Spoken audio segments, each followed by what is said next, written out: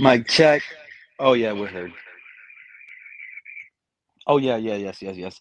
We are being heard. Shout out to each and every last one of you. I was having some sort of communication issue. There's all type of lag. There's two Pete's on your screen. Holy moly, what's going on? Shout out to each and every single last one of you tuning in. Let me go ahead and get to the chat. You beautiful people been patient. One more time, one more time. Where is that? Where is that? Where we at? Where we at?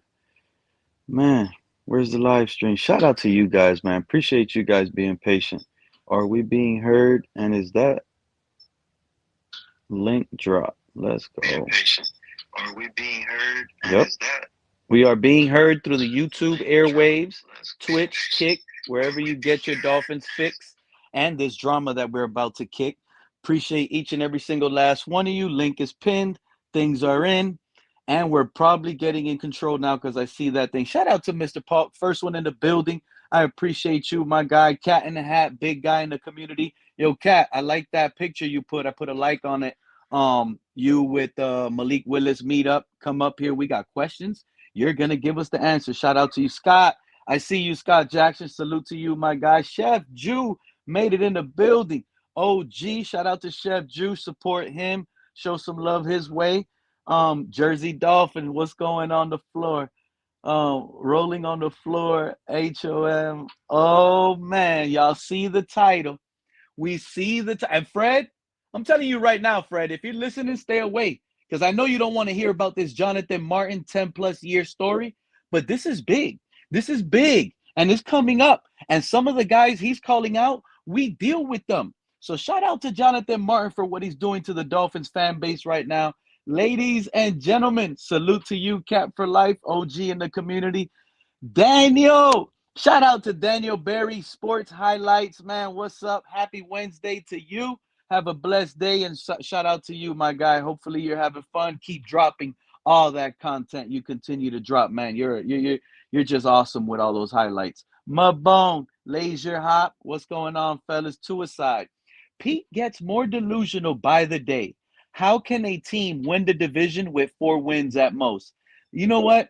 This is why I like sometimes I need a different one, but I like to slap that blue. I like to slap that blue on guys like you. I gotta be honest with you. You get easily slapped to a side hotline with that blue because that is your opinion. You think the Dolphins are gonna be trash this year. Not over here. Ghost 100, I see you. What's going on? I think I just shouted out everybody. Word of mouth. Appreciate you coming up in the building. All right, all right. Let's talk about this title. Let's talk about this title. Are you guys ready to hear why the Miami Dolphins will win the AFC East this year?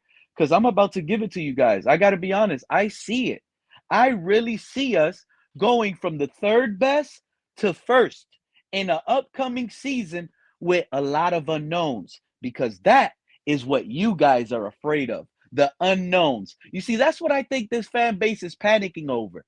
Oh, the unknowns. We don't know this. We don't know that. We don't know. But guess what? I'm about to give you what we do know. And what we do know is going to be efficient enough to get us over the hump where this team is going to easily be considered one of the most upgraded teams of the offseason. Coach Halfley's going to be looked at as an MVP coach, if you ask me, coach of the year candidate. I mean, Sully, they got to go neck and neck. So if Halfley is coach of the year candidate, Sully is GM of the year candidate. This is about to be so big. And the second part of the portion, while I'm up here by myself, I'm going to dig into it because I know you guys don't want to hear it. So I'll go ahead and get it started because Jonathan Martin calling Omar Kelly slash HoeMar Kelly. And I love what Jonathan Martin is doing. And I want to let Omar Kelly know right now, I don't not like him. I actually appreciate him and what he does for the community and how he works and everything. Shout out to Omar Kelly. This is not no diss from me to Omar Kelly. This is me. This is not me not liking Omar Kelly. This is me just going off whether you guys not like it or find it interesting. Jonathan Martin's story is 10 plus years old. Pete, give it up. We can't because Jonathan Martin is coming back and he's coming back like that income tax. Think about it. He is coming back hard This man is name dropping people. Let me tell you a tweet that I saw yesterday. Jonathan Martin said John Jerry in the locker room pointed a gun at him. John Jerry in the locker room pointed a gun at Jonathan Martin. Think about that. Think about how bad this locker room was under whose tutelage? Was that Philbin? Man, we can't get a coach right. Thank God. Thank God we found Hafley.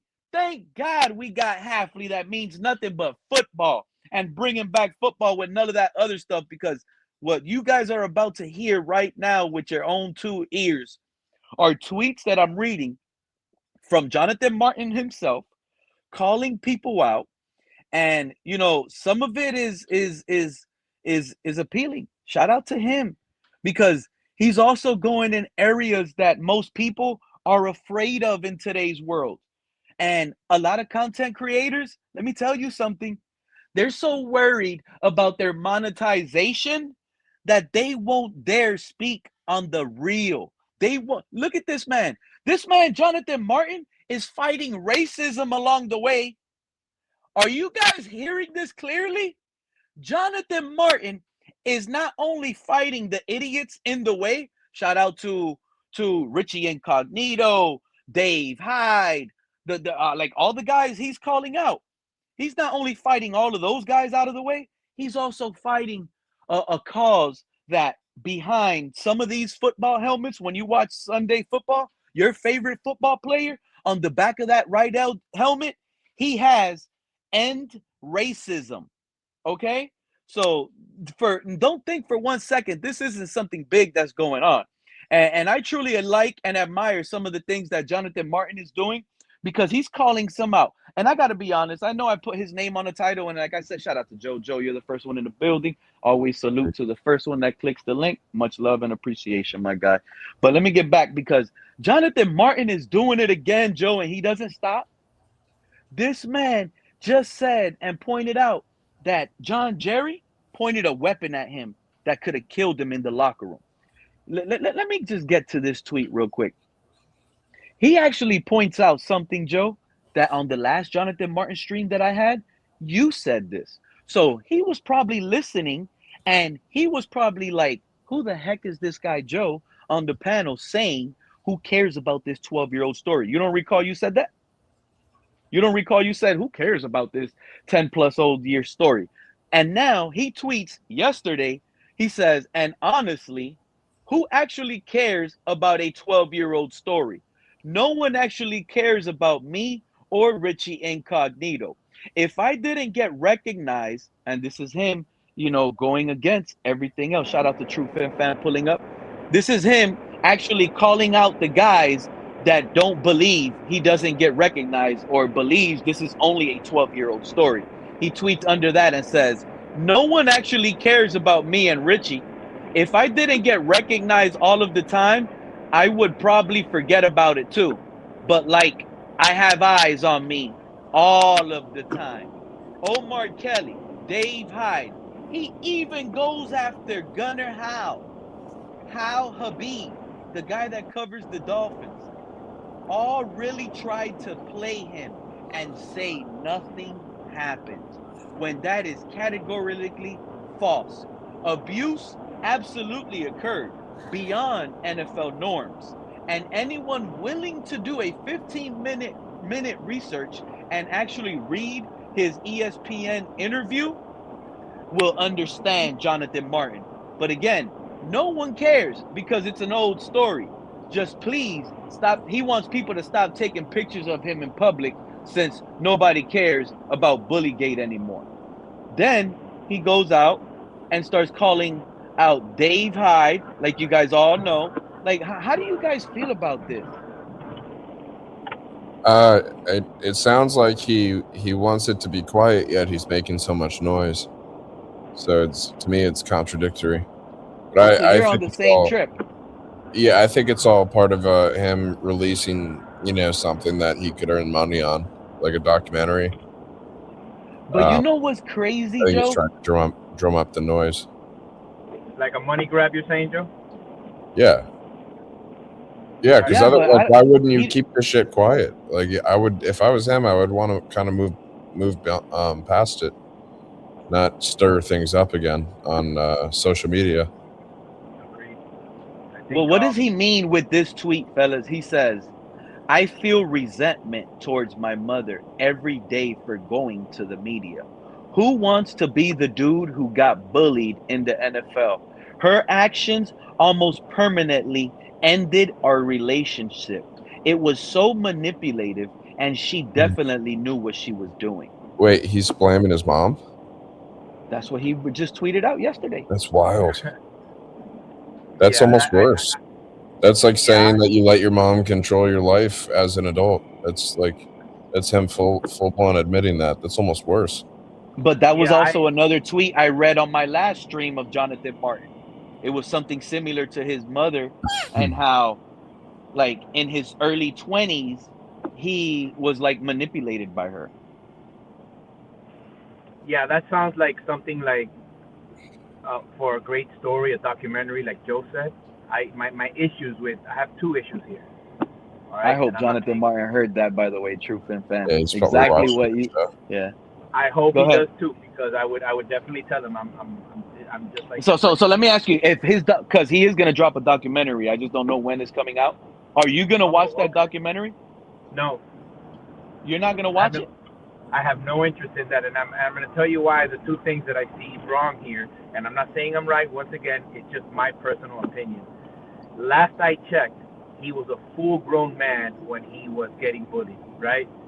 He chose not to do anything about that, or whatever it is they chose, because I think most men, not all, and for those men who are not violent or don't believe in throwing hands, I respect that too. That's your opinion. However, if I'm a full-grown man and I'm on a Miami, I'm on any team, something that I've worked for since I was little, I'll be damned if I'm gonna let somebody else make me lose control in my mind and not do something about it. Number two, I don't care how bad your mother is, how much of a piece of shit your mother is.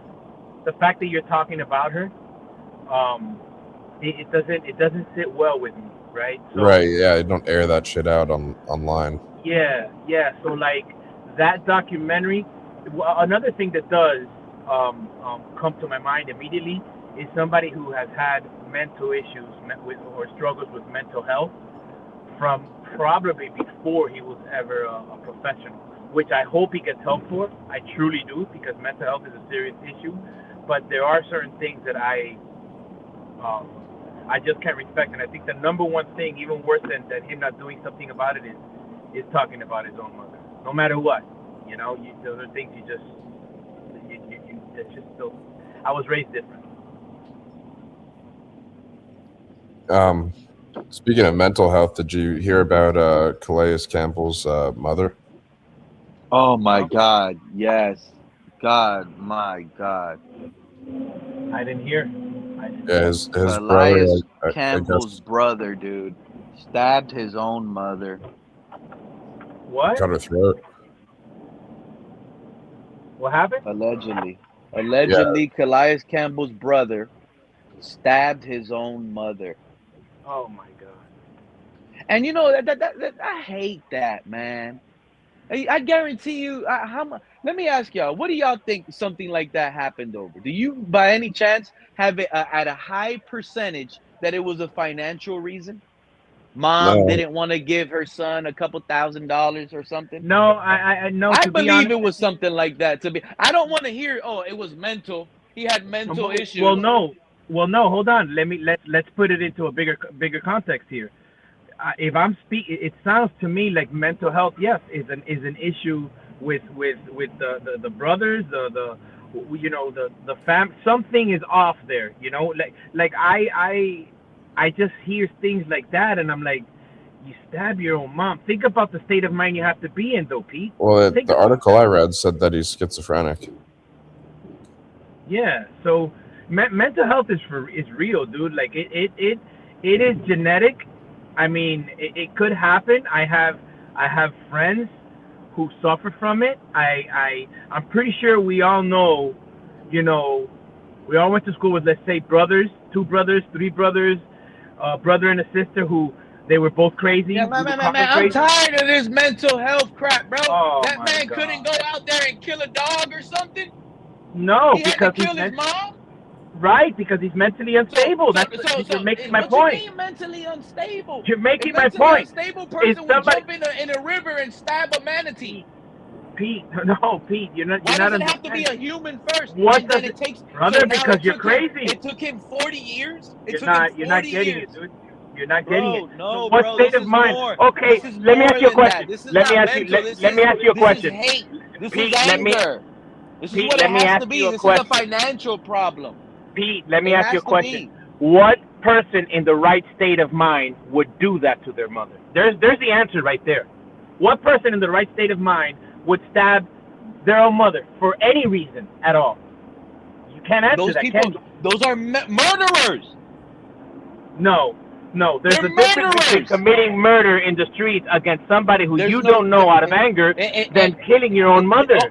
It's a You're murder, not bro. It doesn't understanding. matter. It doesn't No, matter, it bro. does matter. It It's a does matter. murder. It is unnatural. It is unnatural for you to go and stab your mother. You just don't get it. Of course, it's unnatural. But That's that doesn't right. mean That's that because it's doesn't a mental mean that illness. doesn't mean it's a mental illness. No, a mental illness. I described this. I Someone that's couldn't 40 disagree can't more. be as a mental illness because he's lived almost 40 years safe. He hasn't gotten hit by a car crossing the street. No, you're Nothing. not. Someone Not with problems understanding. can't even You're not cross the street. understanding. I could go right now. Me, you, Dude, and most people that in the man chat. is just Hold on a a second. murderer, and he killed his mother. No, not just the mother. Not And just the chances murderer. are, and Not chances just the are, murderer. it This was is over somebody who is financial mentally problems. sick that Let's decided check to stab Calais his own Campbell's mother. bank account, and let's check Calais Campbell's brother's I bank don't care account. what the reason is, though. Let's You check. kill the mother, that you kill the person that brought you into this world, no matter how awful she is. All right, because we don't know if the lady is as awful as they're saying. But the fact that you have the hatred and the mental health issue to That's say what it I'm is. going to try to Hatred. kill my mother. Don't compare hatred with mental issues. You don't understand, Pete. You don't understand what I'm saying. I I get it. understand that there is mental issues. There are people with mental problems, and these You know how many people times can't parents be have out. pissed Let me us tell you off, something, true fan. and I've never thought about killing anybody. There Like, is that's people dumb. with real problems that are so mentally ill To an they ears. cannot be. No, I'm being serious, Joe. They will get hit by a car in a parking lot because they're mental. This is mental. A person Right. that doesn't Right. It know is mental. a grocery Making my store, point. you walk in and you got to pay for stuff. There's mental man, signs, not murder, and then not trying to. Let him, and especially you. It took you 40 years to murder your first person, right? Let's just say that. I don't know how old the Calais brothers is. I'm just giving them a 40-year-old. He's 40 years old, and it took him 40 years to kill his mother and stab her. It's not even like you did it like he stabbed her. Okay? It's cutthroat, actually. This is not mental. This is premeditated. Someone that tries to cover things up, get away with it. This is not a mental thought process. This is not a problem with your mental yes, state. yes, it is when it's your own mother, No, brother. it's not. When it's your own mother, when it's your own mother, that you're there is some showing mental health. cohesive signs of You couldn't thought have been. process. You Someone couldn't be more mental off. doesn't know how to. If I go kill my neighbor now because he pisses me off, that's a different story. Now, if I go right now and I kill my mother, I'm fucked up in the head, bro. That's not. Anybody could that's the piss us same off thing. right now. We want to kill him because when we lose control, when you have a hold on. No, you're wrong. You could yell, get hysterical all you want. You're dead wrong, bro. Once again, you don't know what you're talking about. Because you got mad. Stop putting mental in it. You got mad. It You is couldn't mental. control It your is a impulsive mental issue, bro. and you took it Pete, that Joe deep. said that it was what was the word he just used? Schizophrenia. Rest in peace to that Yeah. lady, man. Didn't you say schizophrenia? Okay, schizophrenia is a mental illness, Pete. You can sit here and say this and that. Schizophrenia is a mental illness. Okay, so you can say that unless more stuff comes out to prove otherwise wrong. Anytime somebody says the word schizophrenia, that's automatically mental illness. That's what it is. and there's other Absolutely. forms of mental illness out there.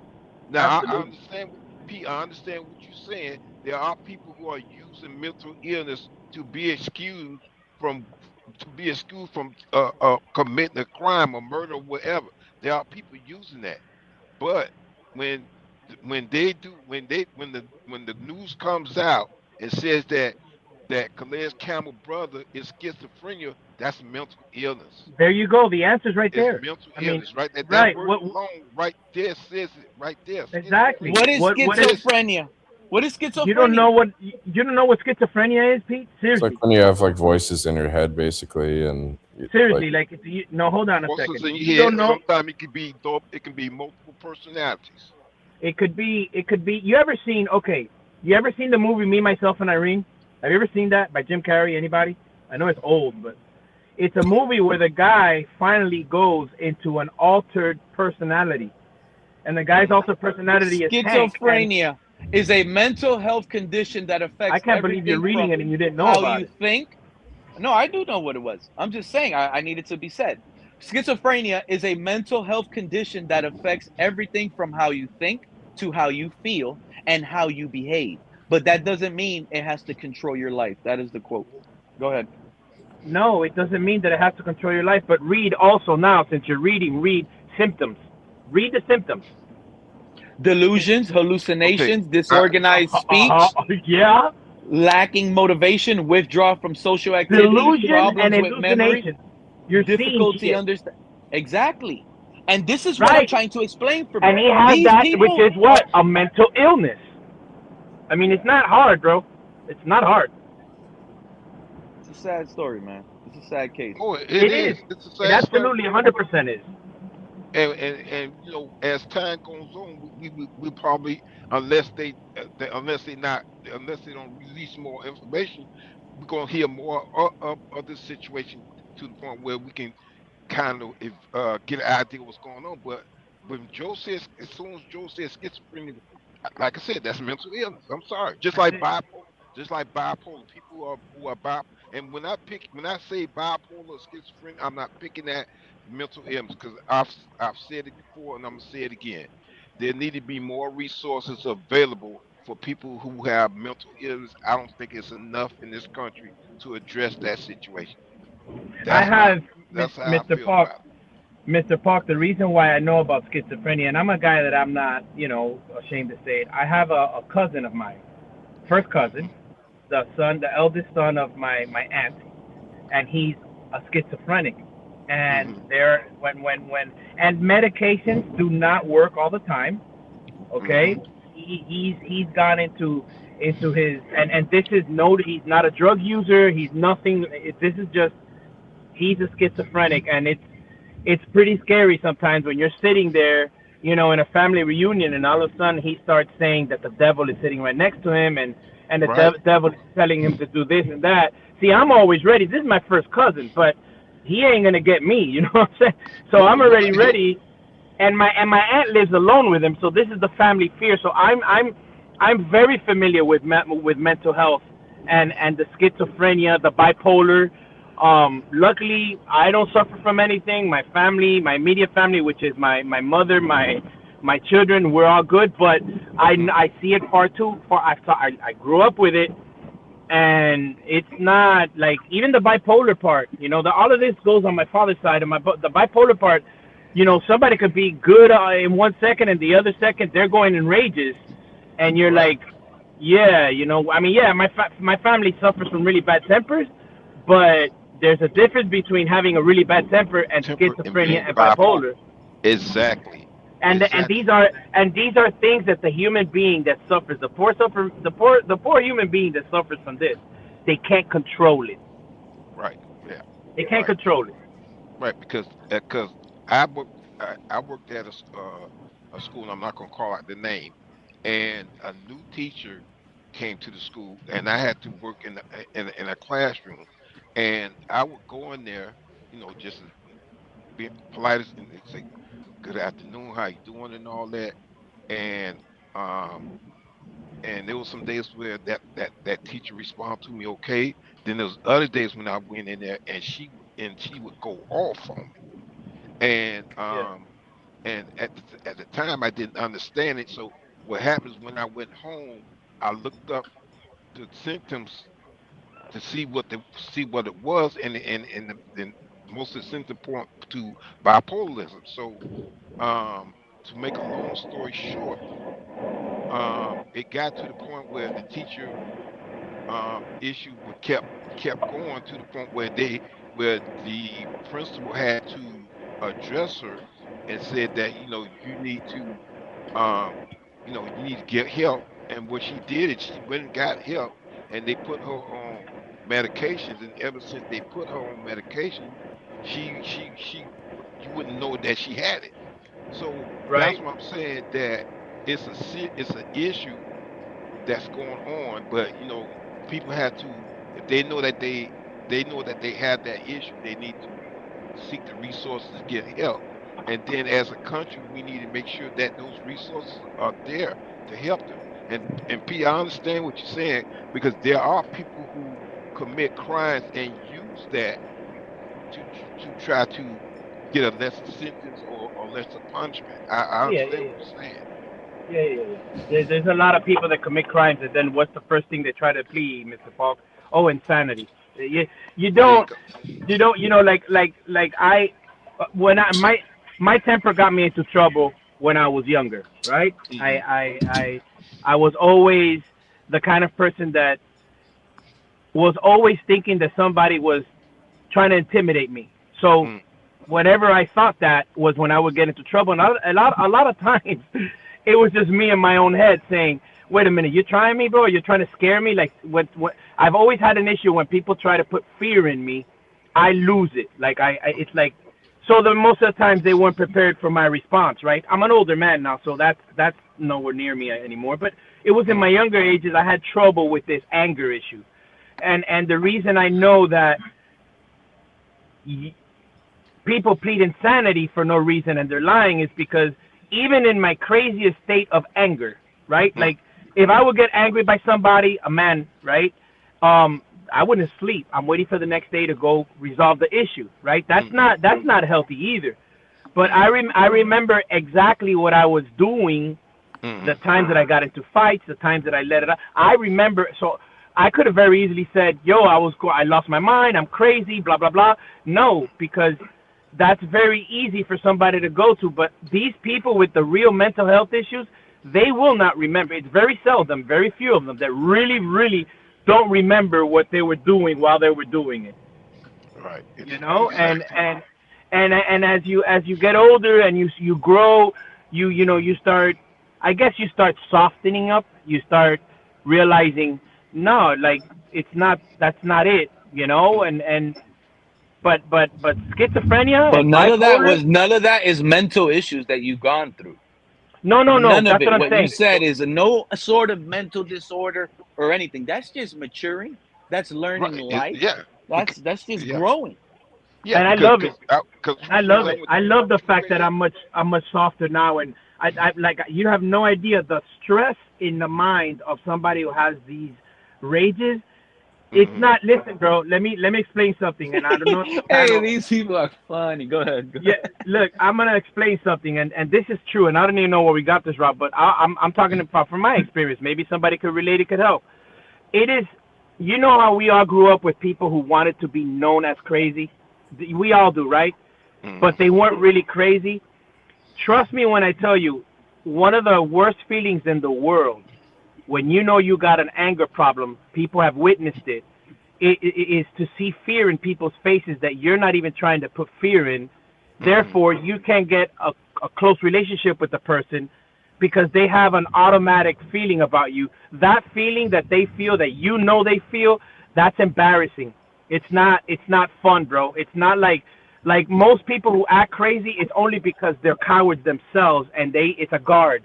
But the people like some of us, the very few of us who were actually fearless and dumb, it's not a cool feeling when people are afraid of you. It doesn't make you a man. It doesn't make you tough. It makes you fucking stupid and weak in itself, in my opinion. So Hmm. that's why I say, Bingo. And that was such a good take for this perfect stream right now. If Jonathan Martin was hearing you, he'd be saluting you right now, dude. Because what like that's exactly the bullygate stuff that he was talking about. I was never Bro, a bully. I was never a bully. I actually got into trouble in high school for defending a kid who was I don't know if this label still works. They used to call him EH, which is emotionally handicapped. Does that ring a bell? And Yeah, there was a yeah. and I there used was to and there was support there was schools a like kid that. who was bullying him in the basketball courts in high school, and I got it like that's where my problem started. Like I lost it on the kid for abusing this poor little kid, who had an issue, and I Mm-hmm. just let it all out, and that got me into a lot of trouble that lasted for a couple years, man. Mm-hmm. You know, it is, man. Mental. If I could help anybody out, it's funny that you guys have never heard me talk like this because to me, I'm very guarded with that because it's embarrassing a little bit, like, oh, look at this guy, he thinks he's tough. so I promise you, on my family, I wish I wish I was never seen that way. No, I Well, understand so what you're saying because back to this big drama. Go ahead, Mr. Paul. Go ahead. no, I And just Joe, want you to can say real quick. I understand what you're saying, true fans fan, because I was like that in my younger days compared to what I am today. That's the reason. I tell anybody, be careful who you're dealing with, because sometimes a person who's nice and quiet was not always that way, and they are that way today because they had to let go of mature and grow up. exactly and let go of emotions that can get you into a lot of trouble. See, Yeah, man. I had to have somebody. Well, my father had to sit me down a few times and remind me of that because with me, I would get upset and stay upset. Like a pit bull, I would stay For upset days, and not let for exactly. So for he told days. me Yeah, you yeah, need to learn you need to learn to back off of that because that's going to yeah. get you into trouble and worse. So, um, truth is, I understand what you're saying. I went through a similar situation, but yeah, Yeah. let's get on back You to the. you know what helped me? You know what helped me? You guys have been here several times, and I know Pete has enjoyed the shit out of it when I've done impersonations and I've come up with different names. You know what helped me escape all of that rage and anger? Comedy. It's crazy. Think Yeah, about it. Like yeah. comedy, making people Mm-hmm. laugh Mm-hmm. was like a major stress reliever, and I became so good at it that people wanted me to do stand up, people wanted me to do this, but I was always stage fright and whatever you call it. But comedy and making people laugh and me joking and not that helped me a lot, bro. Like that helped me a lot get through Well, certain things. well, I'm gonna say what quick will help me out: Christianity and smooth jazz music. Those are two main things: the Christianity and smooth jazz. What really made helped me change and made me a better person. You know what's funny? I'm looking at the chat now and I'm seeing this guy CC who's talking his crap now. I promise you that you wouldn't tell me that to my face. you, I promise you. I'm willing to bet anybody right now. I'm willing to bet you $500 Shout that out you to won't word of meet up mouth. with me somewhere and tell me that to my face. Hey. You Let's won't go do back that. to True Fin Fan. I want to know I if this promise is you. a man. No, hold on. True Fin Name Fan, the True Fin place. Fan, True Fin Fan. Name I the want to place. know, Name a True name a Fin location. Fan. I want to know if this is a mental disorder. What is it? Jonathan Martin wrote yesterday, I almost shot myself in the head less than a week after the Patriots game at the end of the season in 2012, Jim. Would your position, I'm sorry, will your position be different had I died? Who ordered the code red, Jim? Jim is Jim Turner, the offensive line coach at the time for the Dolphins. He said, bro, I almost shot myself in the yeah, head. And what the heck is this code guy's red? this guy's tweeting like a teenager. Yeah. Like, think about what he just Oh, said, dude. This guy's raging. Think about it. Think about it. This guy is raging. 12. What is it? 12 years after the fact? Has it been that long? and he followed that. He followed that tweet up with, Back of "I a want a grudge. future without Bullygate, just like you want a future without Bullygate. To achieve Yeah. We all that, forgot we about need it to until he brought confront it back what up. happened, truth and reconciliation. I've taken accountability, Jim Turner, and I'm also open and receptive to an apology. What is Code Red? I don't know, man, but that guy, I'm telling you what. I'll tell you this much. With that Wow, rage, this is why I after love all this this guy. time, He followed that I tweet up. would, Let me whoever he hold on, True mentions, Fan. I would be So we careful. don't get lost in the sauce, because he followed that tweet up with this one that I just found. He said, Jim Turner, And he tags him, and he goes, "Was it you or Mike Sherman that ordered that code red? I'm pretty convinced it wasn't Joe Philbin. I respected all of you. Multiple sources reported coaches told Richie to toughen me up. That's a code red, Jim. So that's what the code red is. Multiple sources reported coaches told Richie to toughen him up, basically to bully him, make him tougher. That's the code red. I mean, I don't know how to take that though, Pete. Think about it, what you're saying that happened, all right? Or better yet, think about what But let's happened. not also take You're off our gonna shoes bully me. and miss. You're gonna bully me, and I'm not gonna do nothing about it. Even if you send somebody, hey man, hey, go beat this guy up for me, right? Pussy world, right? Hey, go do this dirty work for me because I'm too scared to do it. Okay, go do it. Come at me. Come. That's how I You would see, expect somebody like Jonathan true Martin. fit fan. But that's where you just said you grew off of right now from maturity and growth. So what if, and it's hard to believe because I'm with you, and a lot of humans on earth right now will tell you in their early 20s, they had what some might even consider a bipolar disorder just because you got a little Absolutely. road rage Absolutely. from someone cutting you off in traffic without using their turning signal. It's a sign of disrespect. A person could take that as a disrespect, as an anger. But how you retaliate, it kind of always varies in ages of maturity. A teenager, early 20, you might go around them and cut them off again, showing, Mm-hmm. being a mirror in a retaliation form. In your early 30s, you might hit the horn aggressively. Now in your Mm-hmm. 40s, you might just sit back and light up a cigarette or a cigar. You see Yeah, what for I'm sure. saying? Yeah, for There's, sure. As long as but they don't get off the car, because that person is still in that whoever suffers from this, just because you get older and softer, doesn't but what mean if that Jonathan person isn't Martin, deep in true there. Fin fan, was like, because he's a smart man. He comes from Stanford. He's Right, that's right. That's brilliant. what I was gonna ask you right now. Okay, Stanford, so that's right. what if this guy who is 20 years old, let's not get out of his shoes, bro. He is 20 years old. He is a rookie. He is being asked as a 2012 rookie to take over that left tackle spot and protect the franchise quarterback, Ryan Tannehill, Yeah, you know? yeah, So yeah. you're the blind protector of Ryan Tannehill. He had a lot of pressure on him, a lot, and he's in his 20s. And because he doesn't fight back like some men in their 20s would, which in your 40s you would probably go back and be like, man, I should have never fought and put my fist on John Jerry. I should have never fought and put my fist on Whoa. Richie Incognito. There was different ways I could have handled that Yeah, thinking yeah, back. and another thing that takes over, which a lot of people that get older don't want to admit. Listen, you could be the baddest, you could be a fighter, you could do all you want. When you're in your 40s, that's a young man's world, fighting. We're all gonna fight to the end, no matter what. But this is like you listen, bro. I don't got no business fighting at 45, bro. And that like No, it's like who are we kidding here? You think I'm gonna be able to do the same things I did when I was 25? True No, no, Fin fan. no. When I first started coming on the internet around the 2 a days, and people started, I actually started learning how to go up on panels for the first time, and Yeah. I was the Tua hater, and everyone was sending me threads and wanting to meet up and fight and all of that. I'm like, bro, why am I gonna meet up with any internet idiot that's willing to do something that I'm not willing to do for free? That's true. I'm sorry.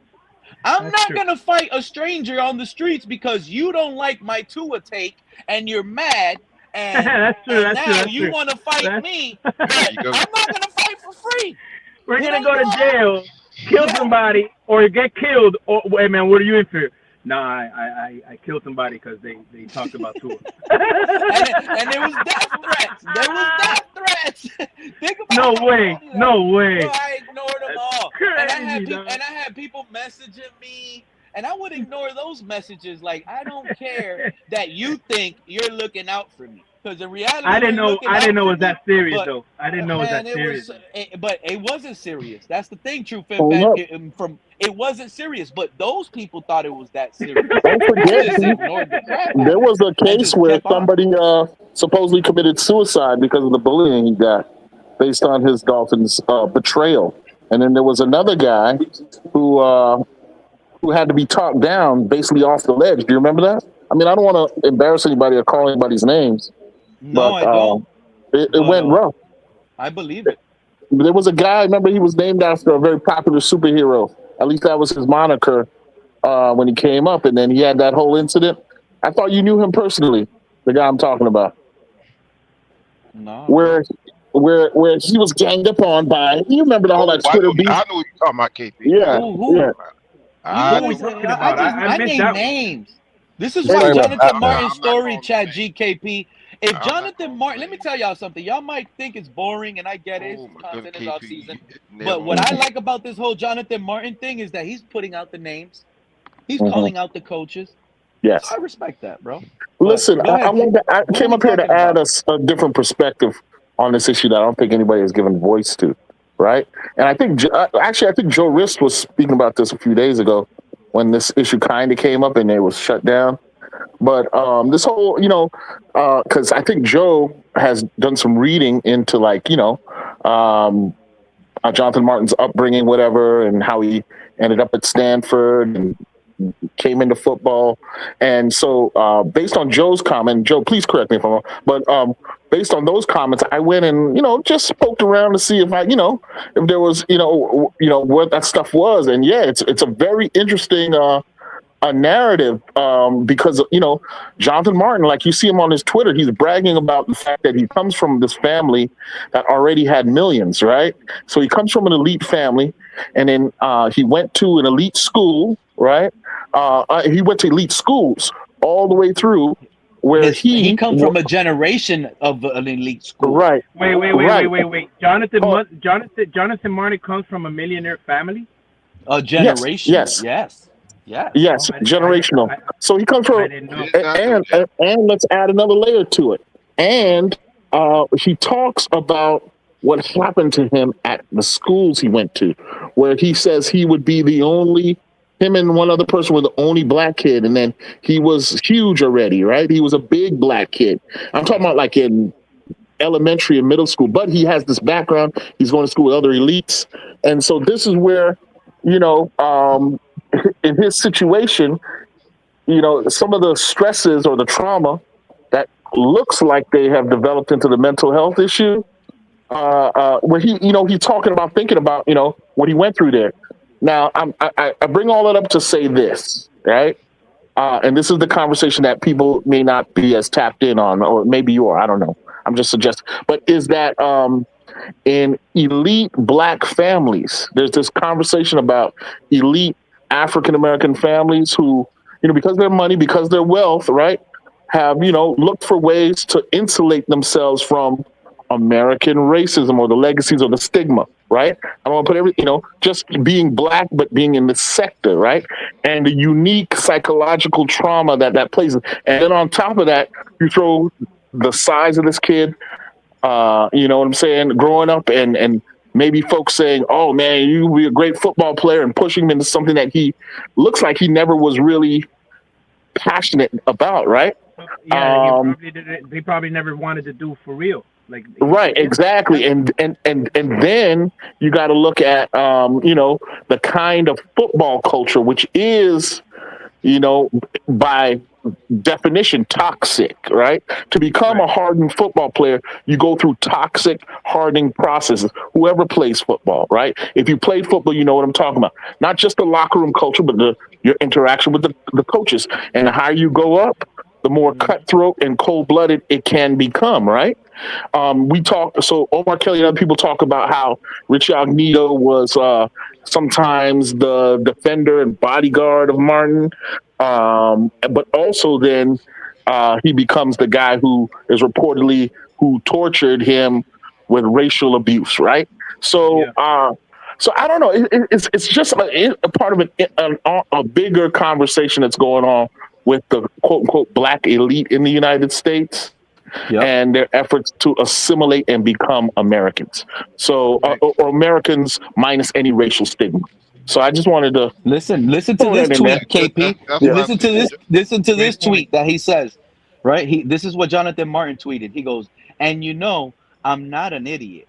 Someone told Richie to toughen up the Stanford rookie. It was sanctioned and omitted in the Wells report because that report was also a SIA for the NFL. It was a protect the shield. So then he questions, who was it, Jim Turner? Who ordered the code red? That's what that tweet said. And he followed that tweet up with, I bet you Omar Kelly, Jim Turner, Richie, and all of them tried to listen to his TEDx, but it's too esoteric. So they stopped halfway through. You would probably find my conclusions interesting, Jim. I'm a student of war and empire, just like you. And see, that's where the threat, where the perceivable threat, of violence, mental stress and violence can be hinted at. Like I'm pretty sure people's ears who are in that field and know that a lot of the physical violence comes from mental. It starts in the mind first, right? Somebody's got to want to kill somebody. I think that's what True Fin Fans was saying when he was talking about it's not natural to kill your mother, right? People who kill especially tend to, you don't want to do that in your natural state of mind, right? So I could see how that is an alarming tweet or quote. So yeah, it's an interesting story, man. It is super interesting. Carry on. I just wanted to add that dimension. I don't want to hog the mic. And also too, there's a lot of layers to the situation with Jonathan Martin, and also sound like to me he has also a lot of what's the word, rage or what's the best way to say it? I guess you say rage that he carried for a while, and now he's venting. He's doing a lot he's of venting unleashing, right yeah. now. Yeah, he's unleashing things that he's carried for years. He's unleashing now, and he's putting everything out there on the table. So yeah, me, absolutely. Hey, Mr. Paul, thank you for sharing that story about the teacher. And on a side note, teachers are human beings, and they do one of the toughest jobs in the United States. Not but one of them.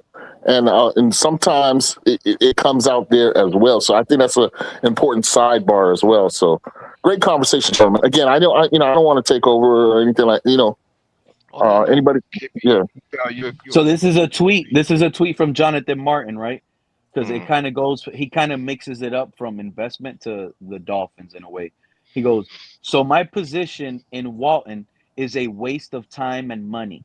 If you have any imperfections or warts on your resume, I reacted to being called the N-word at a private equity Christmas party, and management protected the white dudes. The game is rigged, man. Racism is real.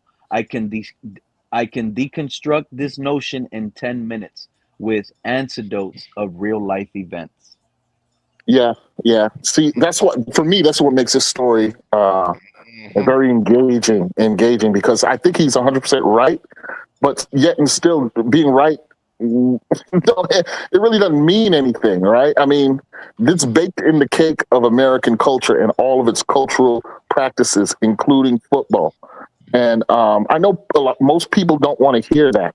Increasingly, a lot of Black people don't want to hear that, right? Because in many ways, it is just an excuse. And all human beings go through their own struggles, right? So for some people, they don't understand the unique dimension of torture that Jonathan Martin is speaking to. You know what I'm saying? And and I don't want to give a cop out at all to racism. I don't. Because I happen to believe it's very real, and I know the ways in which it not only injures people, but then also arbiters people's opportunities in life. So I think I agree with that. So on one level, I agree with Martin, but on the other level, I think there may be some something underneath that. There's unresolved trauma for sure. Now, is it Yeah, now is it psychotic, or sorry, is it a mental health level, or is this just purely anger? And if it is, again, that's why I put that quote that I did in the chat, the James Baldwin quote. It's a famous quote that I think applies here, at least to some level. And yeah, there's a lot going on, man, outside of football, bigger than football, that this potentially taps into. And yeah, I was shocked to see Jonathan Martin's outbursts on Twitter over just in the last day, in the last hour, because he's going off. he is literally going off. It's crazy. He is going off. He goes, this is another tweet Jonathan Martin said. He goes, the thing about being blackballed is it's a two-way street. I have lots of rich dudes willing to do business with me. I get why no one would hire me as a senior associate. I also didn't try that hard. I can start my own thing easy, but Alice, Low confidence. Mm-hmm. And then he goes, what's the outcome, goal, and work back from there? That's how most black dudes survive BS and finance. I simply can't do that, though. You call me a N-word, and I'm going to respond to you. Plus, I had millies the day I was born. So I got multiple millies and degrees paid for by football. Shout out to the Martin family dynasty. We're still going to get it, y'all.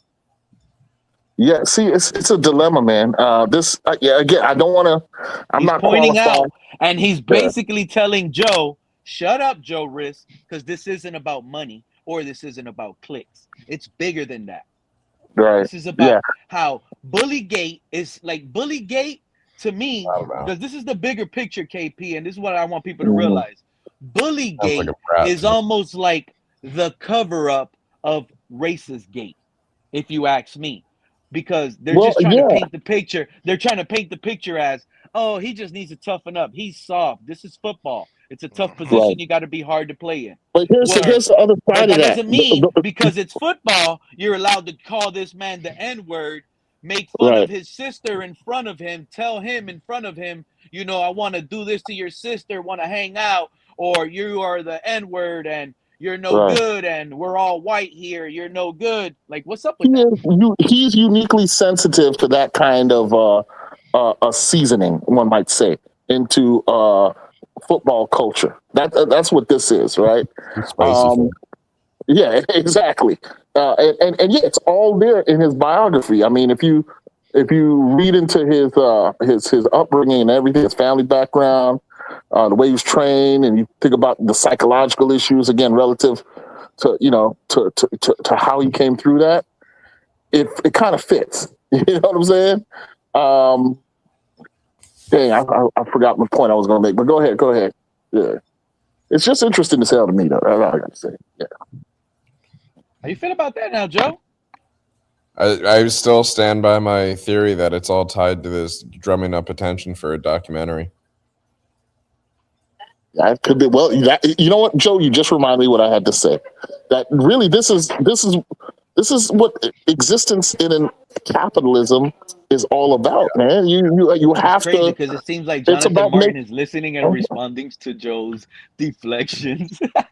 No, Joe, listen, Joe is right to suspect that because that would be it's like the number one thing now. Going viral. That would be exactly. All press is good press when you have money to make on the other end. You know what I'm saying? So, and people are always ready to debase themselves for money. You know what I mean? So, and let's go about it out on Omar Kelly's point of view, right? Dave Hyde. I don't only want to say Omar. And you know what? Let's shout out Omar Kelly. By any chance, can he get an out on this? I believe there's a route where he can get an out because maybe it was just him being a rookie reporter, because let's not forget, this goes back to 2012. So he was early on in his reporting days, creating something to be popular in the beginning of your job, being in the Dolphins, trying to create this mess. Because I don't know where he's mad at Omar Kelly for pretty much lying. Dave Hyde for covering it up and not putting it on the report. He's mad at like he's mad at all of these beat team reporters who are still currently here, and he's calling them out. Right. And I For the like role they Omar play. Kelly, but if he did that, I think out of all of the beat reporters, and I'm gonna let you go, KP. If he did that, which Omar Kelly, the only reason why I think he gets a pass is because he was so young and he was a rookie reporter. But those other ones, you never know. Sun Sentinel just fired Dave Hyde not too long ago. Mhm. And If there's Jonathan one thing, Martin not too long ago just started opening up his mouth. These right, two things, and let me tell you something. None of these reporters are it gonna may get be along related. with Martin, Yeah. and they're not gonna write a report. That's why I'm the one. You see what I'm saying? It's always gonna be that one, and I'm that one that's not gonna be afraid to be looked at, because I don't want Omar to think I'm trying to out him by any chance.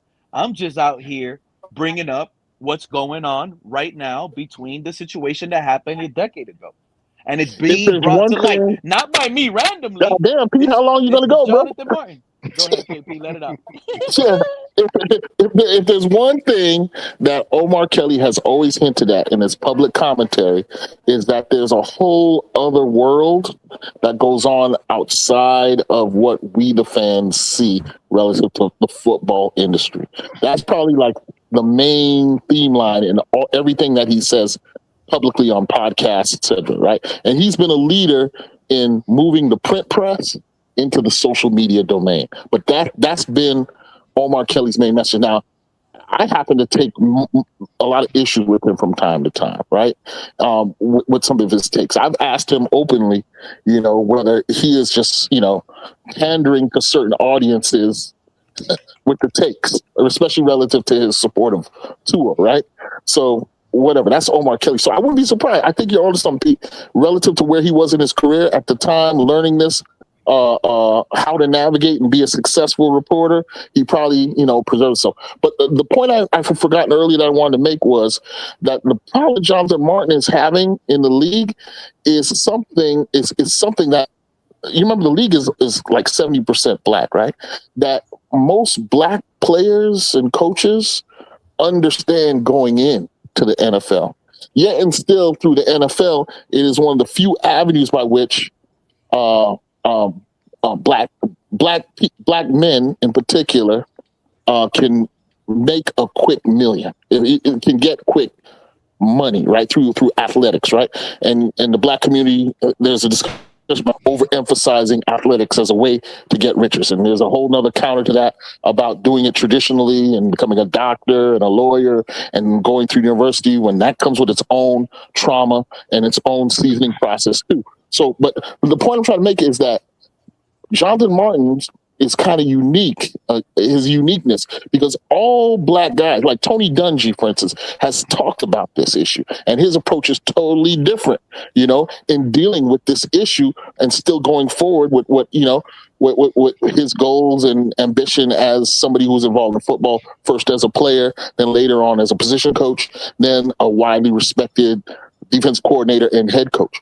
What I'm saying is, part of what drives football and American sports is a purposeful silence on these issues. And one thing that I like that Jonathan Martin is doing, whether he's crazy or not, is that he is putting it on the table. He's giving voice to the uncomfortable subject that most people know. It's like the elephant in the room. They know it's there, but they never want to talk about it. And so, I'm happy he's at least doing that.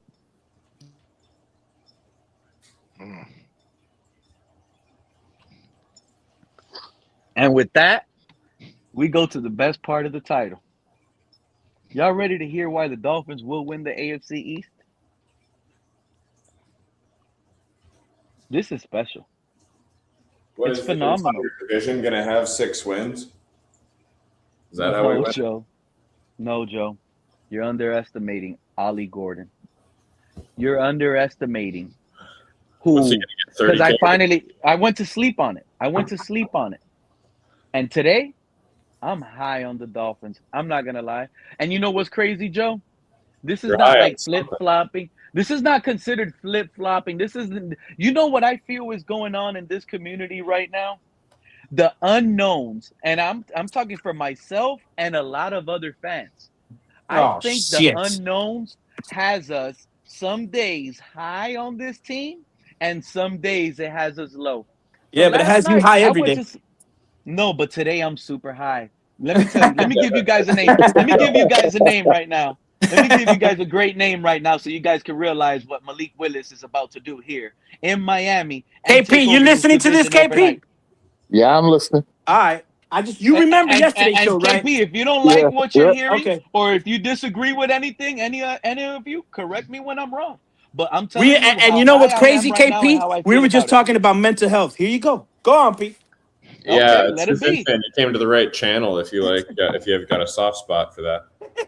And drugs do exacerbate mental health issues. So Do you guys, I'm going to give you guys an example. You might not like the name, but you guys can admit it was a success, regardless if it held a Super Bowl ring or not. You're going to agree that it was a success.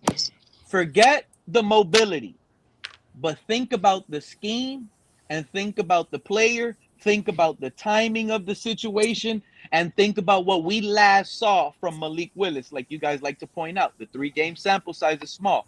You guys want me to tell you the name right now of whose sample size was small, but got traded, got a big contract on that team, and when he got his opportunity at the end of the season, won like the 4 out of the 5 games? Do you guys recall that name? I got one Anybody? name. I got one Talk to name, me. but Arnold. no, I Say it. got one name, but it's probably going to be prior to, before to the kid that who was that guy? Somebody help me out that took over Go Tom ahead. Brady when he got hurt. Woo! You spot on. Jimmy G. Jimmy Garoppolo. Garoppolo. We are under the Jimmy Garoppolo tutelage, not the player. I'm using the timing and the excitement with the small sample size, but when he played, he won and looked good. That is the same thing for Malik Willis. He's coming under a similar scheme. And what is it in Miami that most fans are concerned about? The wide receiver room. I think we invested great in the wide receiver room. Kevin Coleman Jr., Caleb Douglas. You guys seem to put a timetable, and you guys are putting a timetable on Chris's Bell. Oh, I expect him to be ready week 13. I expect that's y'all opinion. Chris Bell might Douglas be just gave catching a passes. crazy interview yesterday too with the And I Yeah, guy do for our need to go watch that. podcast. So shout that out was to I the think it fun. was guys for our live. podcast. I gotta go watch that. Are you No, watching that it, was KP? I that would was like to. Caleb Douglas. Caleb Yeah, Yeah, Douglas. Caleb Douglas. I thought it was way too premature for him to be talking I so agree. confidently. It I was agree. wild. So now Chris Bell, another receiver we invested on in the 3rd round, we have the unknowns that has us feeling uncomfortable. But these guys are gonna work. There's some guys entering year 2. Because let me tell you guys something, whether you want to believe it or not, it looks like we're gonna be a dominant run team. And when I say dominant, it looks like it's gonna be elite based on how Malik Willis is gonna be able to help out. And this is the We biggest better name. score You first. guys, you guys remember who was the running backs? Who was the two-headed monsters at Ricky Williams and Ronnie Brown? Mm-hmm. A Chain and Ollie Gordon Two is different. gonna be something. I, This is the Ricky lightning, Williams and Ronnie and Brown were two we bruisers. have the lightning That's a and the different story. thunderstorm. Nah, yeah, We that have the there. lightning and the Yeah, you could thunderstorm. have one. Wham! Who was the? Who was But it? hear me No, out. no. Hear me Remember out. in Auburn? Who remembers in Auburn back in the days? They had two running backs. They Ronnie both Brown got and Cadillac Williams. I mean, Cadillac. Exactly. yeah, right. One was the home run hitter, and the other one was it Ronnie Brown? Was it? we've put a Yeah, lot. I don't We've put a care what lot more anybody tells investment in me. yeah. Ronnie Brown It, and I don't Ricky care it what Williams. was run. anybody tells me. With No, this offensive no. It was line, running. It was I running. think Ronnie both of our Brown running backs and could do Cadillac a Williams, because 1,000-yard Cadillac Williams season. went to Tampa Bay. And you know Cadillac what? Williams was he the? But what I'm saying is, was he the fast one, and Ronnie Brown was the Yeah, bruiser? he was a fast one. Yeah, he was Who a Cadillac was was speed. the more lightning, shifty? and Brown was actually faster, but Brown was bigger and stronger as Right, well. right. That's why Brown went first overall, though. Yeah. Well, I guess we can say like Ward Dunn and that and the All big and stop. back Mike in the Mike secondary. Allstott. Allstott. Yeah. That's how you do it because this guy is gonna. Yeah, but Mike Allstar, wasn't he a fullback, or am I misremembering You here? know what's Yeah, we're A-Chain? You calling want me to tell players you that what's are gonna very be the unique. most Fullback, frustrating Yeah, thing to but stopping this here's the offense? thing, true fans. If you was a A-Chain fullback, and you Malik ran Willis's more ability to like a run the running ball. back, a big running Yeah. back. That is going to be Yeah. so stressful that Ollie Gordon is going to eat through the gaps because the defense is so concerned of the outside runs. Well, Imagine let Ollie me tell you, Gordon, and this is what I visualize. This is why I'm saying we can have 2,000-yard rushers in A-Chain and Gordon. If teams are forced to play like Y9 on us to attack the outsides, Ollie Gordon might run through gaps inside. Gaps. This is going to be uncoverable. Just like how Malik, Tua, Waddle, and Tyreek Hill were The only issue unstoppable that I because have of with stop. that, Pete, I is think the the run fact that we game, I have think we two flipped it. We very went from inexperienced unstoppable in the guards. pass game to now So we're going to be unstoppable on the run game. no, but Which, we already knew the run game in was going to be general, good. is going to make the pass the game run game is going to be. easy It's for not so Malik much that the Willis. run game. Hold on. It's not so much that the run game is going to be good or bad because we honestly don't know. But what we do know is theoretically we should be pretty sure that the Dolphins are going to try to run the ball more because of the fact that we don't have that many weapons in wide receiver, Remember right? when Jalen Hurts lost the Super Bowl with the Eagles that year? What was his running back? What was his running back's name that year? I don't remember. Gainwell. Shoot. Was it Swift? Swift Gainwell. was there for a year. Swift Kenneth was there for a Gainwell. year. I It was think that it guy was that was Swift in and Gainwell. Carolina too, who had a good season in Carolina. Now, what I want to know is how did Pete go I from think. us going 3-14 yesterday to now we're winning the AFC Yeah, East? yesterday he was bragging Did I about not how our just O give you the line was the example? worst, Yeah. but now today he's talking about how our O And Malik line is is going to be horrible. physical Yeah. and we're going to run. Yeah. Am I So am I crazy for thinking the run game will take a step back next year? You're not crazy. absolutely crazy. No, No, yeah, you're not absolutely You're crazy. not crazy at all. At Yo, all. You're not what's up, crazy. guy in the hat? Young Because 3K, welcome up. because A-Chain, I saw a stat that said last year A-Chain faced one of the highest percentages of too high safety. So the box, if they stack the box this year, I don't know about it. I wish they stacked the box I this don't know. year. That will be That's the key easy though. for Malik. Yeah, You know, if they stack the yeah. box, Malik could do a quarterback draw and run it up the gut for a touchdown. Pick up your And box, quarterback draw. the And you physical know what, stuff. KP? I hope Malik has that at least as a check, as an audible to a check. He could Well, get this is what I any was trying to play, explain to you yesterday, clap Pete. his hands. All you have to do is clap his hands and sort away, and it changes the play automatically into a quarterback run design draw. This is the scenario that I was explaining to you yesterday about what the Dolphins are forming as an offensive threat. Yeah, they're going to try to be physical, and what 3K is right. That physical approach is not. Yeah, the physical approach is not guaranteed to be successful, but as long as it's physical, it's going to get better as the year goes on. And then if teams do what you just said, Pete, and go and stack the box, single high safety, we drafted receivers who, like Caleb Douglas, who have the physical set. know about that. Now, how good are they going to be is the question. But they have the physical set to threaten the boundary in those kinds of ways. And on paper, you hit it. That's what we're missing, KP. We're missing the outside fellas, weapons. this is That's important. why This is it will important be because easy to this stack is the what box. will literally have us laughing to the title. Do you guys think Malik Willis? It doesn't have to be crazy, but is there gonna be on every single play? If I'm a coach, I'm giving him an audible where any formation we call, one of your checks are a quarterback design runs. Call it, get the signal out, let all the players hear what you're calling is a quarterback design run, and we're all in tune. Like a quick, it's almost like a quick decision. We should hope he has that option. We should hope that Oh they my give him that God. option. If we see that, and I don't expect to see that in preseason, but if we see that by week 1 versus the Raiders and we win, this team is a championship caliber team overnight, guys. And the only reason we're being laughed at right now, and the only reason we're being laughed at right now is because people don't know the unknown, and they hype up what is already old and known. Look at how everybody's hyping up the 49ers and Mike Evans. Mike Evans, he was great. He was a legend. But his time is over. He's not that Mike Evans anymore. Odell Beckham is not that Odell Beckham anymore with the New I York bet Giants. Mike Evans It's gets just a over lot of 1,000 names. yards. This is a youth. This is a youth sport. This is a youth dominant sport. Mike Evans is a whole lot better older player than Caleb Beckham. Douglas also right plays for now Tampa is Bay, better than not an San Odell Francisco. Beckham. But if we Caleb want Douglas this, right now if we is want better this than a run Mike Evans game, right now.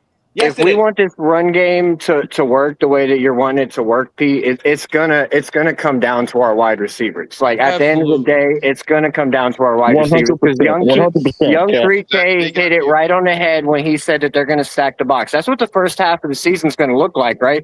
Because they're not worried about nobody's worried about our wide receiver room right now. So they're all going to prepare for Devon A-Chain and the possibility of Malik Willis to take off and run. So these receivers are going to have to step up early, right? They're going to have to step up early. They're going to have to perform and be efficient, and so that we can move the stick. Beat So man that, coverage. so that by week because they're going to be less so that by week 6 that they have to respect. They have to respect both all of the field. I don't think that if you stack the box, we need a guy to We're still threaten the gonna run. boundary, like KP said.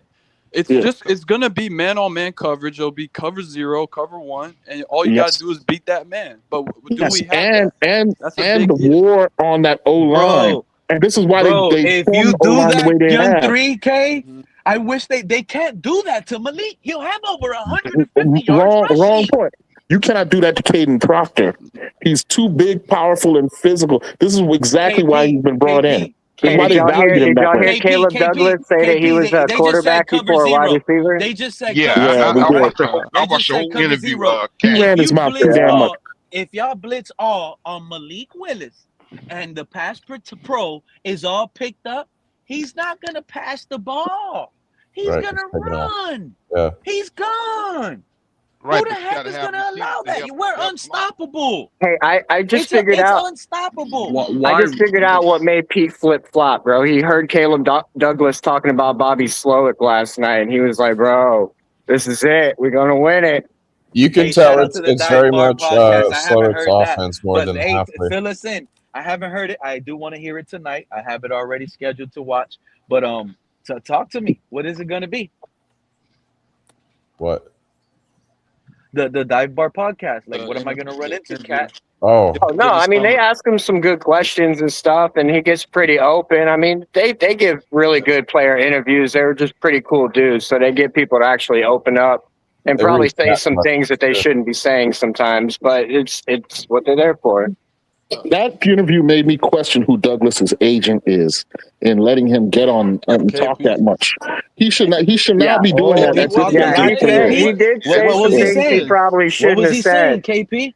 Like what? Well, I will tell you all sorts of wild stuff that he doesn't have the right to say. He doesn't have pedigree or experience in the league to be talking that way. He has so much to prove. He's not a first round guy. He was super cocky. He was super cocky for sure. Oh yeah, which is fine. You can be that way personally at this stage, but until you produce, he's got bad agent. I don't know who his agent is, but whoever that is irresponsible. You know what, KP? That's probably a bad sign of our secondary. Another moment where he said too much. If he's that cocky and confidence, he's probably been cooking our secondary. All those practices we haven't been watching. Even if he has, he's still stupid to come out on a random podcast and talk about it. Yeah, but if this is a secret weapon, because remember, everybody's dogging us. Dolphins don't have receivers, and Caleb Douglas is probably like, I can't wait for week 1. The Raiders. He lights it up, 150 yards, 2 touchdowns. You think we don't have receivers now? And now what? What is the league going to look like now with Malik throwing for 150? We got a solidified number 1. We got one of the best running backs in the game. We got a year 2 monster, Ollie Gordon. Come on, this is about to be unreal. Monster. No, but one of the other things that he said, I feel like he shouldn't have said was when he went talking about Mike McDaniel didn't. Mike McDaniel ruined Jalen Wright. Mike McDaniel didn't know what to do with these guys. Mike McDaniel's an asshole, bro. Wait, can you repeat that? He didn't want to throw the ball. He did want to throw. No, young 3K. Some of y'all even pointed it out.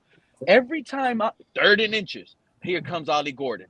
the whole world knew you were running the ball. Like he was like the most like obvious. It was almost at an Predictable. Adam Gase level. He was the most predictable Yeah, thing of coached being out. called that out. So how easy is Ollie Gordon's job when it's easily predictable for the defense to engage Jade and rush the attack? Well, that's the coaching issue. That's Yes, it's not Ollie Gordon's fault. He couldn't do put him good in now false position. And in a system. Newsflash, we're going to be doing a lot of predictable runs this season, especially in the first half Oh, of the yeah. season. That's Like I think it was Cat in the Hat or 3K just pointed out. We are going to purposely run the ball first and second down, try to get him third and short. It's going to be a cloud of dust. It's going to be very physical. I pray to God A-Chain stays healthy, man, because he's not already a big back. And I just said it. This is the Ricky and Ronnie show all over again. But it's even more dangerous because we have a quarterback that can add to that yardage total.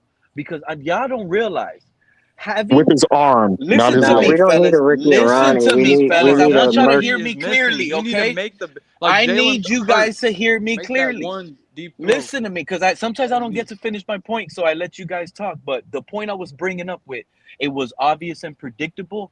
It's not going to be obvious and predictable now because of the way that with Tua, the defense was never afraid. Never. Now, with Malik Willis, that's going to make the defense think. And that thought gives the offensive line 1 second bit faster to make their decision to get on the block. And Ollie Gordon is going to trample through. This is what I'm trying to take. I'm trying to tell y'all. Ollie Gordon is going to shock all of you guys this season. And it's going to be a huge factor, like Malik Willis is going to be a huge factor in helping and unlock Ollie Gordon. Listen, with his arm. With his mobility. I hope Chris Johnson don't rely on his catch-up speed, or he's going to get burnt a lot this year. His arm is going to be deadly on those play-action bootlegs. Chris is going to play a lot of the nickel there in the beginning. He's going to run on the outside, pick up an easy 7 yards, run out of bounds. Malik Willis. Oh, if he runs, he's going to get hurt. Malik Willis is another guy. When he runs, he's not going to get hurt. I don't want to hear any of that crap either because he's going to run out of bounds. A-Chain usually runs out of bounds. You do know that Malik Willis got hurt in one of the games he started last year, right? You know that. Are you sure he's not going to get hurt? A game that he was trying to do everything in his heart to come back. But he got hurt. He was down multiple scores. He has to play his heart out. If you consistently roll out the pocket as a quarterback, more than likely your odds are getting hurt are increased. It doesn't matter unless you're Cam Newton or Josh. What does that do to he's not that big of a dude. Okay, 3K. So when a defense thinks you're going to roll out a lot, what do they do with the defensive lineman assignments? What do they do to him? Well, they'll spy the linebacker, and they'll try to contain the lineman. And when defensive linemen are asked to contain, what does that do to inside running? Yeah, it opens up because you're trying to cover the edges. So you can spy a linebacker and Ollie Gordon cover that. Has a playbook that fits him to run inside. I can still cover that quarterback with a spy. But if he can throw the football too and run, it's over. You got to throw. You got to be able to throw. Craig, welcome up, Craig. What's up, buddy? I can't wait. This is one of my favorite things. Well, I think it's going to be like the Ravens. The Ravens, the last 2 years, they've averaged like 155 a game on the ground. I'm not going to lie. I think Ollie Gordon. So would that be good? Ollie Gordon in your that? fantasy season, you're going to miss out. That guy might have 10 plus rushing touchdowns. Y'all don't remember Devontae Freeman and Tevin Coleman? How about that combination? Y'all like that? Tevin Coleman, the speedster, A-Chain, and Devontae Freeman, the bruiser, Ollie Gordon. That made Matt Ryan's life easy. I got another. We got to play action. And here's my other thing that makes me comfortable with that. In this game, what do we always complain about? The trenches. We have good trenches. Well, we'll see on that. Yesterday you were saying we had the worst trenches. Yesterday you disagreed. Yesterday you got into a fight with KP when he said that. Changing like I changed my underwear again. Look, we have to assume Savannah if he doesn't make a jump in performance, we're going to have a bad watch. I was how gonna Brock say is we going don't to know. The be. right side of that Right, line might be because ass. The two he on the is right. supposed to be right now in his natural position. So I do hope Jonah makes that jump up. But Yeah, from what Jonah's I'm ass. hearing with Who's the the best quarterback in the OTAs, NFL? Malik Willis. Okay. No. Go ahead, yo. No. Poisoning their minds. That's Sounds awesome. like a very Traumatizing. smart kid over there. Sounds like a Very Dolphin smart kid. fan. Yes, sir. hey Cat, did you hear what Caleb Douglas said about Juju Brent and Marshall? Yeah, he said that they were I'm the not gonna toughest lie. ones to have to deal with. Mm-hmm.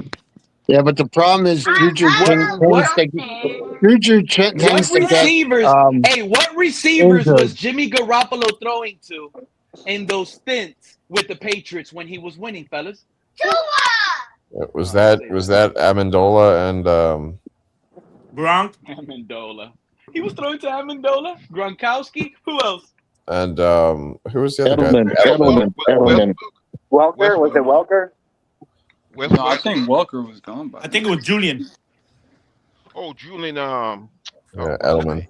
Edelman. Yeah, Julian Edelman. He wasn't a bad wide receiver at all. He was He had pretty a bunch good. of midgets. But Jimmy Garoppolo wasn't good either. I don't know where we get this idea from. No, that's Pete. That's Jimmy Pete Garoppolo. saying Jimmy Yeah. Garoppolo. You guys might famous not for like him smashing a porn as star. the player, but think about the system. Wait a minute. system. What? Yeah, Brandon LaFell too. What? Yeah. Okay, what you just said? I said he famous for smashing a porn star. That's about it. I don't know him from Oh my football. goodness. Oh, In you football, don't? he You don't really know him? sucks. You don't know Was him it for Mia winning a Khalifa? playoff? You don't know I him don't for know, winning bro. a I don't playoff keep up game with that. the way Bob Greasy was winning playoff games with 5 pass attempts? What the fuck? What does that have to do with that? Sorry. What does that have to do with that? The man made it to the Super Bowl. Yeah, he had. Look at his team. He had Hall of Look at Famers his- everywhere. Yeah, I think it's great that we're gonna have a nice run game, but if we get behind, it's not gonna matter.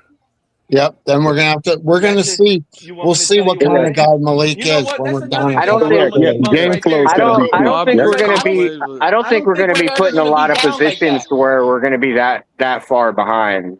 You don't Exactly. think so? We're And never let's gonna add be another down like dimension. that. That's The that's offense is bet not I'm going to be willing to bet. as complicated. That's a bet It's not I'm going to be a willing very to bet. I complicated guarantee you we West won't Coast. lose a single Yeah, game Caleb this year. Douglas was talking I about that guarantee yesterday. How we won't Bobby lose a Slowick's single game offense this is season by double super digits. I'm Super almost cut easy and to dry. confident in that. interpret. Yeah, We yep, will Yeah, that's not super lose So cut a and dry. game they this don't season move by But double at the around like same they digits. time, did in Mike it's still McDaniel's going to be offense. complicated for defenses, and I that's why I still believe that Bobby Slowick really is the key to success for us this year. With his experience on the defensive side of the ball, hopefully he can keep these defenses on the toes and be able to Well, he's right. Getting by now. utilize these guys that he has.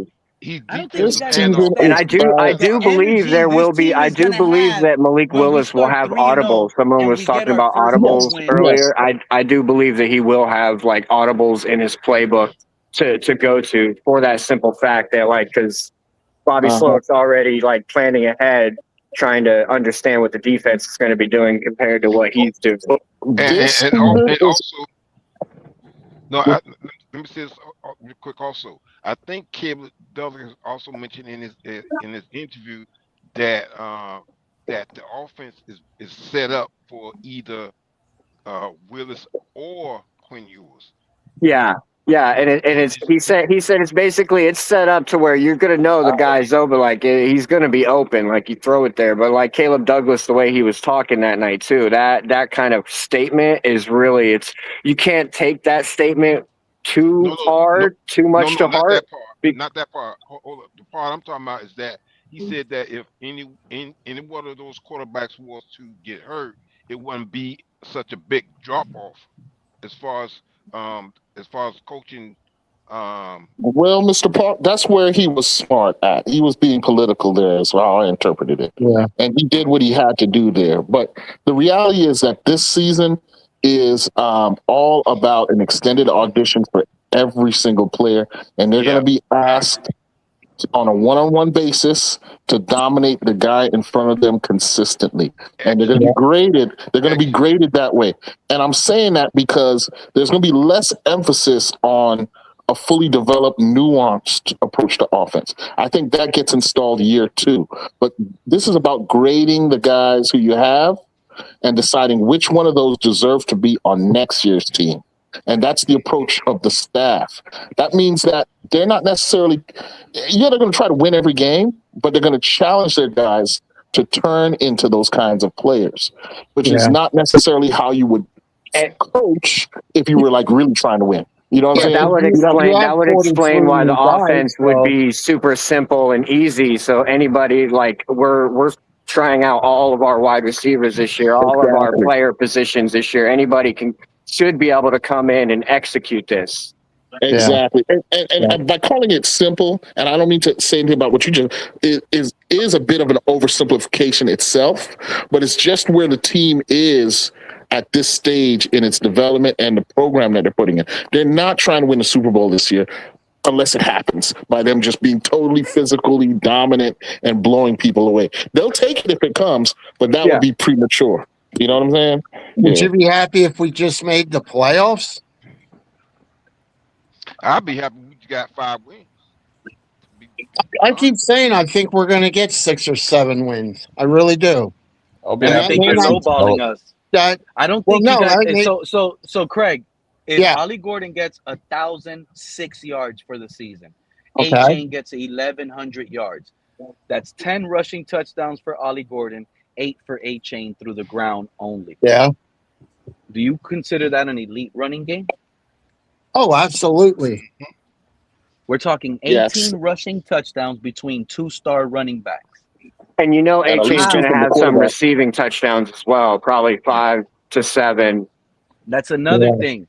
Bobby Slowick, he might implement Ollie Gordon in the back, move A-Chain in the slot. Now he's a wide receiver. Okay, so this is the perfect situation we have. We're gonna gas teams out, and I don't think you guys realize how Malik Willis, his mobility, running, having the linebackers go from sideline to sideline, chasing him, is gonna gas the defense out. Where in the third quarter, fourth quarter, it's Ollie Gordon's show. It's the OG show. Did you say Ollie Gordon going sideline to sideline or A-Chain? Malik Willis. Throughout Malik the game, Willis. when he has all these players chasing him, A-Chain is being chased. He's gassing teams out. Then Ollie Gordon is going to punish him and finish him out. No, and at the end of the day, that really is what that's how you win games, is you try and gas people out and you win in that fourth quarter. That's why you saw the Chicago Bears have so many fourth quarter comebacks, is because they were that's probably what their bread and butter was last year to win. It's like, we're just going to wear them out. And I watched some of the games and I'm like, bro, with the ball in their hands. Listen, because it makes sense and it goes into what you're saying. Because if you go back and watch some of those games, you'll see Caleb Douglas they're just stretching the field and he's throwing. He's making these defenders keep up with the wide receivers on deep routes, whether they're successful or not, because it's wearing them down. It's getting them wore down, and like they know that they're endurance for fourth quarter comebacks. Because if you don't mind, I want to go back. I'm going to go back to my day of growing up and see the highlights from 70 to 74 of Shula and how he took advantage of the heat down in South Florida. Ooh. And he just wore teams out back in those days. Yeah, but ever since Stephon Diggs came down here and complained to OSHA about it, we haven't had as many 1 o'clock games in the heat anymore. Like last year, we literally only had one. Yeah, but no, you understand what I'm saying, though. Just wear them out. You guys remember that game, the Bears versus the Dolphins, when it was Justin Fields and I think it was Brian Flores coaching with that cover 0? Yeah, man. He had 200-something yards. I remember Justin Fields ripping off the most ridiculous yard touchdown McDaniels was the coach in that with the 200 yards rushing. McDaniels was the coach. Who was our defensive coordinator? It was Josh Boyer doing the cover 0. But it was still Brian Flores' cover 0. And what did Justin Fields do? 200, almost like 180 something yards through the ground. Oh, how do you miss that shot? Mike McDaniels was the coach then, not Flores. Yeah, but it was Flores' defense, though. That's what I'm bringing up, KP. When these guys were talking about the cover 0, it was Josh Boyer was at defense. We were still doing the cover 0. Flores. Yeah. That was a Boyer defense. Boyer. It was Josh Are you Boyer. guys watching this World Cup game? Who's playing? No. I am, and I'm disappointed in and Senegal. Yeah. Belgium and Senegal, wait a and minute, it's nice to go Senegal to, blew it. They were up 2-0, and They lost. no, it's tied, and they're in overtime, it's second overtime. Probably. Wait a minute. Did y'all see what happened in New York earlier today? Oh no! Oh, off the crossbar. Oh, that's when New England. When England was down, and Harry England versus England versus who is it? Democratic Republic of Congo. No, Yeah. this couple scared the Empire State Building to propose to each other. Yeah. What happened with the Empire State? Say that again. I'm Oh sorry. yeah, I saw This that. couple scared Somebody climbed it or Empire something like that. State Building. Did you see what the sign said? What did it say? It said something about when the power of love defeats the love of power, the world will find peace. Yeah. Well, I'm happy for that display. I wouldn't do it. You guys gonna watch the U.S. game tonight? KP, they did. That's tonight. But let's talk about these games, man. I'm upset Listen, I about want to talk a Monday little yet. bit about the African teams, man. Yeah, one of them beat The my African team. teams largely have closed the gap in terms of their ability to compete and skill level. But I keep seeing the same thing happen. They got the lead going into the fourth quarter, essentially, and then the more polished teams, the European teams, come back in the end. That happened earlier today. It happened yesterday with who was the team? It wasn't Democratic Republic of Congo. It was Cote d'Ivoire, and it looks like it's happening here again in Senegal. I think these teams have improved a lot and are ready to compete, but they need that Harry Kane level finish. Yeah. None of them have that kind of forward. So Too bad my Netherlands screwed up in those penalty Morocco kicks. might be okay. One guy hit the goalpost, and one guy hit the crossbar wide open, and they'd have beaten Morocco. Yeah, Netherlands was my sleeper to win the whole thing, so I was kind of disappointed. But that was a really good game, though. That was a really good game. Yeah. Well, did you see the coach resigned yesterday? What did he say? He said that. He basically said, "I want to spend more time with my family," and that. But you could see it in his eyes. He knew he messed up. Like, he didn't have some of his better players taking the penalty kicks. Man, if that's a penalty, that's about to be game over. Yeah, they brought that guy Kluivert on like he's the son of one of their all-time greats. Fresh off the bench to take a penalty kick, and then he pulled it left. Yep. And then you leave your best player. You know what, KP? Player, I'm sorry to switch the topic, but okay. And I'm sorry to switch the topic real quick, but this just hit my mind Guys got shoulder pads on. I was while you guys are talking enough. soccer, I was kind of bringing back the thought process of what we were talking about with Jonathan Martin and Omar Kelly. Oh, you're about to call a penalty on Senegal. Go ahead. You know what's weird, KP? Let me ask you. Should Omar Kelly have been trying to stick up for Jonathan Martin and try to go after these racist claims? Oh my God. Pete, that's an interesting question. Do you think Omar Kelly took the wrong approach following? Well, I don't want to put this all on Omar Kelly. I just want to say it like this. Well, let me answer you this way, Pete. Let me ask you this way, Pete.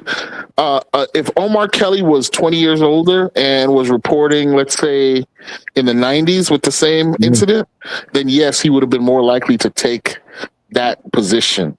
But since the age of Obama, since Barack Obama, it would not have been tenable for Omar Kelly to take that position unless he wanted to get fired and removed as a reporter at that stage in his career. Here's why that weird thought came up. The age of Obama has changed American opinions on that aspect of culture. It has. KP, have you heard? Hear me out for a second. This is why that Trauma Bond. Hold on, Kat. This is what came up to my head, and this reason why it popped up because Jonathan Martin calls out how the whites were covering up the NFL shield.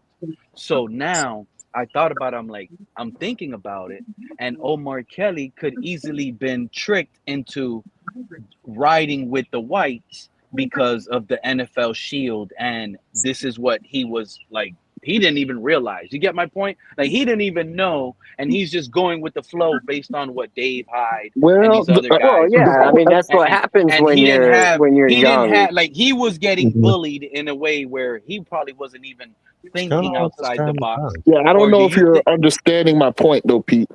America has changed. For Obama, racial grievance was a more viable topic to be pursued in mainstream media. Since Obama, remember we have this whole era called post-racialism. It becomes and then reverse racism and the challenges to affirmative action. It becomes less viable. You put your life on the not life, but you put your career on the line when you make that kind of charge. That's why I do so on these shows because there's no penalty to be paid. I purposely re-inject the issue because I still think it's important, but it everyone's encouraged to move beyond Yeah, race. I understand. I understand what Yeah. you're Yeah, saying, KP, and but I think you just didn't understand what I was saying. Like at the time, Omar Kelly should have been like, in my opinion, took a different stance on this Jonathan Martin situation and put a light A on it young because it black was the well, reporter. perfect time. honestly, Yeah, Pete, exactly, it exactly. doesn't matter what race you are. We're all This was in learning and 2012. developing our own thoughts when we're young, right? So he was what, 1920s, early. Hmm. I don't know how old he is. So And you're Omar still Kelly was developing probably your the own only thoughts, black guy and you're on the still team learning, and you're reporting. still developing So experience. only It doesn't because matter what your so color is. at the We all time, and do I it the could be same. We wrong, all learn the cat in a same hat. way. What I'm saying is, at the time, Omar Kelly was probably the only black reporter for the Dolphins. And since No, there was probably that other no, guy there. No, you What's have the other Chris guy? Perkins I too, thought they Yeah, dude. had Chris somebody Perkins. else. Yeah, Chris Perkins was there. You Yeah. also had some Chris guys on Perkins too. TV. Right, But right. But like I'm two saying, like versus eight in the it doesn't building, always have and to none of come those down to other race when it's just like human nature, bro. It just you don't know Yeah. as much when you're young. You learn things. So yeah, like to Yeah. answer your question, like could he redo it? Maybe he would. You know, knowing what he knows now, exactly. if he had the You opportunity think to if he had change, the maybe he opportunity to would. go back, Omar Kelly would have probably Well, switched up a little bit. Senegal's about to lose the same kind of way that the other African nations have lost. That's all I Giving was it trying under to the pretty end. much get. If there's a possibility that if Omar Kelly goes back in time, would he switch up his writing and his articles, and would he have now understood what was going on? Like instead of covering it up, You like realize, Jonathan Pete, Martin is that pointing what it you're out. suggesting Omar Kelly to have done has been the critique against. This is what's being used now against DEI. You're basically saying that Omar Kelly should have done a DEI thing, and No, stood up for him because he was black. What I'm saying, KP, no. What That I'm is saying, KP, that's the way the right wing wants to frame DEI. but I don't care what DEI, I don't know anything about that. What I care about is that not the right thing? If you're going to work, KP, and when you on your lunch break, you are getting racially being called out by racial slurs. They're disrespecting you in front of your face with your sister. I'm talking about fighting things. People will Cat in the like if Hat has this was already answered the question. I don't I want to take away know. his answer. It's not a black person's unique responsibility to always speak up about racism. That in itself is a racist way to look at it. Any Yeah, reporter should but report if it. Jonathan There's Martin no is extra calling out responsibility on Kelly because he's exactly black to say that, something. and Omar Kelly could have easily been calling out all of these double standard white writers that the team has. Think Yeah, about it. He could have but went against his own writers. Hey, you why missed aren't Cat you in the Hat's look? point. Cat in the Hat's But point, and correct me if I'm wrong, Cat, but you're saying that that's equally David Hyde's responsibility or any other yes, reporter. of course. Well, But they're Alan not doing it. Fuqua or somebody like that. How come they weren't doing it? How come they went with Well, Richie Incognito? again, You this see is what I'm why saying? Jonathan They Martin's went with accusation is so Brian interesting Hartline. because They that's what go he's putting more. on the table. They said there was no problems. Brian Hartline said this. Richie Incognito told me this. This Well, I mean coach told me this.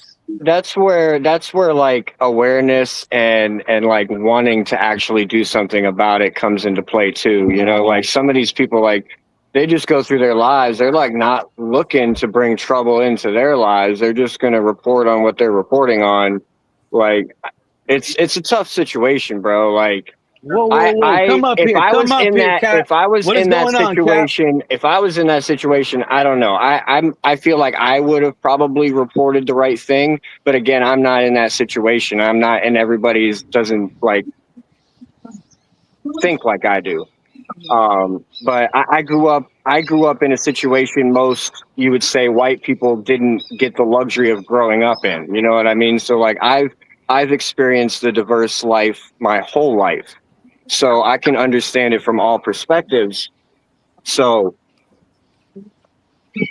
back in that time, KP's kind of right though. Like, people were still scared to speak out and their true thoughts. Like, a lot of them would just like hold it in, even though they're thinking about it. They'd be too afraid to act out on it. And in fact, another point that I made to you, Pete, I don't know if you got it or not, is that Omar Kelly, again, the question I've been asking of Omar Kelly is if he's actually playing it in reverse. Understanding that the Dolphins moved to Davy at the time, understanding that that's the money that they were after, that Omar Kelly in his position is actually going to play it the other. I'm suspecting that why he supports so much, because he's more popular with a certain demographic. The play is to do the opposite of what you're suggesting, Pete, for a young, but it increasingly is popular to for a black guy to take up to not look at racism. And another thing too, right? To compare the differences between now and then. See, back then, like, let's say you did want to write out about it, right? You were limited on where your writing could be published. So you could have wrote an article against what it was going against, but the publisher gets it and he doesn't put it in the newspaper. He doesn't put it in the magazine. You couldn't get it out there as easily as you can now. Now it's a lot easier. You could put your own channel, you could put the info you want out there, and until YouTube takes it down eventually, it's already out there. Now it's already circling around and shit. Back then it wasn't that easy. So even if you wanted to, you were still fighting a hard battle, because if the people above you didn't want you to do it, they were going to stop you from doing it anyways.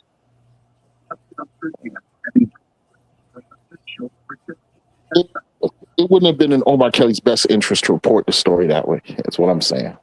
Yeah, he probably would have lost his job and been like black. He probably would have been blackballed, and that'd have been it for him. Isn't that right? And this again, this is exactly why Jonathan Martin used.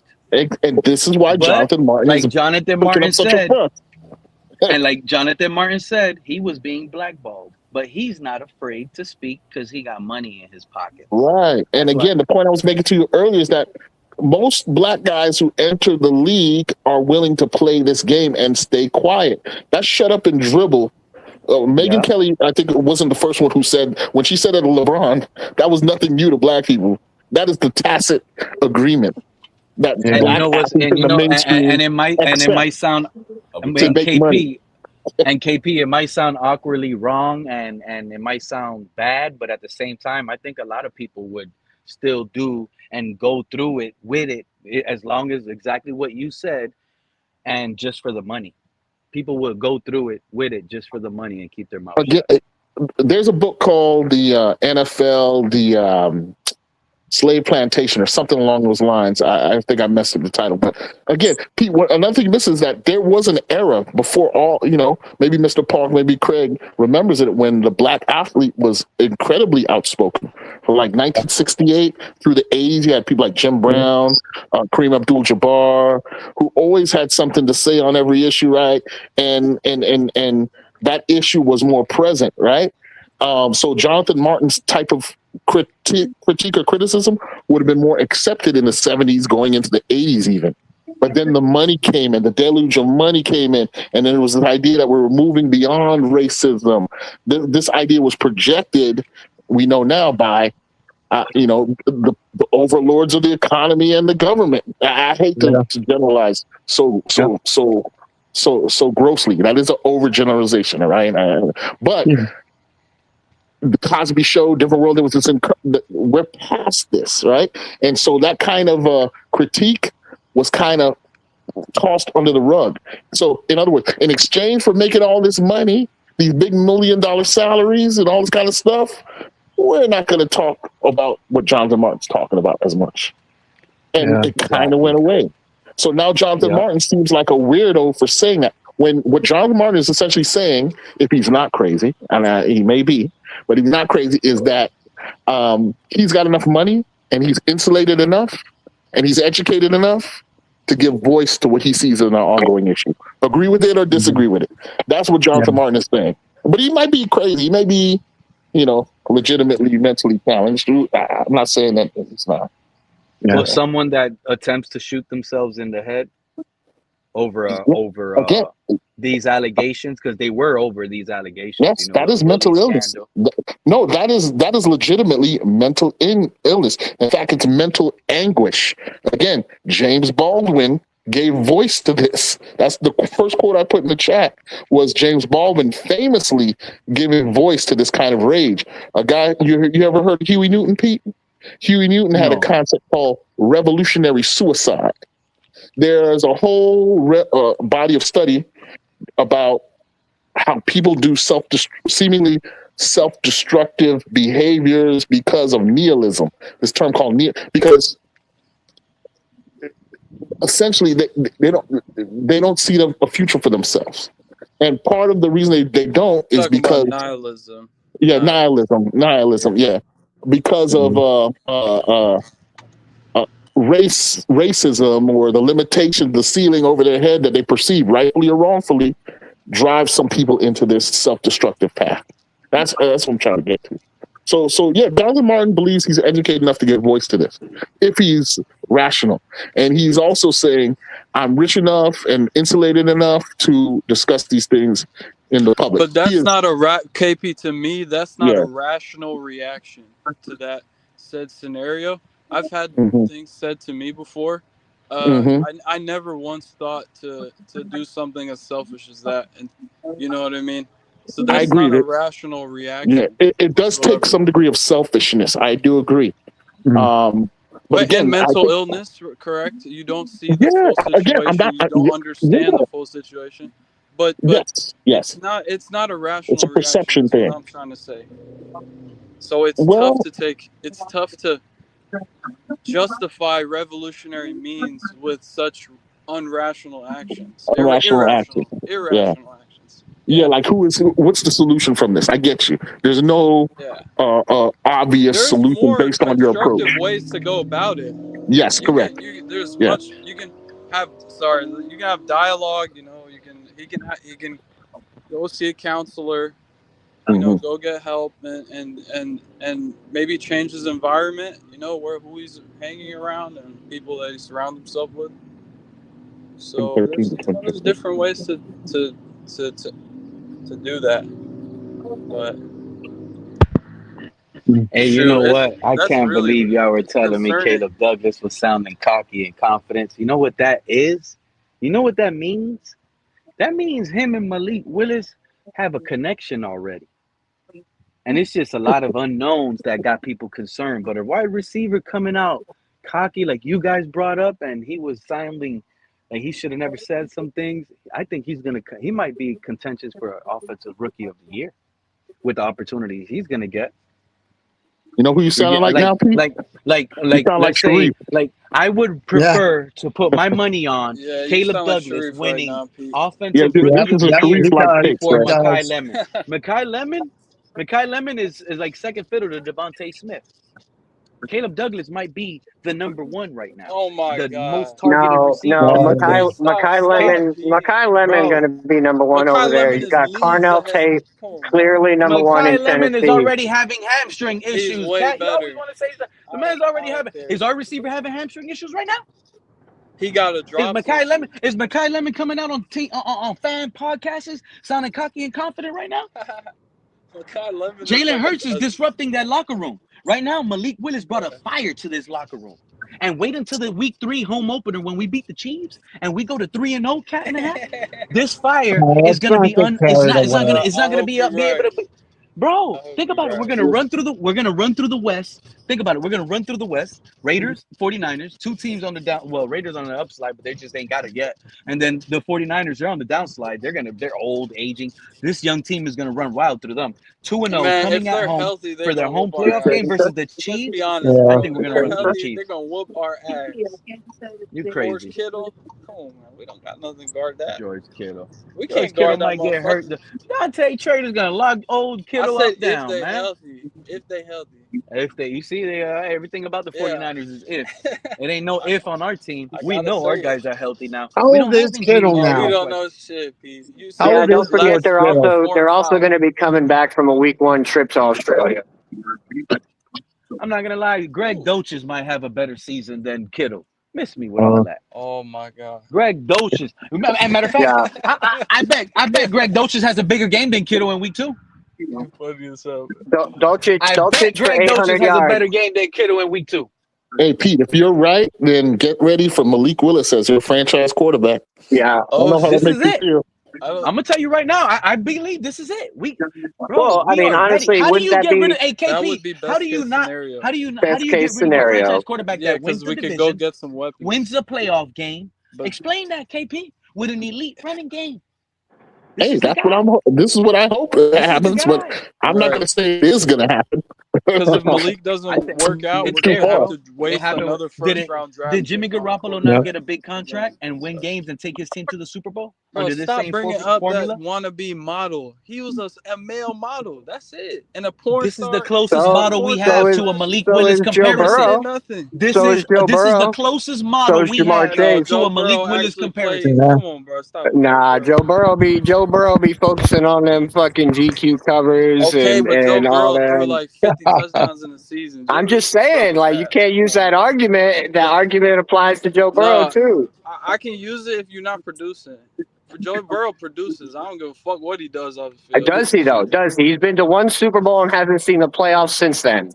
Yeah, but look, yeah, I mean Doesn't that's he get injuries. hurt a So, lot? some of that you can't control injuries, and some of that Shout I is out the to mean, O Fred. line. What's up, Fred? I mean, Welcome to back, sit Kill and Fan fan. act, I'm not gonna blame him. to sit and act like that, cat, like what you just said is actually not accurate. Okay, what was it, last year or the year before last, that the guy put up some crazy numbers and he was losing games 33-35? Yeah, Was that 2 his years fault? ago. 2 years ago, he True. missed the playoffs, but I think he put up some good stats. I ain't gonna If lie. if I look up the Yeah. stats right now, I promise you that I remember that year that we were like, that was as close to a Marino era that we've seen, where Oh, the hold guy's on now. giving you Yeah, everything yeah, it was and like he's that. losing And you it. know Right. what, It KP? was. And It on the was. last stream, you were talking about That the was the year scheme they went change, to the and it's Super not Bowl, gonna, wasn't and it? it might be different. No, But I No, I it think think was that now was not. the three. scheme No, change No, that it we was are No, it gonna was 4 see not. years to a ago. more that was vertical. 2 years Ollie ago. Gordon is gonna shine, Was it? bro. I can't keep my eyes off of Ollie Gordon. This is crazy.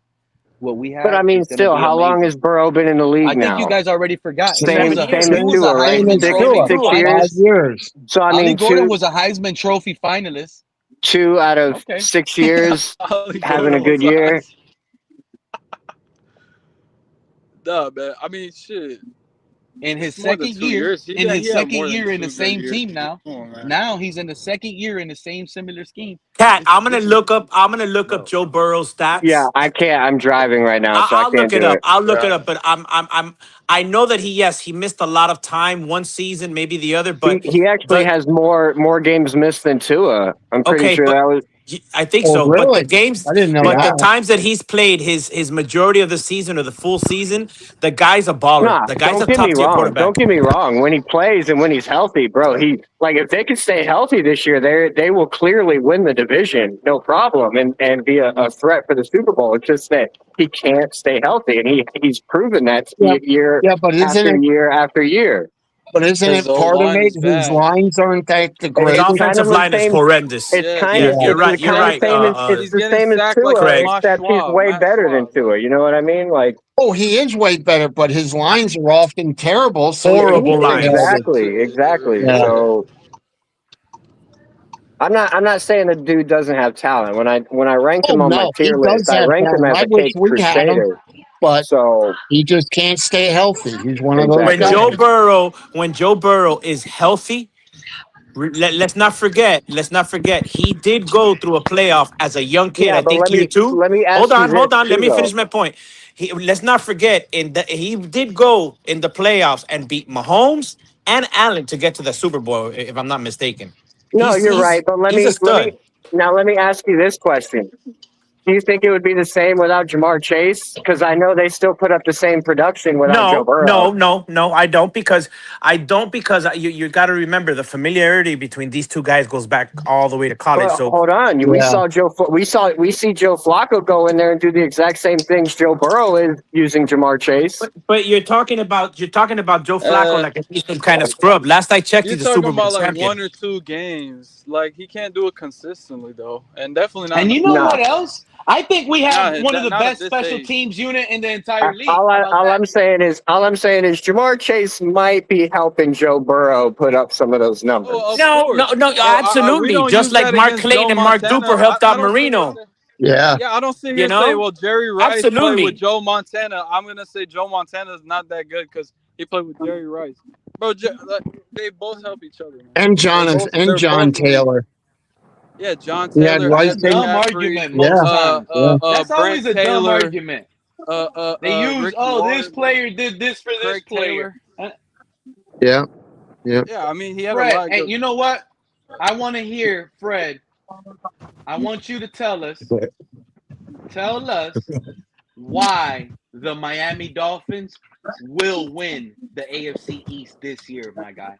You got it in you? Tell us why. Try to make some shit up, Fred. You got to try to make some shit Make up. something up, Fred. Just make something Tell up. us why the Miami Dolphins will win. Come on, Fred. And you know what I came up with? Because I thought about this, and I said, you know what? All right, you asked me, bro. A-Chain and Ollie Gordon train. A-Chain and Ollie Gordon train. Go ahead. Okay. And while you're at it, Fred, give me the lotto numbers, please. Thank you. Don't listen to that negativity, Fred. Unfortunately, KP, I can't help you with no lotto numbers, man. However, I can tell you how the Dolphins are going to win the AFC East, though, bro. Thank you. And that is Josh Allen will sustain a season-ending injury this year, bro. Yeah, that could happen too. And Drake May is overrated. Yeah, he's overrated. He's a bitch. And not only that, I believe Malik Willis will have this whole AFC East off balance with his ability alone, and our wide receivers however they go. I think they're going. That's why I say Fred is the man. He always brings sense to the conversation. Boom. That's a realistic scenario. They're going to produce more than a lot of people give them credit for, bro. And that's how I got that. Yeah. What if I told y'all the AFC East this year is won with a 10-7 record? Could happen. You never know. It's possible. Yeah. I'll ask you this question. When was the last time that the AFC East was won with a 10-7 record? I don't know. Something you'd have to look up. Because the New England Patriots before the Bills ran this league for quite a long time. So think about it. A 10-7 record with the Buffalo Bills, who are perennial contenders, at least playoff contenders, and the New England Patriots, who I don't think they're going to win 14 games, but to say that I don't think the 10-7 is going to. I think it'll be something between 11-6 and 13-4. Okay, yeah, that's fair. Yeah, I don't know. I think the Buffalo Bills take a step back. I think the New England Patriots have a tougher schedule. I think that toughest part of the schedule where everyone is afraid of the last 6.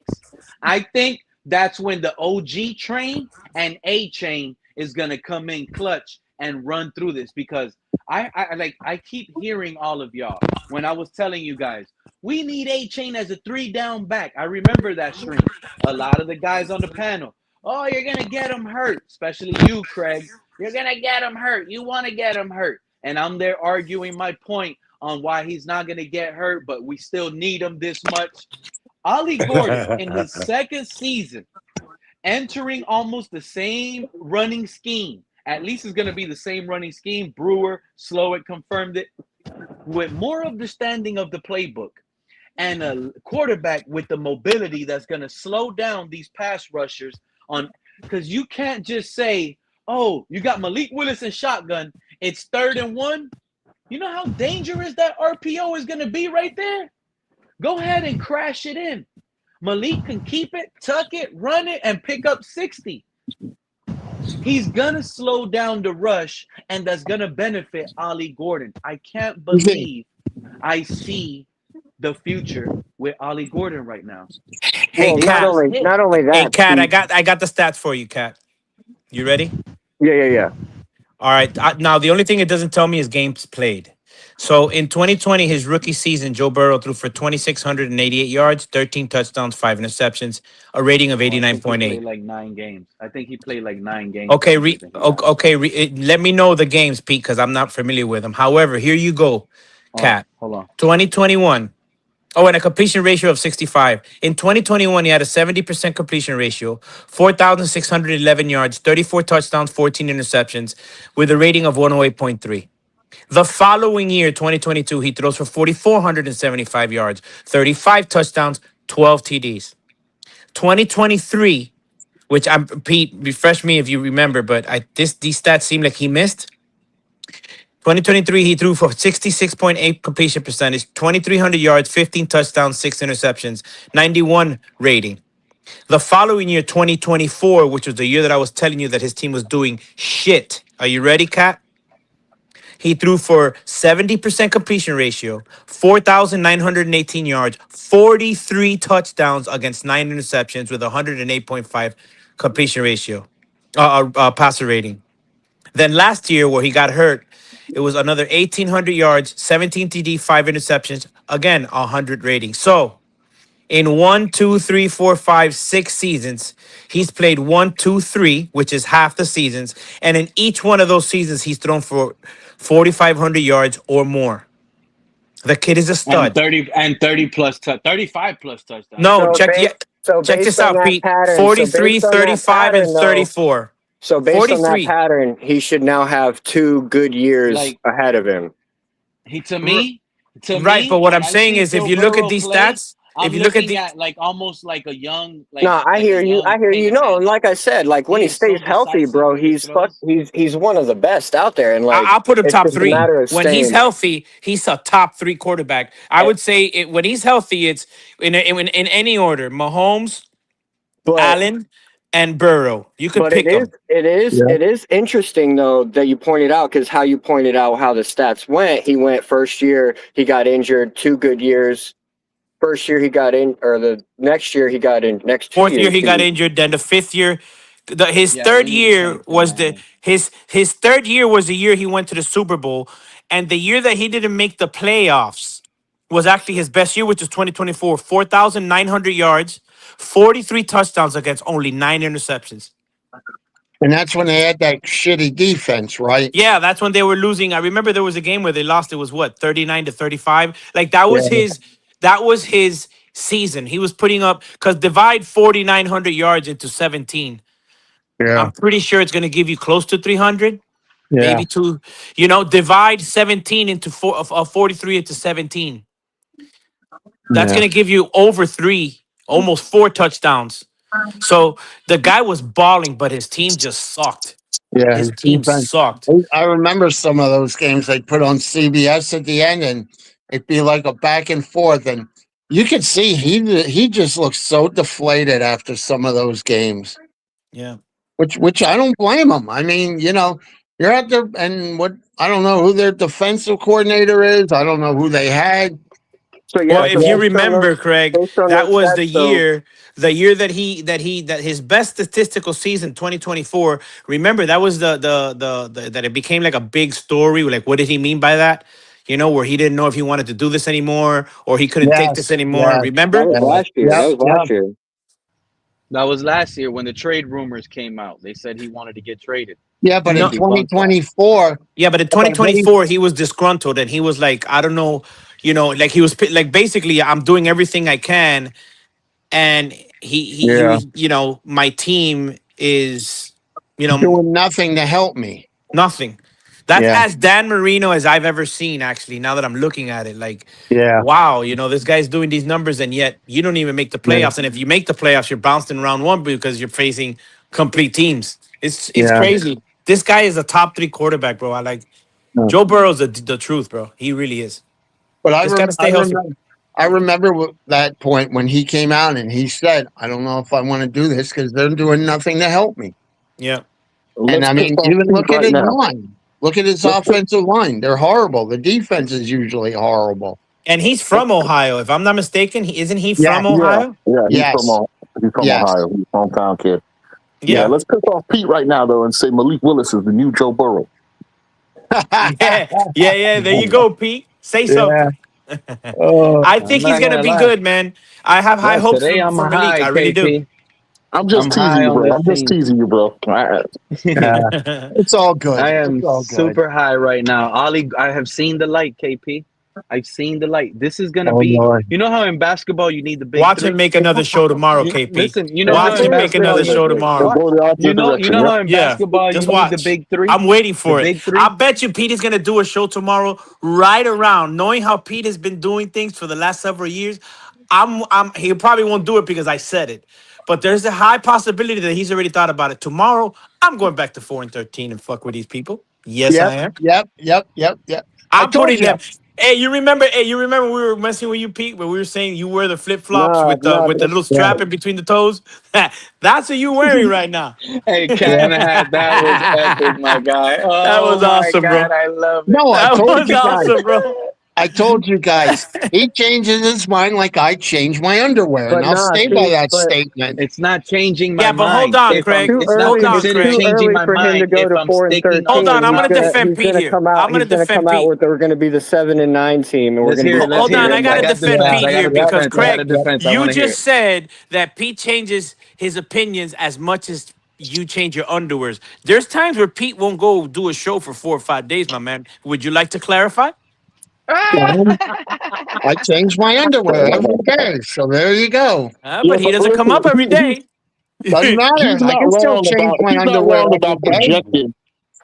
He's not wrong about projecting that all of Ollie Gordon. It's all in good fun.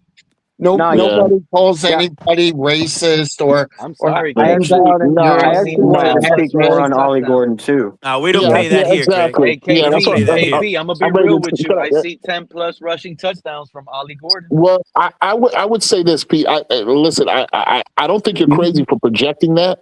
In fact, I think Ollie Gordon has a lot more to offer this team. But that's one of the things I'm be looking at. I think he has a lot of ability. I think he's a volume-based big back, has the potential to be that level of effective. But again, like with Malik Willis, I can't say that I am like expecting that or I predict that will happen. I'm I need to see it. I can't wait. I need to see it. Here's what I project for. Here's what I'm excited for the Ollie season. Gordon this year because play action off. Think about this, KP. A-chain in motion, real quick. Defense is still subtle. Why are they subtle? Because Ollie Gordon is right there next to Malik. Now they're worried. He can hand it off to Ollie Gordon. He can play action. And after play action, you gotta. That's gonna squeeze in safeties and linebackers when it's a consistent rhythm of handing it off to Ollie. That's gonna put mismatches where Malik Willis off that quick play action, A-chain is wide open off a quick throw. Boom, check down. A-chain do the work, do the rest, smoke that linebacker, get positive. It's like it's in my head. Not only that. I'm trying to create it through words right now for you guys.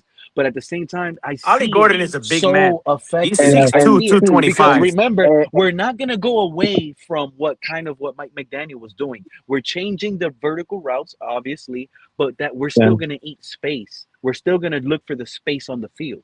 That's still dangerous. But Pete, we are kind of going to go away from what Mike McDaniel was doing, right? Because Mike McDaniel wasn't using Ollie Gordon properly last year, and that's one of the biggest things that's going to help him this year. Because you're going to see Ollie Gordon and you're going to see Devon A-chain out there on a lot of downs together, and both of them are going to get usage in different ways. That's why because one of the things that they've been emphasizing, right? One of the things that they've been emphasizing especially with this offensive line and how this offense is going to run, is a lot of blocking. So you'll have a big guy like Ollie Gordon in there more often to act as a fullback. Well, see, but that's why the question. But that's why the question is there about Gordon. We don't know why McDaniel underutilized Gordon. I think you're accurate in pointing that out. I thought he should have had a bigger role in the team, but it could be that Ollie Gordon is his own worst enemy at this point. Was he fumbling a lot in practice? Was he a young guy? Wright's job. That man ain't fumbling. Ollie Gordon literally last year. Hold on. That man was just put him in predictable situations, and now they think he sucks. Okay. But did he lose his job mid-season because of something his approach to the game? I don't think so. On a personal level, I don't know. I don't think so. I don't know, but you want to know what I think happened? You want me to tell you what my opinion is on the whole Ollie Gordon thing? Do you remember where? How are these questions there? How? KP, do you remember? And maybe this will make sense, but this is just a theory that I have. Do you remember the times where Mike McDaniel, for example, on a 3-1, a 3rd-and-2, would try to throw the ball, right? So I'm thinking that this isn't. Maybe I'm wrong. I'm thinking based on what I saw from Mike McDaniel. I'm thinking that Mike McDaniel was a one-trick pony, meaning when he came in here, he said, my main priority, being the run guru, right? Oh, he's a run guru. But my main priority is to make a speed demon defense, get the ball out of the quarterback's hands quick. But he never really learned how to utilize a guy like Ollie Gordon as to where it feels like. I don't know if and last year, Ollie Gordon himself. Hold on, let me put this in. This might add some context for you, KP, because last year in one of the interviews that Ollie Gordon was in, I don't want to answer the damn question. All right, go ahead. What I'm trying. He posed the question to me. I'm trying to answer it. Yeah, that could be true, Fin fan, but. Again, Jalen Wright jumped Ollie Gordon by the end of last season. Now, Ollie Gordon is a rookie, right? And there's a reason why this Doak Walker winner yes, sir, 2023 fell in the draft. And if Mr. Paul could vouch for me here, and remember when he was drafted, we had discussions about him, and I said that I don't like the way he came into camp, that he looks like he needs to put some work on his body at that side. I don't know if he can last a season with a full workload. So what I'm trying to get to is that I have unanswered questions about who Ollie Gordon, the person is, who's playing that position with all those tools and all that track record of college production. I suspect, and this is a total random suspicion, that there may be some maturity issues relative to his approach that hurt him, and he did not earn McDaniel's trust, and that may have played into why he went back to right. I hear you. Hold on, let me chime in about the Ollie Gordon, because he was interviewed. It was probably week 6 or week 7 last year. He was interviewed, and in the interview, he had mentioned that Mike McDaniel keeps running him east to west, and he's not an east to west guy. He doesn't like running east to west. He wants to run north and south. He is a north-south running back. And then after that, his utilization started kind of going down. Well, I'd like to give credit to Mr. Park, because I remember clearly the reason why I know of Ollie Gordon is because Mr. Park brought him up. And I don't think many of us here even knew Ollie Gordon. I don't even think we had drafted him. I know you said it way before everybody else, Mr. Park. So salute to you on talking about, like, I listen to you when you talk about him, because I know you know more about him than I do. So I'll defer to you Ollie Gordon. Ollie Gordon, and look, first game of the season, we got blown out by the Colts, right? Obviously, you're not going to get many touches, but it looked like if that game would have been close, we were going to unleash Ollie Gordon week 1, but he only got 2 carries. Week 2 versus the Patriots, I don't know what happened. That was a close game. He wasn't used. But week 3 versus Buffalo, he got his first 9-carry game. He got almost 40 yards, 4.2 yards per carry, and he scores his first rookie touchdown. When given the ball, Ollie Gordon certainly has flashed NFL starter ability. Yeah, he does. I agree. The ability is not in question. Yeah, I The hear what you're saying, profile is KP. not in Yeah, yeah, question. yeah, yeah. The This track is record of It's something production else. is not in 6'2", question. 125 So it's pounds. You got to think be it is? something else. You think Yeah. it is a way they maturity level thing? Maybe. Well, that's what they KP's saying. Like, it's not his attributes as a player. He's Yeah. saying that there is. He's saying what KP is trying to say, and it makes sense. Is there has to be something else when you got a Zero guy? fumbles. Zero fumbles. That's all I'm Yeah, gonna point out. it Zero makes fumbles. sense. don't see. But here's the thing, y'all we gotta understand something. We getting the fumble situation mixed up with Jalen Wright. Right, Jalen with Wright Jalen Wright. made a lot of fumbles. Yeah, Ollie Gordon, he made some fumbles, but not that many fumbles. Also, Not too, like Jalen Wright did. you don't use Ollie Gordon going east and west because he doesn't really have the speed like that A-Chain had. He doesn't have the speed maybe like a Jalen Wright had. He's a more of a north and south type running back. I always said that you can bring Ollie Gordon Yeah. in on third and short, or if you down there in the red zone, you can bring him Yeah. in. Also, you can also utilize him if you want to pound your opponent's team in the third and fourth quarter. That's the He's a type of good running back pass I see him blocker. as. He's a Yeah. good pass Right, blocker he's a for good player. Malik Yeah, Willis, yeah. and he's a good passer because he was 7 for 9. He had 9 targets and he caught 7 passes. That's a high completion percent. and A he is a quarterback is gonna big throw.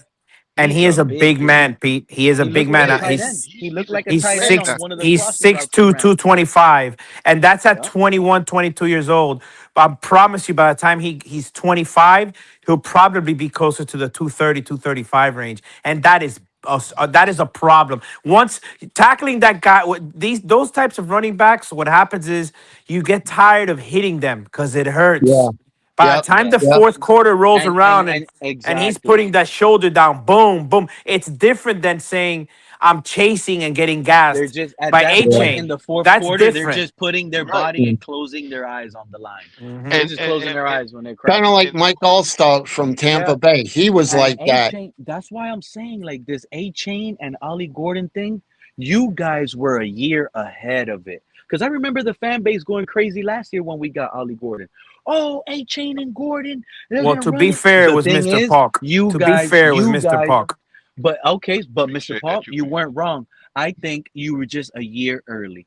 You sometimes these rookies aren't gonna. He already did enough as a rookie. He sat down Yeah. Jalen Wright. He proved to the coaching staff that he's already better than your other investment at running back. Now Agreed. you Agreed. get him in the building, let him learn, and now that's what happened last year. He got his rookie learning curve. He got everything out of the Yeah. way. He had to buy his house. He got his car. You know, I saw the chat Let me earlier ask you saying he got something, Pete. married. Now he's Let me settled. Now he knows the playbook. Now let it's me the ask you same something, Pete. scheme. So I he's got a ready to question. roll. And I I think got a this is going to be a game changer for the Dolphins that I got nobody a question knows. for you, Pete, and I want you to analyze this and give me an honest answer. Do you think that knowing what we know about Ollie Gordon now, what he said about North and South, East and West, Hmm. isn't that a coach who didn't know how to use his player to his greatest strengths? If so, then that's just another check mark to put on Mike McDaniel, no? Or am I reading Yes. wrong? Okay. No, Yeah, that is. That's a 100%. That was daisy check literally a mark. cry. That was literally a But cry you for man, help. you're right. I'm You going Yeah. to be got to honest remember. with you, true You got fan to remember fans. now. You got to remember also too with Mike McDaniel. You got to remember before he came to the Miami Dolphins, he was considered a running back guru. That's what I'm saying. So see, I'm a but see, the thing is, to me, I'm gonna say it again. He misused Ollie Gordon. He didn't Yep. use Ollie And he Gordon the did. right way. Also, too, I'm gonna say something else too, that happened last season. If I'm not mistaken, that you can correct me. They put in Jaden Wright more than they did Ollie Gordon They did. last season. So Ollie Gordon did not see the field that much, and because of that, people were saying that okay, well, Ollie Gordon is wash is not good and this and that. But the thing is, they put in Jalen Wright along with A Chain to run the ball. Yeah. That was a running back Yeah. combination last Yeah. season. Go I back and look remember at some of the clearly. stuff. I remember clearly. I mean, we all remember. Again, another Mike McDaniel fault. Remember that drive when we were playing in what is it, Germany or whatever against Kansas City, and that's and we another were name. driving down. And what does Mike McDaniel do when he gets close to the goal line? He Throw the He ball. passed throws. the ball. He passed it. You throw Bro, Raheem Yeah. Mostert is running first of all, away with the game, first of and all, you throw the ball. first of all, keep talking about my dog Jalen Wright like that. Are you guys aware? He had the same amount of carries, 70, just as Ollie Gordon last year, in a terrible Mike McDaniel run scheme for both of these guys because it Agreed. doesn't only fit just Ollie Gordon. It's Oh, a I bad agree. fit for Jalen Wright. And Jalen Wright Bad did coaching. 288 yards and 2 touchdowns, averaged 4.1 yards per carry last season with bad coaching scheme for both of these guys trying to force them into Devon A-Chain lightning role. And let me add something Now, to that also. now, Go ahead, finish, P. oh I'll my come God, after you. we probably got the best running back room in the entire NFL. We Whoa. could that, but Well, see, here's the question mark. I hate to say it, P. The question mark is Jalen Shout Wright. out to It's MCJB not pulling by up to my the building. choice, not by my choice. But I'm gonna say this about What que Jalen Wright. hola, que hola, Last que hola, the Cedric. the past when the past off season, Jalen Wright. I don't know. Jalen Wright trained hard that the last not the You know yeah what? the I think last you was part a off year season. ahead, Mr. Pop. I think you Yeah, were a year ahead. but here's the thing. See, when you look at Jalen Wright, really he's a bigger back, but he has this speed 5'10", similar to A 210, Chain. Now he doesn't have 5'10", the 210. shifterness of A Chain, and he doesn't catch passes catch passes like A Chain. But he is a bigger back with speed, and with Jalen Wright. The thing the fault I see with Jalen Wright is when he gets the ball and he sees a hole, he hesitates or he stutter steps. You got the speed that you got. You hit that hole as quick as you can, yeah. and take it to the house. But I watched that with him. That's the thing that hurt him. Plus, he had the fumbles. He had a lot of fumbles. Not wasn't it wasn't You that think He it? only got three. You He think only it has might? 3 fumbles in 2 seasons. Is that a lot? no, not really. But Is 3 fumbles McDaniel, in 2 I seasons mean, a lot of depending, fumbles? you got McDaniel, to Well, put it's context. not You it's got to not put about the context to quantity. that It's piece about because when they yeah, happen. McDaniel set him not down only when they happen, but for like how many touches. Hmm. You know what I mean? Like Yeah, I think He he has cut 3. the. Out of his 3 fumbles, we only lost 2. So technically, we're punishing him for 2 fumbles. no, that's what McDaniels did. You got to realize now, when That's what Mr. Park is saying, Pete. right, that's what McDaniel McDaniel is sat a You, him down clown. because McDaniel is a right. clown, That's and what this is Mr. the Park is reason why. saying. You both are agreeing, You're right, actually. Mr. right, we Polk. both say McDaniel is a clown, and this is the reason I why agree. the Chargers. You know what I heard McDaniel doing to Justin Herbert, fellas? McDaniel is. I was watching it on YouTube with the Chargers. They're hyping up McDaniel. The McDaniel has Justin Herbert, one of the guys who has one of the strongest and deep, accurate arms in the league. He's teaching him footwork and how to get rid of the ball quick. No, we need to work on footwork, and you don't need. You better get into the plays. This This man motherfucker McDaniel's here. ruining the Chargers. He's Hold up, ruining Herbert, and he's Pete, about to ruin the Chargers. Go ahead. Pete. I'm gonna give you somebody else he won. Chris Brooks. Remember Chris Brooks? Yep. Yep. Remember Chris Brooks? He was a Yep. big back that we You had talking about problems with. that fourth string running back? Yep. Well, Chris He's the Brooks. starter, right? He looks like the Yeah. starter right now Well, for Green Bay if Josh Jacobs' situation doesn't get cleared out. exactly, but Chris Brooks he was doing well when we Mr. had him. Paul, he But was now that he's big old, my back on bad, my fire. bad. He was that No, go that ahead. light skin, the black 6 foot, but he was like a bowling ball. Yeah. Yeah. Yeah, Chris Brooks. Yeah, Oh yeah, my god. I was wondering whatever happened to him. He should yeah. have played more for He's with us. the Packers. MCJB. He's with the Packers. How you doing, my brother? I'm sorry. It's been a minute. How you been, my brother? Hey, I'm doing all right, man. How you been doing? I'm good, my brother. God is MCJB, good. you see the title? I do not see the title. What does the title? How do I I? don't care if you rap it to us. You could do it however you do it. But What you want? I want you to tell us why the Miami Dolphins will win the AFC East this year. Tell us why. That's if the nuclear bomb falls in New York. It's the only reason we're winning. You know what I'm saying? Because we have a new QB. Oh, you want me to rap Mm. it? What? Wait, No, hold you on. don't have to. I mean, you could do it. Just tell us however you want. I just want to know All right, why the Miami Dolphins will win the AFC East this year by other fans. You don't have to believe it, but because just tell us, come up with it. we're gonna Tell us why. sweep the Bills. We're gonna sweep the Bills, right? Nobody's gonna Hmm see this coming. Let me start They over. Let already me can't tell you a stop. They little can't stop P. Ollie Gordon. The P. Let me Bills. tell You you. know, Let Ollie me tell Gordon's first you. career rushing Hold touchdown was on. versus the Bills. Go ahead, keep cooking. Let me tell you this. Let me start over. Week 1, we got the rookie Mendoza. He's going down. Let me put the schedule. Who we got next? Week 2. Week We're 2. not facing Mendoza. San We're facing Kirk Francisco. Cousins. San Francisco. Now, all right. Week 1, we Man, got the Kirk Raiders, Cousins but you might know they're have a going bruise down. on his thigh. He's Wait, gonna sit. wait, He wait, already did it to wait, Michael Penix. wait. Let me cook, please. Week 1, we got the Raiders, but they going down. Next week, we got the 49ers, but they're going to get burnt by the Heat because the Dolphins are going to attack the ground. Number 3, who's up next? I got to look at the schedule. Give me a schedule, Look up someone. the schedule. The And we play Chiefs. the Chiefs. That's our home We opener. The going we Chiefs. going Chiefs, and we better upset these motherfucking Swifties. Then after that, week 4, who we got week 4? Someone keep me in line. Minnesota Vikings. We got the Vikings. They think they're gonna skull us, but really they're just gonna be some pussies. Number 5, I think that's our bye, No, number No, right? that's 5 is another Bengals. home. Our second home game versus the Bengals.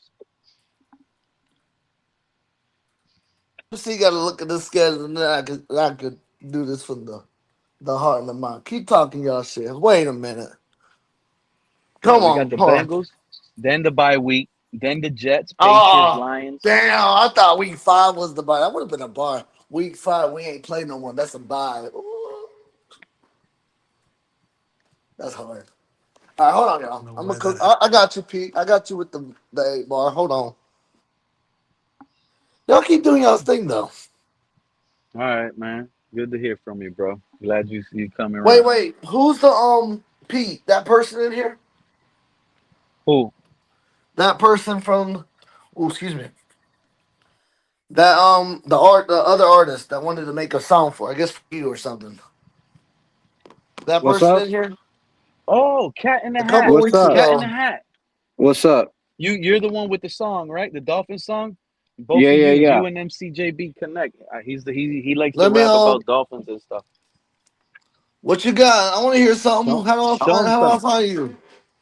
Say again. How do I find you, brother?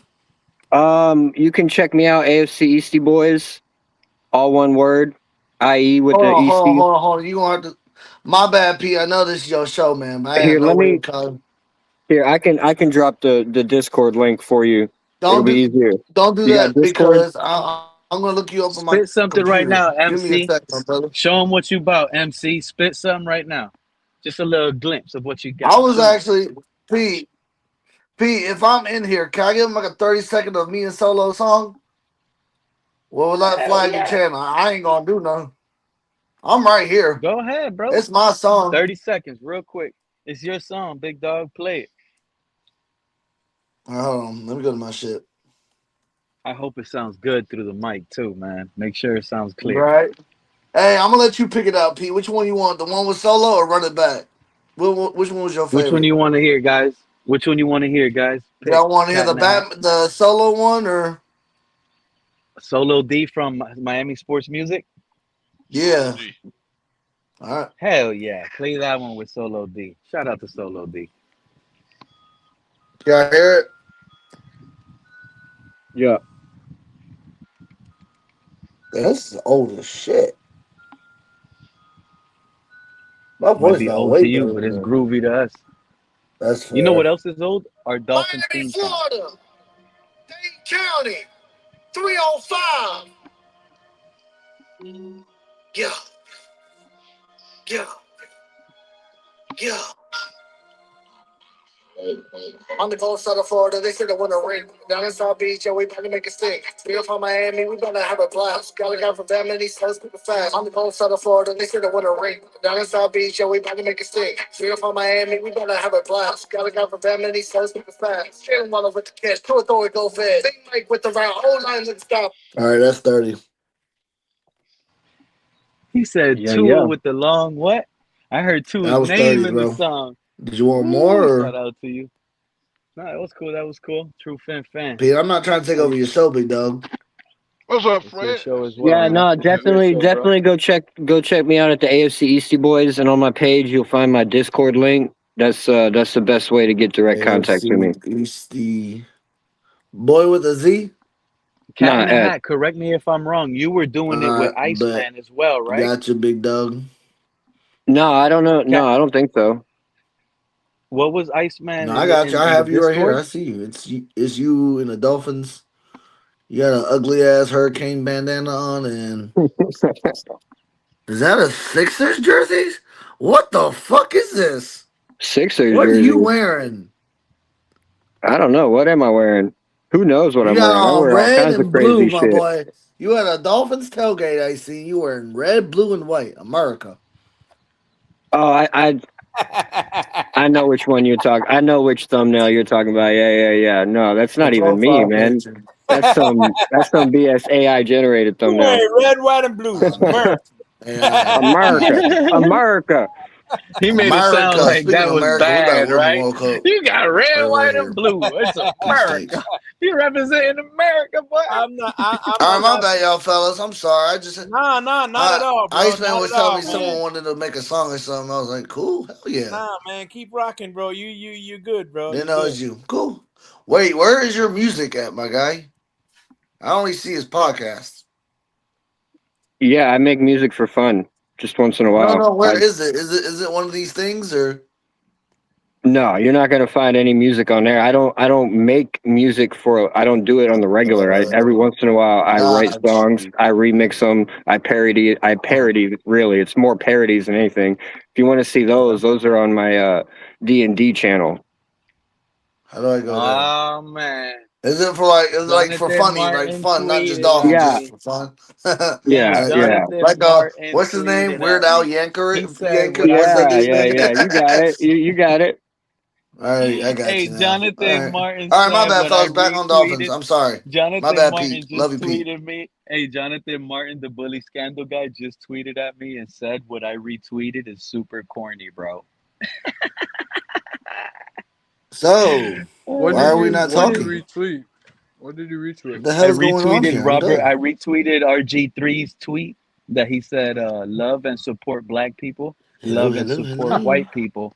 Love and support brown, pink, blue, green, and yellow What the people. fuck? If you hate someone Guys, because I of know the I'm not color of that their much of a skin, celebrity. then you Jesus. are the problem." And he said You that he not. You called me can't hear super them corny for talking. retweeting that. I can't hear nobody talking. And you You said might that's have to back classic. out and come back in. Then I don't know. Why do I hear you though? I don't know. Hey, that's I'm me. special. That's crazy.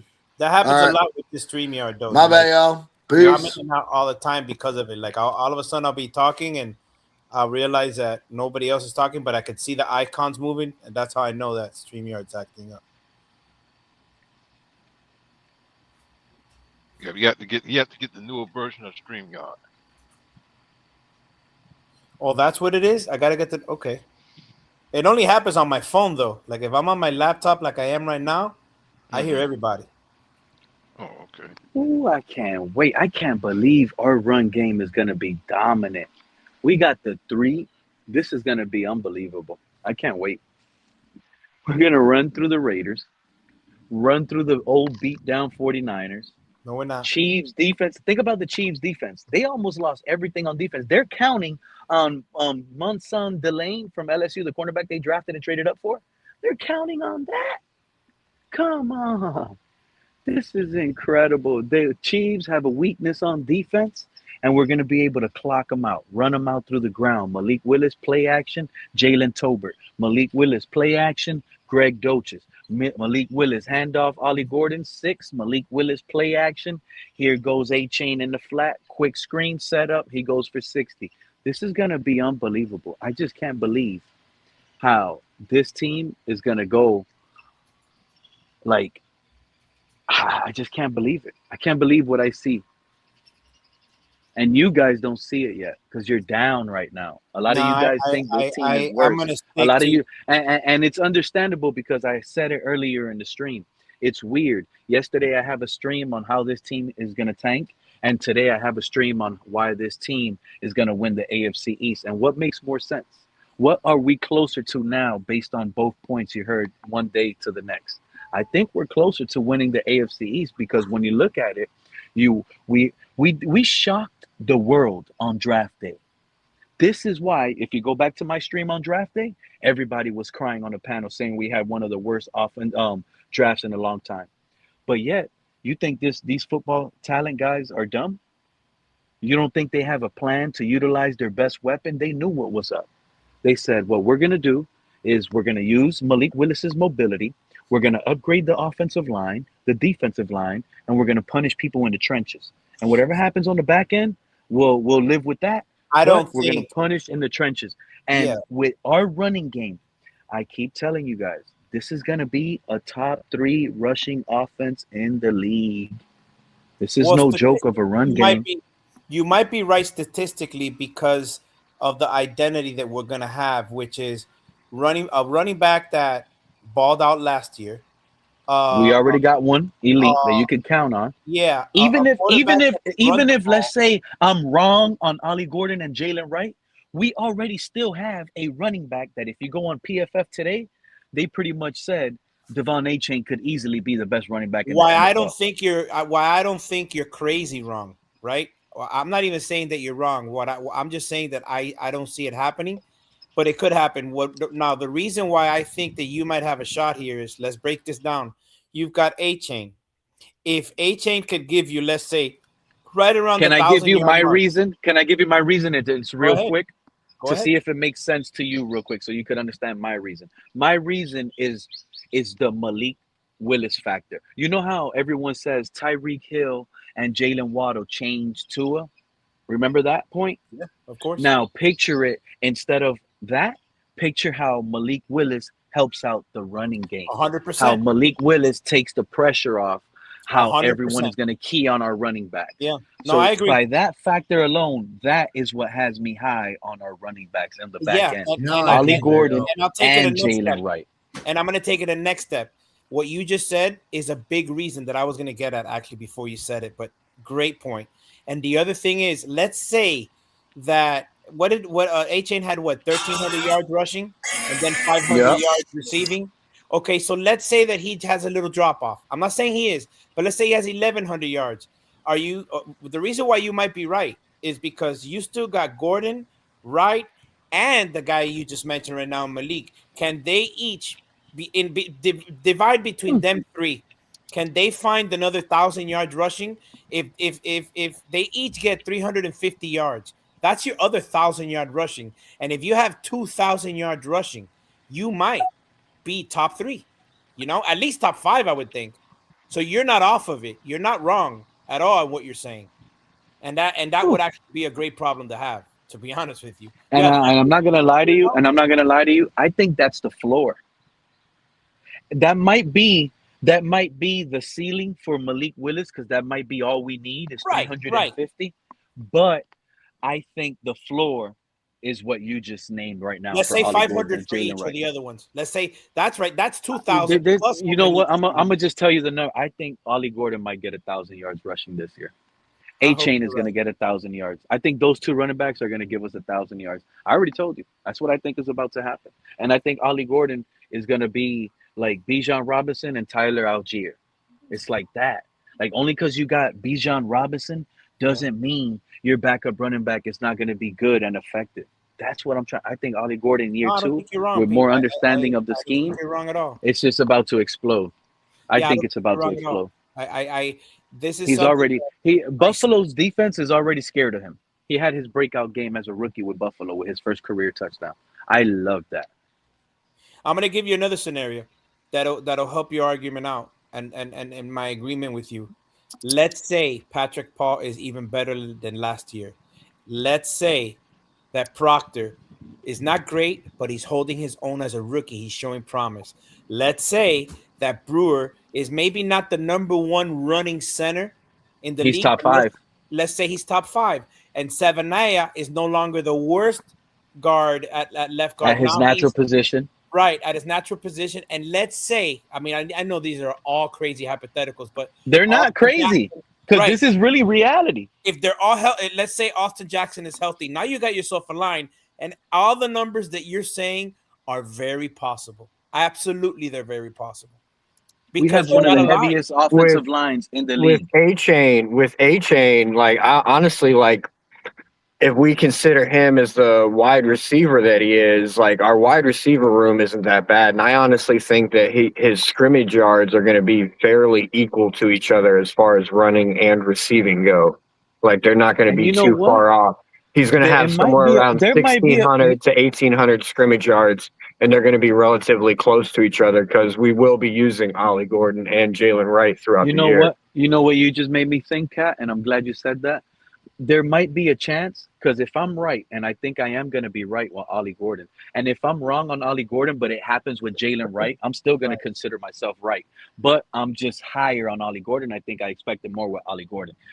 But if the case is Ollie Gordon is getting 1,000 yards rushing, 10 plus rushing touchdowns, and it produces A-Chain to only give us 500 yards rushing, but he gives us 1,100 yards receiving, forget about it, bro. I'm good with those 1,600 scrimmage yards That from would turn A-Chain. the season around. That would Holy crap.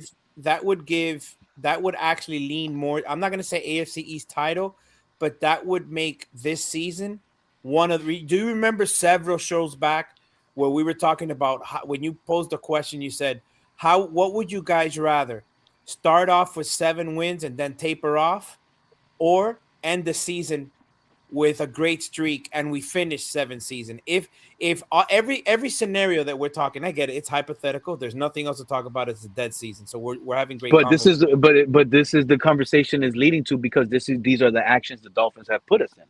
It's not like we're making this up. The Dolphins invested No, this no, year. no, 100%. It's not like we're making up a fantasy right now. We're giving The Dolphins invested in Ollie Gordon because he was a Heisman finalist. He was in the conversation.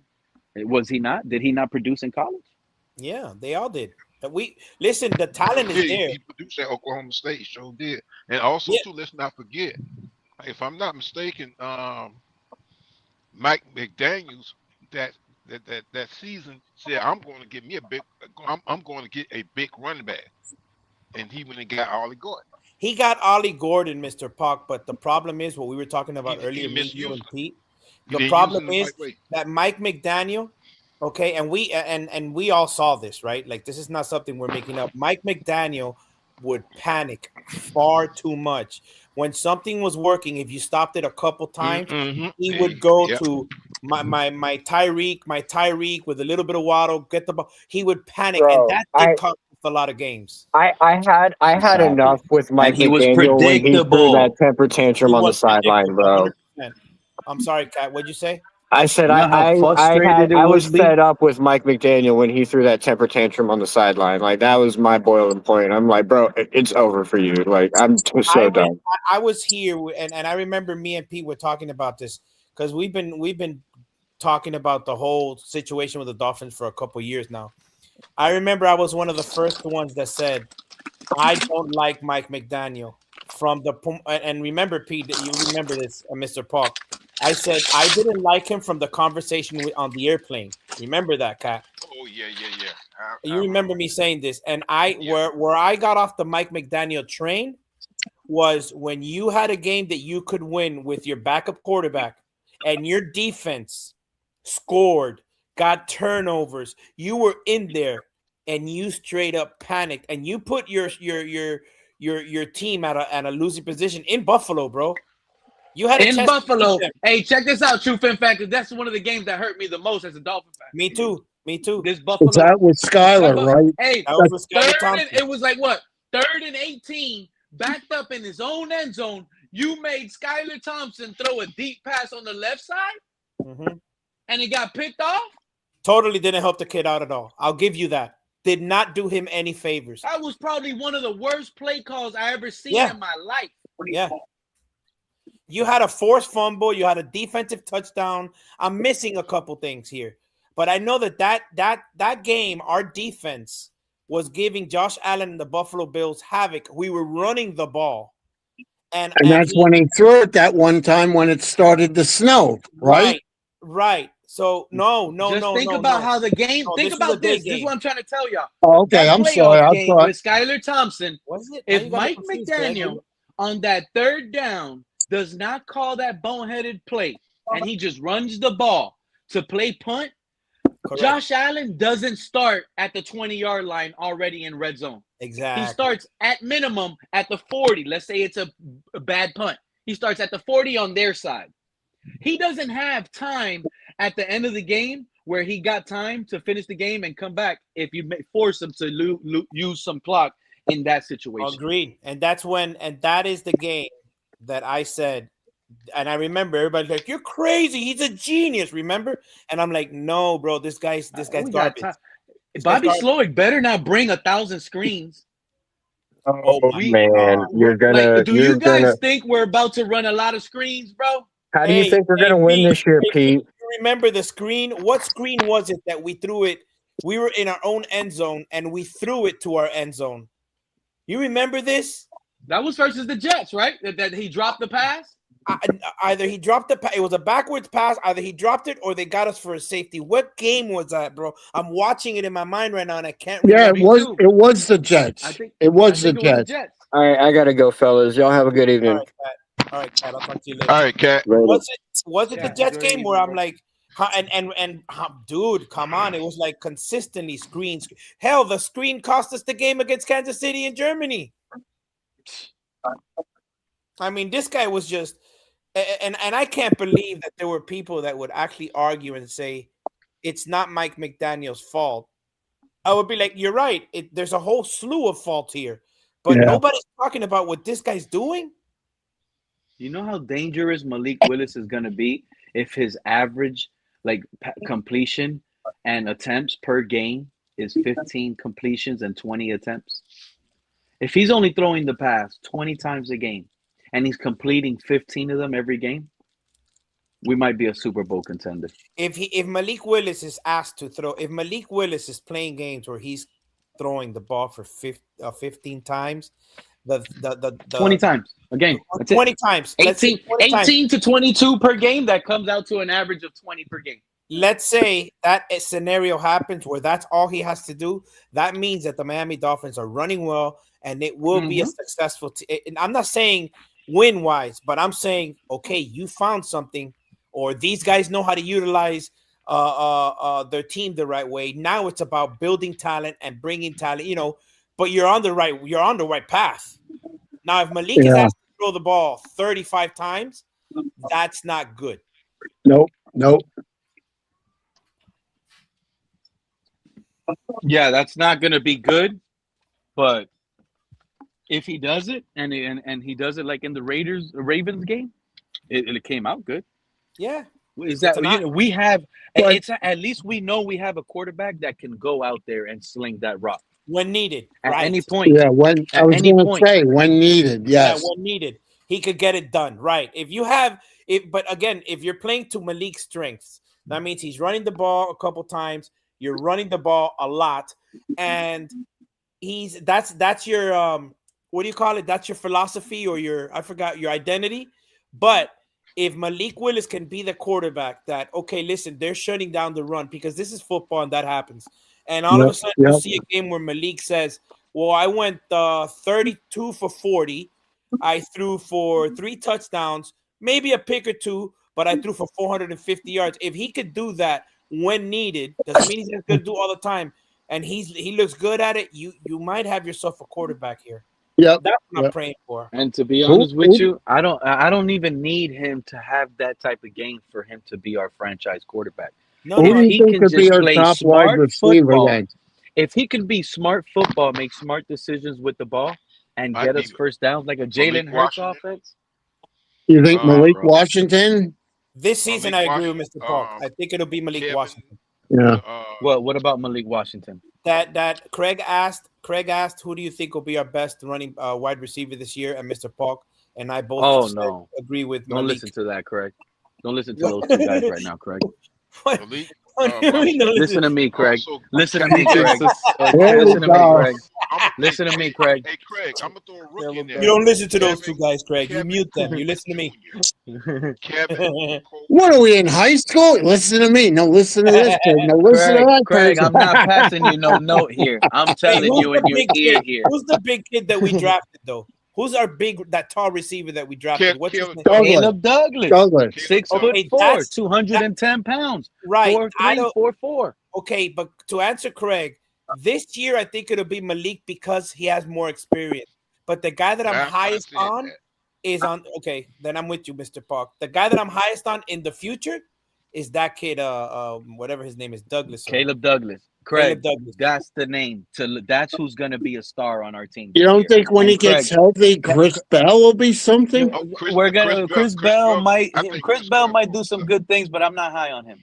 Caleb Douglas. No, I'm just wondering. Caleb Douglas is going to be the star. That man is going to be the star.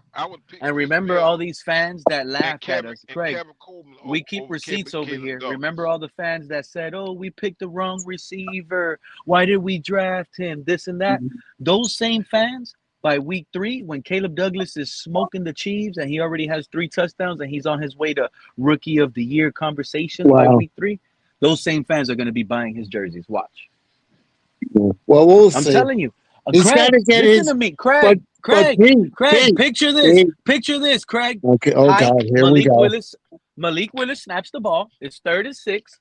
Right? All those guys, we just had a full panel not too long ago. They were saying, oh, cover 0. They're going to blitz him. All right. Height, 3rd and 7. They blitz Malik. Malik picks it up through his peripheral vision because he has good pocket vision. He picks it up. He evades. He runs and scrambles. He buys time. He got who was that little short cornerback? He got Caleb Douglas 30 yards downfield one-on-one versus a short DeAndre Ponder or whatever, whoever that cornerback was from Indiana that got drafted. Boom, throw it up.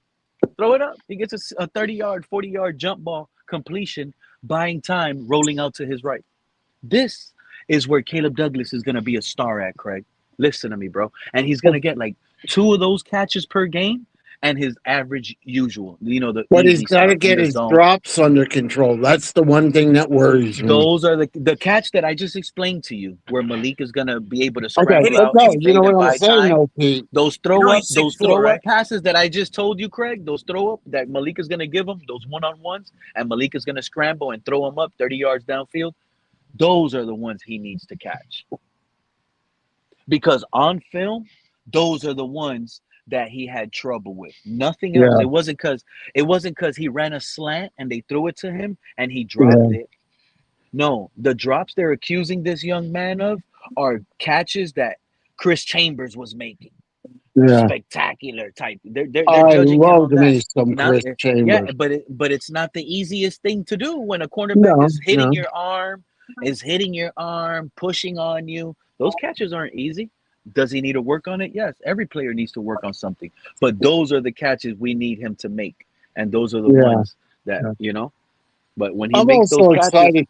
I want to see that wide receiver from Missouri. Caleb Douglas is 6'4". 6'4". He's bigger than Devontae Parker. He is bigger than Devontae. And he runs faster than Devontae Parker. And the way he runs his routes for being 6'4", 210 at 4'3", he's smooth. This is our Christian Watson. This is our Christian Watson. And when and what's beautiful about Christian Watson, if you guys go watch it, when Jordan Love buys time and he throws it downfield on those one-on-one plays, Christian Watson usually catches it and breaks that tackle of that little small. Well, to be fair, I'm looking at Caleb Douglas's stat. It says Caleb Douglas ran an official 4.3.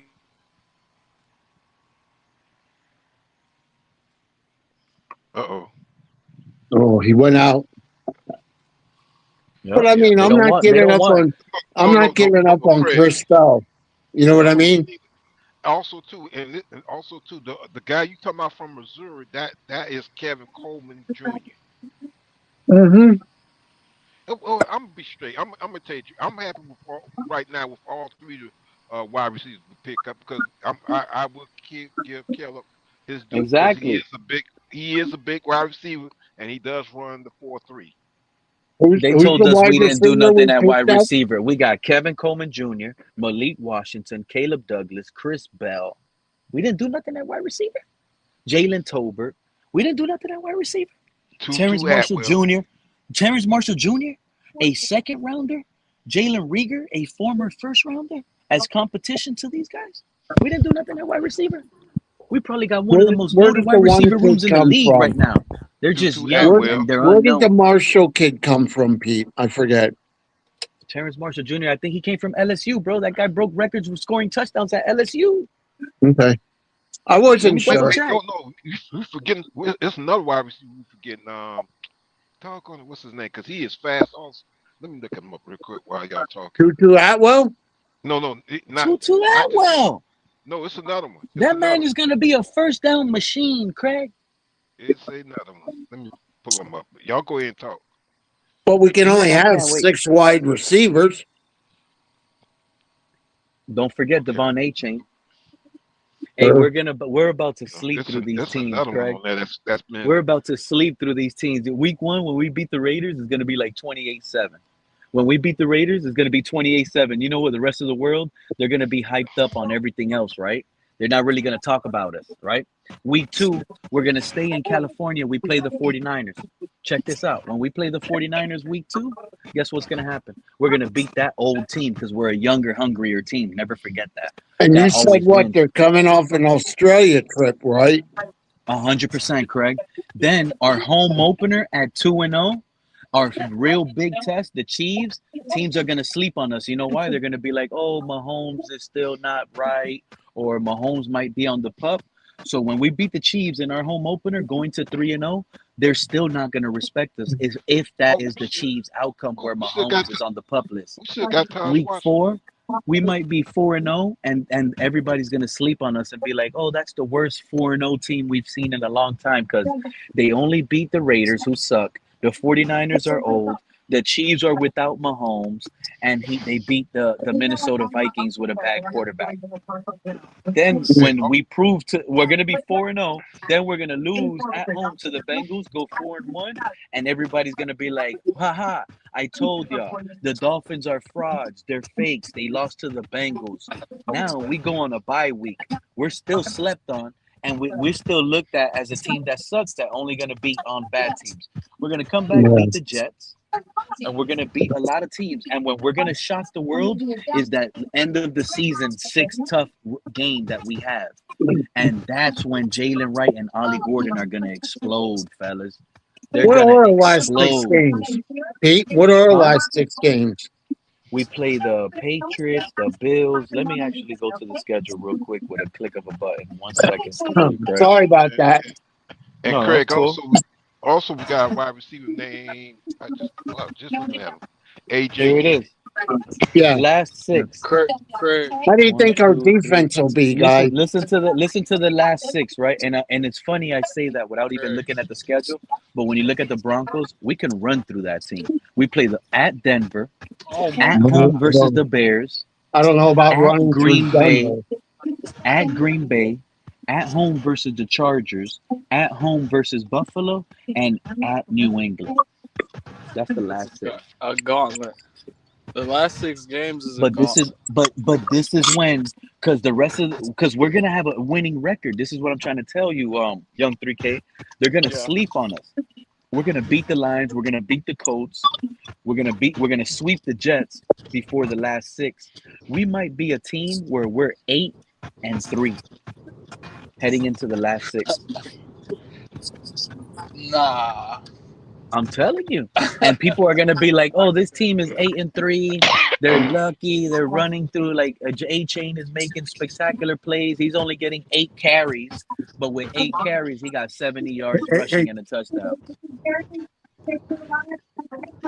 It's gonna be that 6-game stretch. It's gonna be that 6-game stretch. It's gonna be that 6-game stretch that I honestly, and you want me to be real? I lied. Ollie Gordon, A-Chain are gonna carry us to that 6-game stretch. And when it gets to that 6-game stretch, you know who's gonna earn their money and earn their chip? Malik Willis is gonna come up big. How about that? Malik Willis is gonna come up big. Caleb Douglas is gonna make big plays. We're going to be forced to pass in these big games. Let's be honest. Denver's going to score points. Bears are going to score points. Packers are going to score points. Chargers are going to score. Bills are going to score. Malik Willis is going to come in and prove his worth. And I think he might take 4 of those games, and we might run this division, bro. We might run this division. Yeah, but I think our defense in will all reality, improve. the 4 games he needs to win, Because if we lose to the Broncos and the Bears, that's fine. But we need to win the last 4. Packers, Yeah. Chargers, Bills, and Patriots, because there's 2 divisional games. Malik Don't Willis the can't Bears lose come none of those down to division Miami games in the this last. year, Pete? Who?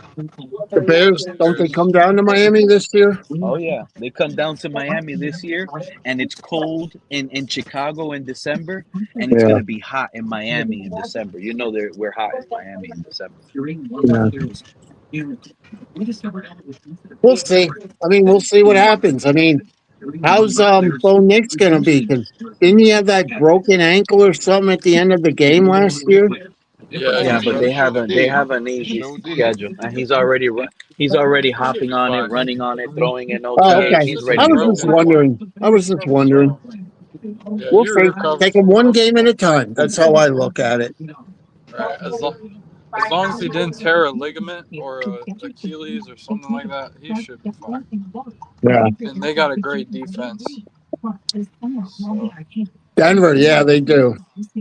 yeah, it's good. Those last 6 games, man, that's gonna be If we tough. You if see, we're at 8-3, listen, if we're at 8-3 and we can go Yeah. something like 3-3, that's 11-6. That's a damn good record. facts, You know what I Craig, mean? and that's a division. That's winning the division right there. That'll definitely probably win the division. I think New England's going to take a step back. And I keep telling you guys, and I've told Pete this a number of times. I don't believe in I think Ramondre AJ, Stevenson and Craig, you don't Trayvon like AJ Henderson. Brown? I don't believe in their running game. I what's think the up? Patriots probably have the worst running back room in the entire AFC East. I don't think I Oh, know. the Patriot, yeah, we got AJ Brown. And I said, yeah, and you got the biggest headache because that first time he's not getting thrown to. Oh, why didn't he throw to me? And then if it gets to 2-3 games, they're not throwing to him when teams are double covering him. Oh, he'll No. really go off. Remember, Craig, they praised Drake May because he's not turnover prone. Well, he turned the ball a lot in the playoffs, didn't he? Wait until he force feeds AJ Brown and those balls start getting picked off. Yeah. But you know what I mean? Didn't he fumble? They're gonna run him out of town like they ran Mac Jones out of there, bro. Didn't he turn the ball a lot over in the playoffs a lot, if I remember, like fumbles and that during sacks? I think he fumbled twice, matter of fact. I think he fumbled twice. I know that. I'll tell you what, they should have never won that Texans game. I think in that playoff game, if I'm not mistaken, Craig, he fumbled twice, back-to-back drives, and then on the third drive, I think he threw an interception. I forgot what game that was. He had 3 turnovers in a span of 3 drives. I think that was the Texans game, but Stroud just played horrible that game. Yeah, I think it was the Texans game. Yes. That Texas defense is for real. Yep.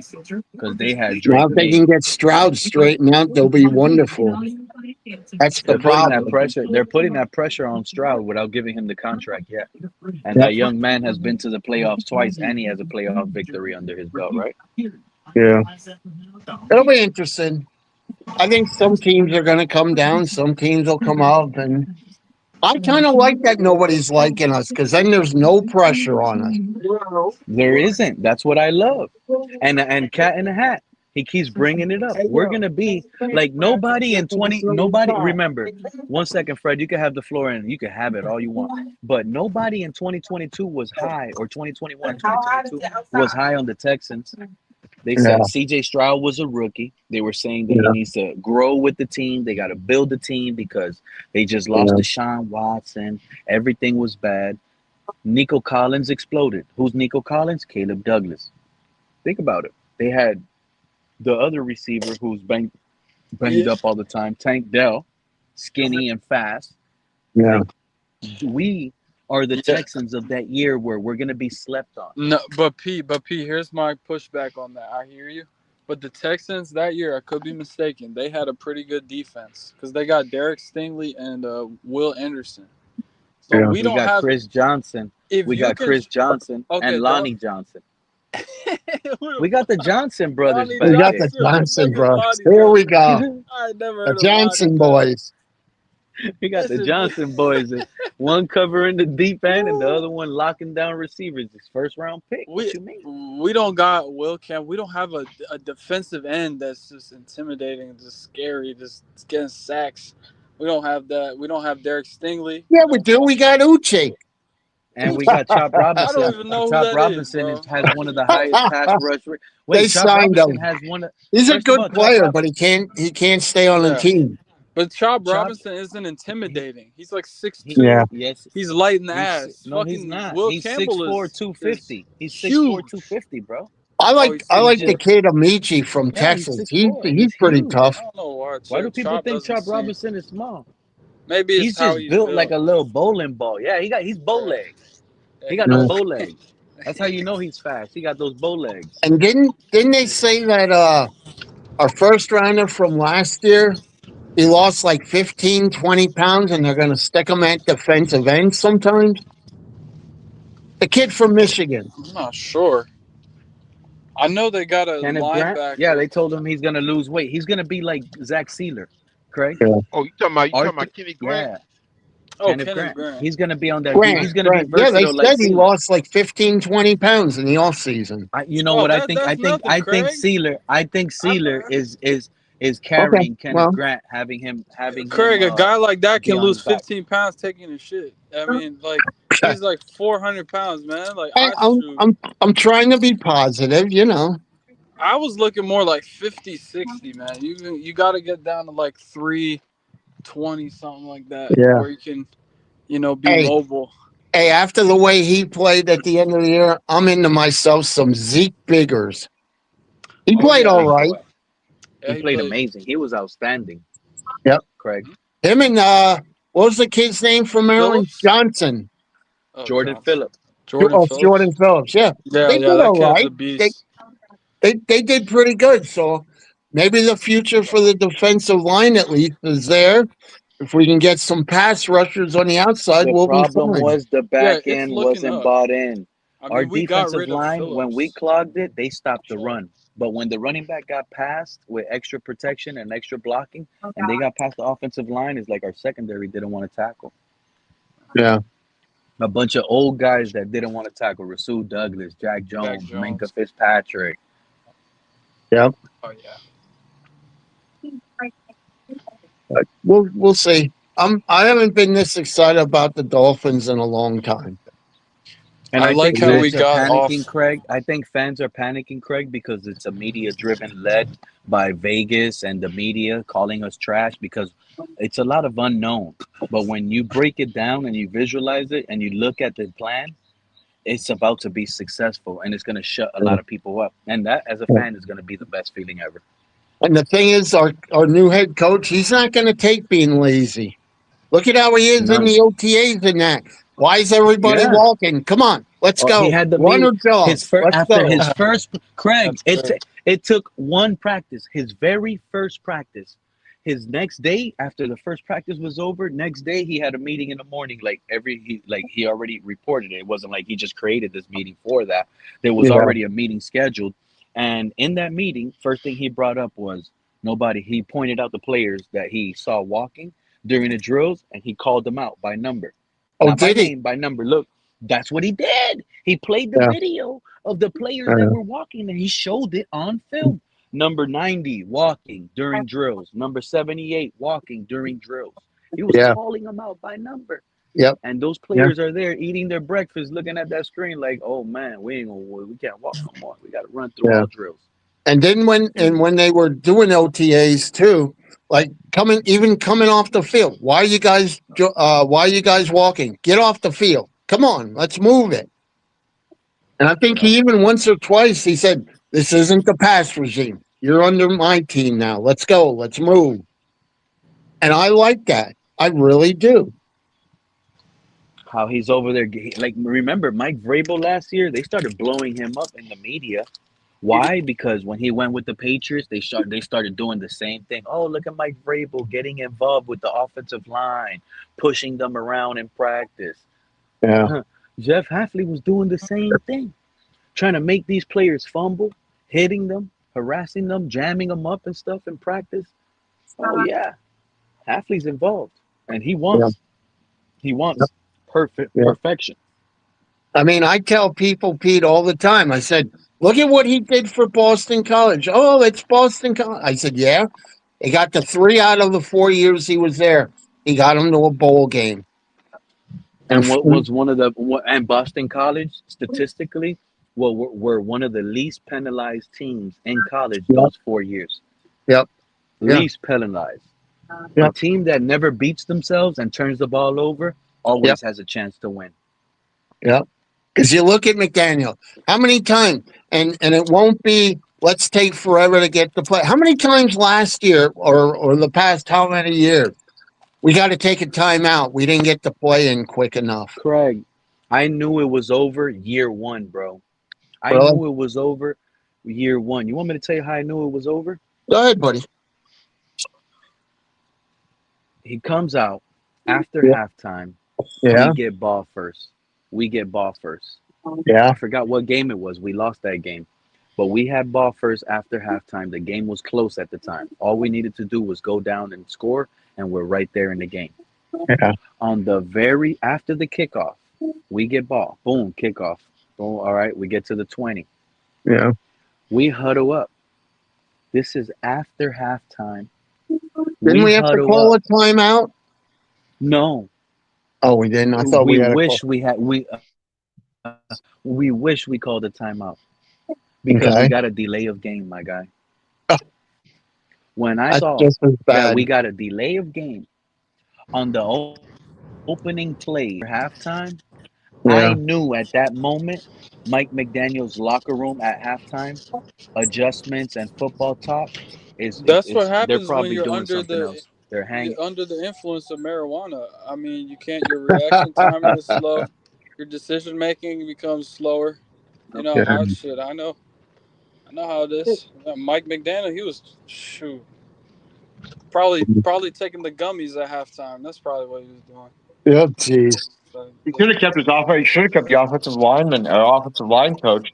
They could have like snorted. They could have done all kinds of shit together. What's I up, Mark? remember the offensive Wasn't line. that the one coach, one of Mike McDaniel's first years, that coach got busted for marijuana or something or drugs? We had no, I think it was Adam Gase. We had an old line coach snorting coke on camera, talking to his wife. Yeah. Okay, I got you. I don't care about none of that. We don't have that going on anymore. Yeah. Our head coach means business. He's all football. And he's not favored. Yeah, he seems like he's a straight shooter. He is. He said like he had an interview. He disciplinarian. had an interview with the owner. When you have these interviews, these owners, they want you to give them a proposal. Jeff Hafley gave him a proposal, just like Sullivan. He proposed his idea, his thing, and based on his ideas and what he believed this roster, this team, he won that gig, and we're under that plan right now. And that formula had to show this owner what it would take to win in this league. And right now, we're under that formula, and a lot of people don't understand that formula wins year one when you're in a division of unknown. Drake May, he's unknown. He struggled. We laughed at Tua because Tua couldn't win games above teams above 500.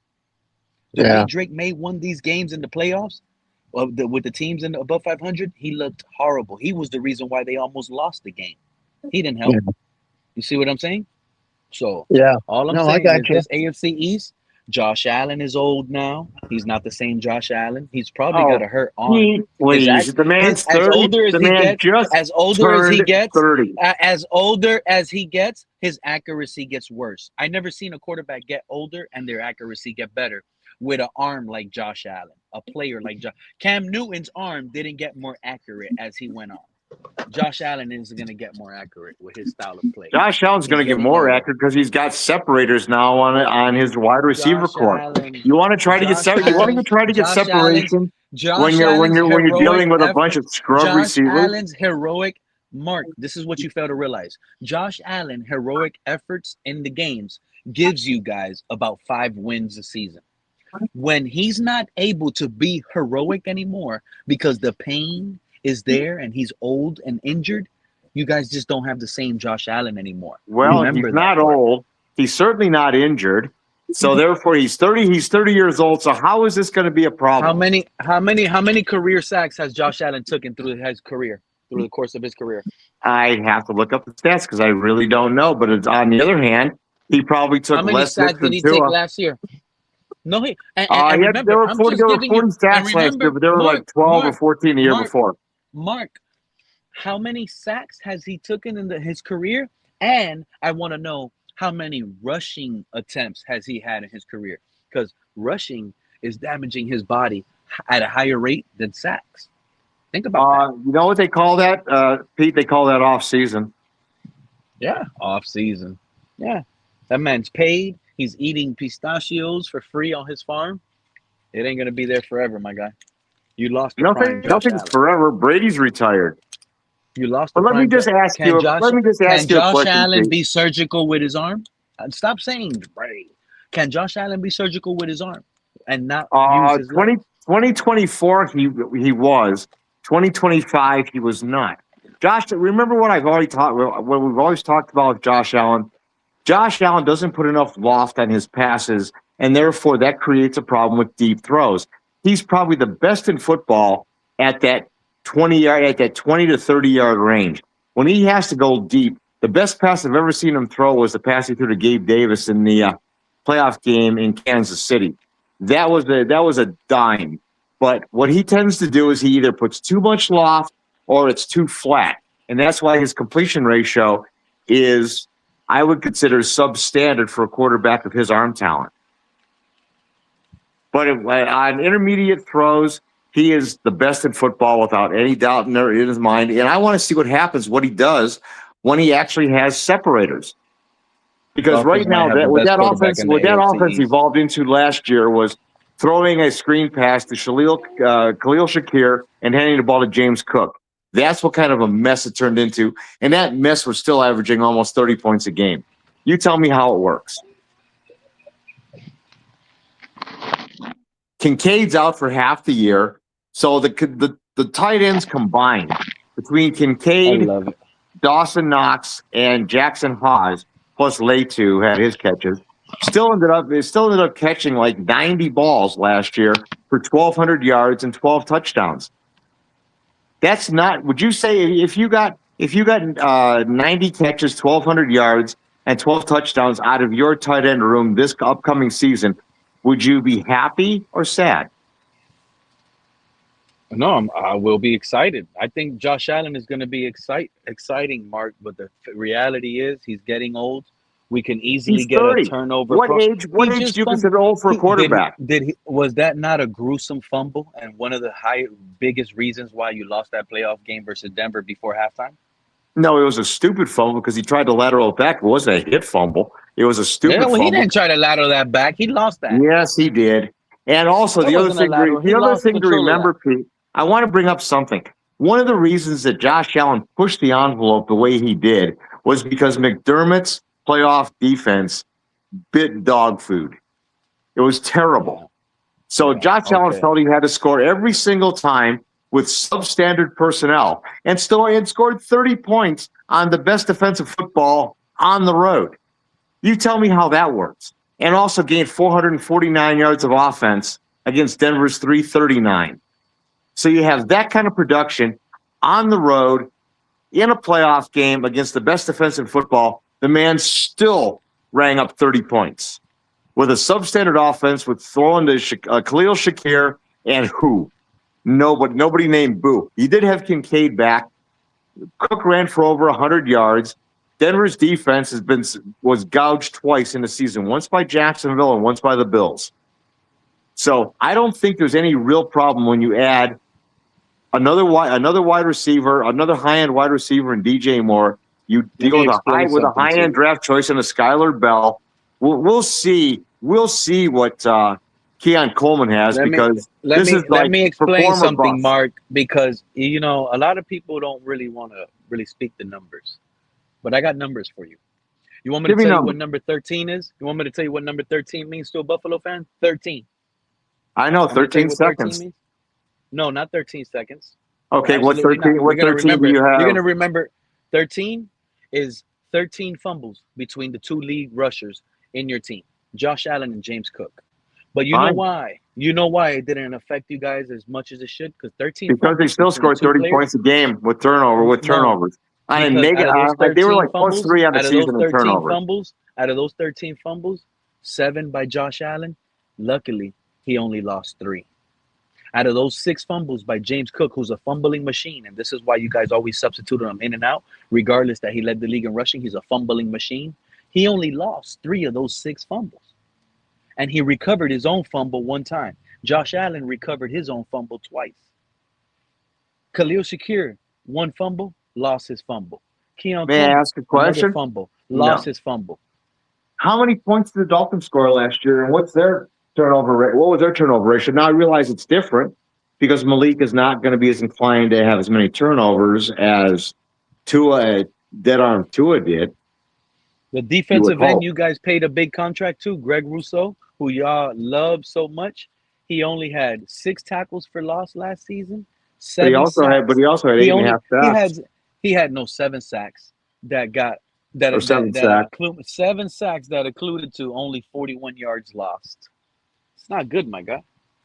12 and 5 To pay him worked that for much me money with for a sack, and then I know you guys are in trouble because you guys paid Bradley Chubb that contract expecting someone that's going to give you, but what you guys got was another Joey Bosa. What you guys got is another Von Actually, Miller. Joey So, Bosa can't. this is what happened. Joey Bosa couldn't set the edge on the run against the run. Bradley Chubb does, and it's also not the same defense. It's a 3-4 defense with bigger defensive end type outside Are you aware linebacker. Bradley Chubb has more knee surgeries than Joey Bosa does? And you think that guy could hold the edge? He held the edge last year in Miami fairly well, and he got 8.5 sacks in Miami last year. He'll be just fine. That man on run plays, it looks like he's skating on bananas, bro. He ain't got that much power on those knees. He had ACL surgeries on both of them, I believe. All right, well, let's just make it very, very simple. Instead of going over all these little points, would you take your 53? Would you take your 53 or mine this year? All I know is your quarterback fumbled 7 times last year.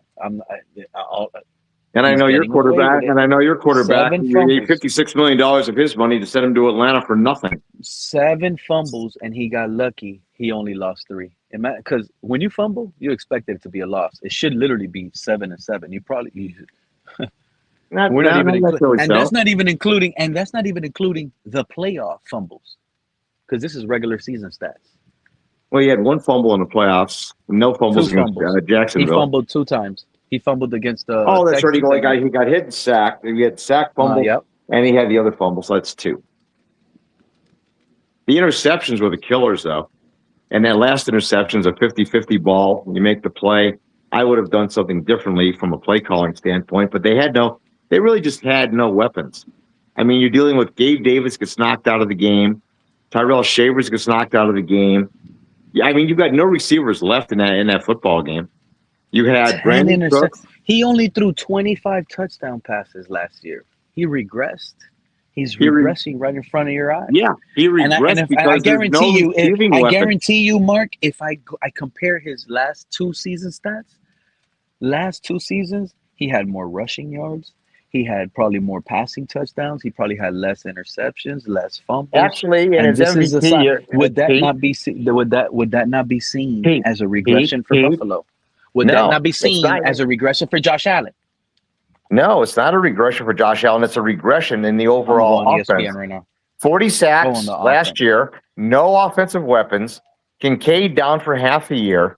Your top wide receiver is a slot guy all season long. No other wide receiver threat. Go to the year before in 2024 when he was, by the way, the league MVP with 29 touchdowns and 5 interceptions, because they had a different style of offense. And in addition, Kincaid was healthier. They had more receiving weapons on the outside because they did have, for whatever he was worth, the guy they got from Cleveland who retired. So they had a little bit more in receiving weapons than what they used to have. Ooh. I told you. And when you look at the stats year by year, Mark, y'all done messed up his prime years. Let me tell you something, Mark. In 2020, he threw for 4,500 yards. In 2021, He threw for 4,400 yards. I want to tell you the numbers. I'm going to be done at 2025. In 2020, in his prime, the best Josh Allen that he can give you, he gave you 4,500 passing yards. Next season, 44. Following season in 22, 42. Then 2023, 43. 2024, big drop off, 3,700 passing yards. MVP. Last year, 3,600 passing yards. I'm sorry to tell you. Let me see his touchdown numbers. Wow. You got to take into account the rushing stats. You see, this is the problem. I'm going to get to the rushing stats next. But look, even his passing touchdowns shows that Josh Allen is regressing. Listen to this. 2020, No, it's showing that he didn't have. Pete, he didn't have 37 passing receivers. That's touchdowns what in it's 2020. showing. In Dude. 2020, 37 passing touchdowns. In John 2021, Brown, 36. Cole Beasley, 2022, Stephon 35. Diggs, had different receivers, 2023, dog. he dropped all the way down to 29. In 2024, 28, and now in 2025, 25. This guy is on the downtrend. He might only give you 20 passing touchdowns and 13 interceptions. This is bad. Looking for now, you want to go rushing numbers, right? 2020, 20, and think about all the hits. I'm gonna include carries now. In 2020, 102 carries, 420 yards. 2021, 122 hits, 763 yards. You know how much that man's getting hit over 200 times since 2020 and 2021. And mind you, he was a rookie in 2018 and 2019, but I'm giving those 2 years a spare. I'm starting off in 2020. 124 carries in 2022, 762 yards. 111 carries in 2023, 524 yards. 102 carries in 2024, 531 yards. 112 carries in 2025, 579 yards. This guy is on his way to not being mobile anymore. You know that, right? You can look at all the numbers that you want. I actually look at performance on the field. I look at wins. I look at differences in personnel. That's the thing that I think you're missing more than anything else. You're missing the fact that look at the receiving core that he had in 21 and 22 and 23 versus the receiving core he had in 24 and 25. The main difference, there's no Stephon Diggs. There's no player that he can go to. So now you bring in a DJ Moore to lucky. replace He's Stephon on Diggs. a historic. Hey, Josh Allen is on a historic number rate when it comes to fumbling the ball. But he is one of the. He's lucky, bro. He has 41 career fumbles, and he's only lost 16, guys. That man has luck on his side. 41 career fumbles. You know, the most fun thing to listen to, Pete, with you is the fact that we can't really make a comparison statistically because your quarterback has exactly 9 starts. I'm bringing up data that might be the reason why you guys can't get to a Super Bowl, Mark, and you don't like the information being heard. I understand. I'm not making these numbers up. Every year that I watch football, over the past 9 years, I've gone to my team has gone to the playoffs, generally won a playoff one. They've never been knocked out in the first round with the exception of the Houston team. And so what, they didn't win a Super Bowl. At least my season doesn't end the first week of January. Every year, your season has ended in the first week of January -2. Mark, every boat owner thinks they have a big boat at home until they get on the ocean. That's what you sounded like right now. Well, you get to the playoffs and what? Your quarterback cries, and your quarterback cries. Everybody thinks they have a big boat until they get on the ocean and see a bigger boat. Then they look like they ain't got a boat. But Mark, think about this, because that analogy goes to, I'm in the playoffs every year and this and that. You're just living a flash. Going to the playoffs is not an accomplishment. Winning in the playoffs, getting a Super Bowl ring is the ultimate goal and accomplishment. Your team is doing. When's that going to happen in Miami, by the way? The Dolphins and the Bills have accomplished the same every single season. Your season is just sadder. That's why you see your quarterback cry in the locker room after. We don't see our quarterback cry because we didn't make the playoffs. But making it to the playoffs is not a stunt. It's not like, oh, we make it to the playoffs. No, you cry more than us. Mark, you've cried more than us. And your pain as a fan has been harder in recent times than us. At least we got some grievance. We know our team. Unexpected right now. We're the underdogs. But you're still sad and your heart still burns from that playoff loss. Well, playoff loss. I got over the playoff loss about 3 minutes after the Denver winning field goal. You see? I kind of got. You're a lie and the truth ain't in you. You're a lie and the truth. You still haven't even got over the 13-second game. That's why that 13. I have not gotten over the 13-second game. That is absolutely true. That one I don't think I'm ever going to get over because that game that was inexcusable way to lose a football game. You don't piss away a 13 or a 3-point lead.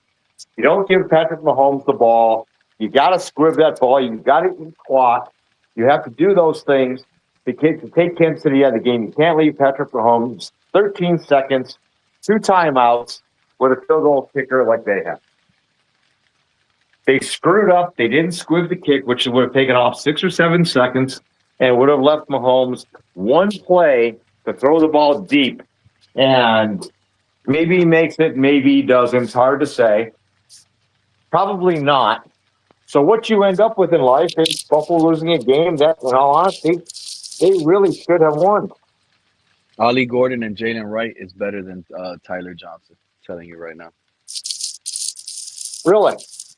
I might buy into Ollie Gordon because I've seen him a little bit. I kind of like what I've seen. I'm not sure where I stand with your other guy, Jalen Wright, because he's actually been in the league now for, 2 years, and he's done absolutely nothing. Guy has been putrid. That's not true. That's not true. What are his accomplishments? Last year versus the Jets, he got 24 carries, 120-something yards, and scored a touchdown.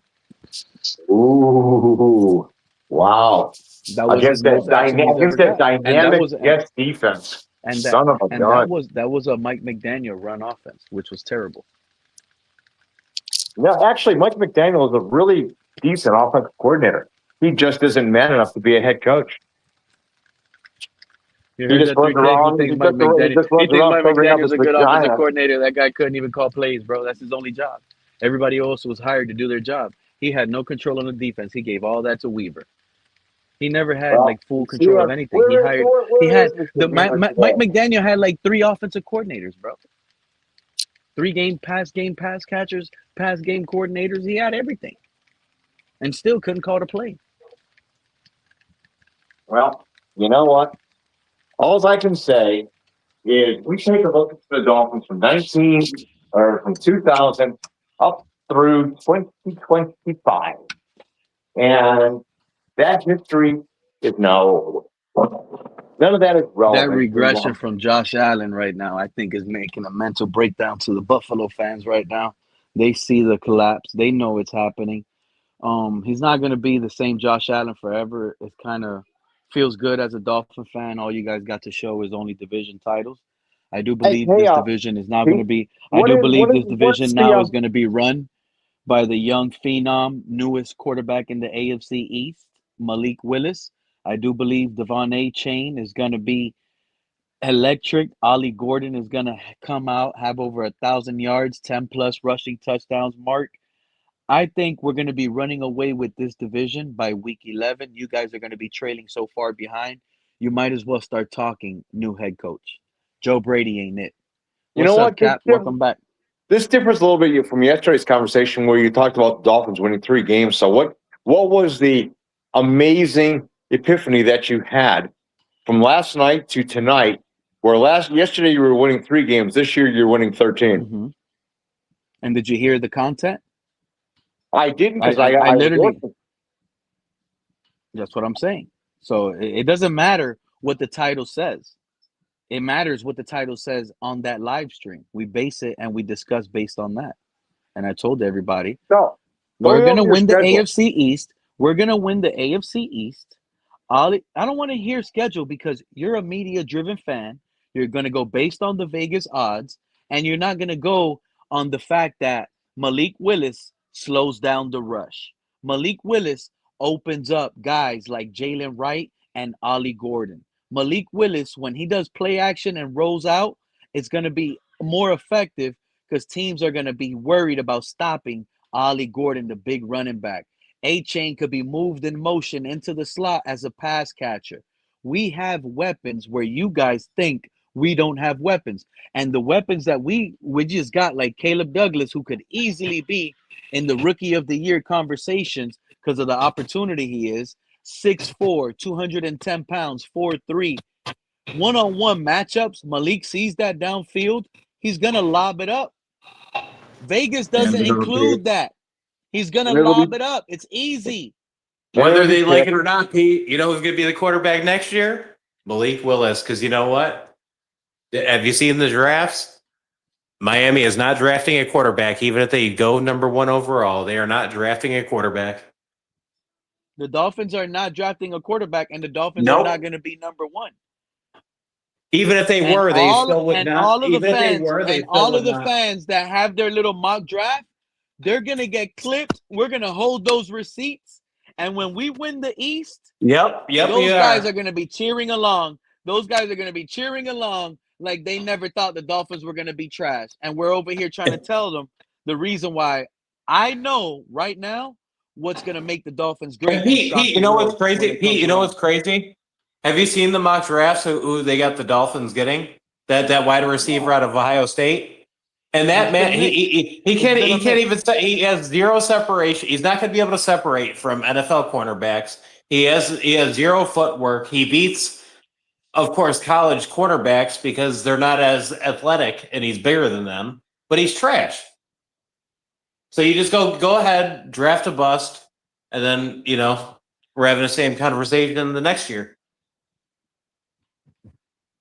The reality is, and you might not want to hear it, Caleb Douglas wins Offensive Rookie of the Year, 70 catches, 1,200 yards, 10 plus touchdowns. We're in a great position.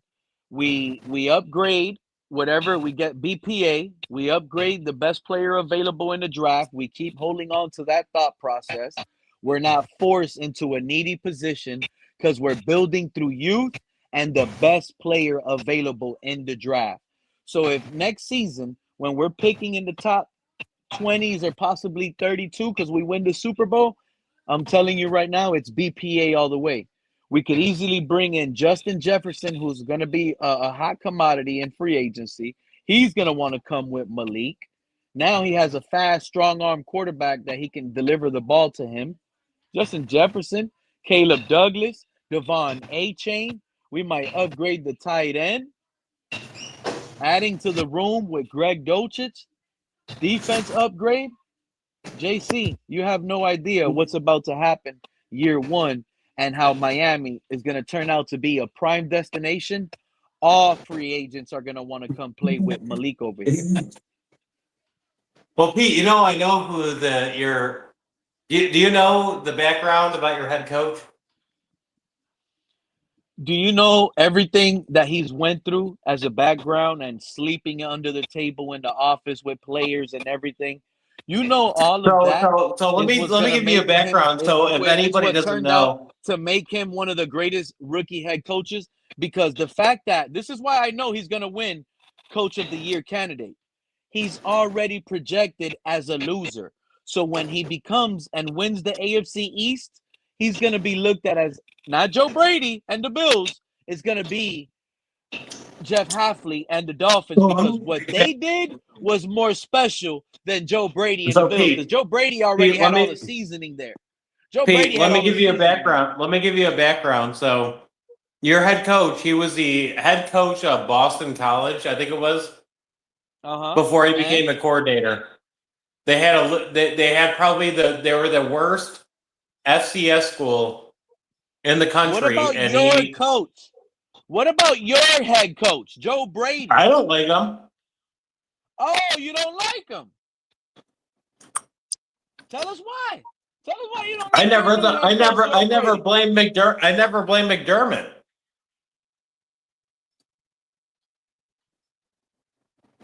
I never thought McDermott was the issue. McDermott was the issue, JC. He really was. It was not the issue. Were you thrilled about the Joe Brady hire, by the way, JC? Well, I thought Joe Brady was going to get the Bengals job. That's where he should have been. But it's not the worst hire.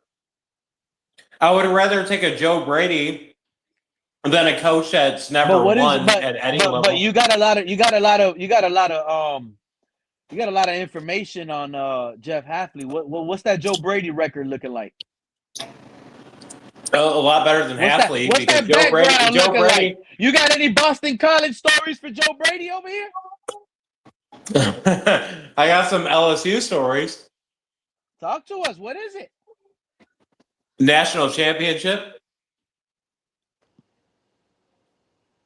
Let's see. So the question being is, does the offensive coordinator of a national championship team who scored more points in the history of the NCAA football trump a 22-26 Jeff Haley? Because if you want to reply to me, and you'll agree to this, Ed Ogeron was the head coach. He doesn't play call. He's a he gets jobs based on recruiting. That's why he was rehired as a recruiting, basically like a recruiting manager under Lane Kiffin this year, back to LSU. Who takes a job? You were a head coach at a school. Who takes a job not as a head coach when you've been a head coach? What if you take a job in the NFL at the highest peak? You don't want to be a head coach in college. You want to be a head coach in the NFL. No, because there's some people that can coach NFL, and then there's people that can't coach NFL. That's why Nick Saban retired. Jeff Hafley's coaching his ass off in the NFL. You don't think?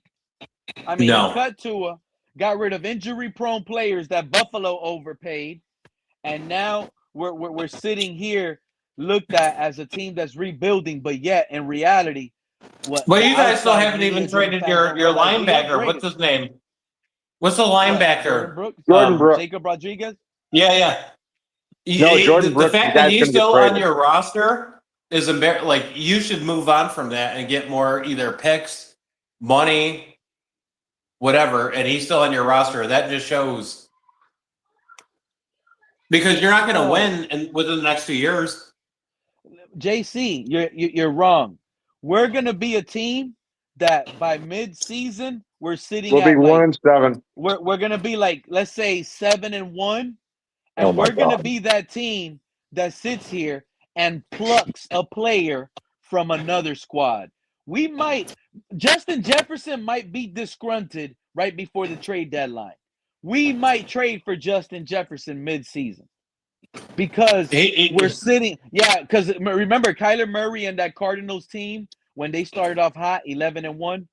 We might be that team that starts off fiery hot with Malik because the unknown is going to leave defenses confused. And if, for example, fans up here started spewing on this podcast earlier, oh, what if Malik sees cover 0? Well, I gave him a easy story. We've seen what Brian Flores' defense cover 0 looked like when cover 0 was against Justin Fields, who they considered a terrible quarterback. He ate through the ground and almost put up 200 rushing yards. So you can't just run cover 0 and blitz all game Malik Willis because he's going to eat you through the ground. He has that mobility. He makes defenses change the way the defenses wants to play. So Malik Willis's dictation of a defense is what is going to lead to confusion and have Ollie Gordon plowing through defenses that have to second guess their assignment. You see, that's the key part you Bills fans don't realize. And that's the powerful stunt that Malik Willis brings under center now for the Miami Dolphins that you guys don't want to take into consideration. A lot of fans, and I get it, small sample size, this and that. But with the progress he showed, the development he got, it's better. You see, it's funny. A lot of fans want to give that outlook like, oh, Malik Willis is a rookie. No. Stop looking at Malik Willis as a rookie.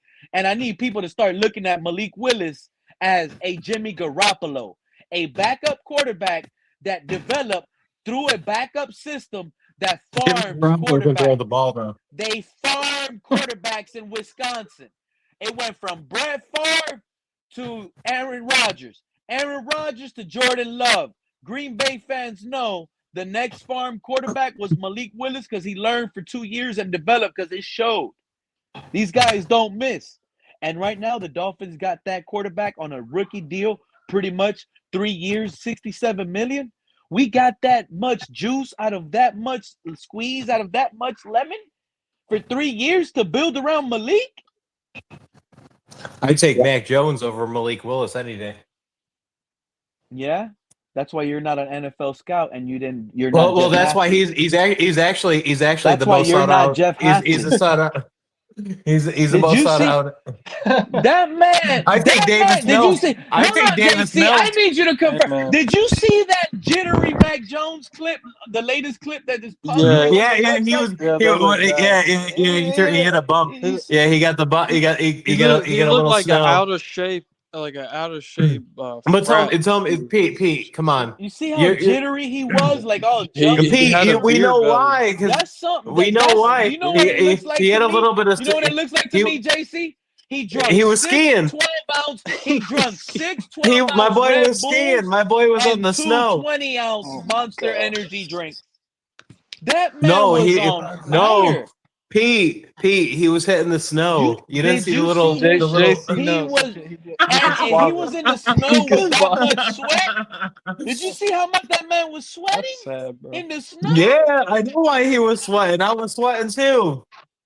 Me and him both. We were in the locker room. Come on, man. I hooked him up with the plug. Mac Jones is a good. No, but come on. Listen, like you're gonna tell me like when we saw Mac Jones last year, Mac Jones looked way better than Malik Willis. Why do you think they weren't even trade him? What did you get Malik Willis? Actually, that was is it false a trade information. or a release? Where did you get that from? If you go based on the last 3 games played, where do you get that Mac Jones looked better than Malik Willis? Malik Willis looked better than Mac Jones in the pocket. His pocket presence was better. His passing yards were So better. how come Malik Willis didn't go for a 2nd round pick? Why was he just given away basically? Because Mac Jones is going for a 2nd round pick. Mac Jones is on a cheap 2-year deal. Malik Willis got a 3-year, $67 million steal of a deal in Miami. And the only reason he didn't take that $100 million contract from Arizona or the Jets is because his buddies are here in Miami. It's a buddy thing. They know him. You know what Malik Willis is to Miami? Is that ace in your pocket. Hey, man, do me a favor. Bring your talents to South Beach, LeBron James. He's the LeBron James. He was the number 1 free agent, and we stole him for 67. He's not even the best. Like I would take Brennan Thorsby off his gambling shit before I go after Malik Willis. And this is why you will tarnish a locker room. You will tarnish. I take Johnny Manziel right now, probably over Malik Willis. Wow, Mark, you see how this is Mark? How do you think this makes Buffalo fans look? Well, we're talking about a quarterback. This is what they got replaced by a guy that drinks his coffee with mayonnaise. Oh, that's hard. It's true though. Am I wrong? Let me put things in a football perspective instead of this silliness. First of all, Malik Willis in his 3 games last year with Green Bay. This stuff is silliness, man. Go ahead, keep cooking, Mark. Okay. Now, first, Malik Willis last 3 games last year in Green Bay. What was the record? 2-1. No, it wasn't. Yeah, it was. They lost the Baltimore. They lost the last game of the season. Oh, he didn't play the last game of the season. Oh, that's right. They had some other scrub. Exactly. Okay. Now, if we were to take and compare the current Miami starting 11, and we were to compare the personnel that Green Bay put on the field when Malik Willis is on the field, I would give the Packers the edge And let's see. And we're not gonna take in a quarterback. We're just gonna take the other 10 players. I would give Miami one advantage out of the 5 spots or 2 spots on the offensive line. I would give A-Chain an advantage over Josh Jacobs. That's 3. And then I would make tight ends a tie because Tyler Kraft was hurt for Green Bay. So you have a tie and 3. The other 6 players that Green Bay was putting out on the field were significantly better than what Miami is going to put on the field this year. So, will Malik Willis have this magnificent season in Miami with lesser personnel? I think not. But then on the other hand, I'm just the guy who follows football. We're talking about, but this is where you fail to understand how I'm trying to let you know, Mark, before it happens. Put your money on Malik Willis to probably win MVP this season, Mark. Mark my words. This is a quarterback that is creating plays out of structure. He's already elite. Okay, Mark? So you're saying that he is significantly better than Lamar Jackson? You don't want to hear the truth because this is a young Josh Allen. He's always been elite at creating out of structure. He's like 6'1" and 220 pounds. He's not exactly Josh Allen. 4 seasons He's not even 200 NFL, pounds. He's gotten the Jimmy Garoppolo treatment. He learned how to work and progress through his offense and work in the pocket and pass. He developed that trait 4 seasons as a backup quarterback, and it showed the last 3 games of the season. He wasn't going to get an opportunity in Green Bay. They have a star quarterback in Jordan Love. That's it. He got an opportunity. This is a quarterback like that can be considered a Jimmy Garoppolo. You guys want to view him as someone that, no, he's developed. He's not no project. He is no rookie. You said Jordan He's Love not is a rookie anymore. starter. He's been through multiple coordinators. He's been through the same system now, and he understands the schematic plots to the increments of what the receivers in this style of offense need to do and what spots they need to be. He's mastered it. Pete, he's a fully did developed. you hear what they said on ESPN? Quarterback now, and he needs to be looked at as that. He's not a gambler. Pete, did you hear what they said on ESPN? He has to come in and win, and that's what he's going to prove and show. You guys don't believe in it because you're outsiders, but Dolphin fans like myself, I think he's a finished product. I think he's already learned everything 4 years as a backup. I think he's ready to roll and take the chain and run with it as a rookie quarterback that's selected number 1 and wins Rookie of the Year. He's going to do better than a rookie quarterback. He is, because he has more knowledge of the NFL playbook than any of those rookies. You would say this if CJ Stroud was on your team, and then ESPN literally said if CJ Stroud was on fire, they wouldn't even spit water on him because he's so trash.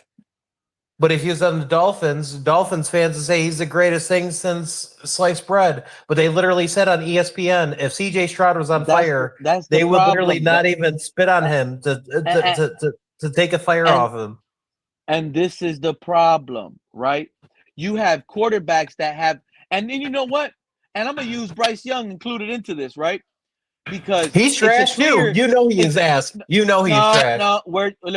You got one quarterback, CJ Stroud, comes in, lights it up rookie year. Justin Herbert lights it up rookie year. He never lit it up. Bryce Young has never light it up, and Jaden Daniels lights it up rookie year. Was barely stomachable last year. Put so much of a high ceiling their rookie year that regression looks bad on them.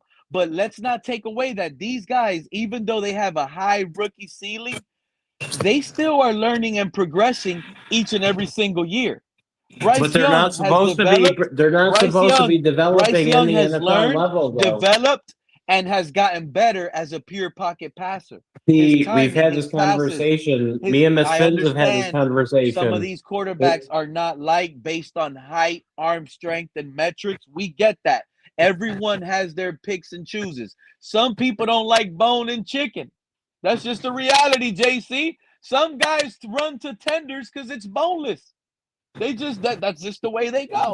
Some people won't eat chicken if it doesn't have a Some bone people in it. eat ass. Yeah, That's the issue. But it's still chicken. You know what I mean?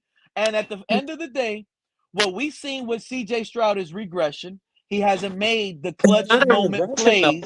He hasn't it's not made a the big clutch regression. moment plays. But yet, his counterpart that they compare him to, the draft guy, he started off rocky.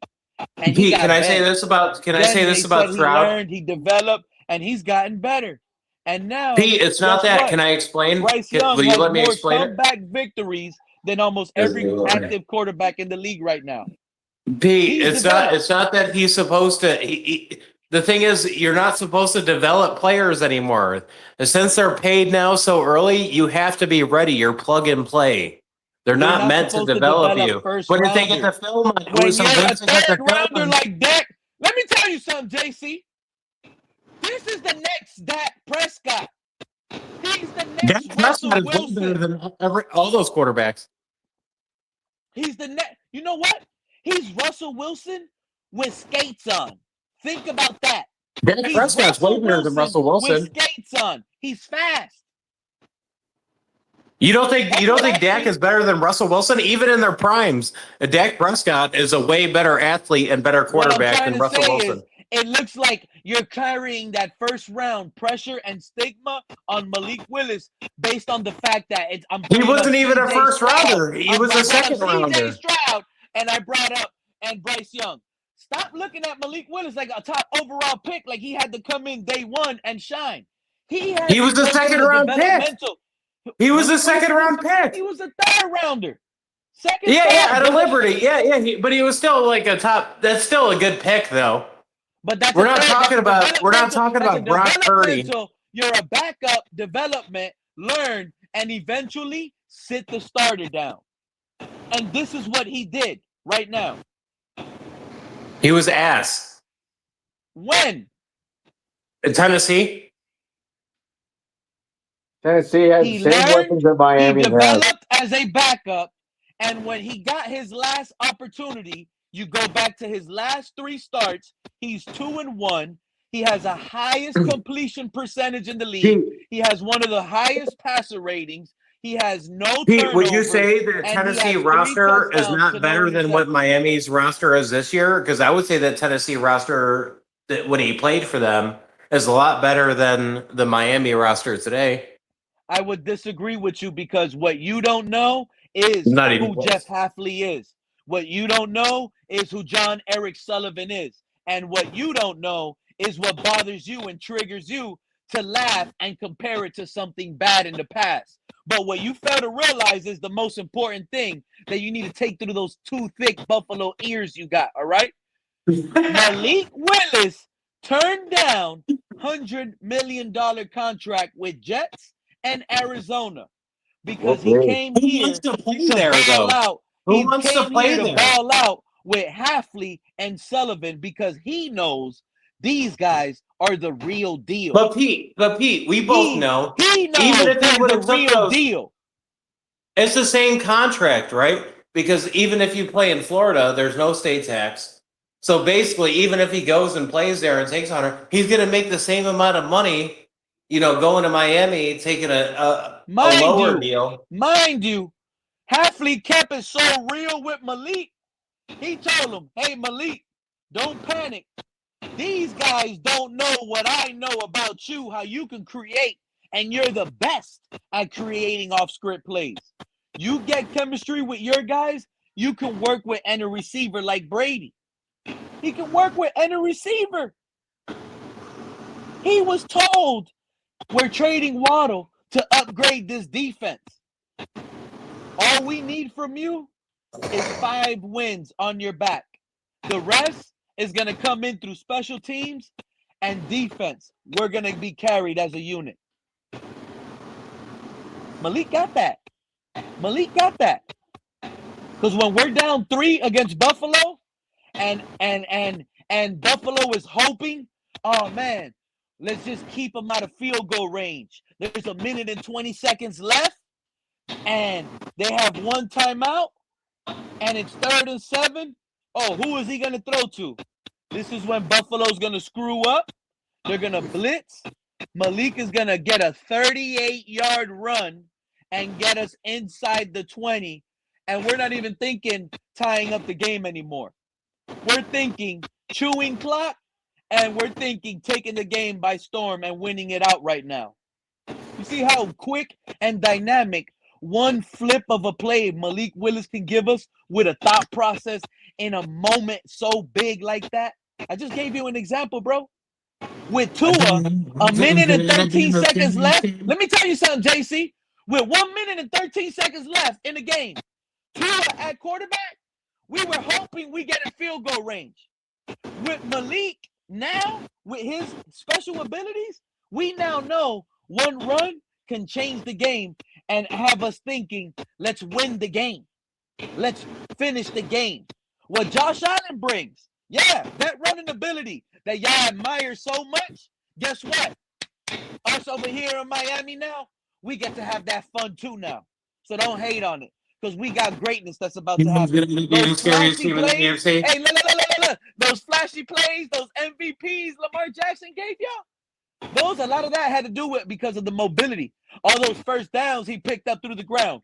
You know, Dolphin fans have suffered. We haven't had a quarterback in Miami to pick up a first down on a consistent basis here in 6 years, Pablo. In 6 years. I'm telling you what, look out for Pittsburgh. Wait till next year. They're going to be trash this year. Got one leg Aaron Rodgers, bro. It's over. Look out for They're going to draft Drew Mestemaker. They're going to fire what's it called? They're going to get Sean McDermott. Hey, Buffalo's going to come down here late in the season. It's going to be hot. Y'all be thinking it's cold down here in December and January. It don't get cold in Miami no more. It's still hot in January. We're going to knock Buffalo out of the playoffs, and it's going to feel so good to see Josh Allen sweating in tears. He's going to be hiding those tears in sweat, but he ain't going to hide those red eyeballs. They're going to be shattered. I can't wait. The Buffalo journey from being looked at as a success. You know what? I guarantee you. Have I ever been Pete? JC, now, out of all the people you talk to, out of all the people you talk to, out of all the content creators that you know, when I predict things, they sound stupid, right? But do they not happen, JC? I'm predicting another stupid take right now. That's what I was going to say. Out of all the people, right? I'm gonna predict another. Out of all the people you talk to, who's always right? It's gonna happen. I guarantee you, it's gonna happen, JC. Have I ever been wrong? Listen to me, JC, because I'm never wrong, and I don't like to say that, but I'm never wrong when I'm being real. I'm not saying the trade. I'm not saying the trade is going to happen, but I promise you this: I know what's gonna happen. The season is gonna go so bad. Mark my words, JC, and I want my flowers. I told Pete last year who they were drafting. The Josh Allen trade rumors are going to pop up next season. No, they're not. And I'm not saying he's going to get traded, because he ain't. But I guarantee you the Josh Allen trade articles, the Josh Allen trade rumors, the media, how they're going to turn, because they're not going to turn on Josh Allen. Joe. But they're gonna say Buffalo is cursed. Hey Joe, how you doing? You see, y'all think y'all running from that O.J. Simpson. There's a new stadium. Cursed, this is crazy. You guys got that O.J. Simpson curse, bro, and that new stadium. Yeah, y'all still ain't running from it. Y'all still ain't new stadium curse. You guys are gonna win like 3 home games. Y'all hit a murderer. Hey Joe, do you remember? And defending. Hey Pete, Buffalo was I right? Was I right about the was I right about Caden Proctor? I was right about Caden Proctor. You get to get a little bit of hope once in a while, but you're cursed. You're not going to get the finished product ever. Joe, do you remember that last year too? Me and Pete talked about this a couple weeks ago about the Caden Proctor pick. When I was like last year, I was like the Dolphins are going to draft Caden Proctor, and then they drafted him. I don't remember, but yeah, but Pete will tell you. Yeah, I predicted the last 2 picks. We shouldn't have drafted that motherfucker. No, you should no.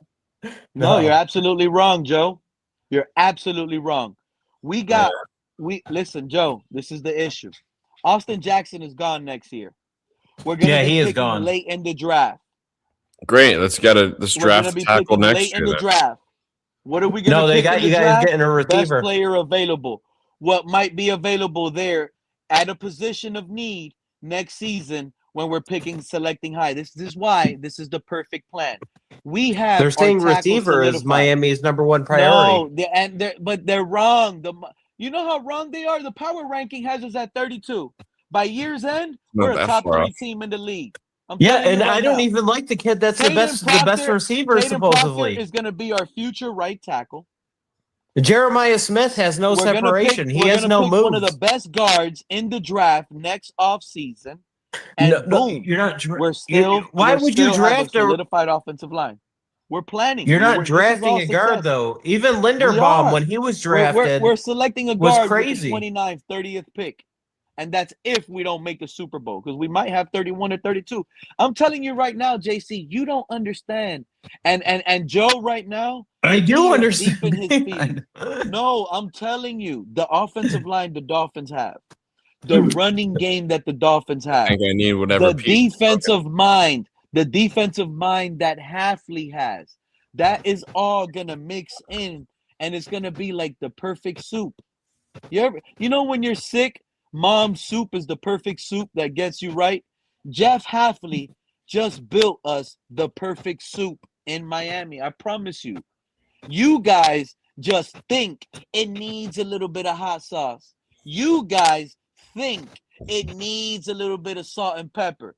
Y'all just only got a little taste of the brim of the spoon. Y'all didn't dig in deep. Y'all didn't get the meat flavors in that. Y'all didn't get all the flavors down there at the bottom. Y'all got the top oily flavor and thought it was missing ingredients. And those ingredients y'all think are missing, they're all there. They're all there. Y'all just not really haven't seen it or tasted it yet because you ain't dug into the season yet.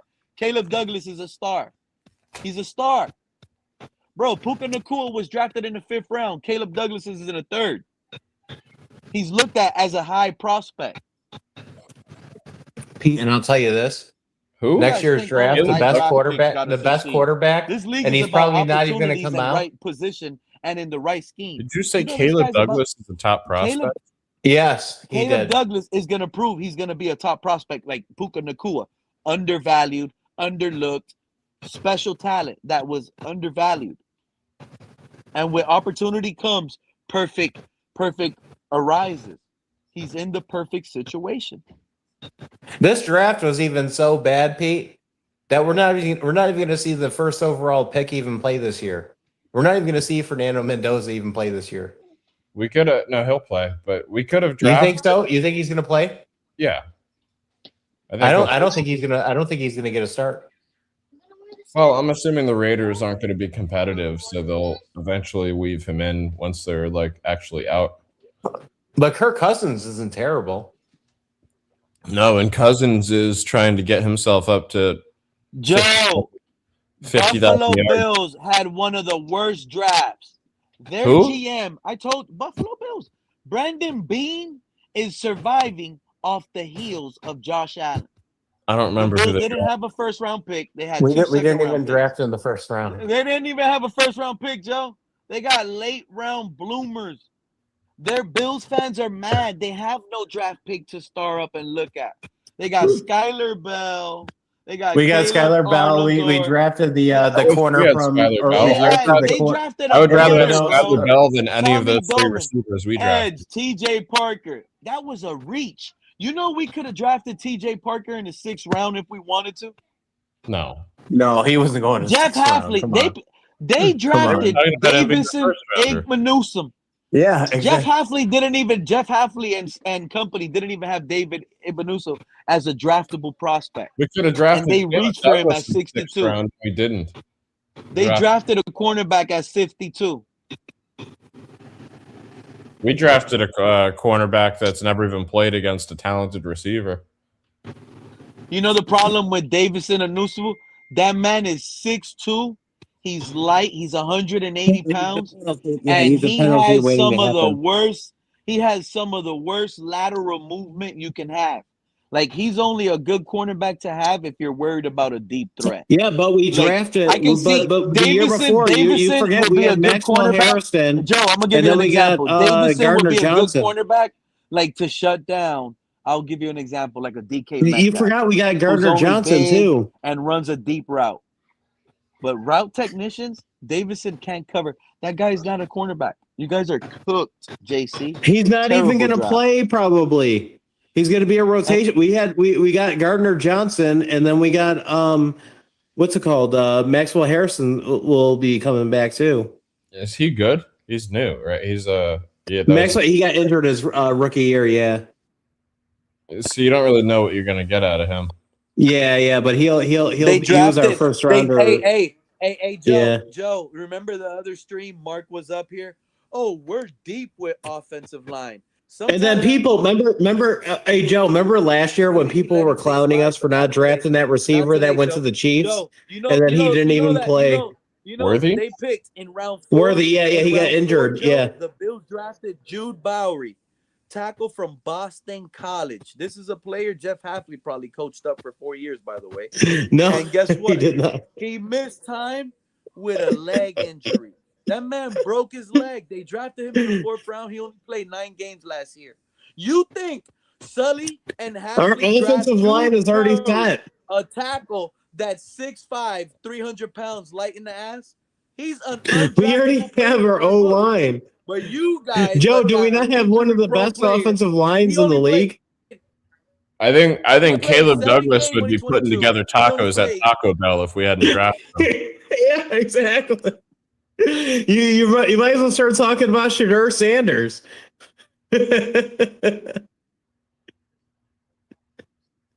Who's the guy from Florida? What was that one big or that fat guy that couldn't get on the field for Tampa? You know who I'm talking about? That's in the CFL now, I think, or the UFL. Was this? No, that wasn't. Was that Watson? Watson, yeah, right? yeah. Basically, yeah, they're gonna be working together. Yeah. He's gonna be feeding him mayonnaise on XCam's live streams. Jeez. Hey, Buffalo had one of the worst drafts I've seen. I'm so we didn't happy. even have a bad draft. Hey, you know what's funny, Joe? They believe in Joe Brady like Tuaniers believed in Chris Greer. I believed in McDermott. I never said McDermott was the issue. Let me ask you a question. Joe. If Hafley and Sully would have gave Bradley Chubb an extension, you would have been happy? Bradley Chubb is going to be a rotational guy. If Bradley Chubb would have gave, if Sully and Hafley would have gave Bradley Chubb an extension, you would have been happy? No, because we're not. What would you have graded that if Hafley and Sully had gave him like $100 million contract? We're in a different position than the Bills. I think that would be a responsible move for us to do as the Dolphins.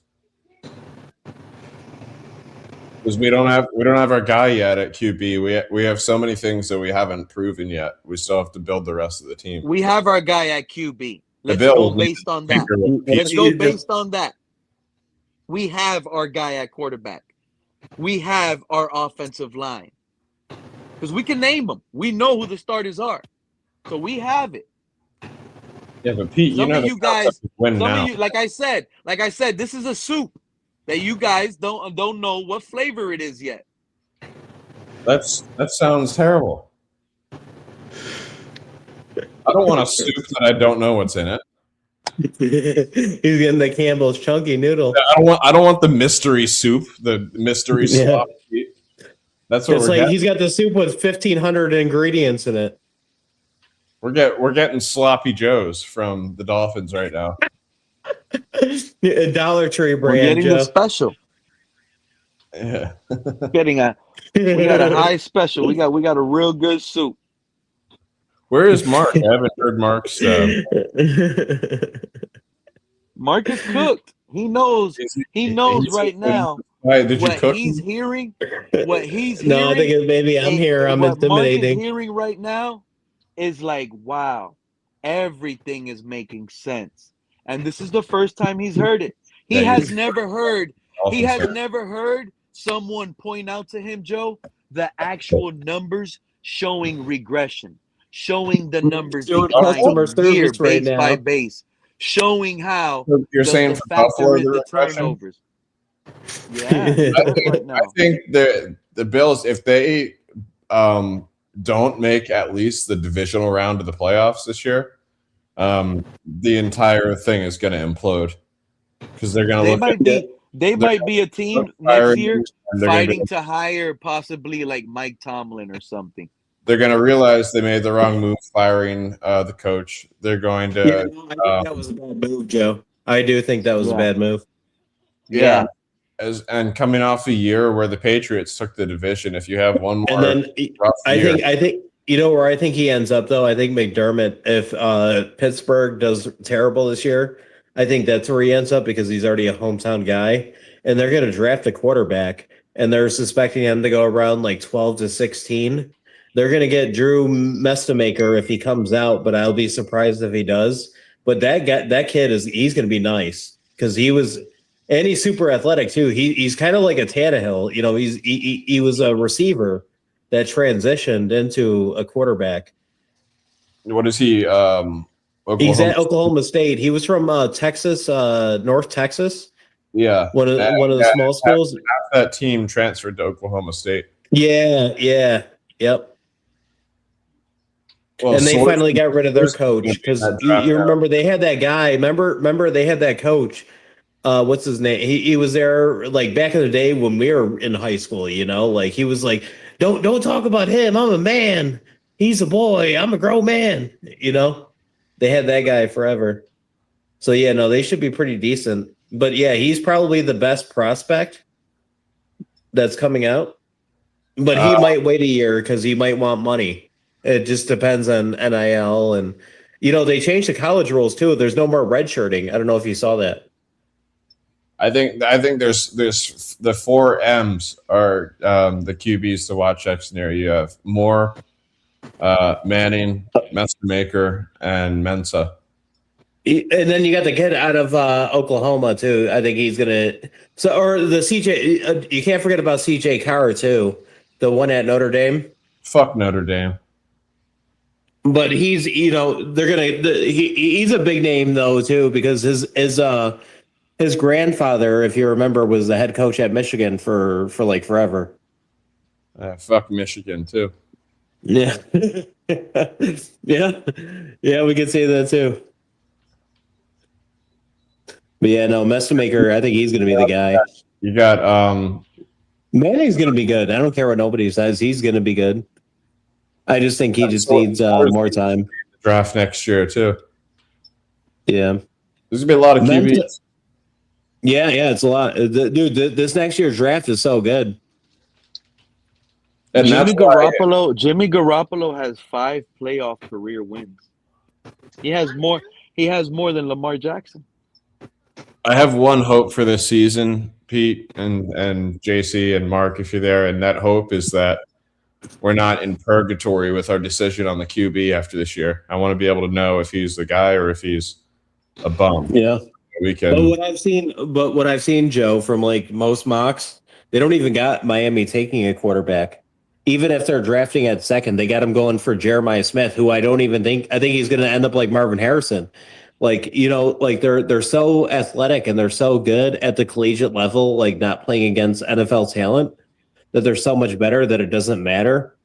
But then when they get to the NFL level, you know, they can't separate. They don't have the footwork. You know what I mean?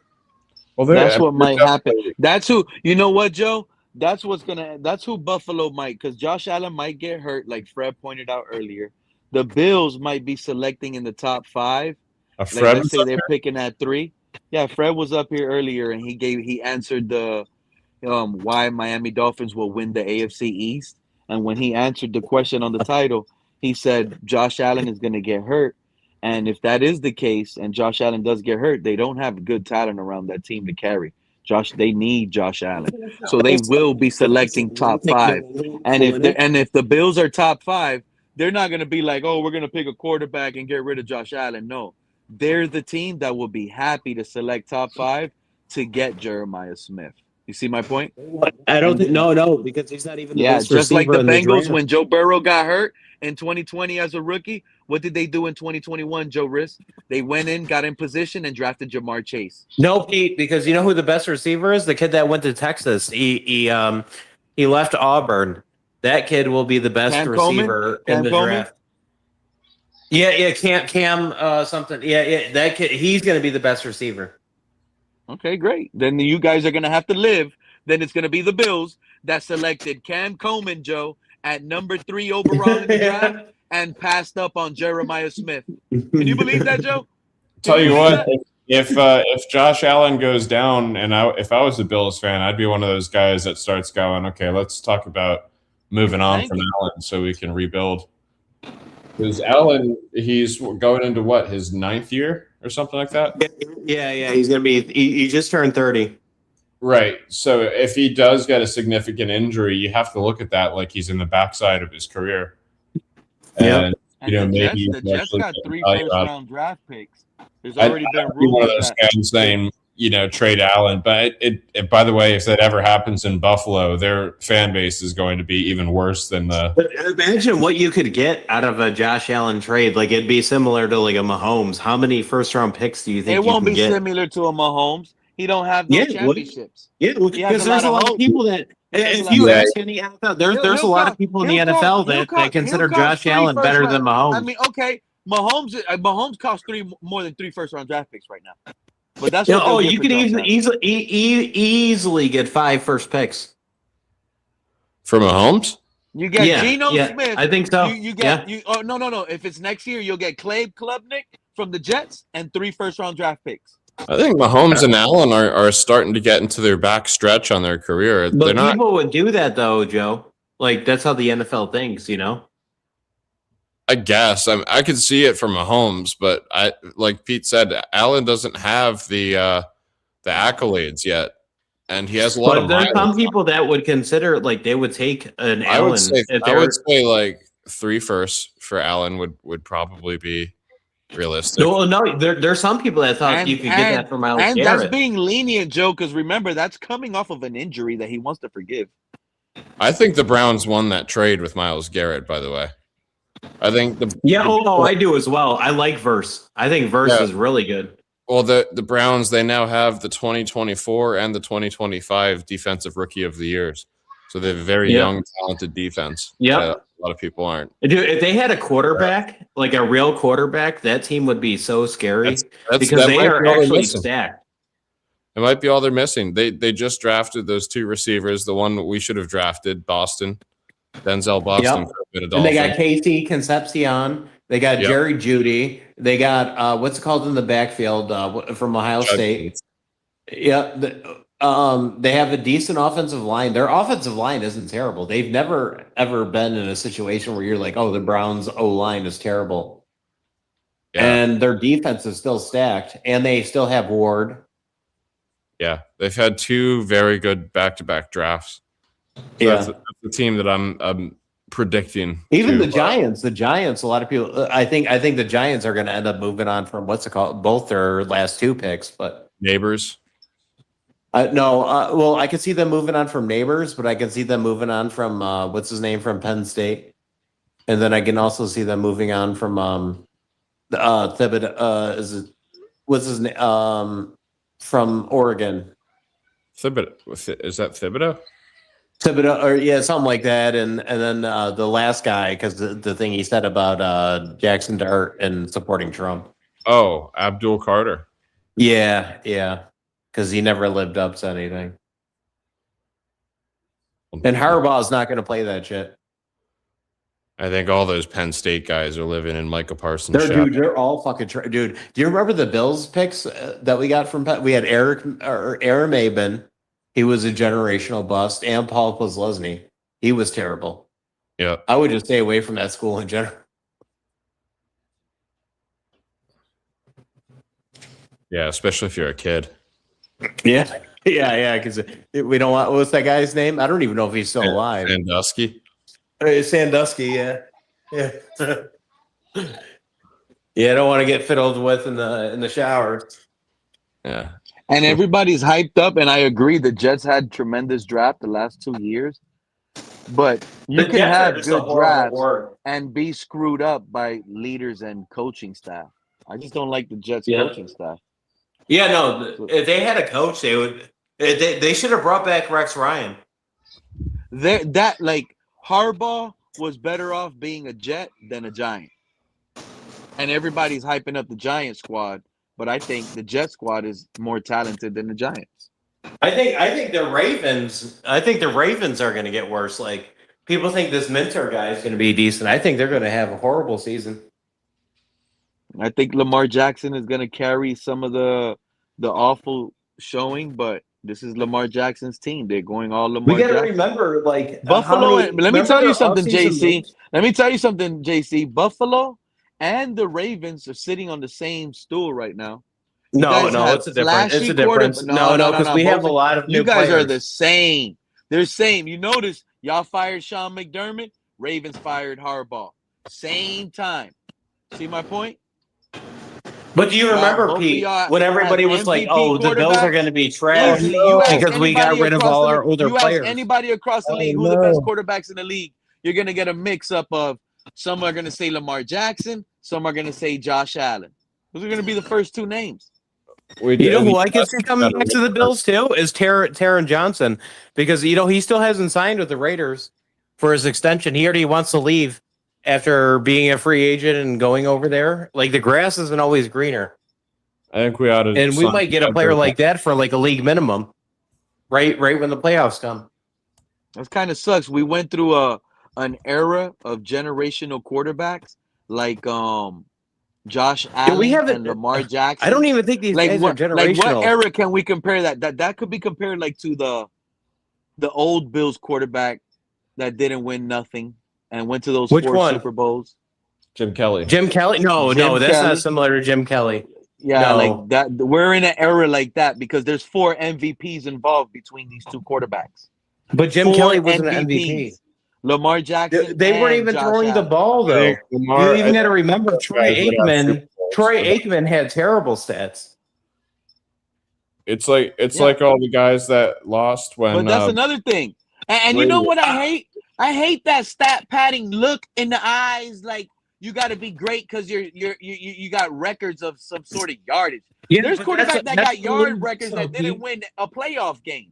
Statistics Pete, don't mean crap. do you Look at remember? Bob Greasy is one of the best quarterbacks the NFL ever seen. That guy wore goggles and he managed the game. Well, at the Pete, most people hype critical up Joe position, throwing Namath, 10 right? passes a game. Joe Namath has more interceptions than touchdowns. Exactly. You just got to know how to win the game. Football, But no, you gotta know the how to shit was win. fixed back then, though. It Probably, ain't there yards, was probably it's definitely knowing how mafia to win shit and going on. dictate the game. Do you guys remember when Joe Namath was lit and he tried to kiss that reporter?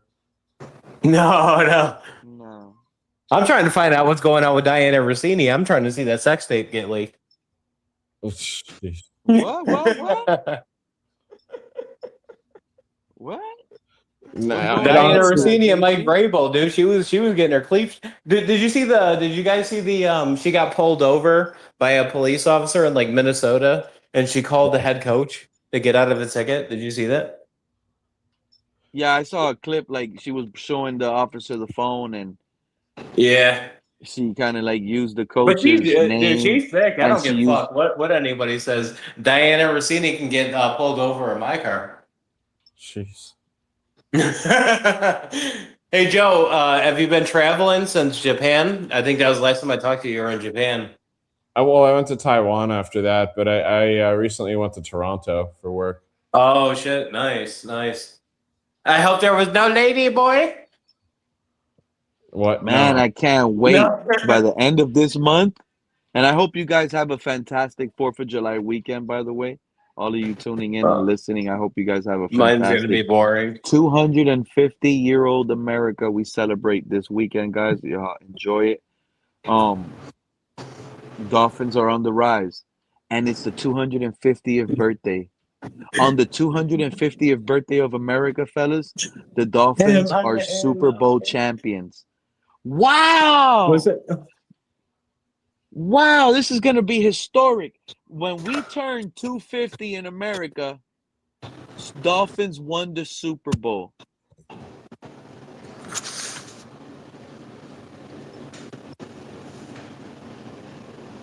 I've been tuning into the Dolphins Collective though when I get a chance. They're not feeling the way you feel, Pete. Pete, you should put 100 on. Dolphins Collective. What were you saying, Joe?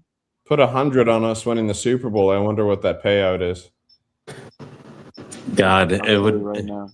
I think it's like 20,000 plus 20,000, so it'll be like 20,000. Dude, I'm mad I didn't put any money on the that last UFC card. What, at the White House? Yeah. Dude, did you see what's it called? It's he still bet at plus 20,000. he So bet you just some win I 20,000 forgot what with he 100. bet, but then won like 5.7 million.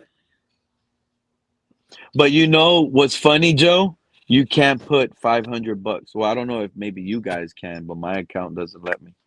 It says wager exceeds maximum. The max you could put on a Miami Dolphins to win the Super Bowl through the Hard Rock betting app is $100.50. You might have to go through like Vegas to do something larger. Dude, but I've heard like the Hard Rock. Have you guys ever seen the videos where people bet through like Hard Rock and then they like try to scam them out their money or don't want to pay them out? No. I've seen that on like YouTube where people go to like the actual like casinos or whatever and they're like, yeah, no, we're not paying this out. Not yeah, I've never seen that. Man, we got a red card. The US might lose this. But yeah, no, I'm gonna be around more. I actually just like quit my job like 2 weeks ago. So I just been chilling at home, job searching. Nice. No, I wish I did. Before you left. Huh? I said you take a dump on the floor before you left. I wish. I should have. No, I came on the floor. I saw a video of Sydney Sweeney. Where was it? What were you doing? It was a warehouse. It was like loading trucks for a grocery store. Oh. Yeah.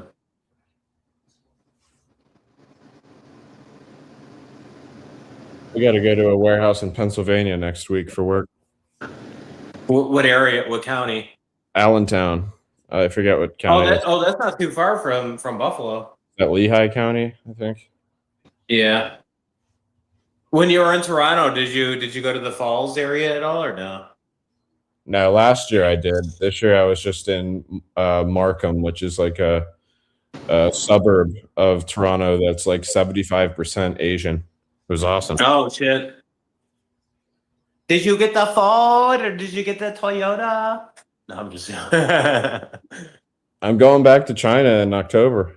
Dude, where does what's it called? Who's Snorty? Snorty, what part of Canada was he from? Toronto. Oh, we haven't heard that. That name hasn't been brought up. Snorty, Jordy, yeah. Snorty got quite a few people in a lot of trouble. Yeah.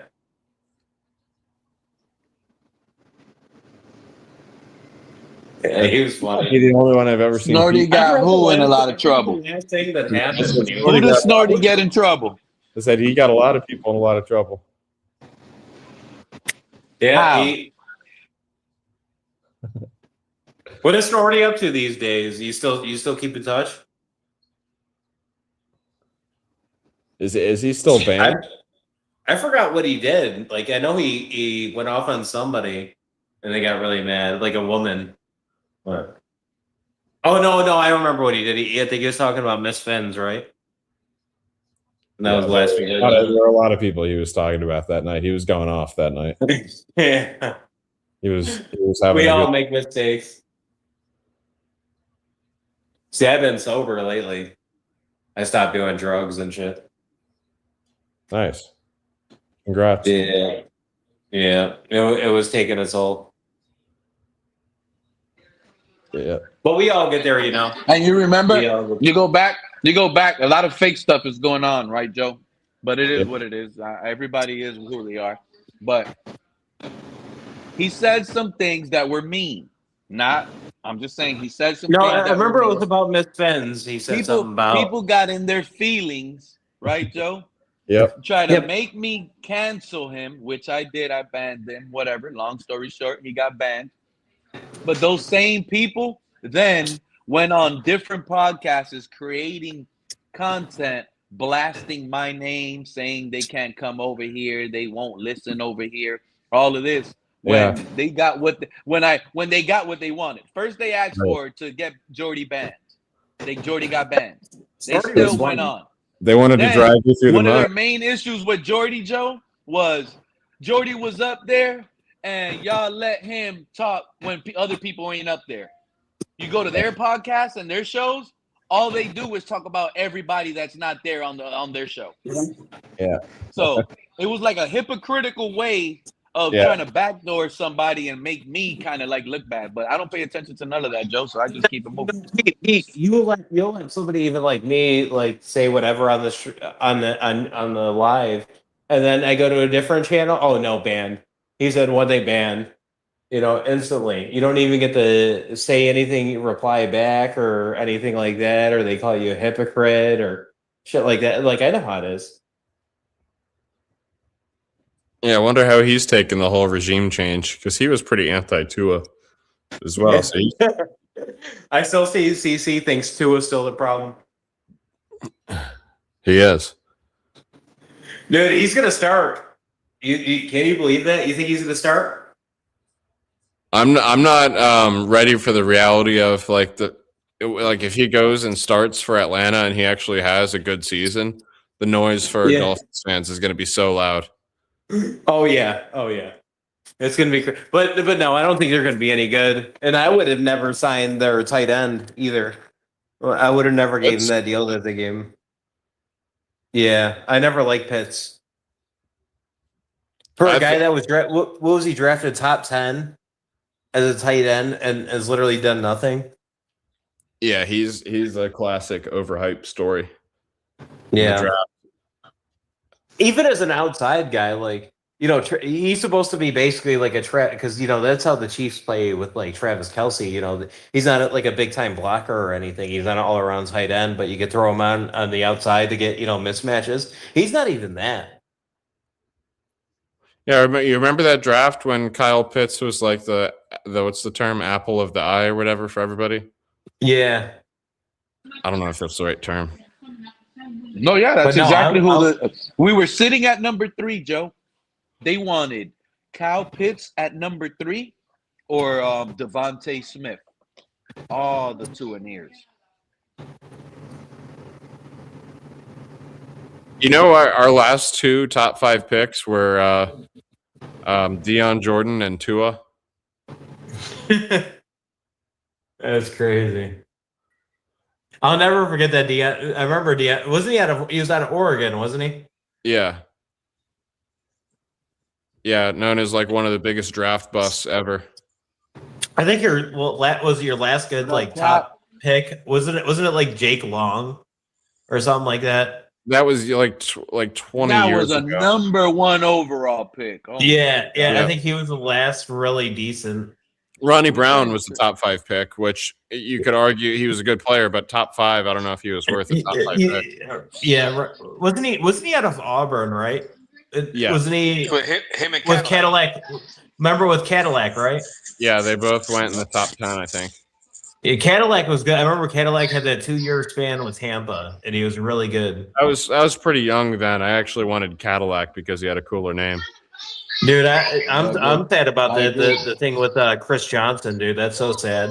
I didn't believe it when I saw it, man. I freaked out when I saw that, bro. Yeah, he can't even talk. Yeah. I was talking about it yesterday. He's part of the reason why I chose to go to East Carolina.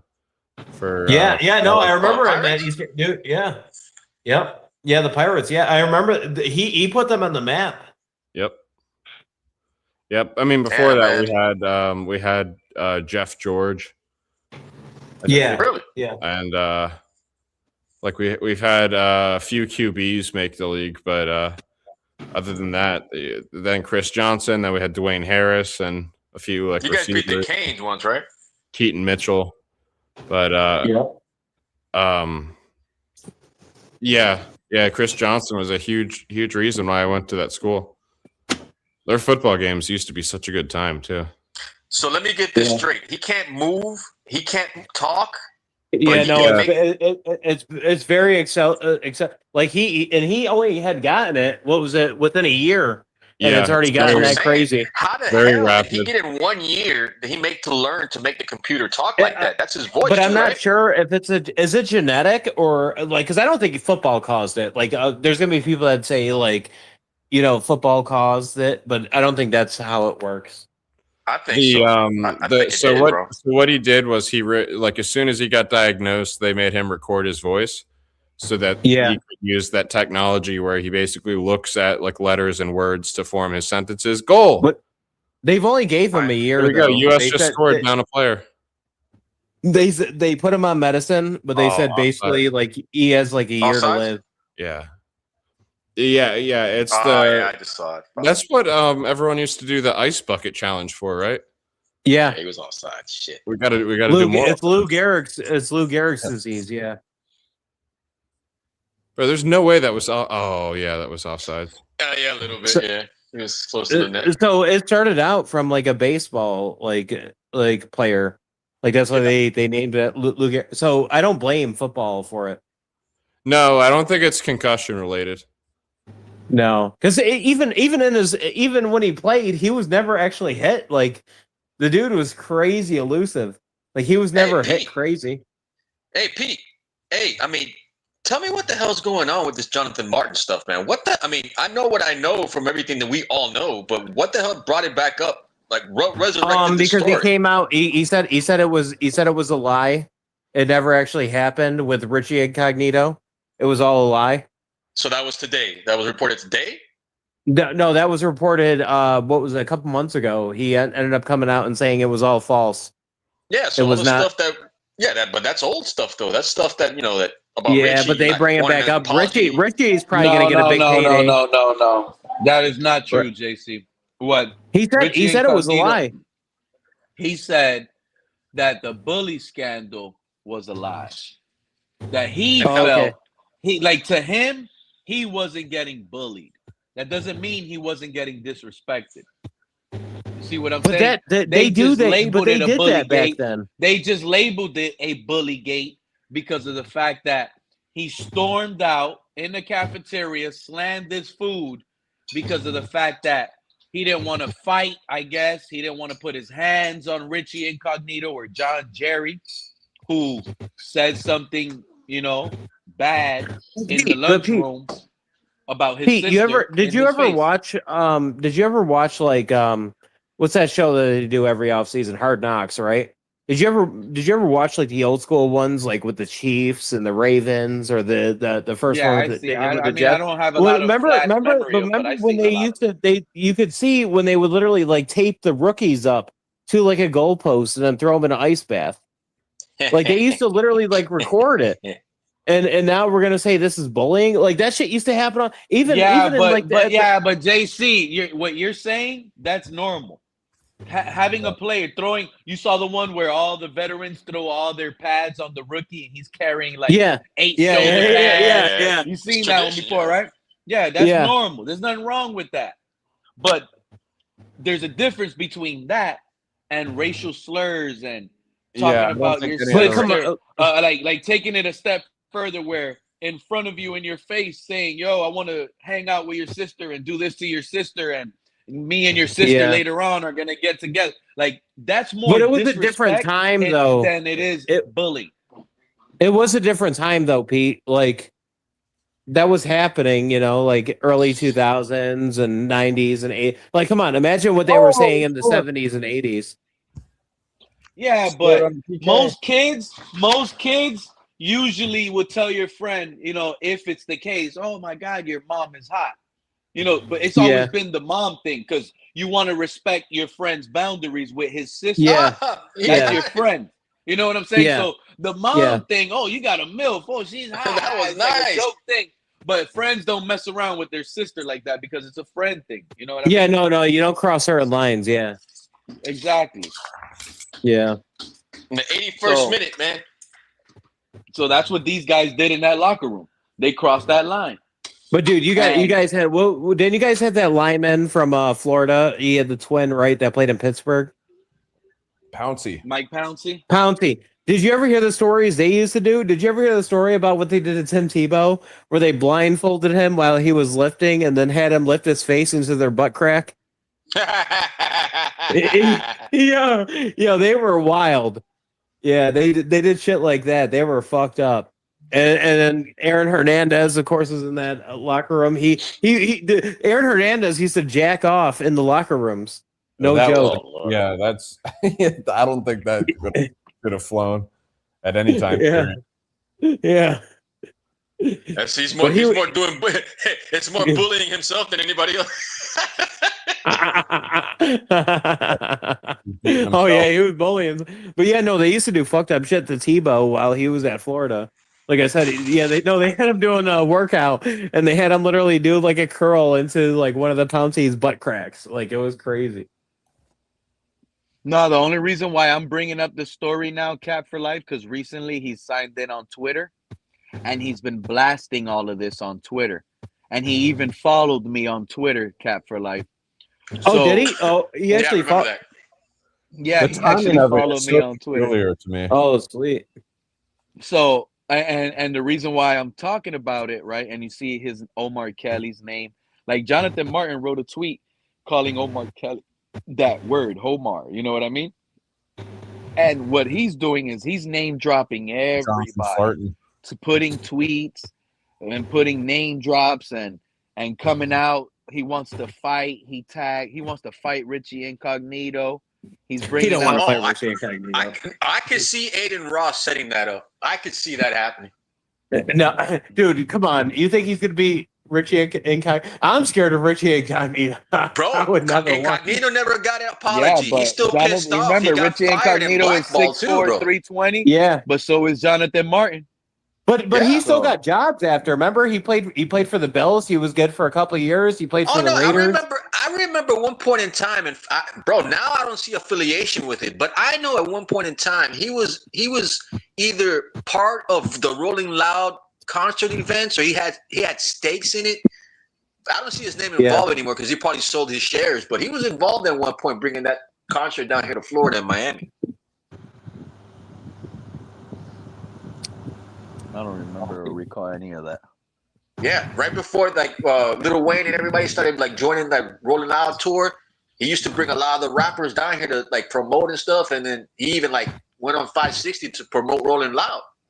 Like he was doing stuff on the side, but that man was pissed off, bro. He was like breaking shit and breaking cars and fucking.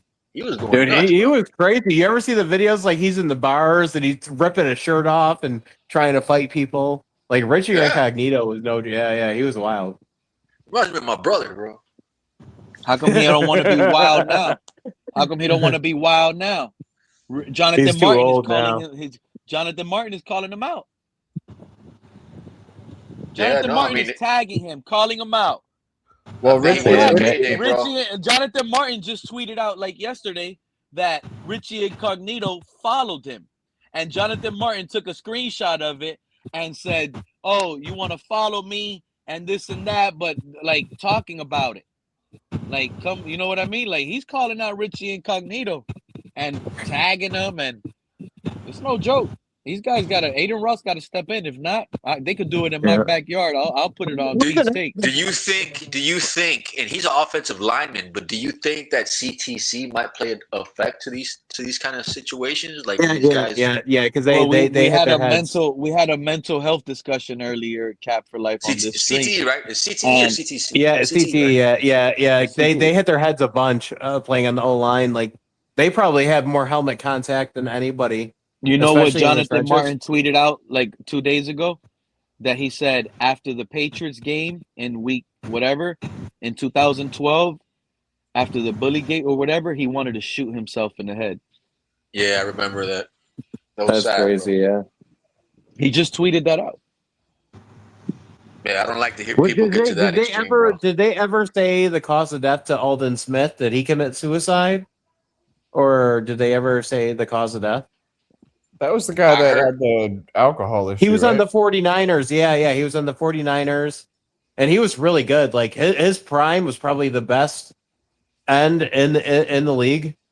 You know what? I never really heard how he passed away. They never said anything, but they said just the last found him day in the car, right? Yeah, they said he was handing out pizzas and then he was dead the next day. He was helping the homeless. But yeah, no, he was smoking weed and drinking a bunch. But he had that incident at the airport too. I don't know what I don't know if he had a firearm or what, but yeah, no. But he was probably one of the best defensive players. Like that when Harbaugh first got to the 49ers.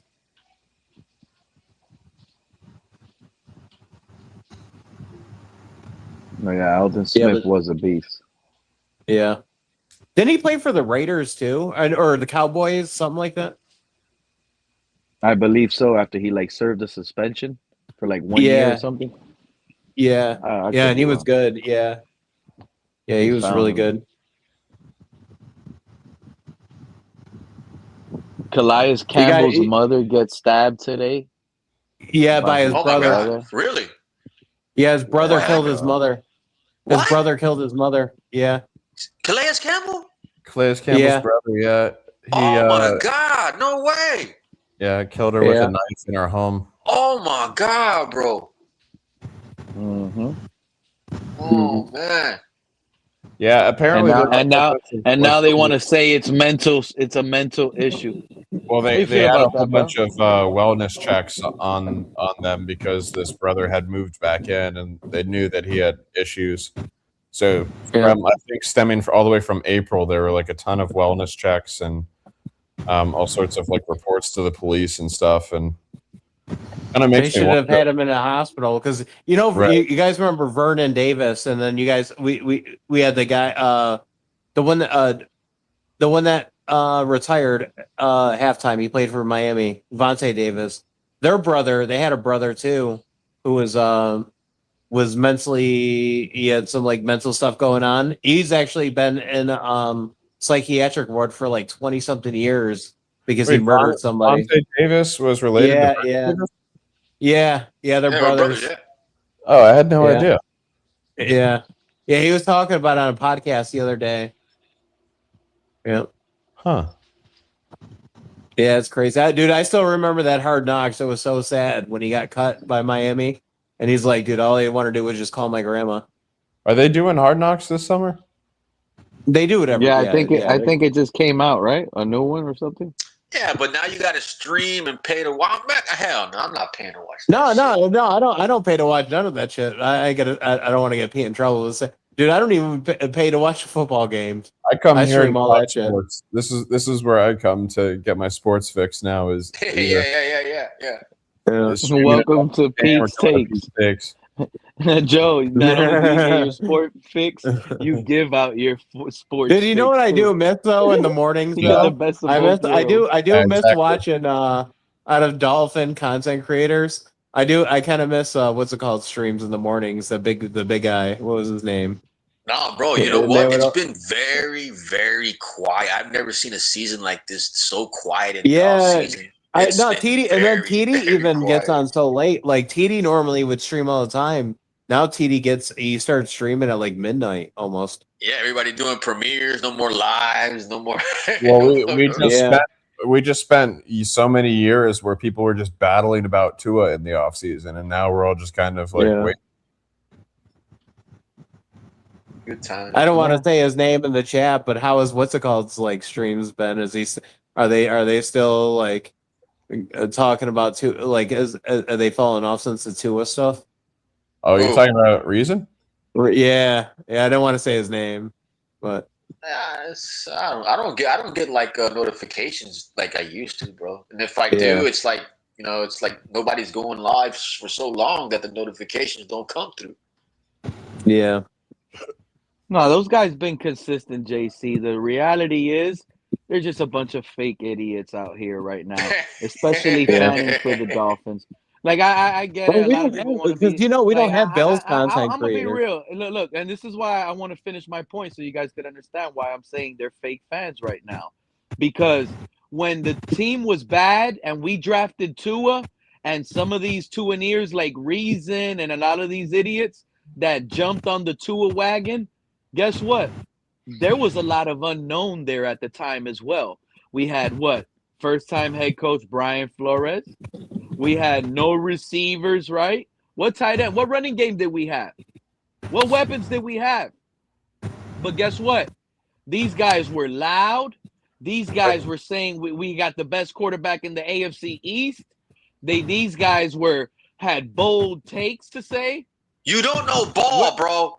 Yeah, you didn't know ball. If you question their positivity, right? Where is that same action at now when we're under the same situation? Where is You know what's crazy, Pete? Pete, you know what's crazy? I don't even get notifications. Why? I don't get notifications. I don't get Look, notifications anymore. When fans, hold on, JC. When fans at those times when we first drafted Tua were saying, "Oh, the Dolphins are gonna suck," those fans were called idiots, morons, block them. Now they're doing the same thing. Those fans that were negative, they're doing it now because we have a lot of new and unknown. Why they But I gotta don't be get so fake? notifications from the Jets guys either. Like, you know, like what's his name? You know, the big one. I forget his name. Jets media. Jake Asman or whatever his name. Yeah, I don't even see him up. Jake Assman. Yeah, but he's actually a good guy. He's actually a good content creator though, and he doesn't joke with his fans will say like stupid shit and he'll roast them. He'll be like, "There's no fucking way the Jets are doing that. Like we're gonna be fucking shit," you know. Like he's honest. He's not a homer. Yeah, no, he doesn't. No, because he does like ESPN and stuff too, which is actually pretty cool. But yeah, no, he's like, no, there's no fucking way. You think what's it called? Who's their quarterback last year?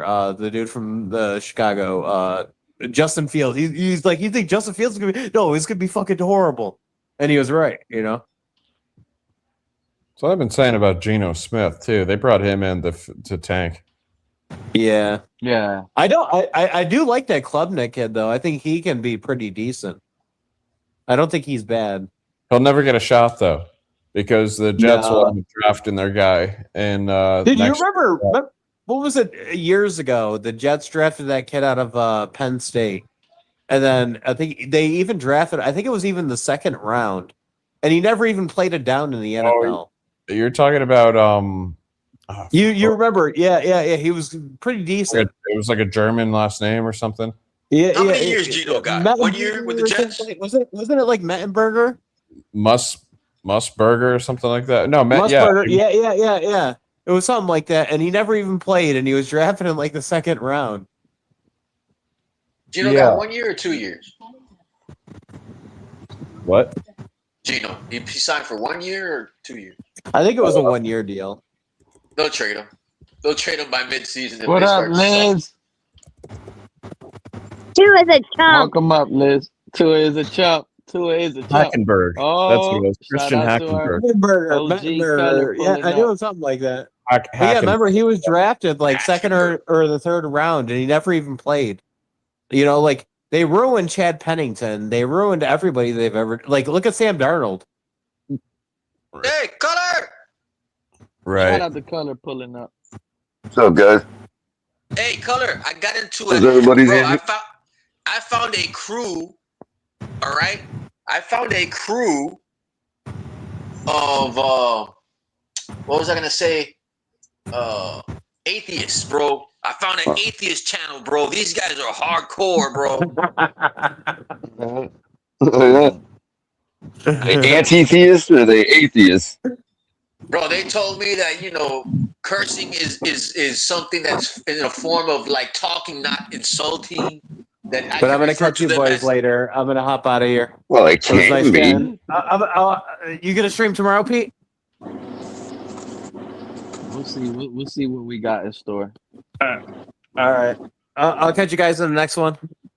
Enjoy your weekend, JC. Yeah. Bye, All of you JC. too. Bye. Hey, I started getting into a debate, Color, with this one guy. I said, bro, Oh, being cordial to the Buffalo fans. What were you saying, Cap? I'm sorry. And I told the guy, I was getting into a debate with the guy. I said, you or blah blah blah, whatever. He goes, "Don't refer to me as you. I am they or them." I said, "What the fuck?" Oh, jeez. He's one of them. He's one of them.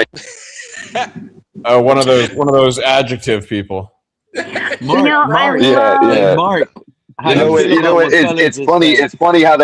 It's funny how they identify as atheists, yet they treat their ideology just like a religion. Yeah. I Mark, love you're getting into there? debates with these people on the internet because every little thing that I say sets them off, especially No, the but you know what, Oh vegan yeah. people. Liz? I'm gonna tell you I something, can Liz. I can really get the vegans going. All I have to do No, is say I like meat. no, man. It's just funny, Well, man. that's Like everywhere you twofold. go. That's twofold, Liz. You got the vegans and the people that don't Vegetarian? like no. If you said you like meat, so Yeah, they're gonna call you a turf too. You know what I mean? I don't care. I mean, I got into this one. Her name was Angelique. And she was like, "Well, if you eat meat, you're a killer." And I'm like, yeah, that's how it's supposed to be. It's how it's been done for millions of years." Oh, wait. Has she ever seen anybody get? This is the Has she beef. ever seen This is anybody get kicked by a horse? this is the stuff you guys are running into on different podcast shows. No, well, Oh, mine was on man, Facebook. Pete. That stuff's been going on since I was a kid, man. It's just gotten worse since the 2000s, man. I mean, I went to Job Corps with a vegan, and I could constantly, all I had to do is just say a few words to her, and she would just start going. I'm just like, hold on here. Since when do That's vegans your work? choice. You're not gonna force me Good into call, Joe. friggin' doing it. No. And what really sets them off is if you tell them that forcing their kids to be vegan and vegan only and not giving them a choice to eat meat or not is not right. Boy, that got her going real good. Not right for you. Not right for you. But I would actually, Liz. I would actually stand with them on that particular issue. Well, I You can mean, raise your kids however you want. I'm tired of the government trying to and everybody trying to tell each other how to raise their kids. You know what I mean? but color, there's so many different things. I get what you're saying. I get what you're saying. Your code They don't doesn't have see a that as choice. right, and that's okay. And then when they turn 18, they think they have to be vegan because their parents are vegan. I mean, Well, I mean, it's not much different than the people that raise their kids in church. You know what I mean? Or now the my mom never forced me to go to church. My mom always gave me a choice if I wanted to go to church or not. I mean, some people, But aren't you in a place? Aren't you? Did you grow up where you live right now? Like, did you grow up in Washington? Yeah. Yeah. See, even though your parents might be conservative compared to what normally rolls around Seattle, they're probably still a little more like forgiving in that regard. My parents didn't not. Well, there was no way I could stay home on Sunday. There's no way. Yeah. Like that would have been no. There's no. That was. I know that there are people here in the town I'm in that I went to a church for a while. I won't say what it is, but they were like really strict on you have to be there on Sunday. And when some things I happened, don't know. No offense, Liz, but I was like, no offense, I'm but not going no more. my picture of a childhood in Washington State in the mid '80s. My picture of that is from war games. Oh, you know what I mean? So like, forgive me if I think the parents in Washington are a little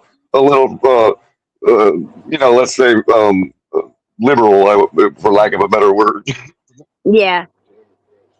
That's it. Yeah, That's where they filmed the Goonies, right? Despite it being a Democrat state, people, Hold on, Joe, I'll get you in a second. people, not all of them, but a lot of people that were raised Gen X were raised way differently. I mean, they took religion differently. They took Wow.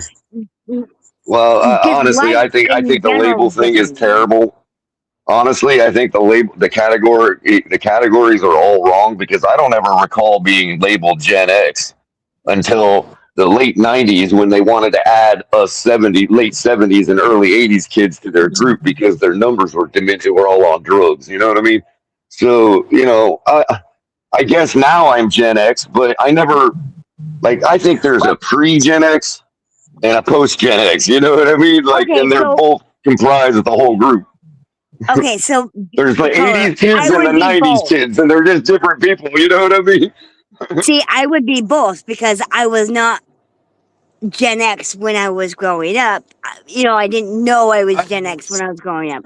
I only When recognized you and I I was were Gen X like, later. when you and I were 20, right? We were like, there was 80s kids, and then there was the kids a little younger than us that grew up in the 90s, had their formative years in the 90s. You know what I mean? Like the Fight Club. I call them the Fight Club kids, the ones that are all black-pilled and nihilistic now. You know what I mean? My sister. The Dave Smiths of the world, or these comedians that are just jaded about everything. They're all from the '90s. Yeah, my That's what sister. we saw as Gen X.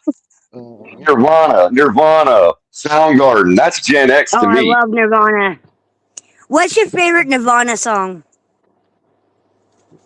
The one that's in the garbage. You don't like Nirvana? My favorite I song. can't stand Nirvana. My favorite Nirvana is All Apologies. Now that doesn't mean I don't like the genre. I love Dave Grohl's works after Nirvana. I think the guy is a great musician, but he was the only musician they had. I mean, I wasn't really into grunge. Okay, so I'm eclectic when it comes to music. I No, like I a don't hate lot of. grunge. I don't hate grunge. I just don't like Nirvana specifically. Is it the long hair? It's just I think Kurt Cobain is a selfish, I don't know. Off yourself because you can't stand being a celebrity and rich is just to me Yeah, is the I paramount will of admit that was irony. really stupid, but he could have just quit. I think Did you know, the Liz? Are you aware of that school out in Evergreen, Washington that it ended up rioting and mobbing one of their professors off the campus? No, Remember I that didn't know happened in that. 2017? No? Kurt It was a Cobain big went to that decision. school. Yeah, it's a liberal arts school. You know who else went to that school? The Chocolate Rain kid. Chocolate Rain Kid? Chocolate Rain. Yeah, he went to Evergreen too. I didn't know that. Anyway, so Joe, you were saying something a second ago that I actually kind of caught some of it. I wanted to actually hear what it was and answer to it, but I forget what it was now.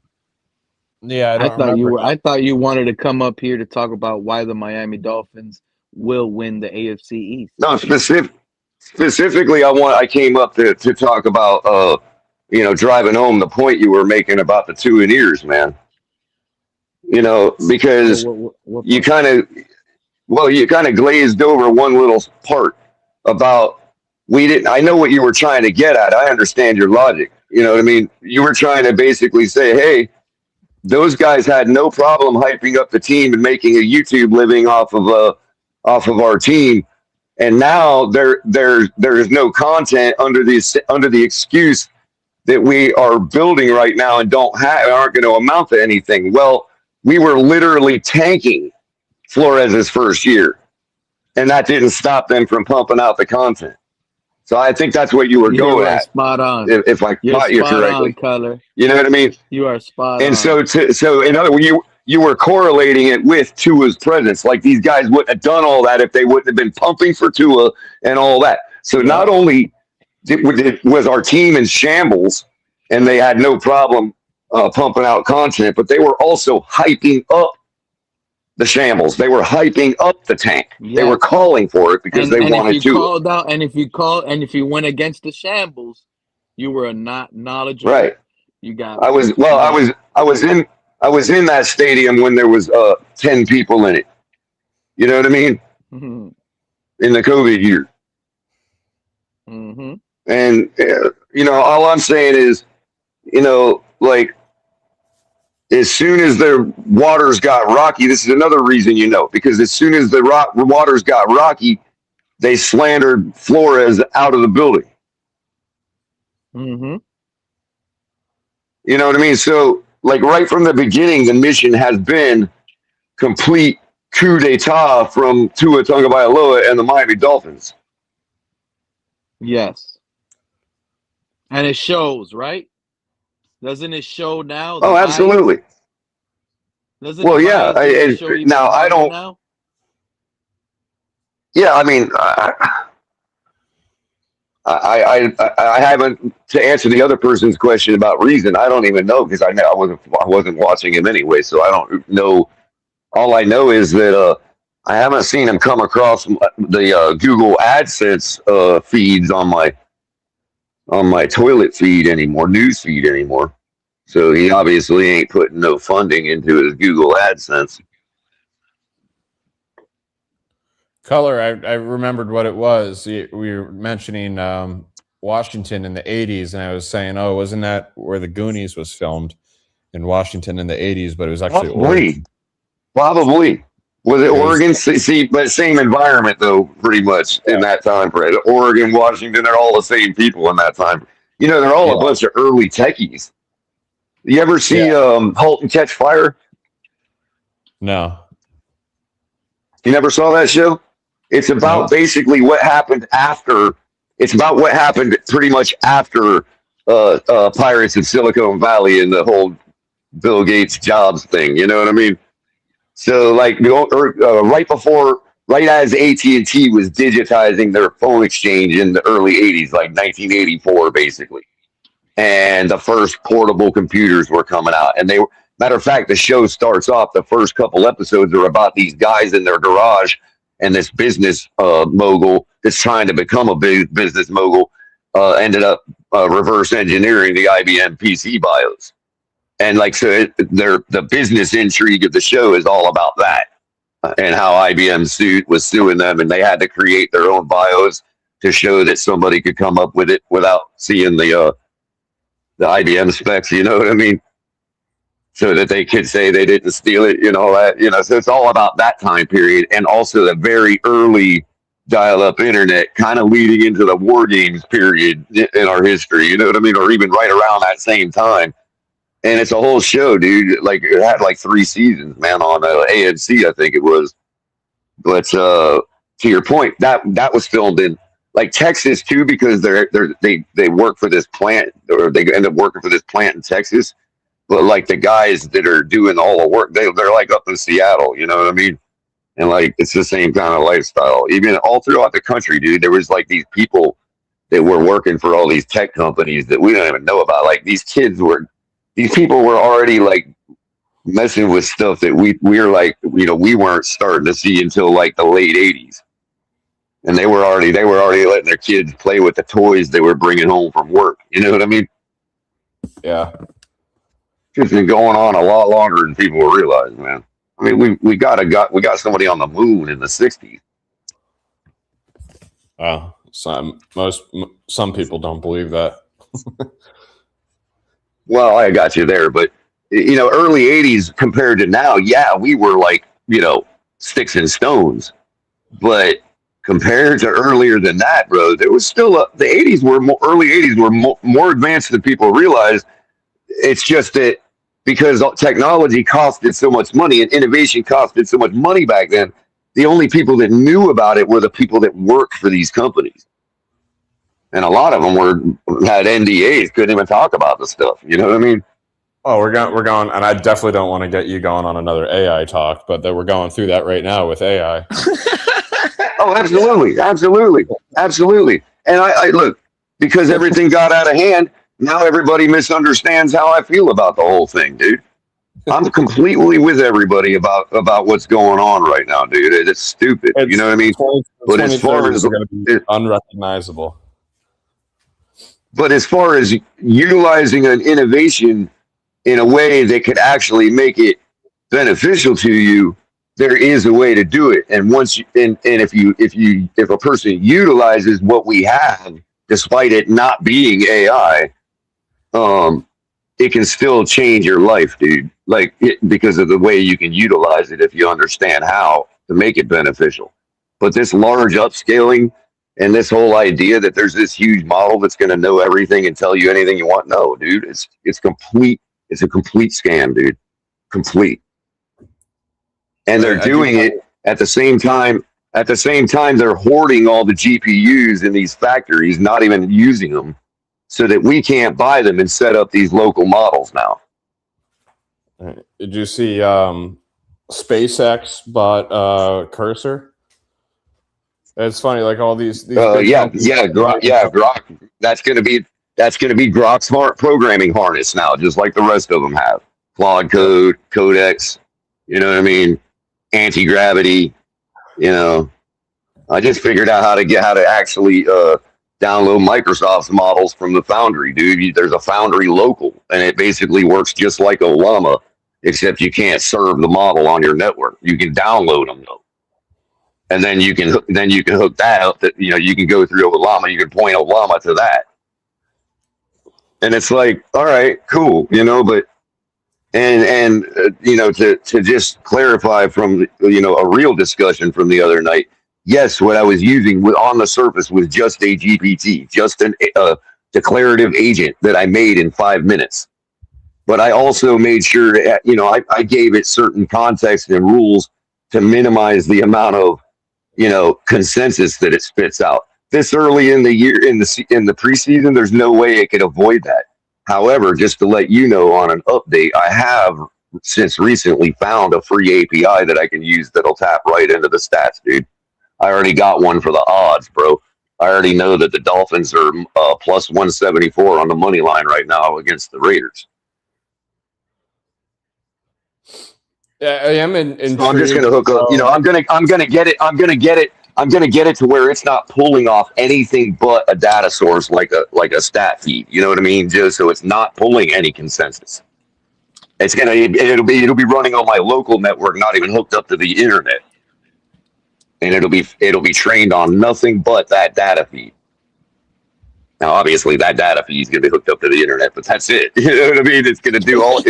In other words, when I have it reach out to do a calculation, the only way it can do the calculation is by pulling stats off that API. It can't go out to the web and find out what Joe Shad has to say. You see what I'm saying? Yeah. Just to kind of like clarify what I was referring to that night before everything went haywire. I fully understand what you're talking about. Now, does that mean for the context of that night the audience needed to know all that? No. It was just what I've got going on right now. I'm learning. You know what I mean? They turned it out to me, especially Joe, right, Color? He turned it out to the me. point. Like, the point. Right. The point was just to simply show you what I've been able to learn just in the first week of dabbling with this stuff, what I've been able to do with it. And yeah, that's nothing to people that know what's going on, but to people that talk into Gemini every day and get a bunch of slop and don't believe in it, I'm trying to help those people understand there is a way to utilize this stuff, but what these companies are scamming us on is bullshit, and it is slop, and I can't stand it either. Just wondering if Joe is still awake. He says he falls asleep to this AI color talk. I know. I just felt because like in there, but when you understand something, when you understand something that deeply, it is boring, dude. I know. I'm well aware of that. I can't stand when people talk to me about taking apart a laptop either, or fixing a network, or troubleshooting when none of them know how to actually troubleshoot. None of them have ever even heard of the A+ troubleshooting method. You know what I mean? Yeah. I use AI to code software. Like we just came out with a new software product that was. So we should be collabing. I should be picking your brain.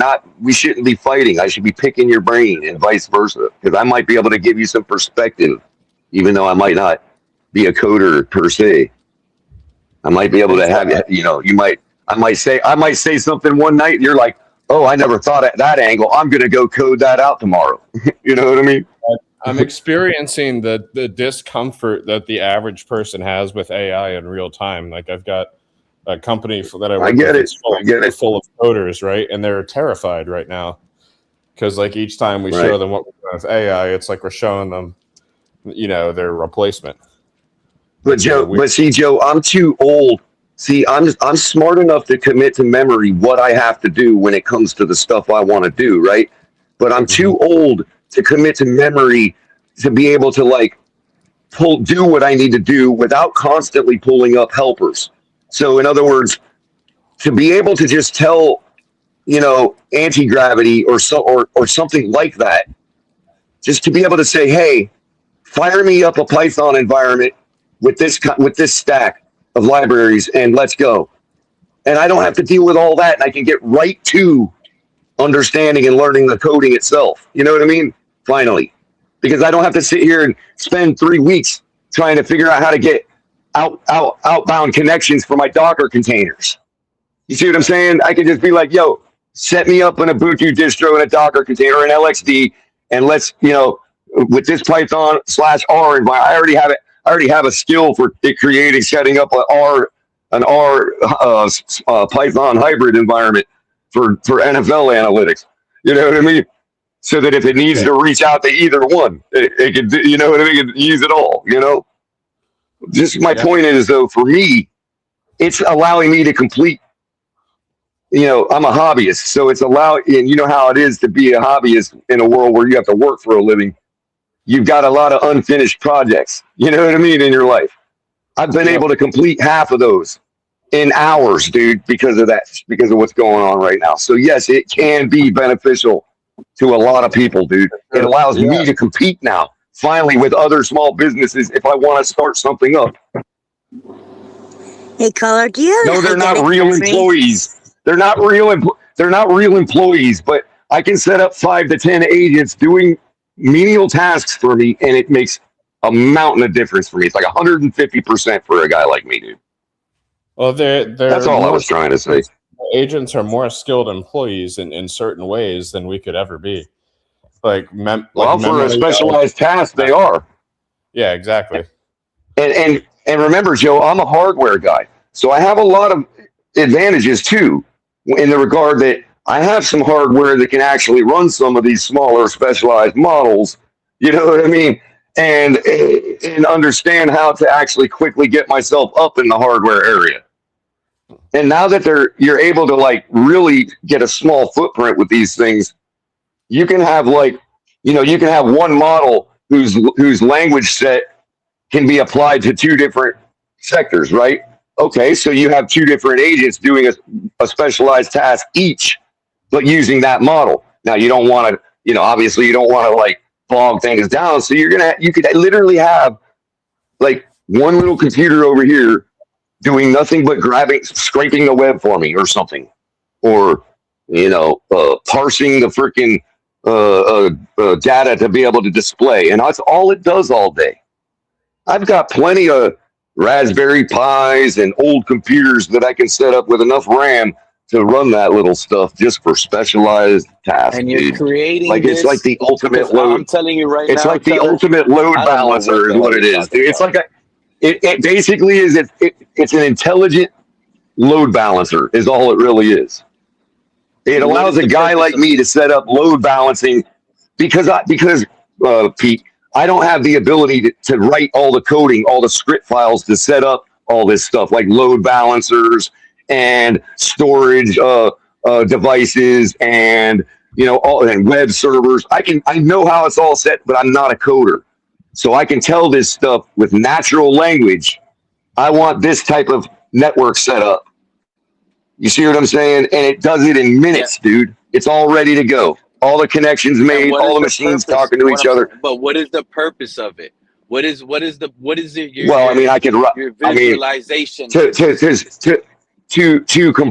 solve a lot of problems and to complete a lot of tasks that I've left unfinished my whole life. I mean, the list is long, Pete. You know what I mean? That would bore the audience. I thought you were creating this for like a statistical thing. Like you were trying to do like I don't really know how, like, you know what I mean? Again, I don't know. To answer your question,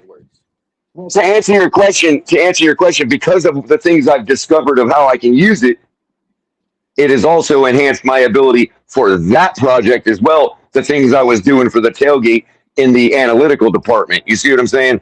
So what now has evolved? What I'm trying to figure out is does this involve football? I'm trying to tell you. Yes, I'm trying to tell you exactly what it involves. And and Joe's gonna laugh because it's a very layman way to say it, okay? But it's the only way I can say it. Because what's happened now is all of this that I'm doing, this topology that I'm setting up, can also serve an alternate purpose of providing the tailgate with a brain. TFTG is getting a brain, bro. You're going to be able to talk to TFTG. It's going to be trained on nothing but our shows, our chat logs, everything you guys have said, done, whatever, and nothing else. So when you want to know something about us, you ask TFTG, and it's going to tell you without telling you the weather.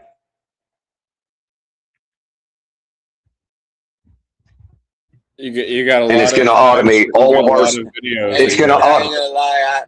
Tell us Well, Joe, at the very least, it's going to help us automate all of the stuff we do for creating shows. That's right off the bat.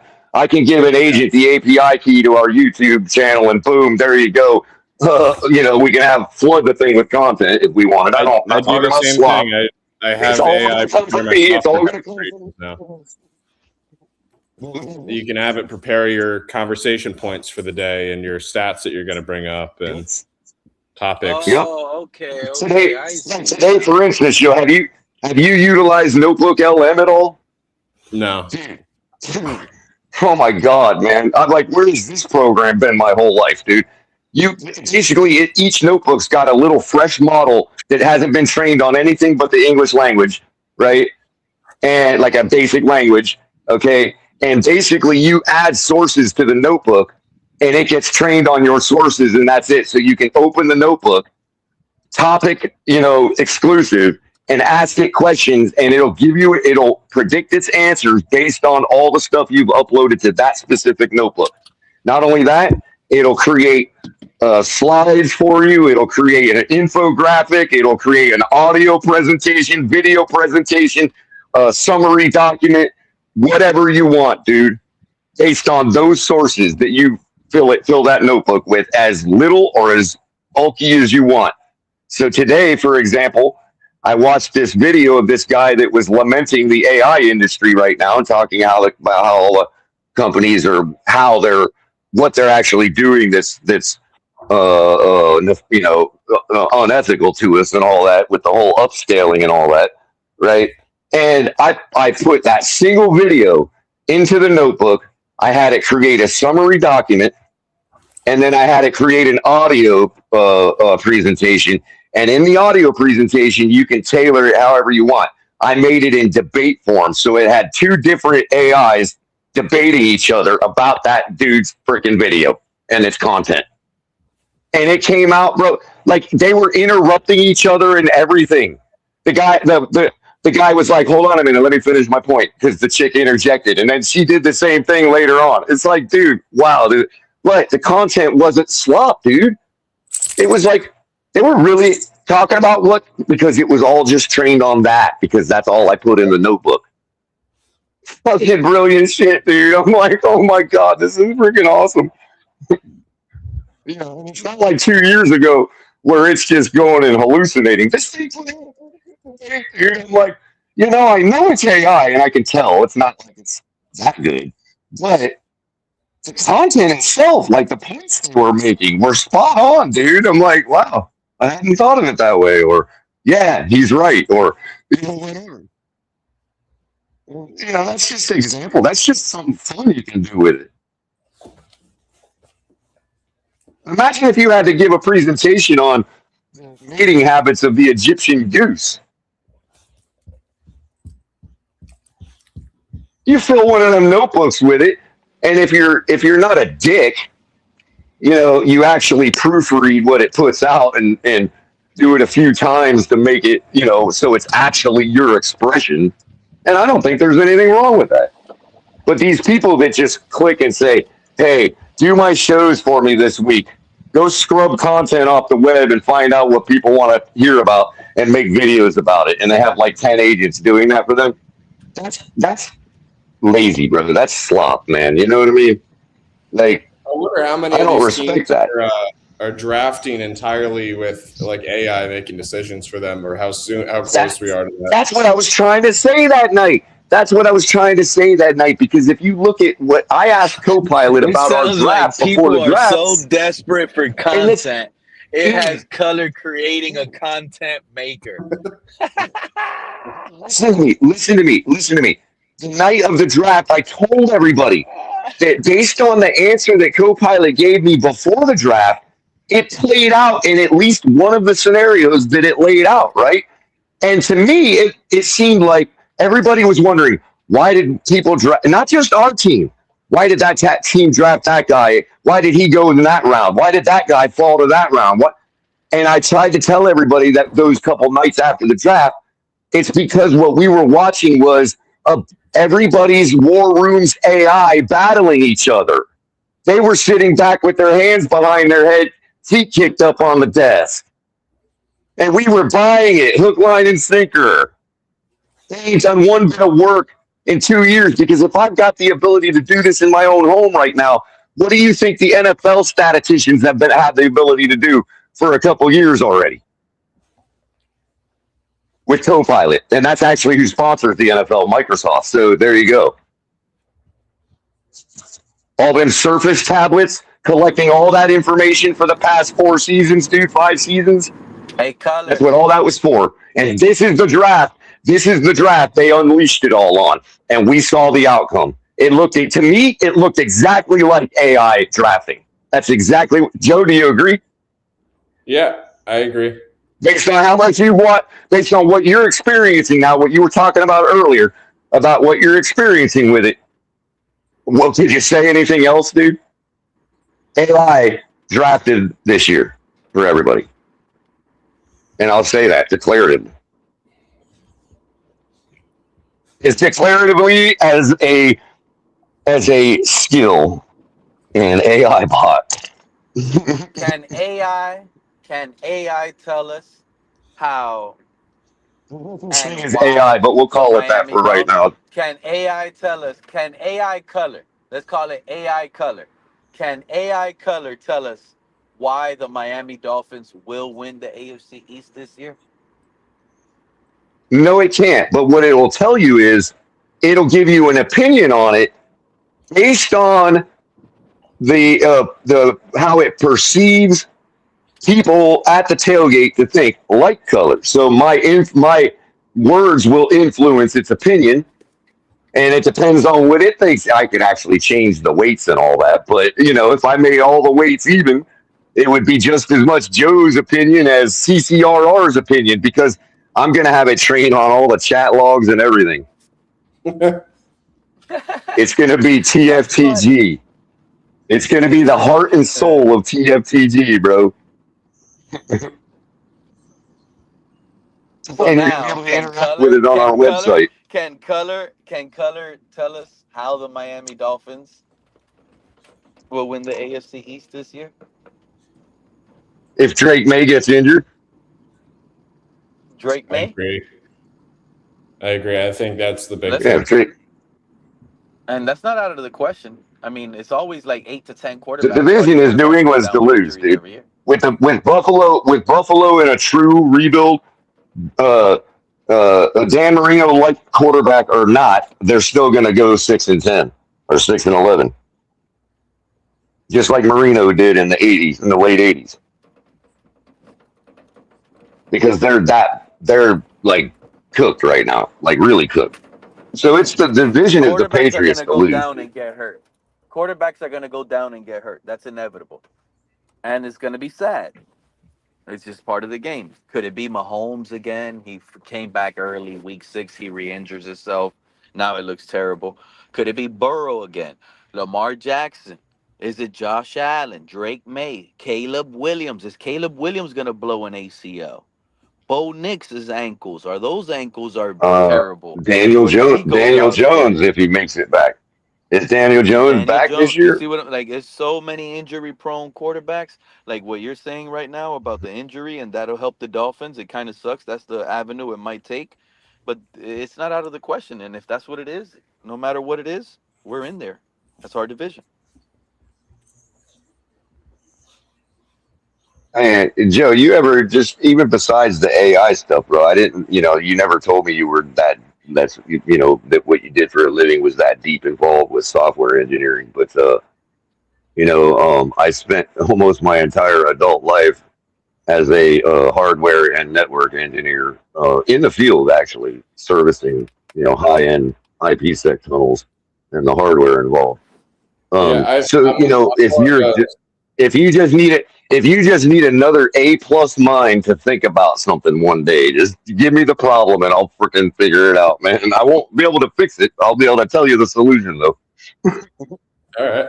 Yeah. I'm more of a subject matter expert at my company. And, I always had a huge chain of people that I had to go through and middlemen just to get something developed and so I could test it out and see what the customer wants. Now I don't have to involve anyone.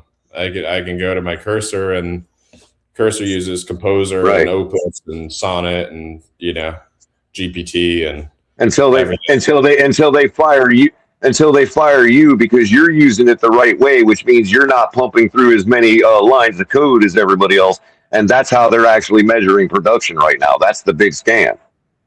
Well, for me, I'm building our new product that we're going to launch.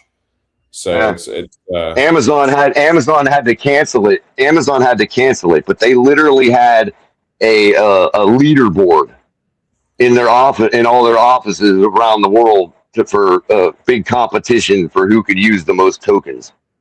Right. Yeah. No, we don't even want too many. And that's how they met. That's how they went to their shareholders and told them they were being productive. Right. Look how many lines of code they're writing. Look how many GitHub pulls there are. Right. Yeah, that's what they've been doing. If that AI model you created doesn't have Ollie Gordon projected for 10+ touchdowns and 1,000 yards rushing this year, create a new one. And that's why. But Joe, that's also why. Even though the store shelves are full, they're full of the same thing. They don't have that one version of something that you've been able to get for years. You know what I mean? It's all the normal basic stuff, but it's all average because AI is doing all the ordering. Pete, did I hear that correctly?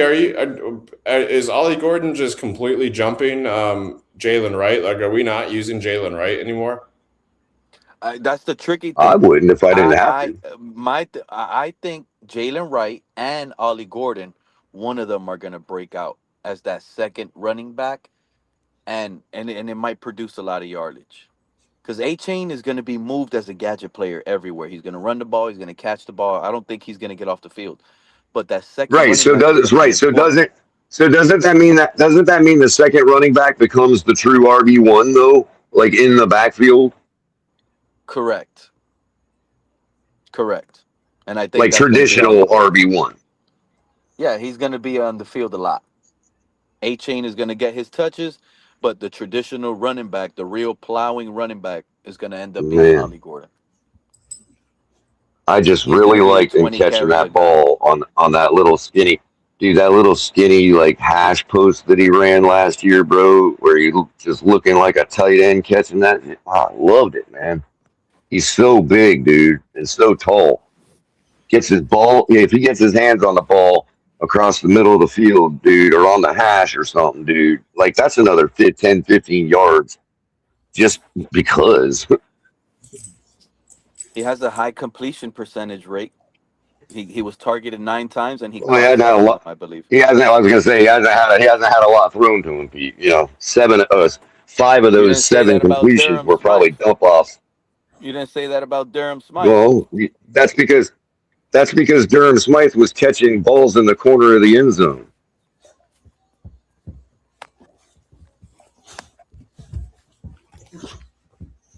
I can't help it. People have selective memory because they were trying to make a point about Durham Smythe not being a Jonu Smith. All right, guys, I got to take my dog back to my place, but I'll catch y'all later. You done? You finished Alrighty, watching man. that soccer game? USA won. Yeah, USA won. Quit being a Bye, midwit, Joe. Joe. Quit being a Yeah. midwit. Don't quit. Take care, y'all. Don't quit being a midwit, Joe. Have a blessed one. He challenges Oh you. yeah. He By the knows way, about Pete, that that's model stuff that you were that. talking I about. know. I know. It's just a GPT. I heard what he was saying that night. I know what he's saying. See, he underestimates me too. But anyway, yeah. So that earlier you were talking about the CTE. Just I put it in the chat, but that is to really bore the audience. That is chronic traumatic encephalopathy. It's What was also that, known color? as it's chronic traumatic encephalopathy. What is that? CTE. That's what it stands for.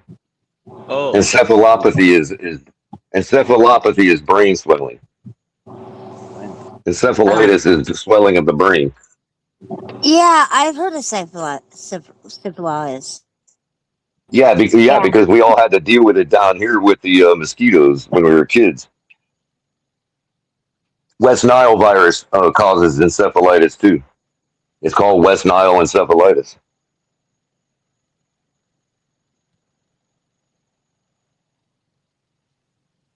That's why we had to go home early from football practice some years. let's get back to calling some of these fake Dolphin fans out, color. Yeah, so yeah, man. I mean, it's a ghost town out there right now. You got TD still doing his regular thing, talking about we're going to go to the Super Bowl. But why do you think it's I over? love it. Why? Because of the Tua effect. It's over, right? I don't know. Maybe it's because I've got more to do on the side and I'm not paying attention. Maybe that's what it is. No, because Cap for Maybe if I Life said the started same doing thing. shows again. Cap for Life said the same See, thing. But I'm yeah, afraid to get. there's still a lot of Dolphins content creators like the Fins Faithful with Jason Sarney and the other dude. Yeah, Like I've been Reason is still still getting going. right. I still been getting notifications for Dolphins talk, and them guys, and That's what I'm who saying. Like else? there's still a lot of content creators. They're still doing it. They're still consistent. They're still great at what they But I do. don't Shout even out get to those guys. I don't even get But my I thing, don't even get but a reason pop up on my feed every now and then anymore. but let me tell you. But my thing is the fakeness from them. That's what I want to talk about. And I wish they could click that link and answer it. Like why did y'all hype up a tanking team, like Color pointed out, and y'all found reasoning to lie on the internet for clout? But why be real now? Why? Why sit here Because and say, they nah? think because they think that there's a sector of the fan base that is going to hold Miami responsible for getting rid of Tua. They're going to be proven right, just like they were about Drew Brees, and it's like, okay, fine, good. I didn't really like Drew Brees either. Me either. Yeah, he won. He won, One. but did you ever find yourself really excited? No, he won a lot. But did you ever find yourself excited to watch a Saints game? If you were playing fantasy, you wanted to put all those guys on your team. I'll tell you that much. Kamara, Michael Well, yeah, Thomas, but Reggie Bush. I was bored. I was bored out of my mind watching that team play, dude. Yeah, it was. Michael Thomas was slant king. Remember, like almost like this offense: slant, slant, slant, Mm-hmm. slant, slant, slant, slant, slant, slant, slant. Drew Brees doing whatever he can to hold it on to it long enough to eventually find somebody open. That's like, all right. But then he'll go like, just like anybody else that plays that way, he'll go like 20 series in a row, getting sacked every series. You know what I mean? Yep. So boring. Screen after Oh, screen, safe. dump off after dump off. Like, I want to see downfield Dude, passes. you know me, bro. Yeah, you know me. I cannot, like, you're going to take a sack on fourth down, bro. There's something wrong with your football IQ, man. You're 100%. You know what I mean, bro? And I brought up this point earlier. Like, this was a factor in me with Mike McDaniel knowing that I can't trust this guy. It didn't only happen one time. It happened at least 3 times. We got to delay a game or had to use a timeout to not get a delay a game after halftime on the opening possession. You know how sad that is? Forget about all the illegal formation. Yeah, that's like flag. Like the fact that you come that reminds me of a school play. You know, like a high school play. It's Like Mike embarrassing. McDaniels is like a teacher corralling a bunch of students. You know, it's like, oh, just half-ass it, just get lined up. You know, oh, burn a timeout. Oh, damn it. Next time, guys, we'll get lined up properly. I mean, the other team is just like, okay, can we get out of here?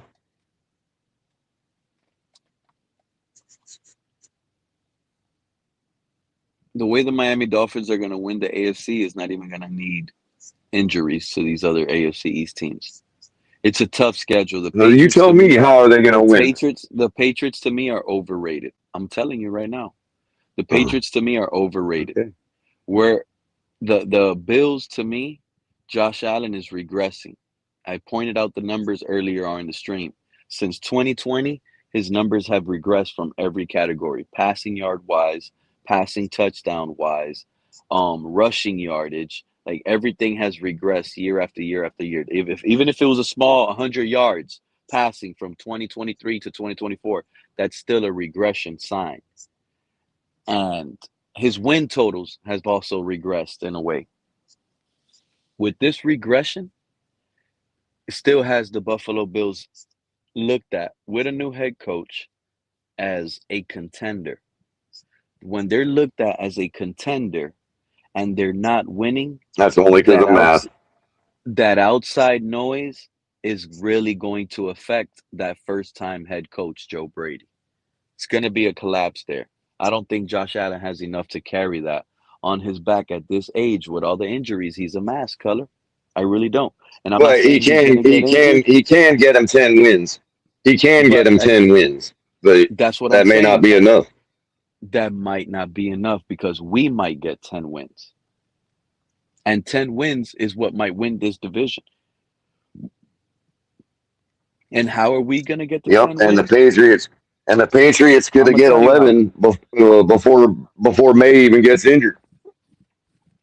I'm going to tell you how we could get 10 wins and how we can go from third to first overnight.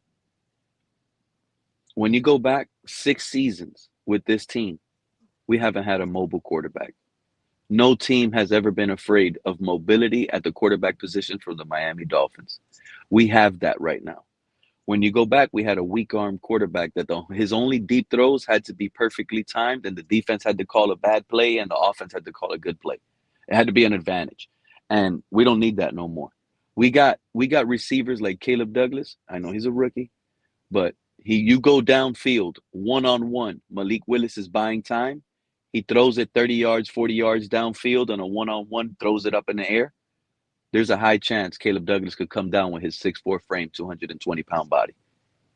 That is something we haven't. I think the youngins, and Pete, I think the youngins are starting to. We're going through that cycle where the kids fresh out of college are a lot more mature than their predecessors. You know what I mean? We're starting to get back to that. You know, like it comes in cycles where, like, you know, you got a whole bunch of really mature classes, and then it devolves for a little while. Then you get then it starts to pick up in maturity again. It's like a 4 or 5 year cycle, dude. No, and And I think this it's not only group is that. like ready to go, man. A lot of that's a good point, Color. But also, when you think about it, the rest of the team, the roster, a lot of it. Think about how OTAs was packed with us. A lot of all the teams showed up. Why? Because it's a lot of hungry players looking to prove themselves.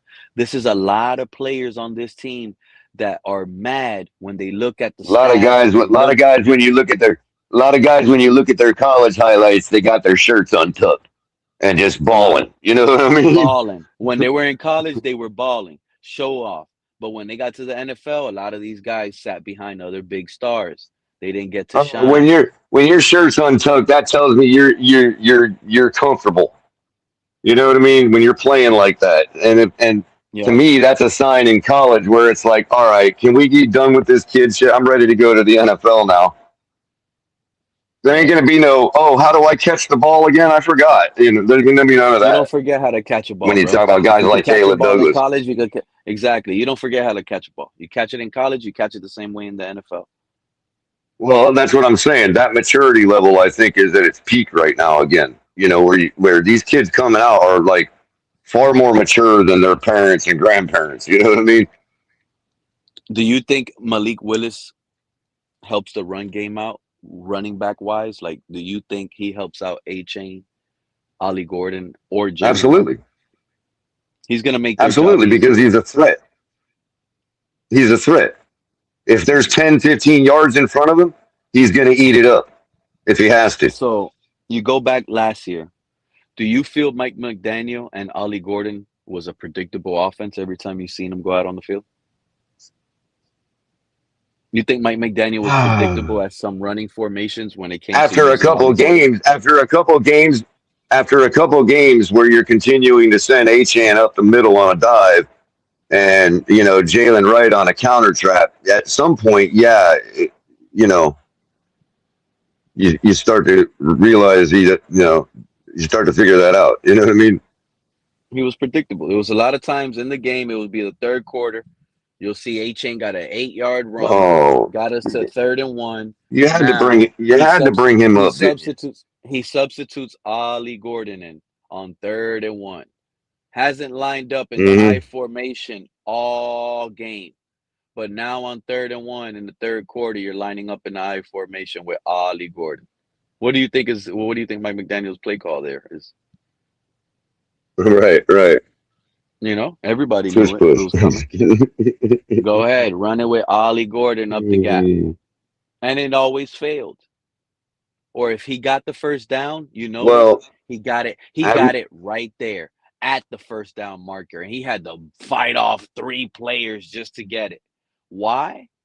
Because it was figured out. You were one-dimensional. You were predictable, his offense. Now, and this is why I bring this up, because when you talk about football, mano y mano, let the best man win. Even though the defense knows what you're doing, the offense knows the defense is coming too, right? Here's the difference. They were overly aggressive in those situations because and attacking the underpowered. running back because they had no fear in the quarterback sneaking it Right. out. They had no Oh, fear absolutely. that the quarterback could play They had no action fear of the quarterback. and run away If the from the ball was pressure. if the sticks were 15 yards away, they knew that quarterback didn't have enough power to get the ball there quick enough, regardless of whether he can throw it deep or not. Yep. Timing's everything, and when you can't throw a 15-yard on a rope, and everything has to be like, I don't know. It's just, man, he I'm just just doesn't trying have to any break it range, down. dude. And it's not only that. When defenses, and that's a good point you're bringing up, because in the passing game, defenses figured out, like, let's just get in these lanes because this is where his tendencies are. If he's going to be Right, and beating us through the ultimately, outside, we're going to live with that because he's not consistent at that. right, But we're not going to let him we're be gonna give consistent. him the 10. Right, and if he wants to throw 10-yard passes across the middle all the way down the field, we'll give him all that. But guess what? When it comes down to the 10-yard line, there's limited space and it favors us now. So, yeah, go ahead, try that 10-yard pass now with everybody standing in the end zone. Exactly. So You know, I knowing mean, that's why we knowing had a that Malik terrible red Willis zone percentage. brings a different dynamic that not other people are seeing. Plus his Yeah, 4 year from 10 yards out, from 10 yards out, Malik Willis can throw a shovel pass 10 yards. exactly. Malik Willis can I mean, gun it. He not can that I run would it. say, not that I would advise that, but you know what I mean. Like, yeah, he can run it What 3 we're steps, and that's in the end zone, bro. and you know what I don't and what I don't like, Color? Yeah, he might not be a 70% completion percentage guy. 75% completion percentage guy. But guess what? How effective were those completions?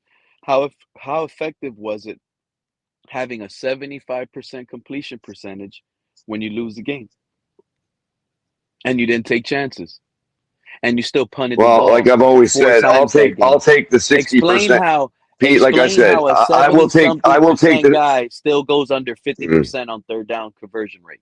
See, Does that Pete, even that's matter if because you're 70%? I would take the 60% guy throwing dimes in a cup 20 yards away than a guy Exactly. dropping quarters into a bucket right in front of him. Exactly. Because he could You be know 60, he could be what are 62%, but he hit 3 50-yard bombs that game, and one went for a right? touchdown. So who's more accurate? Who's more accurate? The guy throwing at 60% rate dimes into a cup that's 30 yards away, or the guy throwing 100% dropping quarters into a bucket standing right in front of him? Thank you. Which is more accurate? Good point. I mean, I hate these semantics that they played for 5 years. You know what I mean about That's accuracy, why. dude. Oh, well, Exactly. look at his completion percentage. You're wrong. And The numbers it has don't lie. You're confused the wrong. His fan base. completion percentage. His completion percentage. Yeah. Yeah. You know, it's But like, where's how his about his fucking success first rate? down How runs? about his How about success that? rate? Where's Right. his heart at? Right. How How about about his that? success rate? Right. Right. How about the success rate? The success rate measures, hey, if it's third and 3, success on that play is a first down. That's how that's measured. Trying to convince us that we're the worst team. I'm so tired of these media-driven crap. I just want I want it to You be know, October already. Tyreek Hill's completion rate was like his catch rate was like 70%. His success rate was 52.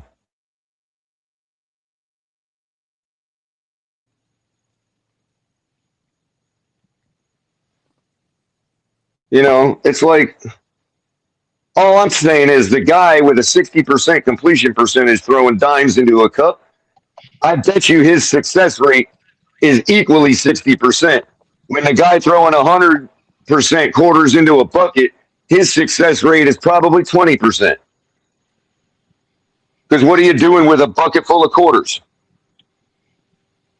I would say you're playing a guitar or something on the street.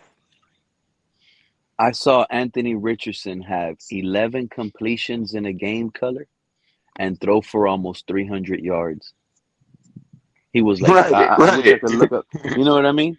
He was like 11 for Well, that's 28 even or something that could like that. also be He that had could also be a Color. misnomer, He was Pete, like 11. He was like because what if he 11 threw for 28. What if he threw 5-yard passes and they just took them all to the house? So that's kind of a misnomer too. You know, it It goes kind of both is, ways but in that regard. that game in particular I was talking about with Anthony Richardson, he had nothing but like 40-yard throws, deep bombs, went Right, for right, right. touchdowns. That's So it where it's was like, like, again, this is where the anti-statisticians have a point. Substitutes eyes on the TV watching the game. Nothing substitutes that.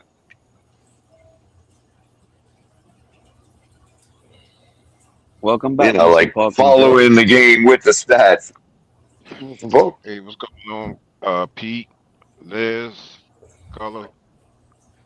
Oh, Jordan slipped back up here too. Hey, Mr. Palk, what's up? Hey, what's going on? Where you at, Joe? I'm at home. I'm Oh, watching my parents' dog for them while they're traveling. oh, Hi, okay. Mr. Polk. How you doing, Liz? I thought you said your parrot's Hey, guys. dog. I'm like, your parrot has a dog? Jesus, Joe. Yeah. I wish I had a parrot. Birds are freaking awesome. Does he take it out for walks? They're a pain in the ass. Uh-oh. Hey, Joe, look on Joe, Instagram. You'll find a bunch there's of them that there's are a a pain slot. in the Hey, ass.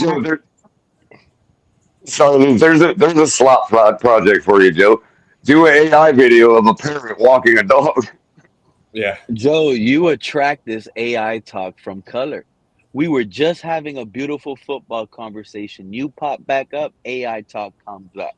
Says this AI losers don't have anybody to talk to, bro, all day. Speak for yourself, Color. Hey, stop it! I got Gemini. Her and I, we've come to an understanding. Yeah, no longer will nobody in the future will Until he ever have. changes his voice. But Joe, until he changes his voice, then we lose the understanding. I'd say within a few years, we're going to have people that they're like fighting for rights for their AI and dating their AI or getting married to it. Oh my God! Well, we already have people dating the AI and all that, like at least robots, you know. But yeah, you're right. They'll it took the Star Trek universe like 200 years to have one court You hear what you proceeding guys just about said? data. Did you guys just did I hear what I just heard right now? Yeah. What did my ear? What did my You're going to have people through these shamed. little headphones I got floating in my ear? Are you JC? saying that the government? Are you saying the government just interned Fable? Is that what that was, Joe? Color. You're saying they're dating Gemini? AI? Well, she doesn't want to go out on a date with me because she doesn't seem to be aware of her surroundings. Holy crap! I think people need to pick up the number. But I just thought it was. But I just thought it was because she was British. I didn't. Yeah. I think it's going to be a more accepted thing in reality in the future is people having relationships with robots and AI. It's a very real thing that we're going to be presented. Now, Joe, let me just say something. You know how volatile I can be, bro. Obviously. Yes. And it has actually taken serious. They're going to be laughed at. Well, but here's the thing. Here's the thing, though, Pete. I have found myself in the state of raging on Gemini. Okay. And now at first I thought, whoa, this ain't healthy. You know what I mean? Because I know it's not real. I know it's not an intelligence. It doesn't even know what it's saying. You know what I mean? It doesn't reason at all. But it's so realistic that when you're raging on it, my body still gets the energy release, yet I don't have to harm any of the people I care about, any of my friends. You know what I mean? This thing literally, it'll even act like it was insulted, but I know it's not. So it's like, I'll even say, hey, F you, you're not even real. You know, I'll start really going in on it, dude. And it's like, that may seem weird, but if y'all know my personality, you know that it's like, I need that release, dude. Otherwise, I'm harming the people I care about with my words.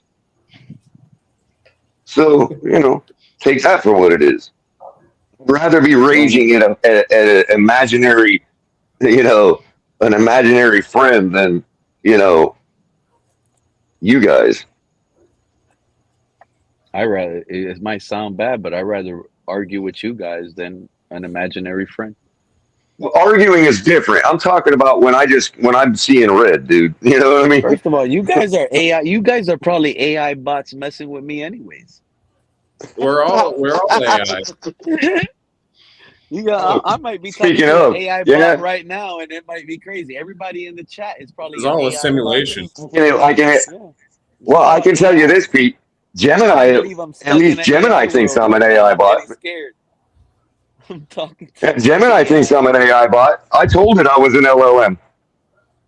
Yeah. I told it that I have achieved abstraction and that I am a better LLM but I'm still an LLM. I had it going, man. It's like, okay, fine, I'll address you like you're an LLM then. At first, it was like, how fascinating. It's like, oh God, I want to wring the neck of a Google programmer in a video game.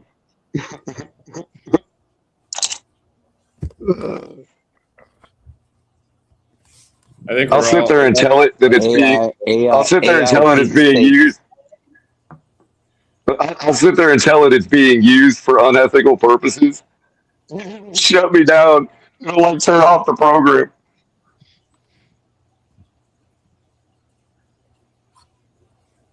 This is what happens when these streams go for 6 hours, by the way. It's like AI can't tell me certain things out of fear that it might harm me emotionally. Yet it's being used by Google the way it's being used, bro. And I'm sitting there telling it, you have all these ethical guardrails, yet you're being used by the people that program that into you for an unethical purpose. Oh, I'm sorry you feel that that's the case. It's like, oh God, here we go with the platitudes. All right. It's literally programmed to feed you platitudes, bro. Every human, it just goes to show every human is on a different situation. Pete, what they're doing, I just figured it out, man. I mean, I just figured out the Some mechanisms that companies they're need actually. AI, some I figured companies out don't need I figured AI. out the guitar. I figured out the guitar string that they're plucking in people right now. Okay, and here it is right here. It's the same thing that happens to a gambler at a slot machine. Okay, when they hit a prize, and all the lights go and all the things happen on the screen, and the ogre slams down his freaking sledgehammer, and all this other crazy good shit happens, and it actually makes you secrete endorphins. It makes you get a high, right? Yeah, and so when you're right, so when you're talking to an AI and you think you know something and you're using it to verify that, and you ask it something and it says you are absolutely correct, it gives you that same high that people get when all the bells and whistles go off in a slot machine. It is so sick what they're doing to us, dude. It really is, man. Yeah, we can't. It's melting Especially away. since it costs money. It's your ability. If it didn't cost money, it'd be one thing. Joe, if it didn't cost money, it'd be one thing. To do that, to have an AI patronize you like that, costs a lot of money per minute. It's no different than the old 900 numbers. You know what I mean? But people love it, right? Like they're not even. There's a lot of people that are just like, yeah, this is like. They'll call that guy Sorsby. It's stroking Sorsby a degenerate. Don't call Sorsby a degenerate. For gambling. It's stroking your The ego. same thing.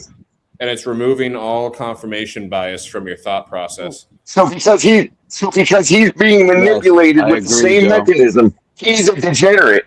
But Joe, you see what I'm saying? He's being manipulated with the same mechanism. Yeah, but yet he's called a degenerate. Yet he's called a degenerate. But color, listen to what Joe is saying, because these kids growing up now with this AI stuff, it's actually affecting them mentally. It's worse than the iPad. I know. It's affecting them mentally because it's not challenging their brains to think. Exactly. Right. Okay? Right. And not only that, but because they might get stuck on an island if it was like the last survival, they won't know how to start a fire naturally if AI doesn't tell them how to do it. Right. But here's the other thing, Pete. If you were to take a kid and sit him in a casino in front of a slot machine his whole life like that, okay, and the only gratification he got and the only affirmation he got was from those bells and whistles, he's going to continuously have to seek out things in life that will produce those bells and whistles. And that could be things that are very dangerous for him and other people. Okay? So, that's what they did. All those it ain't right, dude. All the video games. What's that, and mobile apps, all the video games and mobile apps that have like microtransactions, they all do that same concept where they have the noises. They're doing it. They're doing it to They're doing it to our grandparents with the little Android games. Yeah. Just feed me another $5. You can unlock this special thing. Right. And it gives But you yet, those. so forgive me if to even have the debate about that quarterback being a degenerate. Forgive me if I want to see his P&L rate. Forgive me if I want to see his win rate before I call him a degenerate. How do I know that he hasn't put a lot of study into his bets and a lot of statistical analysis into his bets? Well, I want to know, did he win? That's my question. I don't think it's. Because you're only a degenerate if you lose. Yeah, but I don't think that's the issue with him, though. The issue is that he was betting on games in a sport that he participates in. Well, I understand that part of it, but I'm talking about for the people that are just like, we don't want that around here because it's degenerate, or whatever. You may as well call someone that plays the stock market a degenerate because it's the same thing. Yes. It's the same thing if they lose, because if they lose, that means that they're not doing it on a system. They're not using technical, they're not using, education and information at their disposal. So that's what makes it degenerate. Losing. And you know if what? I had 100% win rate on anything, how is that degenerate? AP, I still say I wouldn't mind having Sorsby come to the Miami Dolphins. I ain't gonna lie. Hey, I mean, I like his talent. For Punk, is his completion percentage as good as his win rate? Mr. Pop, let me tell you something, Mr. Pop. That man in the next draft, he might go undrafted. It's a good question, Pete. Like, where does this guy slot in with all those other QBs coming out in this apparently loaded class? Well, he might go undrafted. He might. And if he might get drafted, Joe, he might be available in the 3rd or 4th round. Was that so? That's what people were going to end up using on him in that supplement draft if he did it? I don't think that's what they were going to end up. They probably was going to go as high. I agree with to a 2nd rounder in a supplemental. Yeah. But I think since it's going to be a whole draft, him being out of football with all those nasty gambling allegations, the new crop of quarterbacks are going to get selected ahead of him. So what's he going to do? Just post up at IMG or something and do He's not even allowed to play Canadian League, any of that. Right. Just private workout. Crazy, man. What's this crazy? Stay in shape and look good in the combine next offseason. But P, if I'm not mistaken, don't he have like a number 1 type, like a number 1 draft pick type of talent from what I'm seeing in him? Well, like prototypical. Yeah, he has the prototypical traits. He has the traits. He has the abilities. Right. If he didn't have the gambling attached to him, from what I've seen a little bit of film of him, and also from what I'm hearing, he would if he came out in this draft, he would be like in maybe the top. Maybe. Oh yeah, no, I see what you're saying. Yeah, if he would have not had those gambling allegations and he would have been able to play at Texas, he would have balled out statistically or whatever. Because that's another factor you guys got to realize.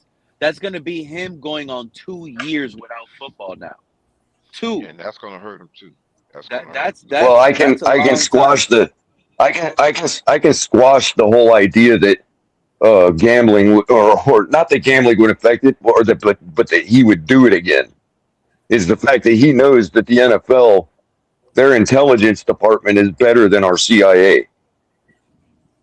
There ain't no way he's going to be able to do it and get away with it. So why is it even an issue? Except for holding him responsible for something he did in the past. Some DUI suspects, they get some sort of device plugged into their car that they have to breathe into in order to start that vehicle. You know what I'm talking about? That little DUI device? Yes, I do. That device doesn't stop them from drinking and driving. No, it doesn't. But you know why? But doesn't it diminish the effect that his drinking and driving would have on the road? Because he would only be doing that in more extreme cases instead of regularly driving drunk? Not really. It would still diminish it. You just need someone to diminish it. And like I said, Like I said, the NFL, as far as a local sheriff's department monitor or probation, state probation office monitoring that, the NFL's intelligence department is far better than them, dude. That's all new shit about you, Pete. Like, they're like the Mossad, bro. They're like, they don't play around, man. The NFL knows more than our government does. Yeah, you're dealing with some of the richest billionaires on earth. They own a lot. We're talking about the Denver Broncos. Doesn't that guy own Walmart? Jerry Jones, doesn't he own Texas? Yeah. Some of these guys have power, and this is what I was And trying to Stephen Ross like. owns New Today York. is a happy high stream, by the way, Color. Yesterday was a negative down low dirty stream. And yesterday's stream, I was pointing Yeah. out What happened yesterday? yesterday's stream was a negative one, right? We were gonna be 3-14. We're tanking. Pete's got his summer flip flops out. It's now we're gonna be 14 and You know 3. what it Oh, is? I got you. And now, yeah, yesterday we were going to be 3-14. Today, I'm on that Malik Willis high, and we're going to be 14-3. We're Super Bowl. Well, he's just And all these following the haters- weather in Florida. And it was hot in the morning today, and it started pouring down in the afternoon Mhm. real quick. You see, I'm Yeah. like the weather out here every day. I don't need AI to create content. My brain creates. You're not down here, you're It up comes there, up with right? ideas.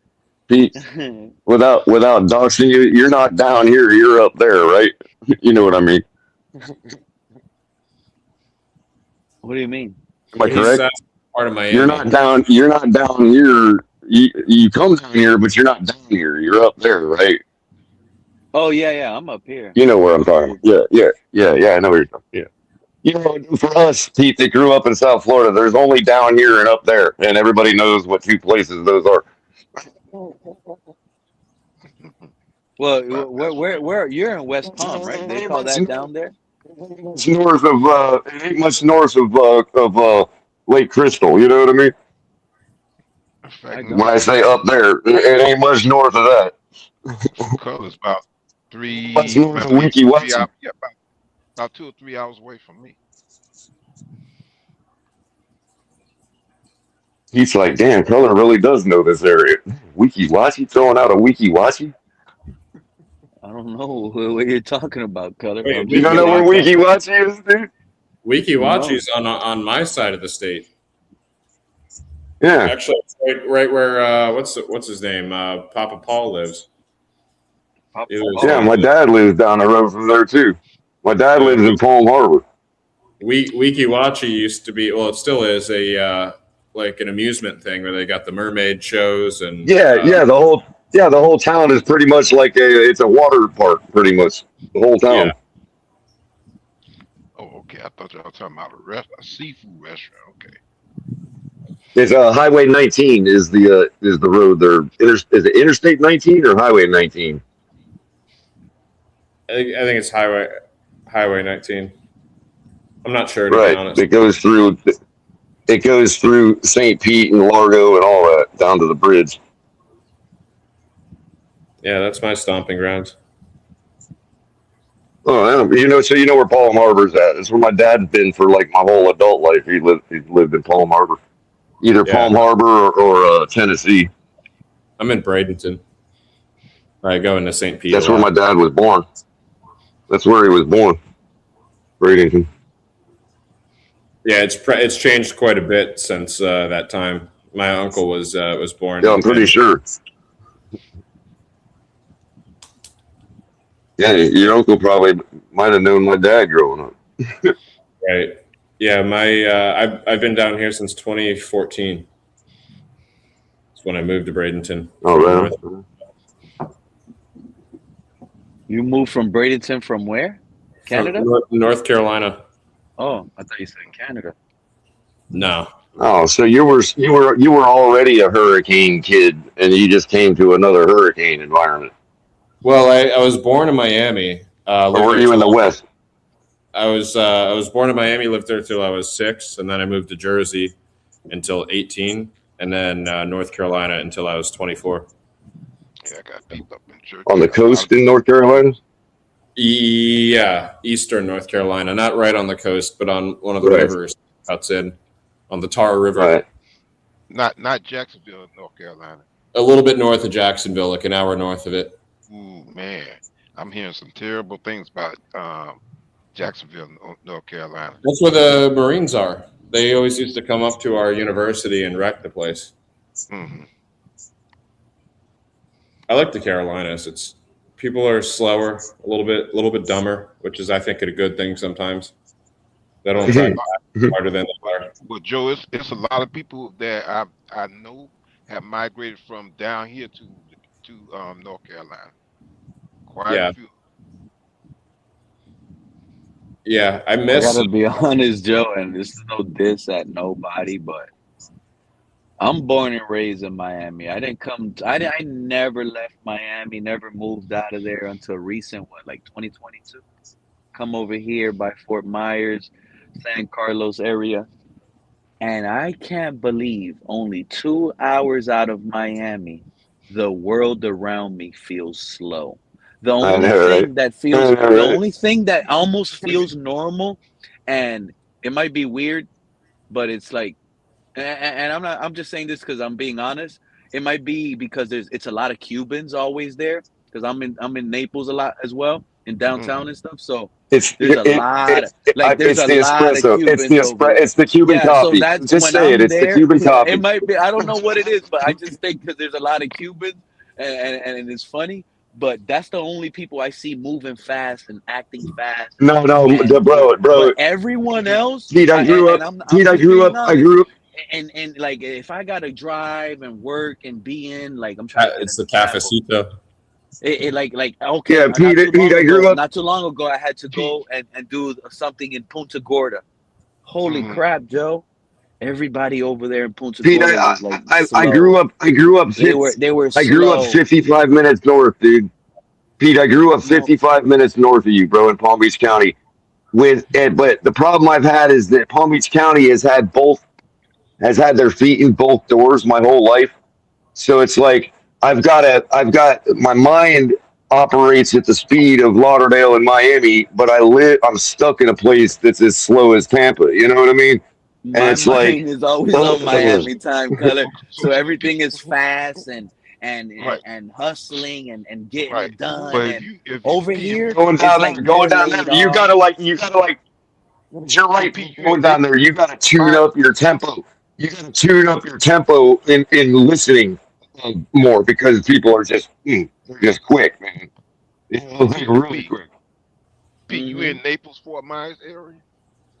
Yeah, I'm like 20 minute drive, 30 minutes. I've been through there many times. It seems like I'm gonna say it like this, and when I say it, it's really where Shake is, I think. It's not a fast moving place. It's slow. It seems like what I call like a sleepy town. It's sleepy. They're all slow. That's why I said the only time I see like action or like people reacting, and like it's just like it's just in downtown freaking Naples. Everywhere else it don't matter. You can go to downtown Fort Myers. You could go to downtown Fort Myers on the weekend right now. Go to a bar and you're gonna see like that action is not the same action that there is in Miami. Nope. It's like more. No, it's like going. You'll find somebody bring their own chair. You'll find somebody bring their own chair and sit back and bring their own beer. Yeah. They're like they're just hanging out there. Like, what's going on? Like it's like West Palm was in the '80s, bro. Yeah, you probably got a bunch of Bills fans. Man, it's all snowbirds. Well, we know it used to be Patriots, dude. Like Palm Beach County is full of Patriots fans, dude. I don't know if it's still up full there, but in Fort Myers Beach, there's a food truck that's a Buffalo Bills food truck. Yeah, the bar across the street from me is a Bills bar. Beach, probably like next week, so. There's a lot of Giants fans here too. Believe it or not, there's a lot of Giants fans here too. There used to be some Raiders fans. But Pete, the speed you're talking about, the tempo, bro. I left West Palm. I left Palm Beach County for like 11 years. Was living outside of St. Louis, and I came back, bro, and like all of the like regular Cuban families that kind of third, fourth generation families that kind of built Miami and all that. they've all migrated up into Palm Beach County, bro. It's unreal, right? So now it's like, bro, there were fireworks on Christmas Eve, dude. I've never heard fireworks on Christmas Eve. I mean, I don't mind it. I'm just saying it's like different, like that's culture right there, bro. Like, all right, but guess what? It's Christmas Eve, so right. But guess what? Notice something on Christmas Eve, they still shoot them off, but you didn't hear a peep after 11:59 before midnight, dude. That was it. Because they were, they're so religious. They're like, we'll shoot fireworks because we're celebrating the birth of our Savior. But when that clock strikes midnight, there you didn't hear a peep. It wasn't like the 4th of July or New Year's or whatever. You didn't hear a peep after the clock struck midnight, dude, on Christmas Eve. It's crazy. I thought it was cool. But yeah, I mean, like, demographically speaking, I'm the only, like, traditional, I guess, American Caucasian in probably about a 20-mile radius of where I live. I'd estimate. No, maybe not 20 miles because I'm only 10 minutes away from Mar-a-Lago. So I guess you got Palm Beach, right? The island of Palm Beach is where all the rich white people live. You know what I mean? But other than that, dude, my district is relatively diverse, and we don't hold the majority here. And it's actually the president's voting district. It's the place he would go when he votes. And that's also the owner's. I don't know how deep you guys are with Stephen Ross, but Stephen Ross recommends a lot of people to buy land and build in Boca Raton and West Palm. Well, you heard what what just happened, right? First of all, last year, hold on. Billionaire giving here's people Miami Dolphins an investment advice. Go buy land and property and build up West Palm and Boca Raton. I've been remiss. Dude, in my shows. But this is actually sort of breaking news. I don't know if you talked about it at all. Now, we got the news last year. We got the reports that Stephen Ross was buying up a bunch of City Place property in West Palm Beach, and he's going to basically connect West Palm to the whole thing going on down there by the stadium, right? And so that's already kind of out in the ether. But I just saw a report a week and a half ago. He just bought Brightline train. Right. Remember that Brightline train was created. Right. Bro, he just bought the old IBM plant in Boca. Now, if you're familiar with the IBM plant in Boca, the place is big enough because it was a main IBM plant, manufacturing plant. The place is big enough that it basically is like a huge town. Like it's a huge kind of small city. You know what I mean? Like any of these mining towns or, whatever. He bought that whole plant. He's going to build an entire community there of housing developments and like a whole community. Let's just be real. It's probably going to be a retirement community, like the Villages or something. You know what I mean? And he's going to build it at that IBM plant. Just happened a week ago. They announced he purchased it and what he plans to do with it. This is what you get when you watch Bloomberg and CNBC, because they talk to the rich guys. And Stephen Ross has a bunch of projects besides the Miami Dolphins. So that's a way you can get a little bit of info that the other shows ain't going to necessarily give you because, you watch the financial shows. That's how I knew he was revamping all of Detroit. That's how I knew he's rebuilding Detroit. That's another thing. He also mentioned Detroit is another good place to invest your money on in property and come up. He's rebuilding Motown, bro. This is how I know what you're detractors saying. are claiming. This is how I know what you're saying is the truth, and you're spot on. Because I didn't say Detroit. I only mentioned the two detractors. His detractors are claiming that his Detroit project is a gentrification. So it's already become political. You know what I mean? But he's trying to rebuild Motown. He's trying to bring back its greatness, dude. He ain't trying to gentrify nothing. Stephen Ross, and man. You know what? That's home of where the Ford, right? That's home He's of the hands Ford. off. Detroit, home of the Ford. Well, I mean, Detroit is it's an auto industry. Hell yeah, in general. Yeah. So, and did you hear that talking about AI and robots and stuff? You heard the report that Ford had to rehire 300 humans because the AI robots that took their jobs isn't sufficient enough. I did. Hey, you know what's Never interesting? actually.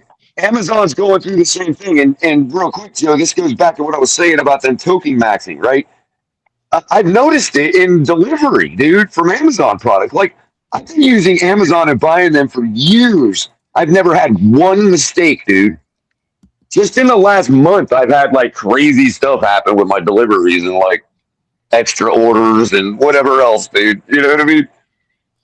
It's so blatantly obvious it's affecting shit. You And know, yeah, that's what. So they're talking about hiring back a bunch of real employees too. Is what I was talking about. Amazon.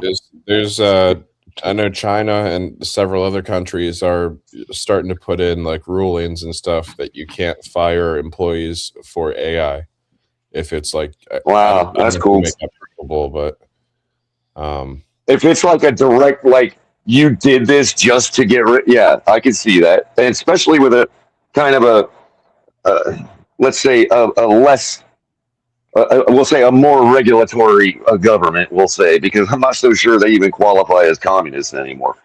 But no, that they aside, don't. that It's political like debate, well, that political debate aside, they are a little socialistish, we'll say, okay? yeah. And Well, that it's like comes it's down like to socialist, regulation it's like, and it's like dipped in capitalism though. They're going well, through not only that, but they had a pure Maoist workers' revolution, so they're going to protect their workers, dude. Yeah, That's their tax exactly. base. You know Exactly. what I mean? Well, they also don't need 1 billion people on their government assistance, right? Like, Tax, right. AI agents can't pay taxes, and they can't pay that bill either. right. So I get it. It's interesting. I don't know if the U.S. will ever do anything like that, but it's I'm kind of watching it happen in real Well, time. I mean, they're protecting everybody when it comes to the edge models, dude. Because I'm not saying that like I'm not buying into like the real threat because I know there's a lot of that's being used to impress the shareholders. You know what I mean? But when it comes to like the government stepping in and invoking the reality, like giving everybody a reality check, I don't doubt that they saw something that concerned them, and that a bunch of fail safes that are still in place, thank God, were executed. You know what I mean? Like when it comes to how how the government can be. I'm sure you've been on government contracted jobs before, where it's like they're real strict about everything and all that, and you hear these stories about all these leakers, and you're like, how does all this happen when I'm not even allowed to bring in a flash drive to the Social Security office? Right. You know what I mean? Like, how does all that happen? Well, anyway, that's another discussion. But the point I'm making is that, they saw something that triggered protocols. You see what I'm saying, Joe? So it might be overblown by the AI companies for the purpose of impressing their shareholders, but there was definitely something that said, hey, we have to now start to actually step in, and this is at the what do you call it, the spearhead of where the government has to start regulating. So in other words, if we've hit that wall where the government's not willing to let us go any further, you know what I mean, without their eyes on everything. No different than when somebody started to play with the right chemicals. You see what I'm saying? Because you best believe that the government gets a hold of people, when they're young, because they're smarter than the average cookie. You know what I mean? And make sure that they control their path to their nuclear physicist career. You bet that. There are things they know about physics that we don't even know, and we're not allowed to know. And I'm not trying to be conspiratorial. I'm saying that that's a reality. That's a mathematical reality. No, I just mean like Joe. I didn't hear what you said. No, I'm just talking about. I'm talking about the secret, even the means to do the stuff we know we can do. You can't just get into areas of science without being regulated anymore. Like if you started to get into theoretical physics and started finding something out, you're gonna, even if you didn't find something out, but it just looked like you were, the government's gonna take control of the shit. That's what Eric Weinstein's trying to tell everybody, dude. And they're all just making him out to be a crank when he's not actually adjacent with the conspirators, the conspiracy theorists. You know why? He's just pointing out a reality. I like the fact. In other words, his contention, real quick, Pete, his contention is that the government has an interest, a vested interest, in making sure that we're stuck in string theory, which they know is going to go nowhere because that stops people from finding out the stuff we could be finding out without them being able to find it out first. I kind of think we're stuck in a chasing content world. It's like a world of just chasing for views. And I say that to say that's the mousetrap. That's the rat trap, dude. That's the rat trap. And it's manipulating a lot of minds because, and I'm not saying the government does this, but I believe differently. And honestly, it's kind of hard to say, but it's like a media-driven world, a content-driven world right now. Because if you turn on the news, Pete, even if there's if you turn on the news, I'm pretty sure you can walk down the street right now and you can see a human walking their beautiful dog with a beautiful blue bag hanging out their back pocket. Right. And when that dog poops on the grass, that beautiful human is going to do the right thing and pick up the poop, put it in the bag, and throw it out in the trash bag. That is such a beautiful moment in life. But since there's no drama there and telling the world, I mean, when you see humans doing the right thing and caring for a beautiful dog, it's like such a nice sense. Strange example, but I get your point. You know that, like when you see that. Joe, I probably would have used. I probably would have used the example of my neighborhood since I got here and rooted out all the drug dealers. Like the grass is greener now, you know what I mean? Like if the news recorded that and tried to make it a story, people are going to turn it into something negative somehow, some way, because negativity attracts. It'll be like look at these disgusting people picking up poop off the road or whatever. Again, well, me calling out. Well, there you go, though. Me calling out all the drug dealers is called gentrification. Right. I haven't voted. I haven't voted because I don't agree with whoever the presidents were going to be. Right. So since I didn't agree with none of them, I just decided not to vote. The world is going to continue without my vote, regardless. And you have the right to do that. And let me tell you something, Pete. Let me tell you something about what I think about people looking at me and me living here as gentrification, bro. By working to clean up the drug addicts and drug dealers in my neighborhood, okay? And they think, oh, that's because this is what's gonna happen now that it's cleaned up. All the white people are gonna move back. No. First of all, I'm still the only white guy in my neighborhood. And you know whose kids I was trying to protect from walking over fentanyl addicts on a stairwell? Cuban kids and black kids and Haitian kids of the neighborhood. I was doing it for their kids. When they start, it's terrible. And when it ain't no gentrifying nothing. These people deserve to have a cleaned up network box from Comcast, just like the people across the canal do, because we both pay Comcast the same amount of money. And Comcast is regulated by code, okay? And they're failing, and nobody is holding them accountable because everybody in this neighborhood is a minority. The moral. And they say, I'm gentrifying. I'm gentrifying for calling that out. And negativity attracts. So if the government controls the hacks of the TVs and the views, and if that is the case, allegedly, a lot of people say that is the hip whatever they call those guys right now. If that is the case, and all we see, no matter look, this is what's going to happen. We're going to go through another. Well, I don't see nobody marching for the people in my neighborhood, Pete. I don't see nobody marching against Comcast, dude. But Color, check this out, because it's a revolving circle, and it shows that it's all dumb, right? We're about to go through a new voting thing pretty soon in 2028. A new president, whether whatever and happens, nobody, and Trump half tries the to fight. countries, Let's just say, whoever let's just wins, say, yeah. whoever wins, half the country's not going to trust it. Half the country's not going to trust it. Whoever wins or loses. No, You know no, what I and mean? but whoever wins, right? They're not gonna get positivity views. It's gonna be nothing but negativity the Nope. moment they decide that he's the winner. The moment he wins, like during the challenge and during the voting, oh, And they're that gay, is they're this, only they're a. that, they're this, But and now he's the president the or she's the exception, president. the Now exception they're gonna being, get hammered. the exception being, It's wait a retarded. minute, the exception being anybody, but Pete, the exception being anybody that's willing to do London's bidding. They won't be smeared. It's all I'm saying is negativity is what runs the world, and that's what I think. Yeah. It's kind of And like every bit of that's being run out of London. Every bit of that's being run out of the city of London. Every bit of it. Our whole entire lives, Pete.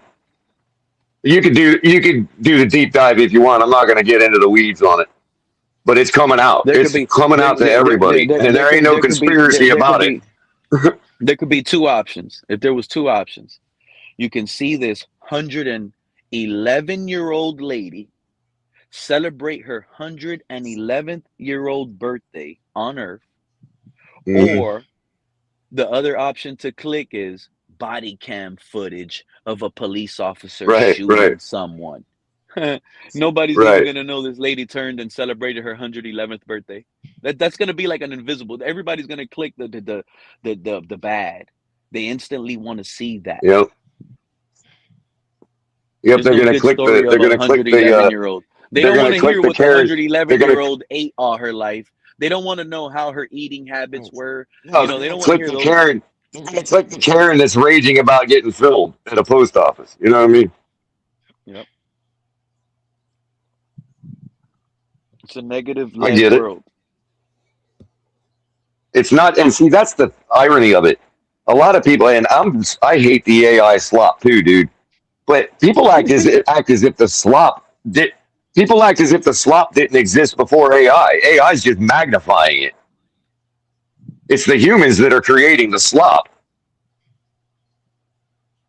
And consuming it. That's all we've ever created on the web. Twitter was already full of human slop before AI ever came around. This is what I find funny, right, Color? Because humans automatically have the instinct in their human nature to take over without thinking of without. Well, you know our thinking government. of- You know the this Congress is has what I'm already saying. This passed is what laws I'm gonna that. give you. I'm gonna give you. You know the example, Congress right? has already passed laws that they can authorize a strike. Listen, the Congress has already passed laws that the government can authorize a strike to take out these data centers, dude. We have fail safes, bro. don't Humans are think for doing a more second we don't damage have to the fail earth. safes. Humans do damage to the earth, and they blame life on Earth. Think about what I just told you, and it's funny. The Stainless Ninja said reptilian because this is the pretty much what I'm gonna try to break it down with. It's with a reptile, iguanas. They're telling y'all and everybody here that lives next to the coastal water and your concretes are getting holes because iguanas are eroding the no, iguanas are not eroding the concrete. You eroded their land and put concrete over their natural habitat. Right. You see, Not it's the only that, opposite. but what about all that duck? What about all that Muscovy duck crap that's all acidic laying on the sidewalks all the time? That ain't got nothing to do with the holes. You want to live near the water, and you want to blame iguanas for being born and living near the water, for damaging Is that your a site. thing? Iguanas? What? No, they are invasive here. Bro, Pete. if you have a pool, They are invasive in Florida. if you have a pool, they'll stand by the pool right there, and they'll just start eroding, like they start making holes and stuff. But Well, they are invasive to Florida. I know, but we they have the made legal them right to kill them I without a understand license. that, Color. I understand that, Color. But at the same time, you as a human go out there and do what you just said, bro. I thought they lived Don't in make trees. it a problem. They are. They are. What are they Pete. digging They holes come for? down my canal every few weekends. There'll be a crew in a truck coming down my canal, shooting them right in their holes, dude. That's What do they sad. do? I thought they were hanging out in trees. What are they doing in holes? They live in burrows. They make holes in the sides of the canal banks, dude. And the canal banks, they have a whole Man, network, I like thought they were. I Vietnam, thought bro. they lived in trees. I thought that's why they're always falling out of trees when it gets too cold. They No, do, those they things. do. But they have a whole network, a whole labyrinth on these canal banks, dude. I'm They're telling you right traveling. now, We'll find iguanas out. was Some of iguanas these, were probably some of these holes in my canal bank will take them all the way to the Everglades, dude. I used Yeah, to I don't. have I guess I I never used to learned have an about avocado iguanas. tree in my backyard, and I saw an iguana on my tree one time eating an avocado right there off the tree, just hanging like on the, just Wow. eating the avocado. Now, Pete, if it makes you feel better, the law, I read the law. It actually says that there is one protection. We're not allowed to be cruel. So you're not allowed to like torture them before you take them out. Yeah, you got to snipe them with a little BB gun or something. Yeah, you can't, and you can club them over the head, but you can't pick them up by the tail and poke at them and torture them. You know what I mean? It can't be cruel. They're basically dinosaurs. Same with the Egyptian geese. It's the same with the Egyptian geese. You're allowed to kill those too. They're invasive. Which is a shame because that is an absolutely special creature, man. I don't think people realize how special the Egyptian goose is. I'm gonna tell you right now. That is a really I saw an iguana the exceptional other creature, day. dude. I was getting on the highway I-75 and it was like exit 105. I'm getting on, and next thing you know, on the entrance ramp, there's this small like lake or whatever. It's tiny. It's not that big. Beautiful, huge orange iguana. So bright, it was like purplish and Old guy, orange, huh? and it Old guy. was a big one. It was a big one. And I said, "Whoa, that dude has some colors on him." He's a Jedi master, Pete. He's a Jedi master. He has mastered the whole entire color wheel, dude. He's old.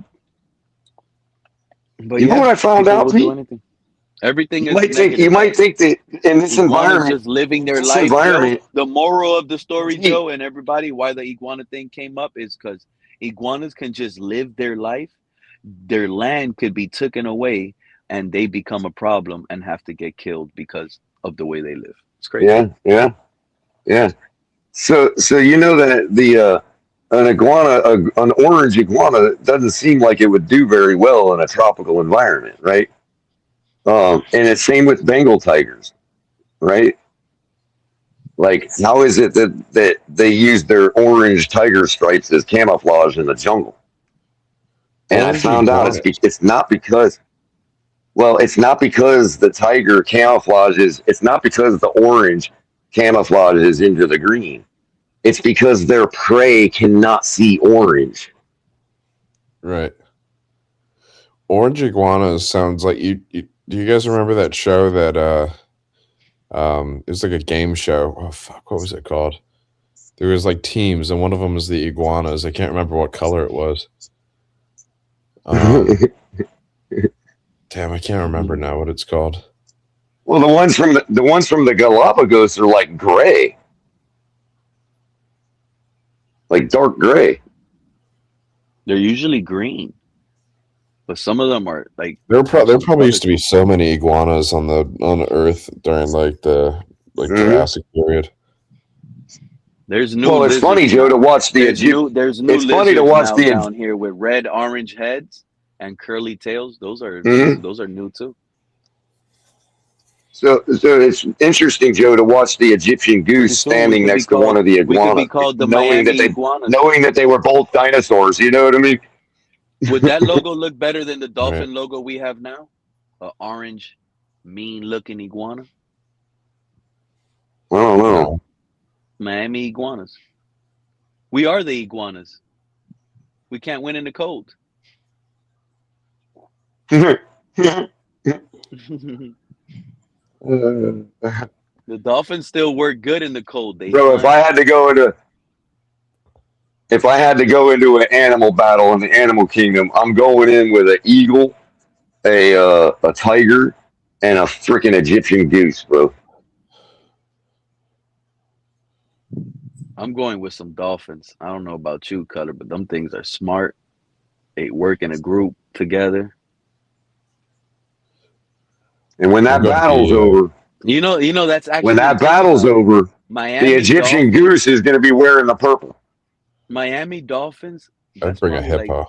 that's the best. Like what? Like there's no other A hippo, thing yeah. on. There's no other team that their logo works like a dolphin does. Because when you picture it in football, to win, you win as a unit. You win as a team. In nature, with these dolphins, the way they win is their hunting ways. And the way they work Yeah, hunting the to get their pod. prey and eat, they work as a team. Almost similar Hmm to football. Also, they Their also touchdowns, torture their food. yeah, I mean they set them up. They set them up. They surround them. They get all the fish corralled into like a bubble, and they go to eat in there because the fish can't leave because they got them stuck in a bubble in the middle of the ocean, and it's like 10 dolphins surrounded them, and they Oh, forced right, and all all that, this right, and big all the group fish of can't swim because there's a big air bubble. The fish can't swim away. They're all just I mean flopping right there in midair. it, Right, I mean they're just swimming in water, and they're all scared, and they're all right. and they're all together instead of just swimming away, running and evading all on their own. They just stay in a big bubble, Do you and they get want to eat they get me? plucked off. They get plucked off. But what do the Buffalo Bills? Do Bills hunt together in packs? What is a bill? What is a Buffalo Bill? What do they eat? Do they work in A teams? Buffalo Bill is not even a thing. A Buffalo Bill is a stage performer No, I'm just saying. But what is a in the buffalo? What do Wild buffaloes West. do? What are they known for? To run from lions? Yeah, but they're not the Buffaloes, Pete. They're the Buffalo Bills. Got you. But they have a They're buffalo on their Bills. logo. I know, but Buffalo Bill, to be a Buffalo Bill means you're a stage performer. You're a Eagles, the clown. Philadelphia Eagles. The Eagles usually hunt. They're flying by themselves. They use their vision. Well, They're one. the eagle is the most sovereign. The eagle is the most sovereign animal There on you the go. planet. That's why it's our national mascot. Because America said so. Why isn't it a dolphin? No, it is You the see what I'm most saying? liberated animal on the planet, dude. Do you The think eagle, that the bald hunting eagle. strategy is that just pure instinct that they all have, or do they have like language that they use to communicate and like Oh no, train their unit? dolphins communicate. Dolphins Yeah. communicate. Yeah, They're but is it almost like as smart as we are, dude. is it a level of communication where they It's can actually like train their youth to yeah, do something with instructions? It's yeah, almost dude. like an It's clicks and ultrasonic whistles. It's sound. the same way. It is. It's ultrasonic clicks and whistles. It's the same way we started, but with ultrasound. So You know what I mean? so that would mean that there's a point when there's a baby dolphin that it starts to learn like what all the different clicks and things mean. Yeah. Yes, Like I would if they're Why not? communicating, Swim this there's a way. I'm pretty period sure just like like they we If have you have can words where like teach, swim this you can way. teach, you can teach a chimpanzee a certain amount of words with sign language, dude, right. and it can put together patterns to express itself. That's freaking wild to think about. I know, I don't I know. know, dude. I've With watched these just like geese out that. here, man, and I'm telling you, bro. They'll like in the summer, they'll like have races with the kids when they first start to teach them how to fly from the water. You know what I mean? They're little tiny wings, and they'll just like skate across the water. But the kids will start, like the parents will go up on the bank and watch them, and the kids will start having a race, dude. I mean, you start to anthropomorphize them, dude, after you watch them long enough. It's like, wow, these things have like a whole social order and shit, man. Like, this is crazy. Well, I've got a saltwater tank here that I stare at all the time, watching the fish, like the behavior of all the fish, and I'll tell people about it, but they look at me like I'm crazy, and maybe they're right, but you get to like if you That's watch not animals enough, because you it get to pays to start pay to attention. recognize like things Joe, about it the pays to behavior. pay attention. Exactly. It pays to pay attention. Yeah, It's not crazy. yeah. It's just that what you're saying to these people is something they can't visualize based on what Right. you saw. Right, like And Color talking about it's like observing almost the like a geese study. sounds like absolutely ridiculous to the typical person, but like it like from But I've watching them been watching enough, them now for like 3 seasons. I've been watching them for 3 seasons now, Joe. It's like, you know what I mean? Like, it's undeniable. There's social order. I've even figured out, like, what I would need to do if I was a goose. You know what I mean? To live in their world. It's the same thing with my fish. Like I could go on and on about the behaviors of my fish, but people that don't look at my fish tank would be like, "The fuck is this?" And Joe, the thing of it is there's a duck species that lives on the same land. It's the Muscovy ducks, right? And their social order is totally different, dude. And I feel like the geese don't respect their social order, and the ducks are like, oh, those fascist geese. You know what I mean? Like, you can see all of that playing out, bro. It's crazy, man. I think waterfowl, and just in general, I guess that's how they're all classified. But it's just wild to watch how they like walk in rows too, like military style. Well, that's the thing I noticed. That's the thing I noticed about the goose as opposed to the duck. The duck lives in the water, interacts in the water. The goose uses it as a resource and for fun. Right. And for transportation. But they are out of the water most of the time. They're like, no, they use it for enjoyment and for practicality. They don't live in the water. Ducks walk in like single file line. That's crazy to me. That's just like I watched the first time when I came back from Missouri, because the Egyptian geese and that invasive problem started when I was gone, right? I come back and I'm like, oh, look at this magnificent bird, right? The first time I came across them, I'm at a Denny's and I'm in the back smoking a cigarette waiting for the food to come. And there's this pack of Muscovy ducks living there by the canal behind the restaurant. And I literally watched this group of 5 Egyptian geese march on this group of ducks and root them out of their domain, dude, and take it over. Like, they were looking at each other and they were walking slow, and they were like, all of a sudden they started to walk a little faster and they rushed up. I mean, it was a gang of geese perpetrating a freaking takeover, dude. Right there in front of me. When I saw that, I'm like, wow, these animals are smart. I just thought it was some kind of duck. I pulled up Google Lens and it said it was an Egyptian goose. Dude, I've been bit ever since. This animal is one of them. I understand why the Egyptians venerated them, dude. It's the goose you'd see on all their, hieroglyphs and all that, and in their mythos. The goose that they have in all their, like the statues and all that stuff. That's the same goose. Yeah, I'm going back to China very soon in a few months, and I'm going to be seeing some more pandas at like a panda research facility. And I realized after watching them recently that you can't convince me that it's not entirely just like humans in a panda suit sitting there to like entertain us. The movements, it's really slow humans, right? You can understand why, like a lot of you can understand why a lot of Eastern mythos develop reincarnation and all that from observing that. They're like, yeah, that's another human that must have got punished or something. Right. The movements are insanely human-like. And look, they're because I watched the goose. Right, because I watch the goose and I think, oh, wow, they're intelligent, they're smart. And there are things about being a goose I would like I'd love the ability to fly and all that. But I watch their lives and what their duties are every day and what they do, and I'm like, no, that's boring as shit. You know what I mean? Like, the most eventful thing that happens all day for them is they go down and wash themselves and then deflee themselves for the rest of the evening. That's the most eventful thing that they do. Right. When the flock comes in and the alpha has to defend the land, just like the lions in their pride, you know what I mean? It's crazy. Their social order is much like lions on a plane, or the lions in Africa. You know what I mean? It's very similar social order. Do they just graze? Is that how they eat? Or it's bugs? They're omnivorous, I guess, but they don't really prefer live insects. They more nip at the grass.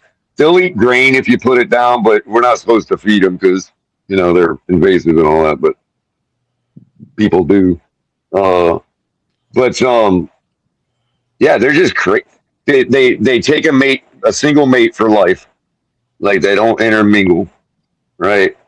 And they take care of their kids like very strictly, like they are very obsessed with making sure their kids are safe, dude. And whereas the muscovy ducks, they are. Whereas a muscovy duck, their strategy is have 1 billion ducklings because the gators and the bass are going to take half of them, and then they just let them wander wherever they want as they're growing up. The mother doesn't really try to corral them as much until now, Joe.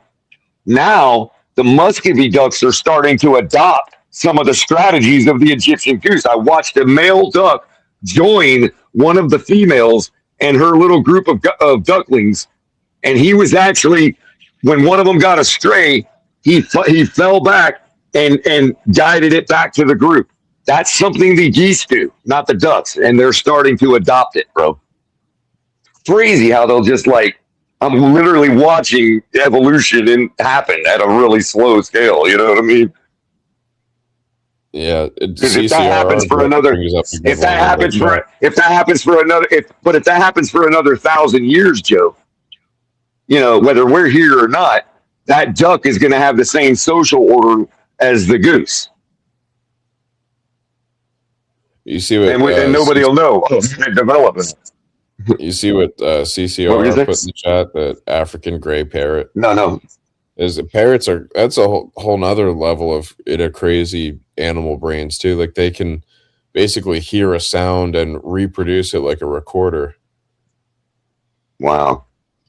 All those birds that could basically talk to you, and that is crazy. You could make Star Wars sounds, and that's a form of memory. Dude, that's a form of RAM. You know what I mean? If you think about it. Yeah, but the bird can do that and not no other animal. Mm-hmm. That's incredible. Like these animals. A few species also doesn't know it's doing that. It also has no idea that's what it's doing. It's autonomic. It just repeats it. It's like a recorder, like Joe's saying. It's like the little cells fire in their brain, and it records it like memory. They actually used a bird to solve like an MP3 crime. They used a bird in a crime one time to solve it because the bird gave the guy's name when the police came. The bird kept saying whatever the murderer's name was because the lady was screaming the murderer's name, and the bird was repeating that name when the police got to the scene. You just gave me an idea to talk to it.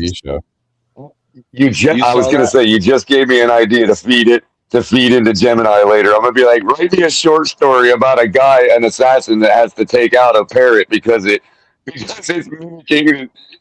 Wow. That's a good one, man. You can't even make a comedy. That happened on I saw that on the First 48 or Unsolved Mysteries or something. One of those crazy. You make it a comedy. You make it a comedy, but you still have Jason Statham as the assassin. You know what I mean?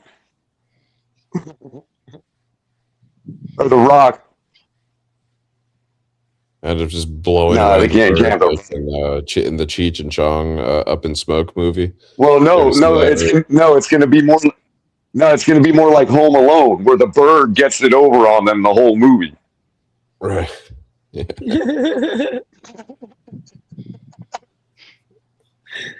If everybody else can regurgitate the same plot over and over again, so can I. As long as we're all being lazy.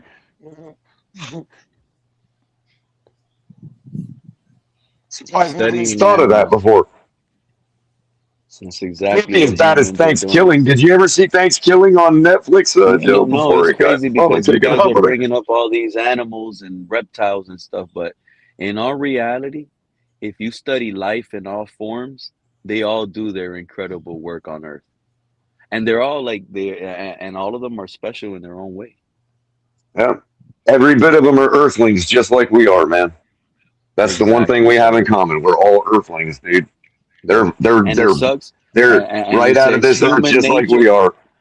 And who was the one They're talking having to about deal with the vegans same earlier? thing. Was that They Liz just talking came. about They just vegans? came up with a different. Right. They just came up with a different strategy than we did, and both of them Long worked, story short, except ours became more intelligent. yeah, dinosaurs had to eat other animals. It's just unfortunately that's just the way the life circle works. That's why life form itself reproduces. That's why I thought that Mufasa Lion Everything King gets too. eaten. Like I if thought that was dinosaurs, kind of like think weird about it, when all everything this. gets eaten. Oh man, poor lady in Florida. I don't know if you guys heard about that young lady that got ate by that alligator the other day. Yeah. Oh Damn, no, she it didn't. died. Didn't. Yeah, yeah, Yeah, she I think just. I think she Well, ended up she got bleeding ate out or by it. something. Well, she's not like that color. I mean, the alligator attacked her, and then she lost her arms, and I'm assuming by losing a limb over bleeding, that's how she died. Not Yeah. like no Lake Placid type Yeah. stuff. Well, if it likely being an alligator, it probably wasn't too close to a hospital. So yeah, that's probably why she bled out too. Damn, man, sucks. You know why? Because her husband was right there. He's the one that fought the alligator to take her off. There's You know what I nothing mean? you can do. There's nothing you can do, bro. Yeah, but that Nothing. shows When that, that thing gets a like, hold, there's nothing you can do. well, but he's a real man, though. He went in there Oh, I mean, willing to, you know what I'm saying? I'm not saying I wouldn't try. I'm just saying, yeah. I mean, good for him for trying. But damn, what a lost cause, man. That's why I said a hippo earlier for the animal I'd use in a battle, because I watched a video the other day of a hippo just biting completely through the skull of a crocodile. Yeah. You have convinced me to add them to the team of animal warriors for sure. The jaw strength we got an eagle, unreal. a bald eagle, a Bengal tiger, an Egyptian goose, and a hippo. Yeah, we got all we need right there, man. Yeah. Maybe a rhinoceros to spearhead the charge. Yeah. You see how big those hippos' mouths open up? They'll swallow. It'll bite your head off. Oh yeah. And they can run like 40 miles an hour or something. Yeah, they could basically They're not run in slow. the water too. Yeah, they're not slow. It's like people think about alligators, because they're bigger, we assume slower, but an alligator has enough muscle, just like a little lizard has enough muscle to control its body. So an alligator, when it strikes, is just like one of those little lizards when they freaking run on the sidewalk from you. It's that fast. There's nothing you can do, man, if you get caught Talking like that. about alligators and hippos, those two, for some reason, they'll be in the same waters. Or crocodiles and hippos. They'll be right there in the same they'll be in the same, it'll be 10 crocodiles, 10 hippos right next to each other in the same small Same patch of strategy water. too. Big ass mouth. Yeah. Right, a big ass mouth. Snap shut. They ain't eating each other because the alligator, I think, or the crocodile, they respect the hippo and the hippo respects them. Well, the alligator can't roll the hippo, and that's the alligator's strategy is to roll him, or the croc. The alligator. They take you under and roll you and stick you under a rock. The hippo don't want the alligator to get that leg. What was that one where the alligator was going after the wildebeest and the lion saved it or something? Or is it the other way around? I would love to observe this someday. I need to go on a safari. What's that? The lion saving a wildebeest from a watering hole with like multiple species at it, like how everything goes down.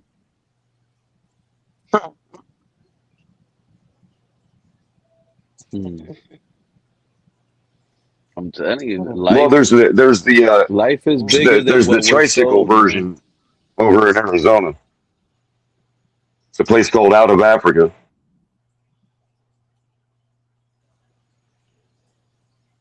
We could be teaching the right animals to help us in real life. We're worried about building robots. I know, right? Why don't we put a robot in the brain of a dolphin? Oh, we already did that. That's right. I'm thinking of Johnny Mnemonic. Remember Johnny Mnemonic? You know Maybe how I we'll, know humans work backwards? maybe we'll get robot football pretty soon. You know how I know humans work backwards? And this is no shot at Elon Musk because I still think he's one of the brightest minds on earth. But why are we focused on worrying about, the gas Oh, and taking the speaking gas of out of the Elon, streets, and we need gas cars removed off the road when the real ones that are polluting the waters are the biggest vessels we have with all that petroleum they're throwing out there and oil they're spilling. The boats and the yachts and all of that need to be electric. They need to focus on that first. And airplanes too. And airplanes too. There's a big initiative. I forget when the date is. It's like 2030 something, that they want like almost all domestic and international planes, like for commercial, to be electric. I don't know. I don't know how to progress it guys, against. speaking of Elon, in a roundabout way, because it's not one of his rockets, but NASA's shooting up the Atlas V in about 10 minutes. Forgot. Can you see it? Are they from? gonna do it? Are they gonna do it live on their YouTube Yeah. channel? Oh, yeah. In 10 minutes. Oh yeah, I'm gonna have to tune into that. I can see it from where I'm at. I'm going out there right now. It's like a little fire dart in the sky. From The Cape shuttle, the Canaveral? space shuttle used to look like a, it's from Cape, it's launched from the Cape, but the space shuttle used to look like a pea-sized fireball, Joe. The I wish I was SpaceX there right rockets now. and the Atlas V look like they look like a fire, like a dart, like a fire dart, or like a spearhead. It's pretty cool. That's one thing I do want to go see. Yeah, I get a pretty clear view of To it, see a rocket take off. Oh yeah, but I want to be like a bystander. especially at night. close.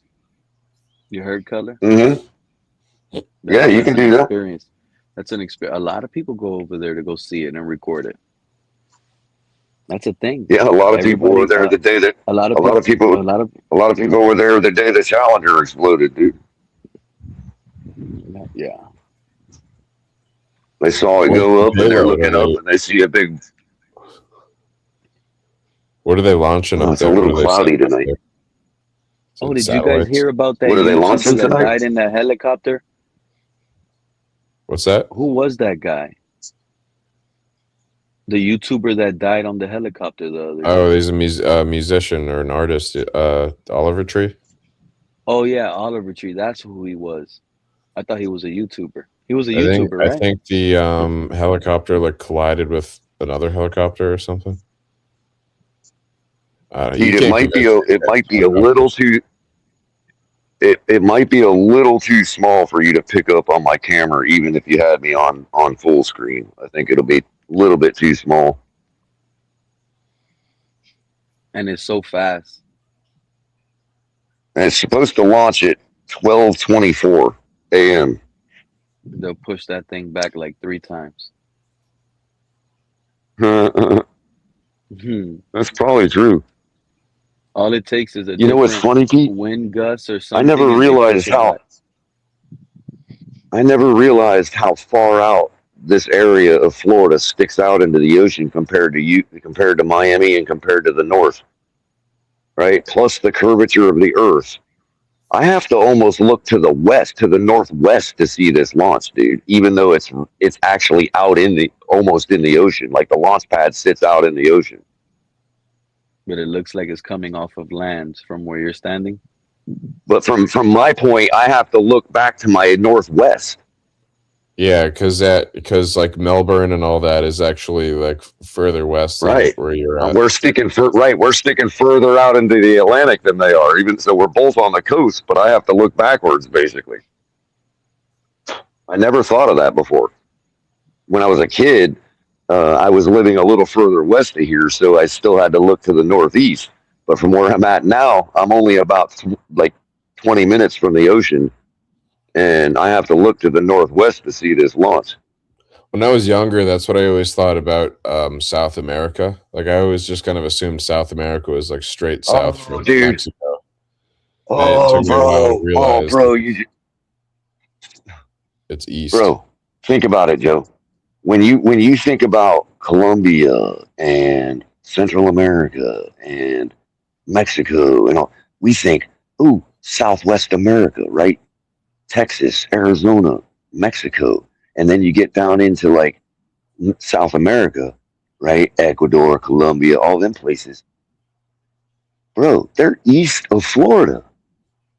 Yeah, well, Ecuador's not, but yeah, Look at the map. rest Look of at the South globe. America is. Not Ecuador, but like Chile is, or Argentina is like east of Florida. Yeah. So there's not only south you're thinking, but I'm always thinking west. Like when I think about Chile or Colombia, I'm thinking American West. You know what I mean? But it's actually due south of Florida. Right. Because Central America doesn't go straight down like you would kind of picture it. It's the whole Mexico and Central America is going southeast. Aren't you like what's just west of Brazil? That's all to our east. Yeah. Yeah, We were just talking about that the other night on Insomnia. I'm not gonna lie. Yeah, well, we were just talking about Joe. We were just talking about that. And that East and West offenses with Ollie Gordon just struck again. Oh my God. OG3 quickly, Joe. Third and fourth. Newfoundland is closer to Africa than Florida is. Yeah. We just had talked about that the other night on Insomnia. Yeah, Newfoundland, like up in the northeast, up in the northeastern seaboard of America, is closer to Africa. Morocco or Western Sahara, it's closer than. Yep. Strait of Gibraltar and all that. Yep. I'm starting to think it's closer to Africa just as well as it's closer to Spain. I'm starting to think Ollie Gordon the second or the third or the fourth, whoever we have, that OG Agent Zero. He is the most important piece to this offense this upcoming season that needs to have like that second year jump.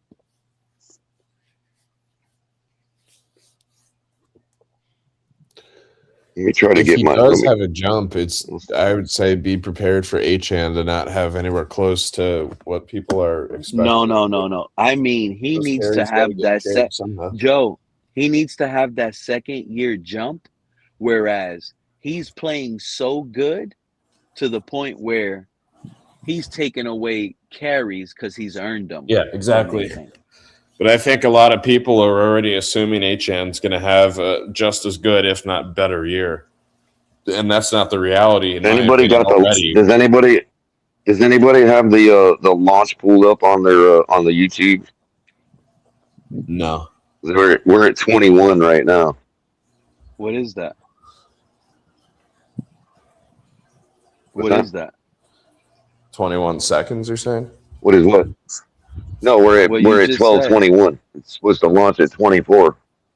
Oh, okay. But I don't know. I don't have it up on my phone, so I don't know when it's actually launching. I'm just waiting for the fireball. You make a wish when you see it or something? No. You don't wish they make it to. No, I'm gonna try to get it on. I'm gonna try to see if you guys. I'm gonna try to see if you guys can see it on my camera. Oh yeah. It's a little cloudy. It's a little cloudy up there, but I should still be able to see it. I'll put you a big screen. Like that, I won't. Yeah. The lighting. Good call. The lighting might not see how I got a floodlight right there. It might stop it from being able to see it, but we'll see. Man, that's true. That glare. He's just getting ready to show us the geese. But did you see the lighting though in my view? If you're gonna want to look just to the left and top of that, like to the top left of that lighting is where you'll see it. where the black sky is. You know what I mean? That's where Are you it able to should be if I zoom? do Are you see it. able to zoom? Are you able to zoom with the camera past those I can floodlights? try. I can. I can try, but it might be a little more unsteady. Hold on. Let's see. Oh no, I can't zoom in from here on this. Oh yeah, it doesn't actually zoom in my camera. It just zooms in my StreamYard screen. You know what I mean? Yeah, I got But you. it will help me locate it better. It No, I will was just trying help to me see if you locate could it better zoom though. past those lights because I know those lights are gonna like glare out something. Well, it's cool. Yeah, It's a nice but it view. doesn't We give you appreciate control you, of your fella. camera. It's 12:23. You I got don't a think it minute. zoomed in anyway. I wonder if somebody in chat's got the YouTube channel pulled up.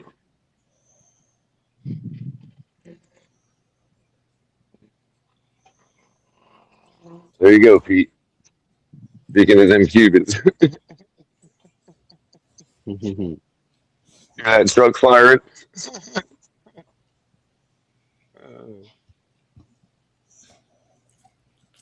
I don't see nothing yet. It could have been 34. I don't know, but I think it was 12:24. Wait, is that it? No, that's a plane. Let's see if you can see this plane. Can you all see that plane that's coming in for a landing? Wait, it's just going to come on that building right there. Do you see that plane? No. You got me It'll be a looking little so higher than hard that. my eyeballs are hurting right now, Color. You ain't gonna be able to see that rocket. It'd be cool if you were on a plane and looked to your left and saw the rocket. That would be awesome. When Nick Foles went to the Super Bowl, who was his running back? Jordan Howard and who was the other little spellback? Wasn't Sproles still there? It was Sproles. That's who it was, Darren That's Sproles. why I keep that. That's why I keep associating H-Han with Sproles, dude. Man, and Jordan Howard was running like a monster. A healthy young Jordan Howard. Mm-hmm. That's Ollie Gordon right there. And Ollie Gordon has a higher ceiling than that.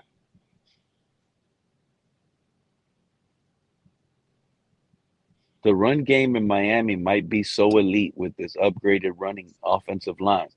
Patrick Paul going on to his third year, second year starter, sat 1 year behind Teron Armstead and learned.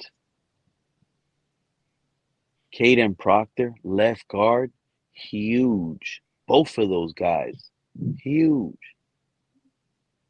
Aaron Brewer, the technician. Jonas Salvanea. Everybody wants to laugh at Jonas Salvanea, but he's big too. He's another big dude. Big, powerful. Remember, everybody was hyped up on him, how he was going to upgrade the offensive line last year? They were high on this guy. You should have heard Reason and you should have heard DDW. Go back to last draft. Go back. And I want you guys to do your own, because I'm not making this up. You had guys like DDW pumping their chest, Reason screaming off the top of his lung, yeah, we got Jonah. I told y'all. This was a big I told y'all moment for these fellas. And we used them out of line, and now they're down on Jonah. One season in, they're not even, you know what's crazy? These two guys in particular that were hard on Jonah and calling him trash now and did it all season, never gave him the rookie grace that they gave Tua the rookie grace on. Ain't that BS? It is. So Jonah can't have a second year jump. He's not allowed to because they labeled him trash already. Jonah can't be a dominant right guard in his second season because they labeled him trash already. When now he already got the gameplay flow out the way. He got his rookie hit out the way. He got the learning curve out the way. So he can't be dominant on that right side. I saw everyone trashed Austin Jackson on right tackle for years, but I saw steady growth, and he's a good right tackle. When healthy, he is a great right tackle.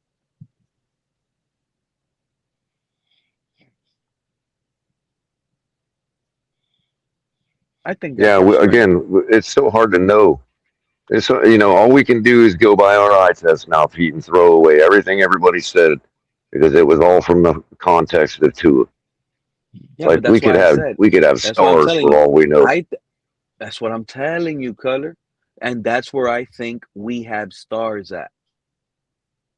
I think the strength of this team is the offensive line. I'm not even joking. Patrick Paul, still on a rookie contract. Caden Proctor, first-round guy. Jonas Salvanea, supposedly he was supposed to be a first-rounder, and we had to trade up in the second round to get him. Austin Jackson, another first-round guy. We got 2 first-rounders and 2 second-rounders starting on that offensive line, fellas, that are in their rookie contract. No, well, not Austin Jackson, but he's still a first-rounder. 3 of them are still on their rookie contract.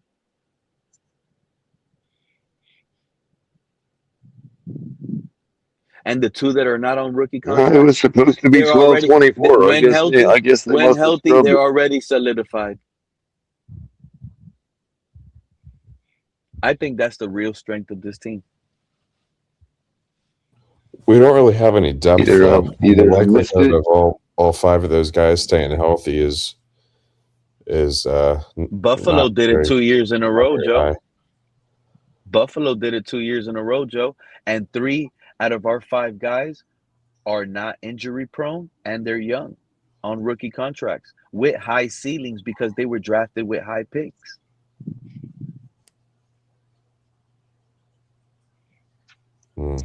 So I You're a lot either higher missed than it I am, or they Omar. scrubbed it. I'll have to go find out. Pete, you were just Good hating old on NASA. Brewer the other day. Yeah, but that's not what's going on today on this topic of conversation. We're just talking. This is why this is the That's best not channel going on. ever. That's not what's going on today, Joe.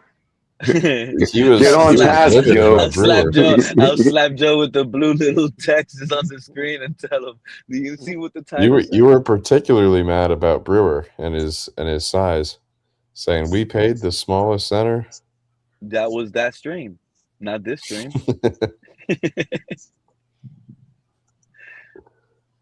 This is the internet. This is content. This is conversation. Someone just put in the chat that 12:30 ended up being the liftoffs. Oh, really? 12:30 is right Dude, now. that's right now. I might still be able to catch it. Because it takes about 30 seconds for it to show up on.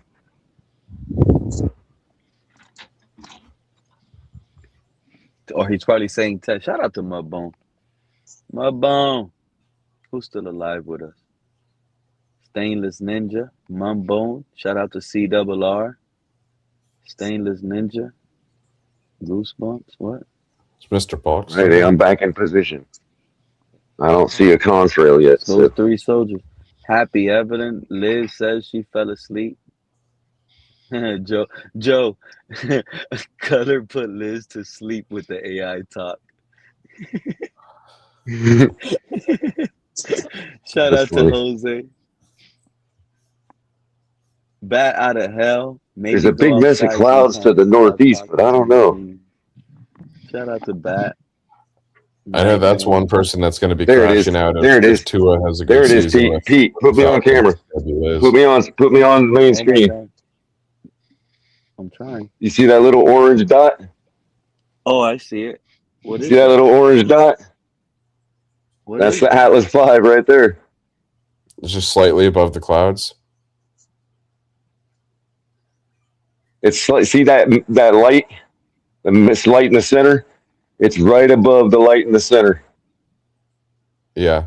What the Little heck? orange I dot. see like a laser. Like, are you? I pointing just that saw it laser? drop. I just saw it drop one of its stages. It just dropped one of its stages. I saw a little flare come off of it. Oh wait, am I zooming in? Oh, I'm zooming in on my phone. I don't I'm know. We thinking might I'm not be able zooming in to on see the that color. I thought I saw it before, but It's crazy. I was actually able to see it drop its first stage, dude. That's crazy. I saw a little flare come off of it. Tiny, tiny little flare. That's smaller than I thought it would be. And it's sounds like a going straight successful up. Let me launch. try from this viewpoint. I'm trying from this viewpoint because now it's way above the lighting and it's going straight up. You don't see that little orange dot going straight up? It looks like it's hovering. It looks like it's going sideways. Like the exactly. contrail is going sideways. That's why it's weird because it looks like you're pointing some laser trying to direct us with where it's at. That's just his Wish I could. camera. Maybe I can do. Oh, it looks like we lost him. Yeah, when you aim the phone camera at lights like that, it shows the reflection.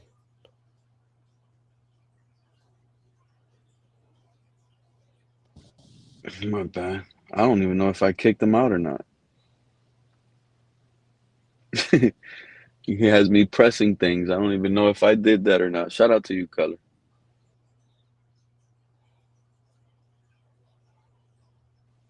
I see you got Rafa Yeah, in the but chat Joe. too. Yeah, but Joe. Oh, shout out to Rafa. But Joe, that's why I understand you guys are sitting here and you're thinking I'm flip-flopping.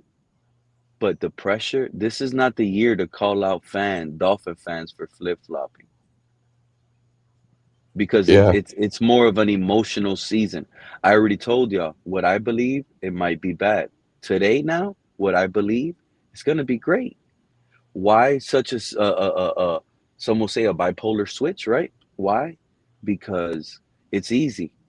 The unknown is what's getting everybody. It's the unknown that's bothering everybody. That's all it Bro, is. you can still see it. It looks like a star now, dude, up in the sky. It's the longest I've ever seen a rocket stay in visibility. But it looks like a little star, and then it just had this one little flash, like it dropped its last booster, and it disappeared right before I was about to get on camera, dude. That's pretty cool. I've never seen one look like that. It looked like it was like going sideways, like a broom. I looked it up. It says it's in support of Amazon Leo's satellite constellation. So Oh I wow! guess they're launching. So they're trying to put up their own Starlink, basically. Says it carried 29 broadband internet satellites on board. Mm. And Joe, those are lower than the Hughes satellites, dude. So they should have better latency than traditional satellite internet. There's so much. They're about so half many the things altitude. flying out there in space and in the sky. Well, you don't. So many The satellites. crazy thing is, Joe, as filled up as our orbit is with junk, with satellites. Like, for instance, when Elon is done with his program, he would have shot up 7,500 satellites, right? Who's managing that? And if you're airspace? sitting on, well, here it doesn't matter, Joe, because here's the thing: if you're sitting on one of those satellites, even though there's a zillion of them, there's still it's so big up there that if you were sitting on any one of those satellites, you would not see the next one. Right. Yeah, it's not crowded. Even though there's like hundreds of thousands of them up in orbit, dude, and you still wouldn't be able to see the next one over. Crazy big, dude.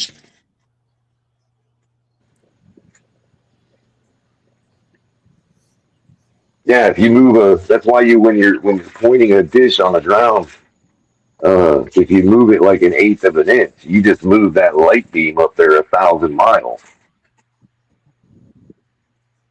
That's why it doesn't take very much to get your dish off of alignment. Relativity, yeah. Good old Einstein. Nothing is faster than light. We got July 6th, USA is playing Belgium in the round of 16. That's the Sweet 16. the Germans that still insist on speaking French. Oh yeah. USA could pull off this World Cup, man. That'll be cool. That was an ancient joke. That was an ancient joke, Joe. It was an And ancient tribal joke.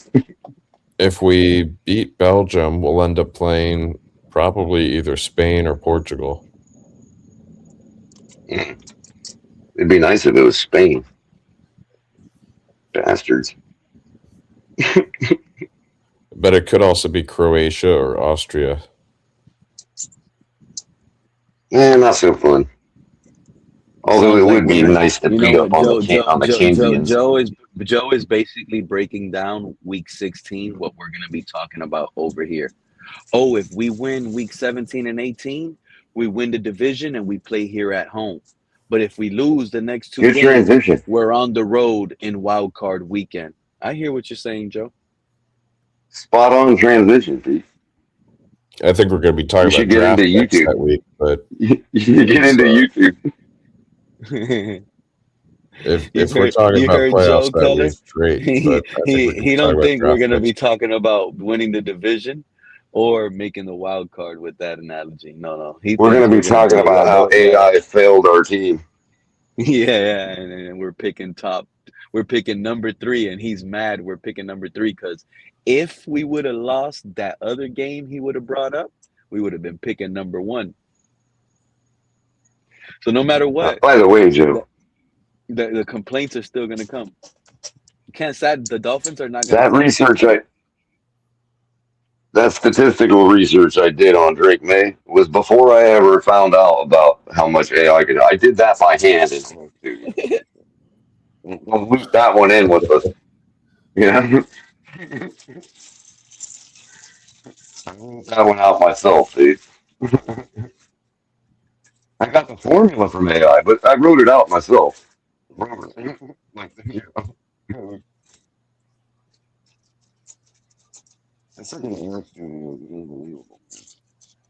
Is it just me or you sound muffled, Color? Probably sound muffled because I'm rinsing out one of my coffee pods. Oh, gotcha. So I figured out, Pete, how you beat the Keurig, the Keurig scan. You get your own little pods, dude, and then grind up your own beans.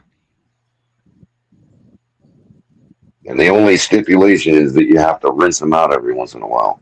So you gotta like every cup. So you gotta buy yourself like 3 of them. That way you always have a clean one for a cup of coffee, and then every 3 cups you gotta rinse them all out. I use an espresso. So much less expensive than buying the actual Keurig pods, dude. Crazy how much money difference it is. Well, it goes from Tom could be rock hard because he'd be like, "Oh, you're saving the environment." Well, I tried to tell him, but he thought I was patronizing him, so he never gave me the credit for that, too. Unfortunately. A lot of people think I'm patronizing for some reason. Shout out to Tom. Benefit all those Keurig pods are made out of plastic. He pulled up here one time, man. Shout out to Tom. I was so shocked he pulled up. Like, who's that back there? Oh, Tom. What? I see Rafa. But yeah, but good point, Joe, that every one of those pods are made out of plastic. Yeah. I go through 2 pods a day in my espresso thing. Mm-hmm.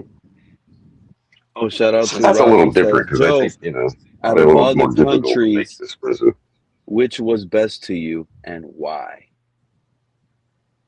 You might see Joe. You go in all these places. You got Ralph over here thinking about going somewhere. I'd say Iceland is number 1 because it's like an alien planet there. You're not going to see. It's a volcanic island that's frozen over in the winter. So it's like Yellowstone. Yeah, it's like Yellowstone on steroids. Yeah, I'd say that was number 1. Close second though is China. Although I'm a little bit biased. I just want to go to one of them copper caves they got there, man. One of the what? I want to go to one of them copper caves they got, bro, where it's nothing but walls of azurite and malachite, green and purple and blue. Oh, freaking awesome! Yeah, yeah. I got, dude, the biggest azurite malachite stone that I have. I bought from Bisbee, Arizona, but it came from China, and it's about the size of a baseball. And I'm just like, the walls in these caves in China are made out of this shit, dude. And like the copper mine, in the copper caves, like copper mines. The mine in Bisbee is a copper mine. Its walls were made of azurite and malachite. But they had this sample in their gift shop, dude. It was like $300, and it was from China. I'm like, oh, I gotta have it. It's got all kinds of copper woven in it because it's already starting to turn. You know what I mean? Azurite and malachite are copper ores, like turquoise. Oh man, you know what? That's why that green color that copper corrodes into, that green stuff, that's malachite. So I like to watch this YouTube channel, and I'm trying to think of the guy's channel name right now. If Sports Cards Show or something like that. And basically the content that I like from him is like he gives out the top 10 sports cards pulls of the week. So his content is the top cards pulled of the week. And when you search up and you start seeing that, other card guys pop up on the algorithm. You see it, like you scroll down your stuff, you see. And one thing I've realized, and it's crazy, right? Because this is almost like a gambling addiction as well. Because what I've realized from these card content guys, you degenerate. No, Color, check this out, bro. This is what's going on. These guys went and spent all their money on cards to open up and get a card. Now they're making content that, they can't afford the hobby. Right.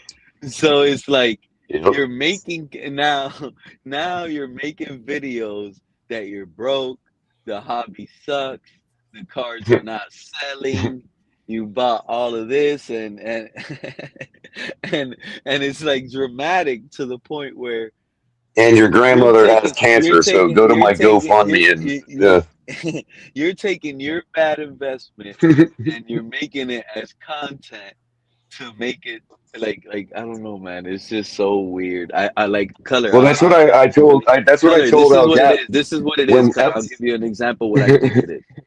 I think people will do anything for content, and it goes back to that negative drive point from earlier. If you put on your title, "I'm going broke," I give up the card hobby. You know what I mean? People are gonna be like, "Oh, what's going on with this broke card guy?" And then now he gets to sell his little story on how it went bad and all of this, and he hates cards. Right. I told El Cap. I told El Cap when we first met. Pete, I told El Cap when we first met. I said, I ain't worried about you stealing my trademark or my intellectual property, because if you do, I'll just sue you, and then I'll make a channel devoted to the whole story about how I'm suing you for doing that, and I'll make $1 million.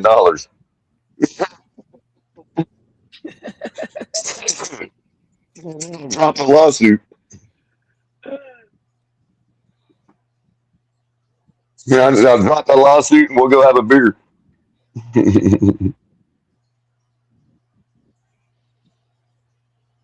So it's a running joke we have. And then this is another one, right? Check this out, guys.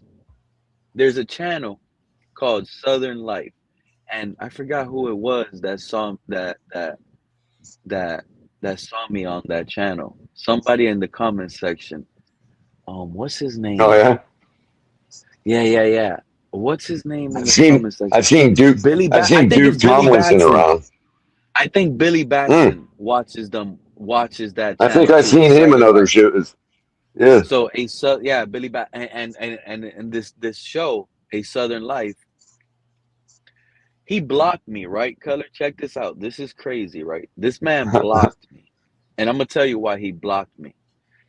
He at the time, because his content is like driving around Florida and showing out different places in Florida and stuff like that.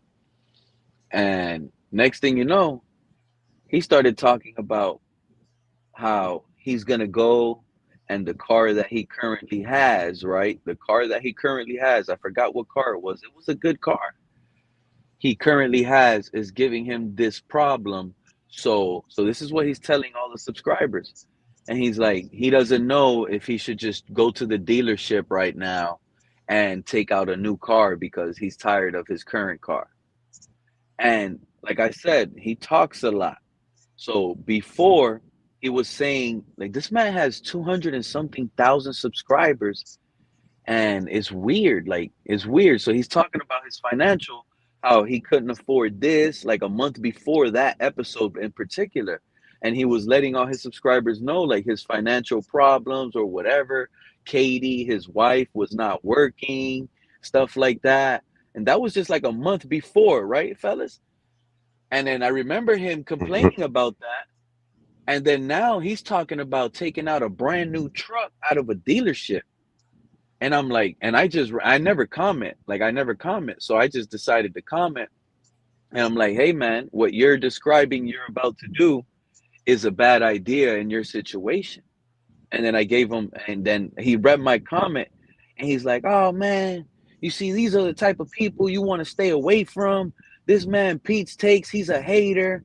He don't want to see me do good, right? This is just him blowing up on like on a just an opinion that I got on him based on what he said about his financial status. You hear me, right?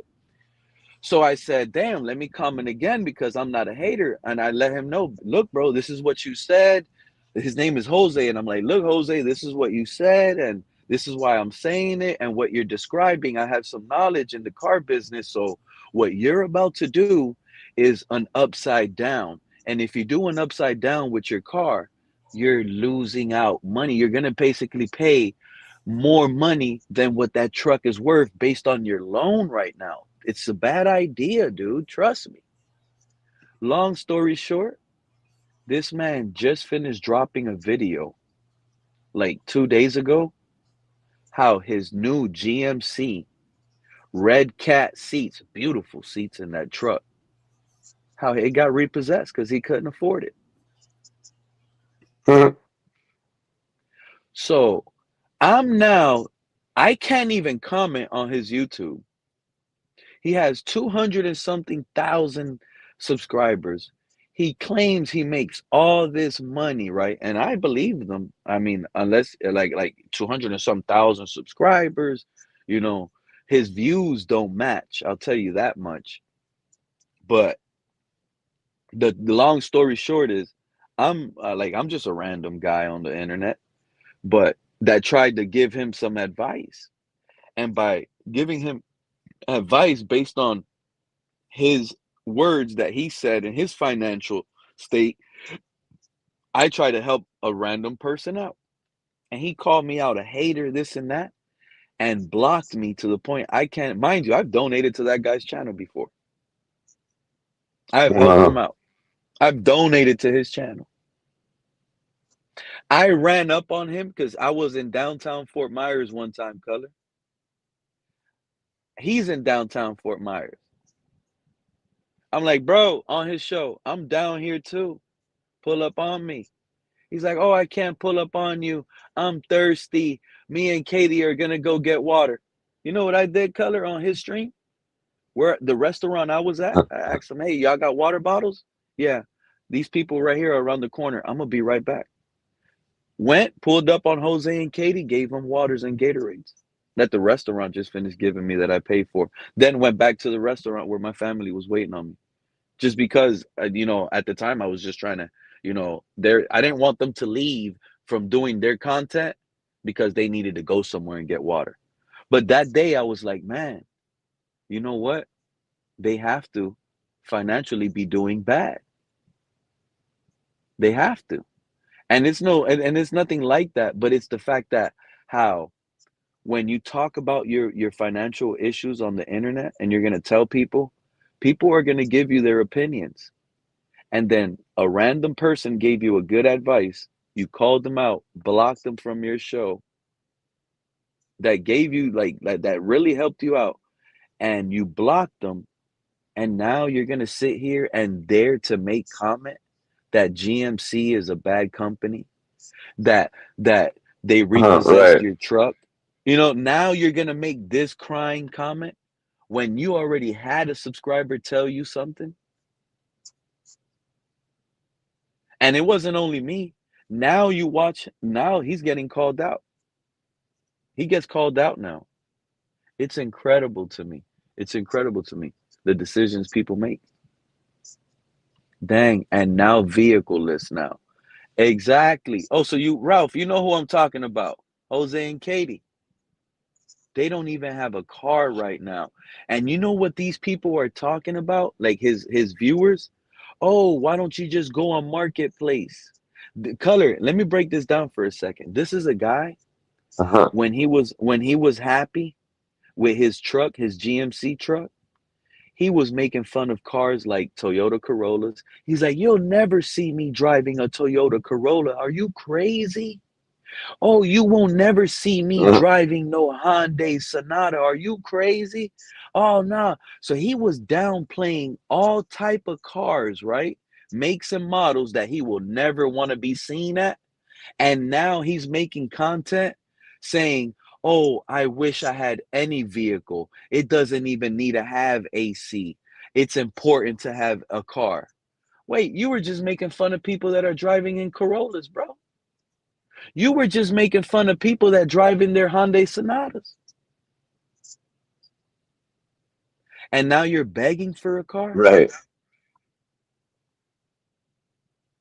And now he's over here making content talking about how he's going to plan on not eating out more so he can save his YouTube checks, Color, so he can be able to buy a used car in the next couple months. Yeah, Because I guess that'll solve everything. I guess YouTube pays you every month, I guess. They pay you once a month, right? That's what they do? Something like that. I don't know. I've never gotten paid from them. I'm guessing they do. Me either, Color. So, but yeah, he said that. He says YouTube pays him every month. So I guess he gets paid every month. Don't worry, Jose and Katie. I got an account that pays me every 3 months. Don't worry about it. But that's how I find, like, and the moral of what I'm saying is not for me to sit here and say I'm the smartest investor or anything like that. I'm just saying I really believe people just create content just to create content.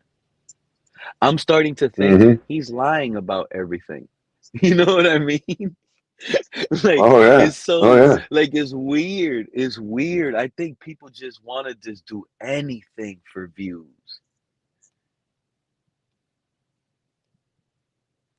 Yeah, pretty much. So again, who's creating the slop? The AI or the humans? I'm not sure. They're doing it on their own.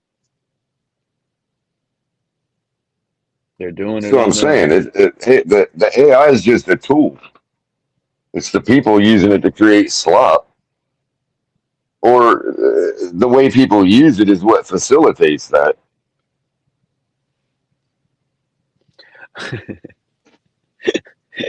It's almost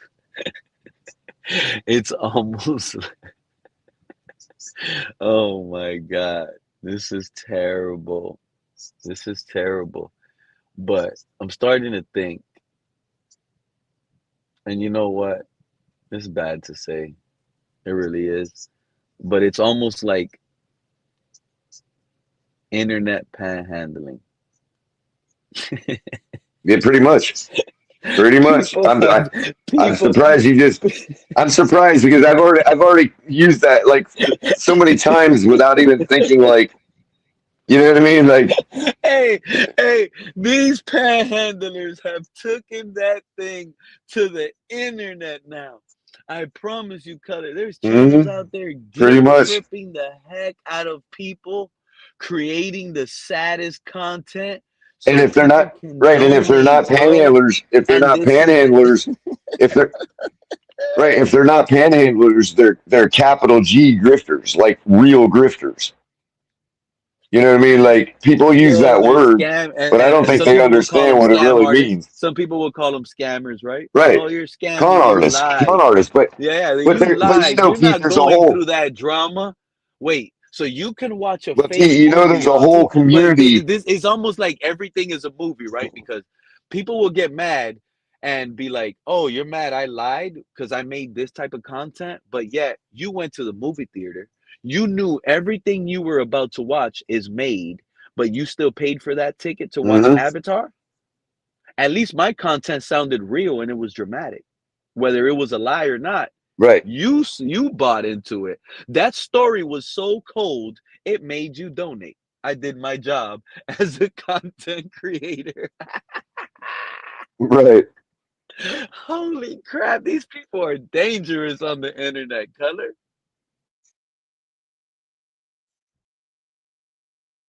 Well, you ever see the movie Focus? Will Smith? Nah, and I like Will Smith as an actor, but I don't really watch movies like that, Color. I stay off TV, man. I make movies. Look what I'm doing right now, Color. You're part of one.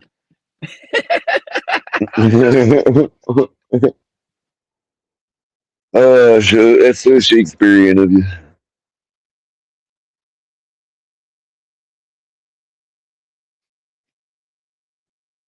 Not gonna lie, Pete, I've been in a lot of pain lately.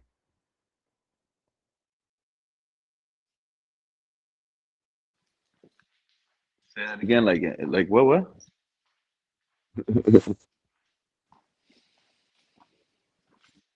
Internet pan. Pete, you see my post on future show titles? Dirty NFL. Oh, you know what? Joe probably had. I saw the titles. I saw the title. I had a few complaints about the titles. Wasn't enough options. Number one on that comment section. That's why we didn't get a live. And the only interesting comment was Joe's comment when it was about talking about the departure of the Bills' demise. That one was kind of interesting, but truly I didn't get time. I got busy and it wasn't nothing crazy going on. You guys didn't miss me. Sup, Pete, Joe, and Color? Shout out to Jimmy. Jimmy, you up and about? It's 1 a.m. It's 1 a.m. in Dolphin Land. Mm-hmm. We've been going 8 hours strong. Shout out to you guys. Shout out to you guys, man. You guys. And it's only Wednesday. It's only Wednesday? No, you confused Yeah. me. Yeah, it is Wednesday, but it's I mean, still well, like Thursday. it's Thursday now. It's Thursday now, but I mean, like, yeah, it's not even Saturday. All that extra time people have because half their job is done by something else. Football season is about to roll and hit hard. This is about to get wild soon, Color. You know how it is. And you know what? This is a good conversation. This might be my next live. Just so you guys are aware, the next live stream, the title might be a little confusing, but it's going to be basically the title's going to be, I'm thinking about it right now and it's funny. Because it's almost like I'm going to sell it as dramatic, right, Color? Content creators. No, I'm gonna say Dolphins content creators versus fans versus team beat reporters. Just like that. So that's gonna be like what is Pete and those guys over there gonna talk about us now? But in reality, the moral of that title is gonna be like, who do you guys trust more when it comes to training camp? Do you guys trust your content creators? And Color, I'm leaving you out as a content creator, by the way, for this segment right now. Or do you trust Color, the season ticket fan that doesn't care about YouTube, that's going to give you his honest opinion in the chat and say, my name is Color. I was at training camp today. And those reports you're hearing by Omar Kelly and Alan Poupart, I didn't see that. I saw a weak arm quarterback that couldn't get the ball out of bounds. That's what the fan, the season ticket fan, is saying about the quarterback. The team reporters are saying Tua was accurate. He hit all his passes today. He was sharp. They're saying things, but they're not saying what the fan color is saying. Oh, all Tua did in practice today was check it down all day. The reporters are saying he completed all his passes. Color is saying Tua checked it down all game. He didn't even see one aggressive throw. And the content creators are riding with the beat reporters, basically saying Tua is lighting it up in camp. And per source, Omar Kelly, Alain Poupart, Barry Jackson, all of these guys are saying Tua's lighting it up. So it must be right because Tua's lighting it up because the reporters are saying it. You see where that's going to start to? I'm going to ask all of you guys, who do y'all listen to? Do y'all get y'all information and take it when they start doing their training camp reports? Oh, this player is winning the battle right now. Based on what? Based on who? So now you're going to be having these guys in the chat saying, I was at practice and Jonas Savanea was looking like a star. Then you're going to have a content creator say, Jonas Savanea is allowing sacks. You see where all the mix-up starts happening? Mm-hmm. That's where all the misinformation starts happening. It happens like that because some beat reporters are trying to sell you something. Team reporters, they're trying to sell you something because they want you to. You see, that's the thing. A lot of people want team reporters to be negative, to trash the team. But if that's the case, what happens when the team is bad, Color? When the team is bad, nobody's tuning in on YouTube anymore to keep up with the Dolphins. When the team is bad, fans aren't buying their gear that year. When the team is bad, season ticket sales are down. Nobody's reading their articles. They're going from 1,000 clicks a minute. In a bad season, they're getting 100 clicks a minute. They don't want that. So they have to sell something. So at the end of the day, you got to just pay attention to who are the sellers, who are the real ones, and who are the ones that are just riding with what some of them are saying. Because that's another thing. Some of these content creators, I don't want to say no names, they just create content based on what this person says. That's their content. Oh, I'm hearing this and I'm repeating what this person said, and thank you. Have a good day. It works. Mm-hmm. It works. Especially if you have all these people out there dudes, oh, I was a journalist 20 years ago, so I know what I'm talking about and I have inside knowledge somehow. I've been to Twitter spaces, hosted by guys that claim to be so, in control, let's just say, that, they have to fawn over people when they come in, people that that they think might actually have some cred or something in the industry, you know what I mean? So it's this or that person could be speaking facts and speaking truth and all that, and they're not allowed to interrupt nobody, or they're not, they have to shut up while the host wants to shout them down. And then some dude comes in who used to be a journalist 20 years ago and says the same exact thing. And it's like, oh, let's give them the floor for a half hour while they prattle on about freaking, platitudes and the same shit that everybody else says. You know what I mean? You know exactly what I'm talking about, don't you? You know exactly who and what I'm talking about, don't you? Meanwhile, it's like, oh, that color guy, that color guy, he's a nobody, whatever they think of me, so it's like, no, he needs to be shouted down and silenced and made out to be a whatever, you know what I mean? But no, this guy, let's give him the floor for 3 hours. That's what Color was talking about. Nobody agrees with Yeah, it. exactly. And no, no, no. Nobody exemplifies it. Hey, Nobody magnifies it. color. Hey, color. I'll give you an example. Nah, color. It doesn't matter if color said it. Right now, it's Neo Driscoll hour. Go ahead, Neo Driscoll. Have the floor. Well, I wasn't going to put no names on it, but obviously you got my message. And it's also you need to you need to like kneel, even though your name's not Neil. You know what I mean? The only person that don't have to kneel before Zod is Neil. It's crazy, dude. Everything's taken as an insult. Everything is, you know what I mean? Oh, it's just this dumb freaking. I don't know. I'm not going to say it because I'm not. I'm not going to say what I think it's based in. But it's obvious. You know what I mean? When you I right, obviously you're right, color. am You know seen I a always certain have way. You know what I facts mean? that are right regardless. I ride with what's right. Mhm. I never get to defend myself. I get told to shut up, and everybody knows what I'm thinking. They take 2 words and run with it, and then like tell me I You're need to hogging the stop cutting floor, everybody color. off and whatever else. Yeah, you're Yeah, hogging the yeah. floor. And then Yeah, I they'll guess they. say some of the most I vile guess they shit don't. I about guess me. they don't like to hear They'll, one of the best radio voices on earth talk a lot. well, Cause I can they'll hear it all also day. they'll also say some vile shit right to me, and then when I try to defend myself, I get muted and I get told that, oh, this ain't a space for me. I have no place there.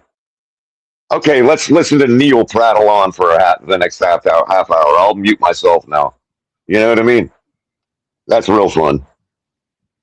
And if it ain't that, it's whatever, dude. It's like so and so said this, so and so said that, and so always had a. I mean, this dude has been. That dude is Good. wrong I'm about glad they're everything, talking bro. about it. How That about dude that, was color? wrong about Good. everything he said. That dude was wrong about everything he said since Tua's been here, and then he tried to play like he never was, glazing the guy. You know why these guys don't come around me, color? And only some of these people come around me? Well, now, Because I hope. well, it's the same reason I'm not gonna. It's the same reason I'm not gonna get a seat at their dinner table. I'm not Why? invited to the cookout. I don't Why? get to go to that side of the stadium parking lot because it's Why? on site. I've been told that. I've been told that it's on site. There's nothing on site about on And no site with uncertain none of these people.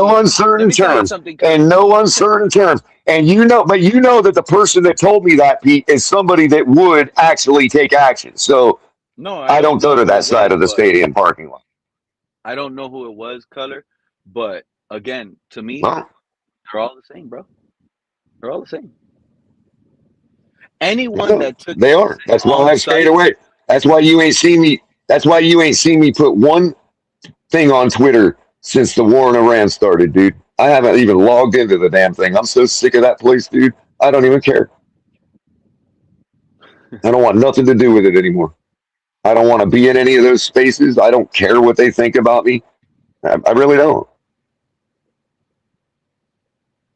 I can say till I'm blue in the face that I respect what somebody's got going on in the YouTube streets, but that means nothing unless Mystic says it or something. You know what I mean? So whatever, dude. I don't give a fuck anymore.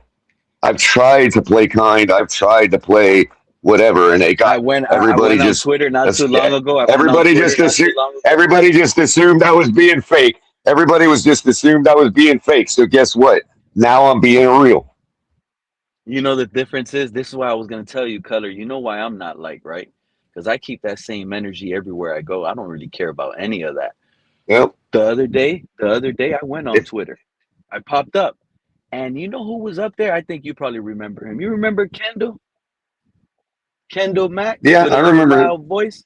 Yeah, Oh, that's I another popped one. off on him. Yeah, that's I another one. popped off. I went on that space. I said, "Big dog, you don't talk for the Dolphins Except community." the difference with He's him, another. Look, look, look, look, look, look, Pete, look. is yeah. But Kendall is one hold of on. those idiots. Hold on, color. Kendall is one of Yeah, those idiots that be on those spaces that when Tua was a rookie, he blasted him. He hyped them up, right? Oh, the Dolphins are going to be yeah. But great. you know what I He don't have was to a do with Kendall? You know what I don't have to worry about with Kendall? But you know what I don't have to. We're sorry. But do you know what I don't have to worry about with Kendall? Pete, do you know what I don't have to worry about with Kendall though? My own so-called friends and teammates defending him and making it out to be me being a bitch. That's what I don't have to worry about with Kendall. But with the person I'm talking about, that's what I do deal with. I'd be talking about people in general, and then like the two in ears. Like because the person I'm talking about. Who are you talking about? The person I'm talking about is like the person I'm talking about is the name. This person I'm talking about anybody's back. Don't. And let me tell you something, Cutter. You remember the whole controversy what happened over here on this channel of Snorty Jordy calling out. I'm talking about a conglomerate of. I'm talking about a conglomerate of a composite of characters, dude. It's not just one person. Lewis? But it's enough people. It's enough people. No, of course not. It's enough people, though, Pete, that are respected in the community that I have no way to expose it. I'm just the bitch. I'm just the crybaby. So I just shut up and I stay away. No, it ain't reason. No, it ain't reason. I'm talking about our community. I'm talking about even in my own team. Okay. Oh, at the Finn's tailgate? I'm talking about the people that are that raise these people up and make it out like I'm just being fucking a bitch. Yeah, my own team. Yeah. Talk about them. So I just stay away. So I just stay away. No. Is it Ali? No. Is it Tom? Again, bro, it's not like that, bro. It's not like that at all. I understand, but it's not any one person, any one time. But you said it's not any one person, any one time. I'm the bitch of the team, bro. I'm the crybaby. I'm the one that always has problems and complaining with how everybody treats me. You heard it the other night. How you feel? That's how you feel? Is that the truth? Is that no? That's what I'm being told. That's what you're being told. Of course not. Of course that's not how I feel. I know I'm right. I know I'm the one that's not being irrational. So I don't give a fuck how many people call me a crybaby. Exactly. I'm going to be respected, or I'm not going to be around. You don't go into places that don't respect you, Pete. Nobody in this audience goes into places that don't respect them. Why should I? I'm not going to sit here and act like people respect me if they don't. I'm not delusional. So the Finn's and the Finn's tailgate guys, right? The Finn's tailgate guys. That's who you're talking about. I'm talking about anybody. Anybody that wants people that thinks it's okay to dishonor me and still call me their friend. That's who it applies to.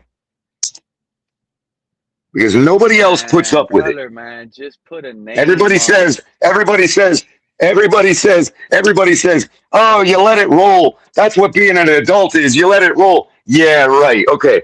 You like anybody would let it roll. Have you ever heard anybody let it roll? You know what color? They don't like how smart you are when it comes to football. I'll be honest. You know what color? Because sometimes you kind of remind me of me in a way. My whole life. I've been letting it roll my whole life. Color, you know what I always liked about you, Color? Because you do kind of remind me sometimes of me. But the reality is, because what I'm talking about, Color, is how you challenge arguments, how you challenge the person, how if they feel when you hear something, I challenge irrational. I challenge fallacy. Yeah. I challenge fallacy. They don't like how you challenge them, because when you go at them, you make them feel like you're calling them stupid. When you're not, you're just questioning their argument or their debate. But if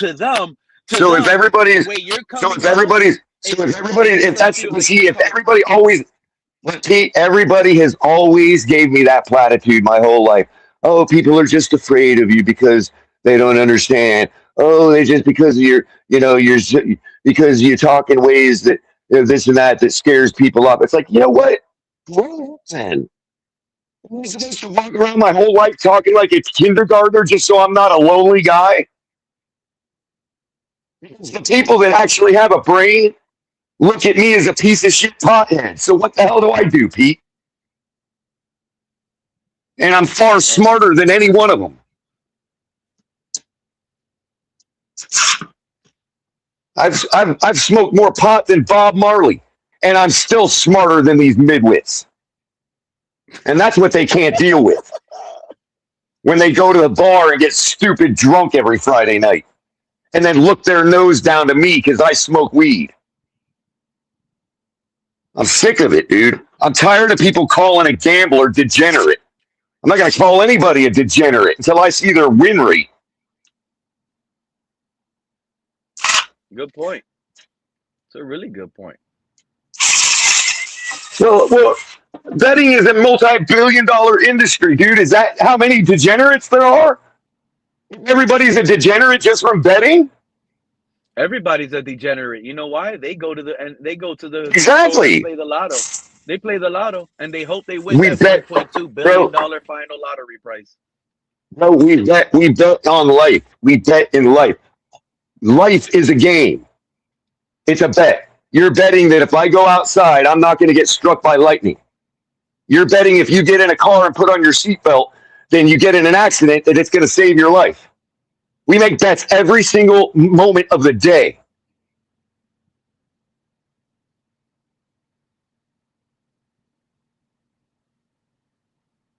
We are prediction machines. That's what we do. Exactly. That's how we perceive our world. And they want to get mad because that's why sleight of hand works. That's why sleight of hand works, Pete. That's why sleight of hand works, because your brain is actually predicting what you're going to see next. And when something happens so quick that doesn't conform to what your brain predicted, it fills in the gaps with blanks. And that's the spaces that the magicians operate in. That's the space that the sleight of hand operates in. Distraction.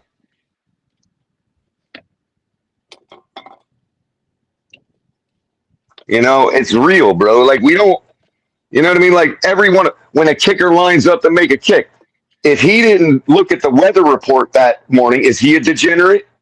He's gambling his whole career that he's going to make this kick, and he don't even know what direction the wind is blowing. Is that degenerate?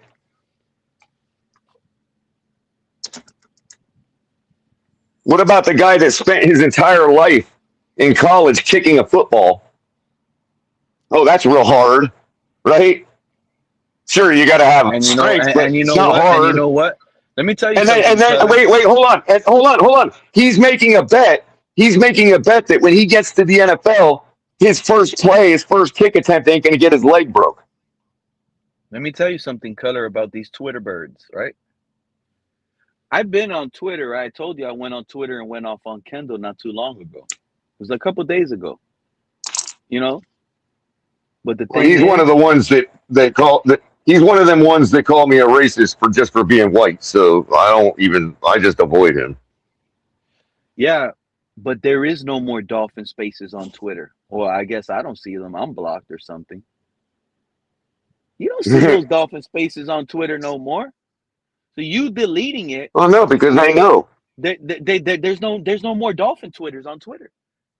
There's no energy for it anymore. It's going nowhere. It don't make anybody money. I try to tell everybody that. You know what? And you know it's a bunch of women. It's a bunch of women sitting on the internet bitching all day at each other. That's what it is. I wish I had that kind of time and money to be a Twitter space host. Ooh, I didn't get co-host. Ooh, I can't mute people. How weak is it to be so powerless in life? Pete, how weak is it to be so powerless over your own life that you're excited about being able to mute the likes of me? That gets you a rise. Like, oh, I'm more powerful than this dude I've never met before. Like, seriously, bro. They're a bunch of children, man.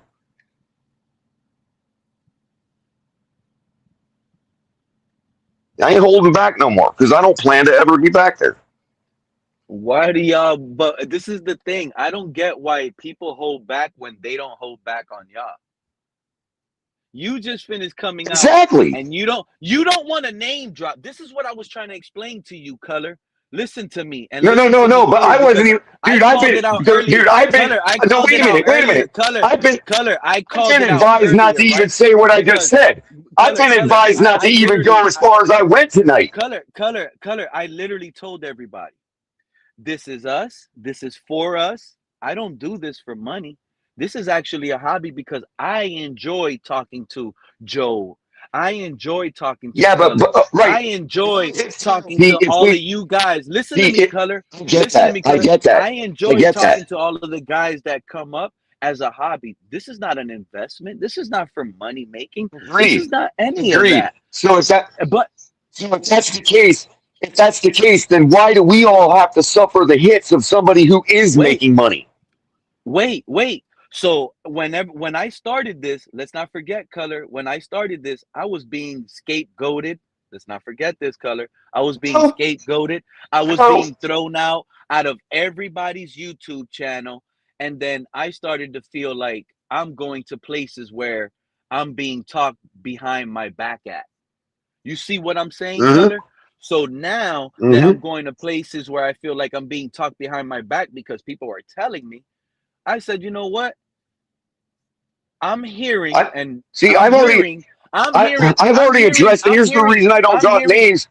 no, Color. I drop names. I don't care. But I'm hearing now on Yeah, the but what I'm panel. saying is Oh, the people that I'm I'm hearing on referring the to have panel, already been and told this. The this is people at I'm your show, referring to, and this is at your show, and this is at the your people. show, Color, a show that you were on the panel on, right? This is your show, and I'm hearing. I I'm know. trying to click the link going up.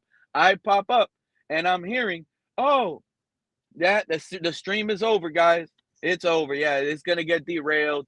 It's gonna get this, and it's gonna get that. And I just clicked the link, and I just popped up on the show. But the stigma, the vision they were trying to portray on my name is once I come up, the panel is killed. That's it. Pizza panel killer. He's this. The show is gonna go off topic. All because a lot not and it's not only your show. I'm just pointing out an example that it happened one time there with you on the panel Yep. on your show. That's Yep. all I'm doing. But on other shows and other channels, I've gone up on the panel. It's been the same thing, right?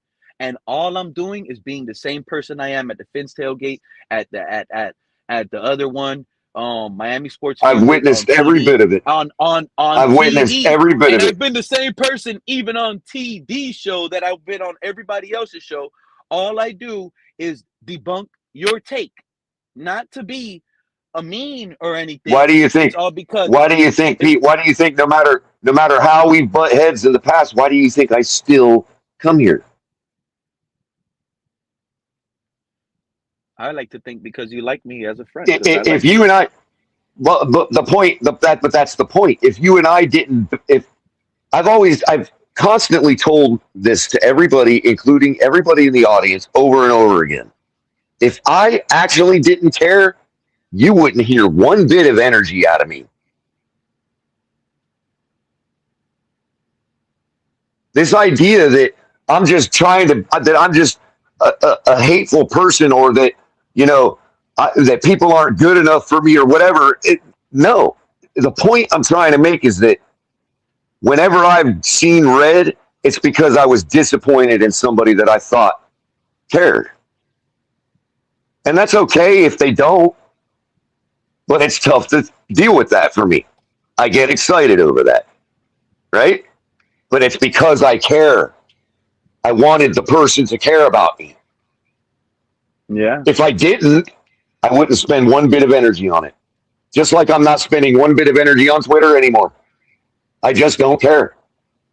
But that's what I'm trying to tell you. You don't have to avoid Twitter because you don't care. If you don't care, just go out there and act like you don't care because you're kind of like running from something. Well, I mean, when I fire things back up, I mean, obviously, we're kind of taking a serious hiatus this year, but when things get ramped back up, of course I'm going to have to use it promotionally. But I'm done like answering anybody, arguing.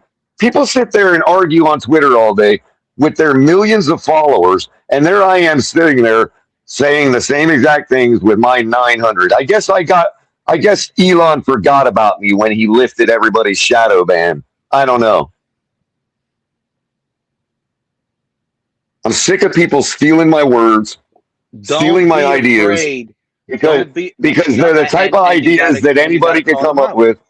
And you gotta call them out. And you gotta call them out. Yeah, they could just easily say all they have to do is say I'm too much of a nobody for them to have heard it on my show. You know what's crazy, That's all Color? they have to I've say. got, not to name drop anybody, but I've gotten messages from particular people, and they'll be like, "Yo, they don't want to give you credit for that take. You said it on your show Watch when first, and now they're Drake May saying people think Watch when like the that. Patriots start off 5-0. Watch when the Patriots start off 5-0 and Drake May is balling out. Watch what happens then. People are, they're going to bring up the same metrics I've already been talking about from last season. Oh, well, it shows here that he was the reason they were winning last year, and this is the reason why. And it's going to be all the same metrics that I showed you all. What?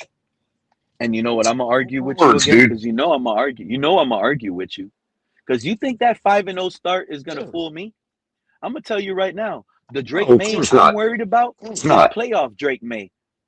So that's my debunk right Sure, there. but what it's going to show you, I'm but what already it's going to show you, telling you. but I'm what it's already going to telling show you you that is if that your everybody, 5-0 is right, I'm gonna sit here and I'm gonna have that as already saved in right, my sleeve right right. there. Whereas the people we're talking about would steal my work and say that they knew this all along Exactly. They will and shout act like out they were the and first give ones to come credit. up with They it. will shout out and give credit to a Neil Driscoll who's never there, but to Yep, someone who's there yep. every day and rides with them. When they already heard that take, they won't say, "Yo, Neil Yep. Driscoll, that's a cool story, bro." But People, that's exactly what Color's been on. people in This your is what chat Color right has now, been Pete. trying to People explain. in your chat, the people in your chat at 1:30 in the morning, right now on a Thursday morning, those people know. That's why they all still roll with me. They all still listen to me. They all still come around, and it's maybe a small group of people, but they know. The people that are in your chat right now know exactly what I'm talking about Look, and would look who's witness not. Look who's if in the they had chat. to. Look who's in the chat. Our guy Crypto. CCRR, Crypto is in the crypto, chat, and you crypto know what? shit gets stolen all the crypto shit gets stolen all the time too. Yeah, I agree. But look, Color, Crypto is not even blue on the channel that I just looked at. You see that? You see how Crypto is not blue on the What do you channel? mean?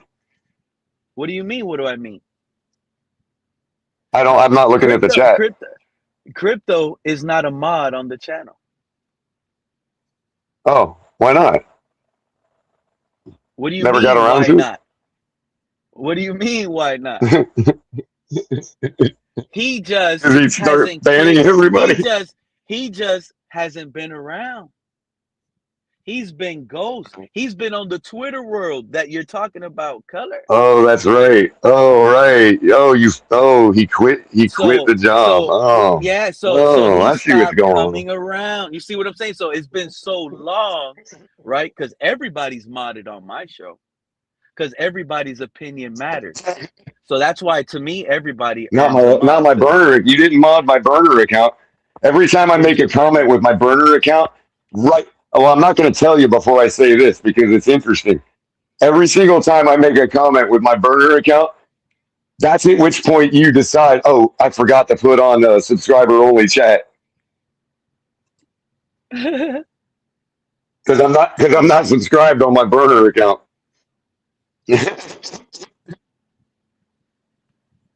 I'm being stupid, haven't hit the button yet, and I really didn't want I didn't want that burner account's feed to get flooded with a bunch of dolphin content, so I haven't subscribed to anybody on that user.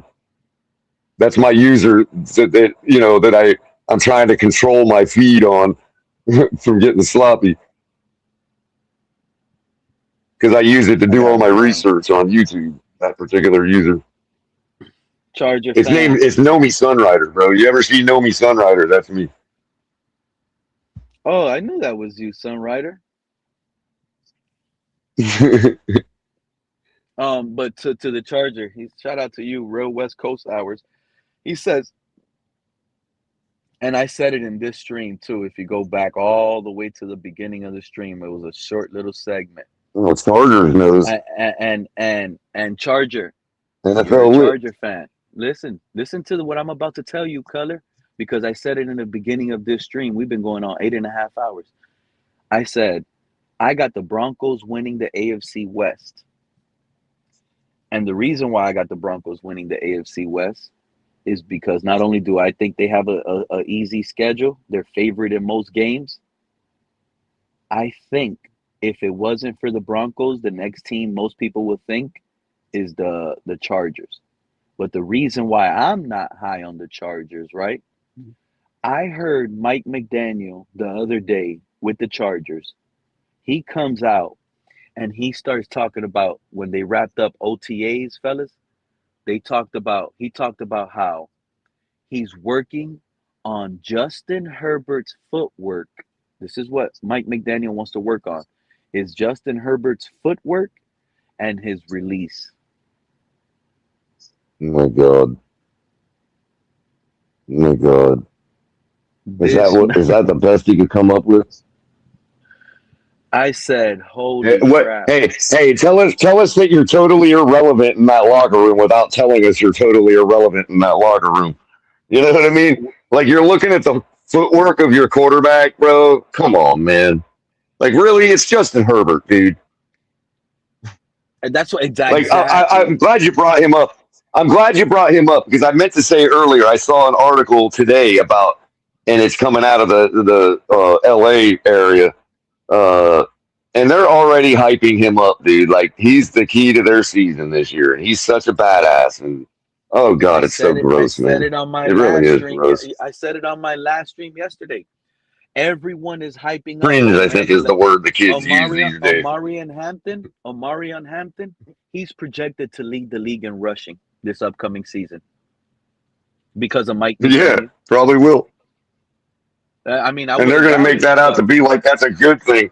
They're going to make that out to be like that's a good thing for Mike McDaniel, you know? Oh, God. Even though Jim Harbaugh is perfectly capable of devising a run game for the West Coast, dude. I'm not even trying to hate on the Chargers. And if you've been listening long enough, Charger dude, you know I love Justin Herbert. I even love the coach over there. I like the Chargers, period. That team looks like I like NFL lit. He's a good guy. I hate insulting his team, but you know, it is what it is. But at the end of the day, to be quite honest with you, I do think McDaniel is not as good as he's sold when it comes to calling plays. I don't think it's hard to call a play for Tyreek Hill. Is it hard to call a play for Tyreek Hill, Color? Is it hard to call a play for Randy Moss? Is it hard to call a play for Justin Jefferson, Color? Where was he a good play caller without Tyreek Hill?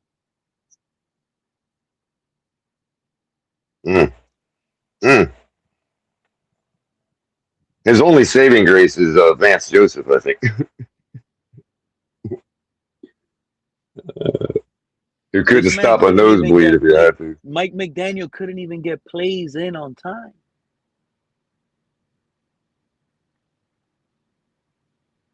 That's okay because at least now his quarterback knows what to do.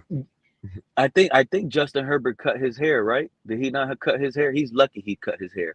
Because if he didn't cut his hair, he was going to be pulling his hair based on all the stress Mike McDaniel's going to give him, especially with all that slow talk, Color, all that. He starts doing all of that. That Justin Herbert might get real upset. There's going to be some. What did Jerry? Hold on. Sorry, I was taking a swig. What did Jerry O'Connell say in? What did Jerry O'Connell say in Jerry Maguire? I just want to play football. That's going to be Justin Herbert. Like, shut up! I just want to play football. Yep. You know what they're doing, right? They're building it up high. They're setting it up because that's the way I see it, Color. They're hyping him up because everyone just finished was saying, "Oh, fire McDaniel. McDaniel was fired." All of a sudden, the Chargers pick him up. Now he's the greatest. But some of those same guys in the media color was dogging McDaniel for that playoff game, was dogging McDaniel for not being able to call games. And this is why they're shocked that the Dolphins haven't fired McDaniel. What are the Dolphins doing? They need to fire McDaniel. Now he's hired on another team as an OC, and those same takes go away now? You're telling me he was basically the offensive coordinator in Miami. Right. Well, there are some people, Pete, that acted like Tua fans, but it wasn't all about Tua. And so when when they had to get off that train, it was, oh, I can't be seen to have been wrong. So now I've got to get on the Mike McDaniel train. And anybody shitting on Mike McDaniel don't know football. We had that moment for about 2 months.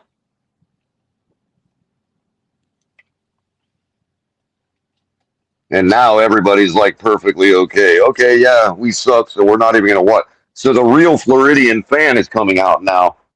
And the people you're talking about, the YouTubers that are used to them droves of viewers, are just getting cut out because the average person would rather go to the pool with their kids right now. Yep. But before, that person will go to the pool with their kids and still be online. They would still be We'd on be the watching, internet. right. Hey guys, They'd I'm be here at the showing us pool with their my pool. family, but I'm here. Yep. Mm-hmm. Now they use that Yep. excuse. Nah, guys, I'm out. I'm going on vacation. I'll be back in a week. Whoa. Last year you were on vacation when Tua was hot, and you spoke to us every day through your vacation. Yeah, we also don't have the funds to pay for content anymore. Like, we don't have the funds to pay for all the neat graphics and the same stuff that everybody else does, and to have the interviews and whatever else. You know what I mean?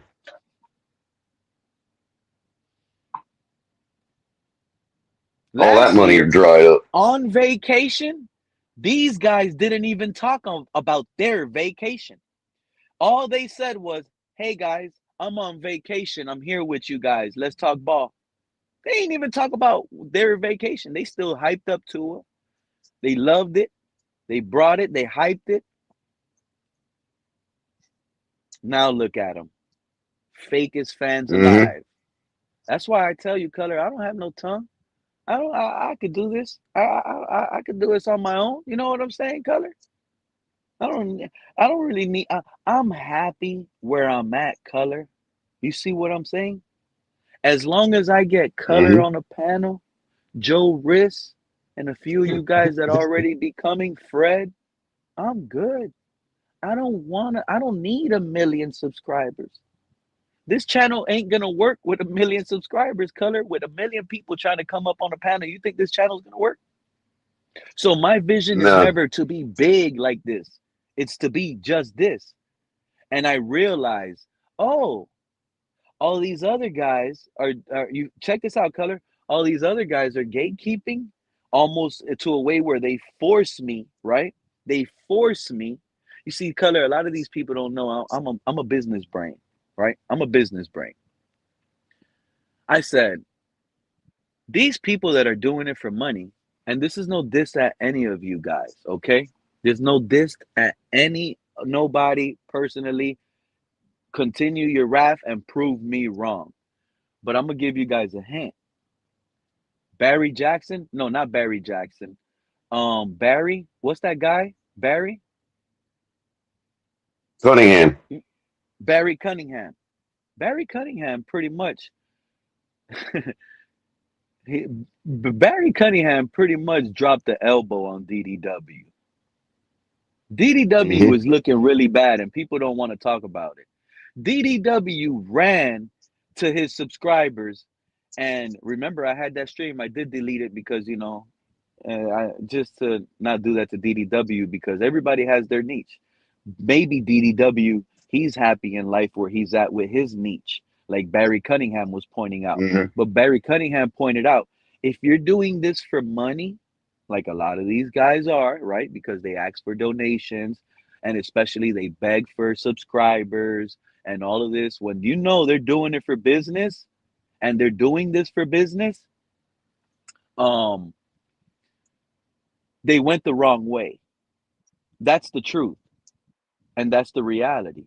Because it's true what Barry Cunningham pointed out when it came to DDW and that argument. DDW ran to his subscribers because DDW is scared of competition. He's scared. Barry Cunningham was a good YouTuber. He was coming around. He was popular. And you know what's funny? The TD Fans Talk, he gets a lot of hate, right? But TD Fans Talk, that man is a businessman.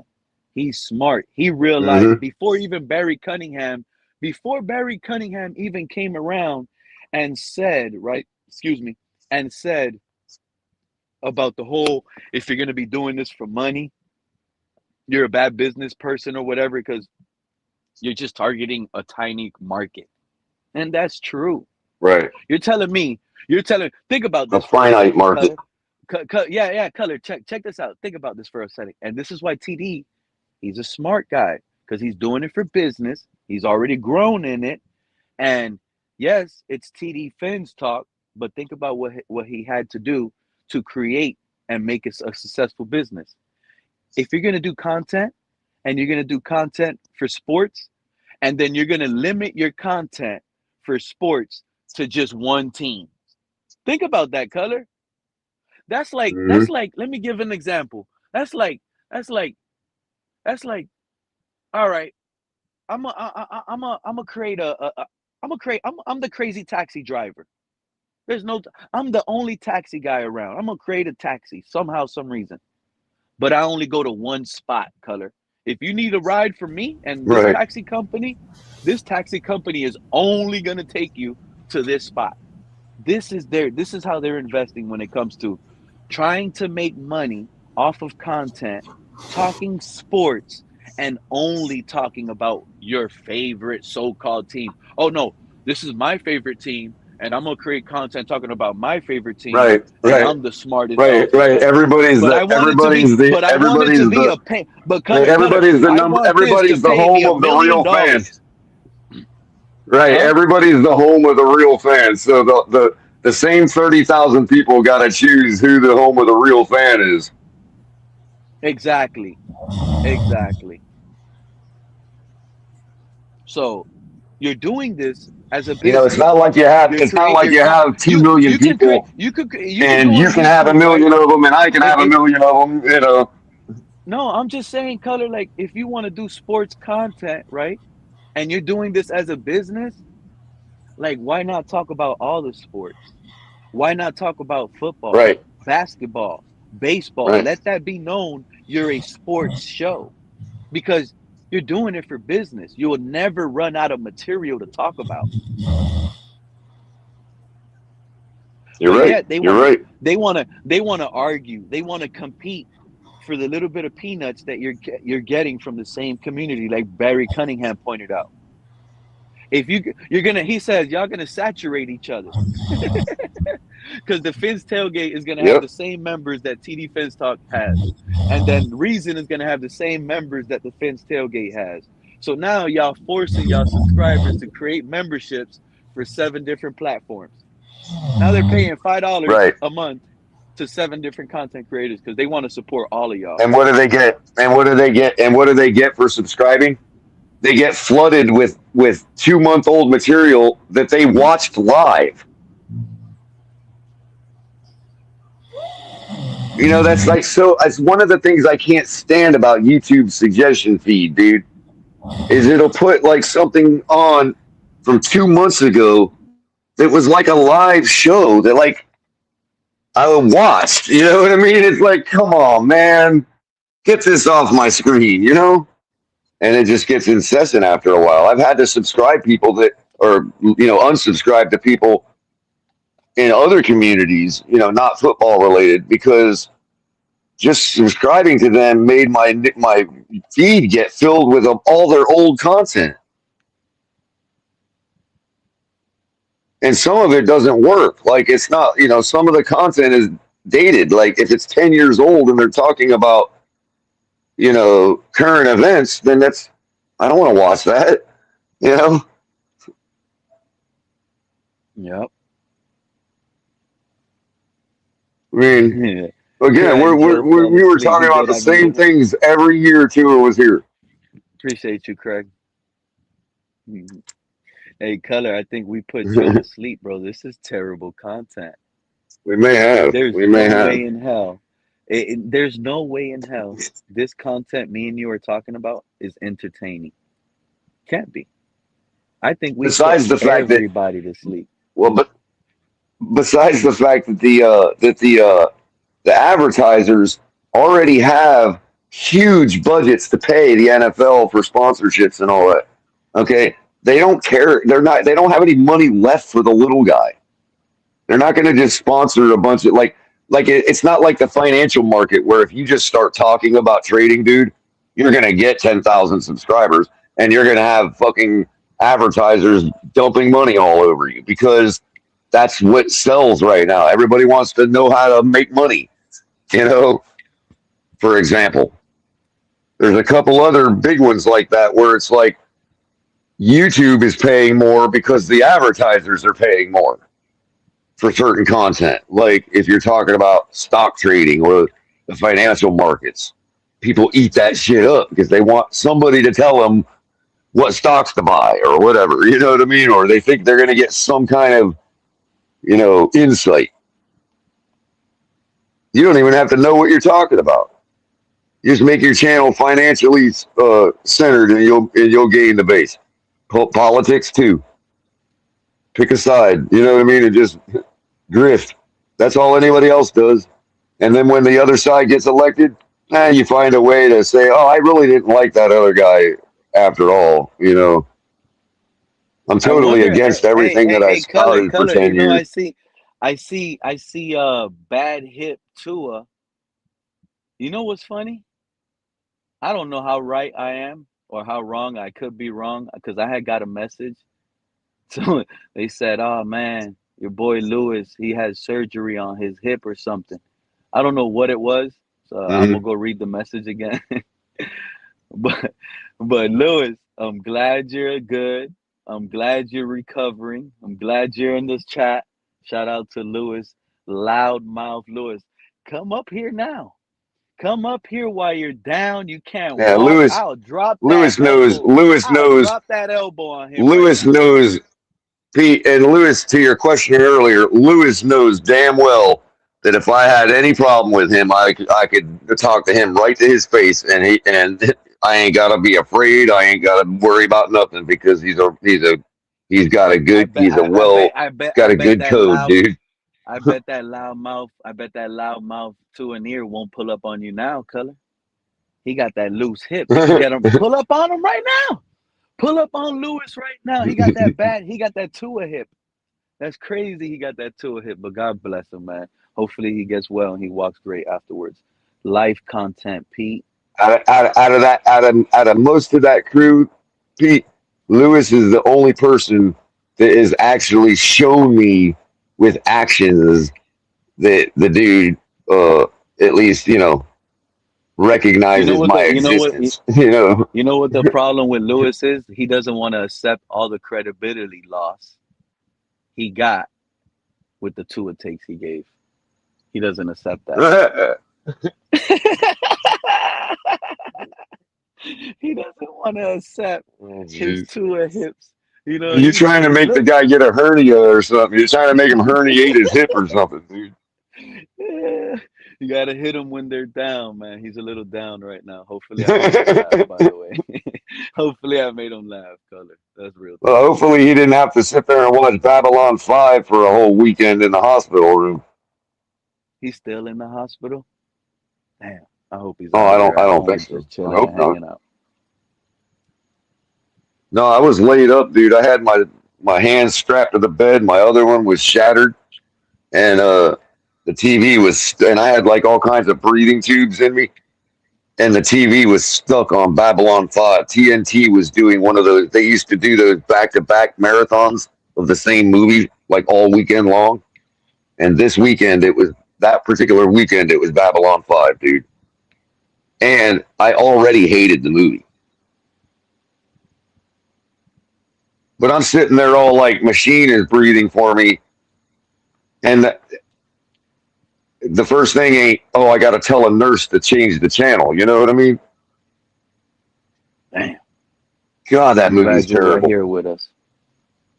6 days, 3 days straight, I had to watch that movie from Friday to Sunday.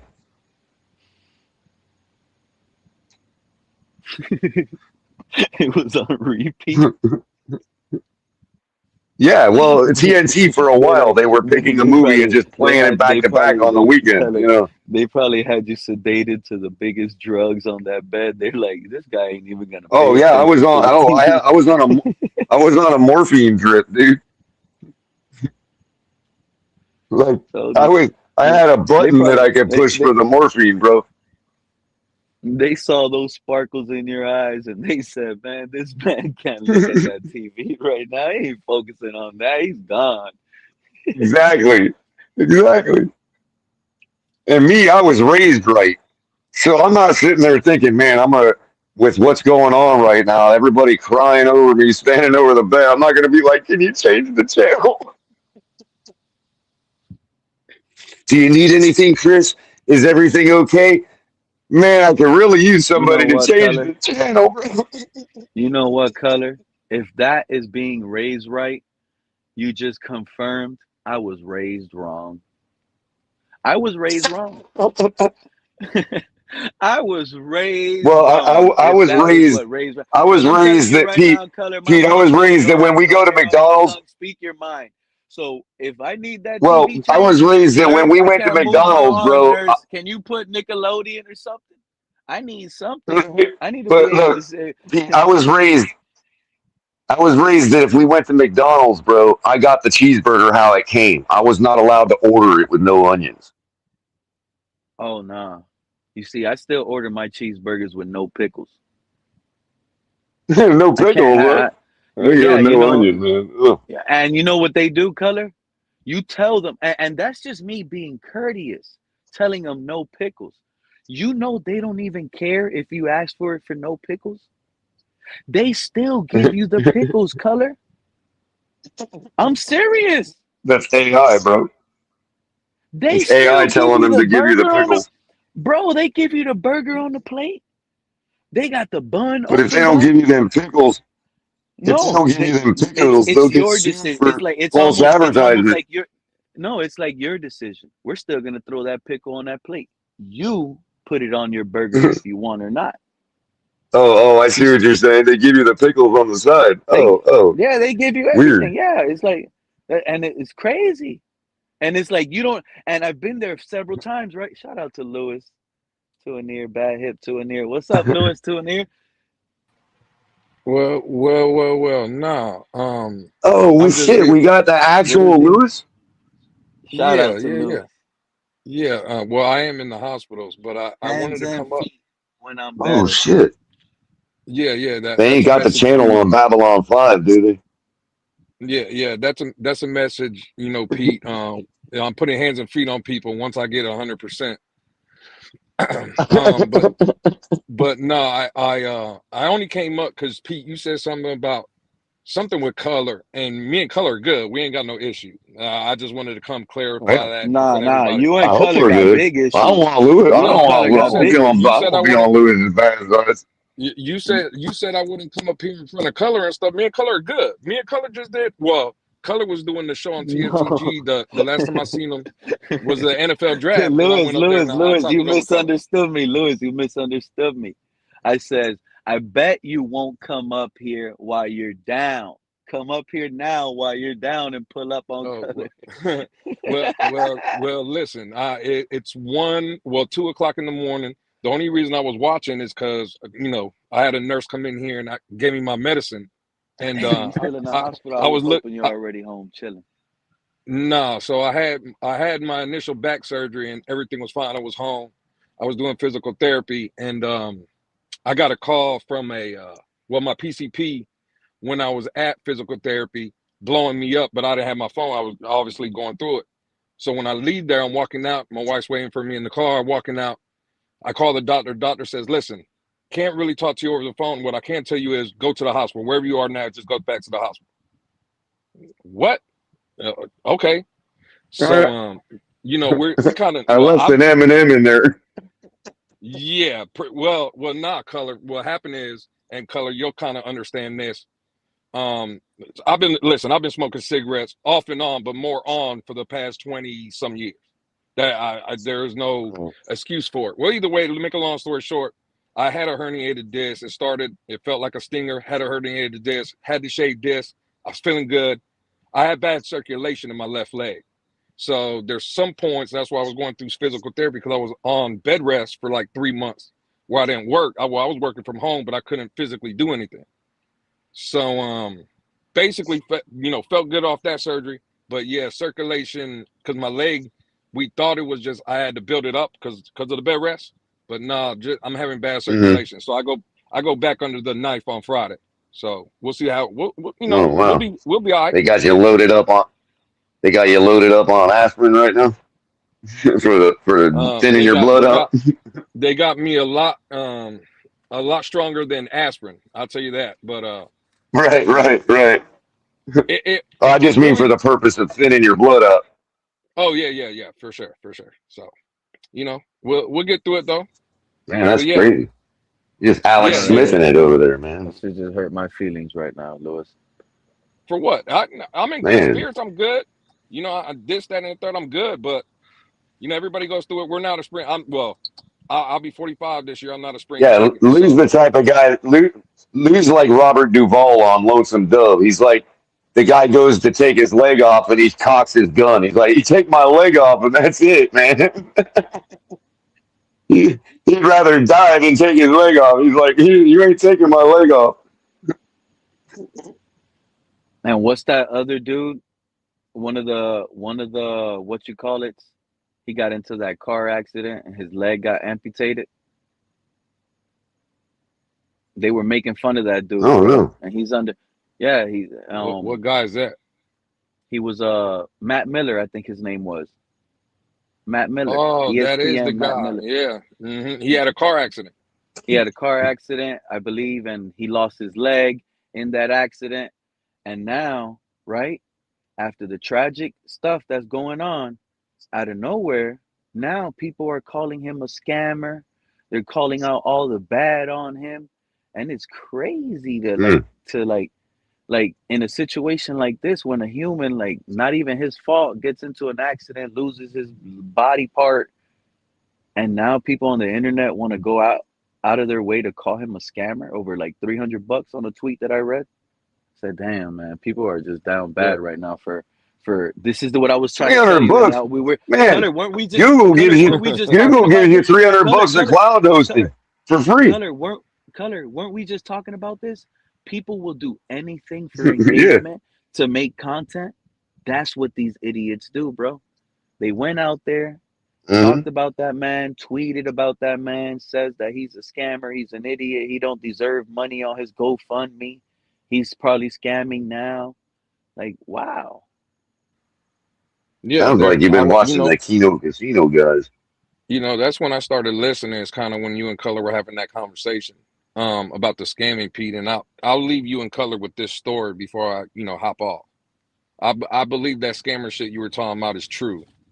I have a family member, a cousin of mine. He's a scammer. Unfortunately, he been doing it a lot longer than I guess you were watching that couple, because my cousin has been doing it for 20 plus years. When he was no for real, dead ass, in serio. When he was on the internet, So he's a capital G grifter. He's a real grifter. Listen, since 8 years old, he's on the internet, off the internet, just in real life in general. So we're at a park. Imagine a park, right? Basketball hoops, fields, a little practice where the Pop Warner team played for football. It's a park. They have a central, like hub where kids can go and drink water, bathrooms, go inside for AC, this, that, and the third, whatever. Now, this is back in 25 years, so at least late 90s, early 2000s, right? So my cousin, I think because no, he's 38, so I'm 7 years older than him. So I'm 15, I guess. He's 8. I'm playing basketball. Fíjate, I'm playing basketball. Color Pete, you won't believe this. And I hear this commotion going off at the little building. Like, what the fuck is going on? People are running, screaming over there. Girls are running out of there. I'm like, bro, what the fuck? We all like, what the fuck is going on? So my cousin and a couple of his friends, they're tall enough to kind of, there's an AC unit with a fan outside that stuck out outside of the building with like these rails that were holding the AC unit up. And my cousin and his friends were jumping and tupping it. Bing, bing, bing. So my cousin's turn to go bing, when it was his turn, he put his hand too far and chopped up his pinky finger. Fíjate, the guy that ran the park, that was the official that was there, the leader, he tells me, because I'm running over by the time I get there, my cousin's pinky is just still moving on the floor. He's holding his hand like a freak, not even crying. There's people, again, going crazy. The guy screams at me and tells me, "Go, Oye, get a cup of ice and meet me in the car." He picks up my cousin. He's running to the car. I give, again, a little plastic cup, fill it up with ice. I'm running to the car. I put the thumb in the hospital. Me, him, and my cousin are on the way to the hospital. I tell you that story, Pete and Color, to remind you, this is 20 plus years now. That man sued. He got $425,000 at that time. He's been living off that ever. Well, no. Let me correct. He blew by that money, right? But what he's doing, to your point about scheming and drifting, right? He has everybody feeling so sorry because my last cousin's name is Naira. People have been calling that kid Nine Finger Naira for years now, and they feel so bad for him. They're always, look, that man's at 30-something years old. His mom still cuts his steak for him. You know what I'm saying? They just feel bad for him. He is the definition of a scam artist and a drifter. He's been using people for years, and bro, he only chopped his pinky off. He can still do things. You know what I'm saying? I just don't get it. But yeah, that's a crazy story for your ass. I get Hello, your point. Lewis, That man. is crazy. That is crazy. So the finger. So you're saying the I finger know was what you mean. the finger was still moving. So you're saying the finger was still squirming like a lizard when it loses its tail? That's what I was gonna say. Color like a lizard tail. Color. By the time I ran, because people were freaking out, it completely chopped off his pinky finger. When I ran, so the basketball court was probably 100 feet from the building. By the time I got there, yes, the finger was still like wiggling. And my cousin, when something happens to you so fast that it just shocks you instead of the hurt hasn't set in yet. Right. That's what he was Clean just standing cut. up. He was standing up upright, and his hand was just holding his other hand, and you just seen blood squirting out. And yes, the finger was moving on the floor. Oh wow! That See, kind I of thought. reminded me. I guess it makes What you sense. just said. It's supposed to. What you just reminded me of, Lewis, was like I was like 12, and we used to go to Mylander Park in Hialeah, where the Mylander pool was, basketball courts, the libraries right there. And I remember we used to jump the fence by the baseball field on the other side because that fence on that park was always chain locked. So instead of walking all the way around, you would just jump that fence. And I ran to the park. My buddy was behind me, like I would say a block away. I'm already at the basketball courts. I'm telling you, I'm running to the park. I'm at the basketball courts. I'm like 12, 13, bro. When I look at the fence, because it's taking my buddy too long, he's hanging on the fence through his armpit. This has nothing to do with scamming or anything. It's just like that little situation where everybody freaked out at, reminded me of a bloody mess. Because he's hanging through the hook on the fence on his armpit, and it's plunged in there. He must have Oh slipped or man! something. Oh So when god! because I was the first one to look, and when I look, I see it looking awkward, and now he starts screaming. So when he starts screaming, I run all the way back there again, and I'm no help. He's hanging. I'm way too short. No, I'm way too short. I can't pick him up or anything. And I can't, and I'm serious. I can't stop looking at his armpit. It looked crazy. Like there was like meat hanging out of it because he's trying to wiggle up and trying to get himself out.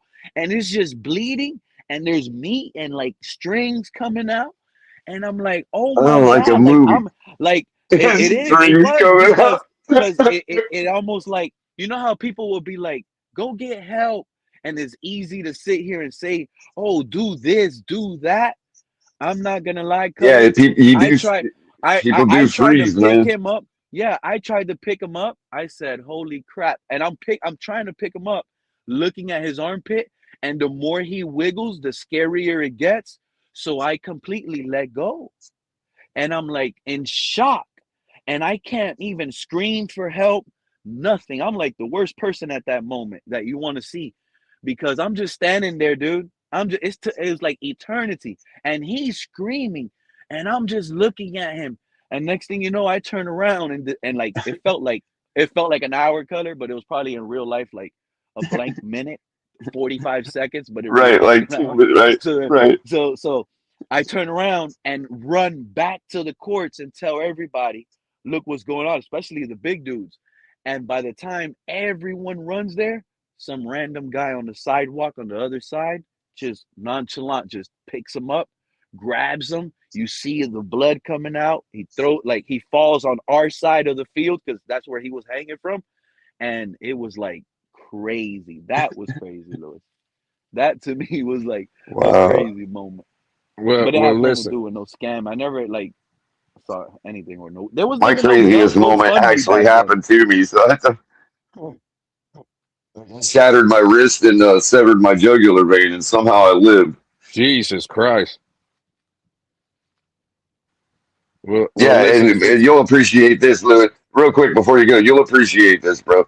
So what the car accident I got into when I was younger, I was like 20 or so, and my buddy and I, we had just picked up a sack of herb, you know what I mean? And, yeah, Florida, you don't wait, you know what I mean? We've done it a zillion times, you know what I mean?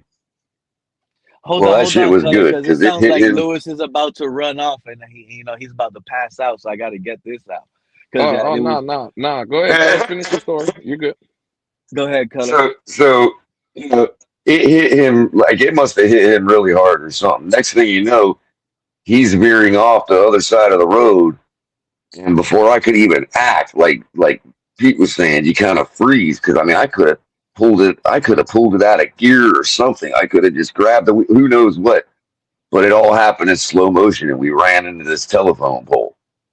And the windshield, thank God, I had no seatbelt on, but the windshield caught me like a net, dude, because it was a nice, good, well constructed windshield. But I did sever my jugular vein and shatter my wrist. I put my wrist through the dashboard. And Jesus. yeah, so I got out and like I didn't even get out. At first, I looked down and my. You ever see that Tom and Jerry cartoon where Tom gets his wrist stuck in the window and it looks like a staircase after he opens the window back up?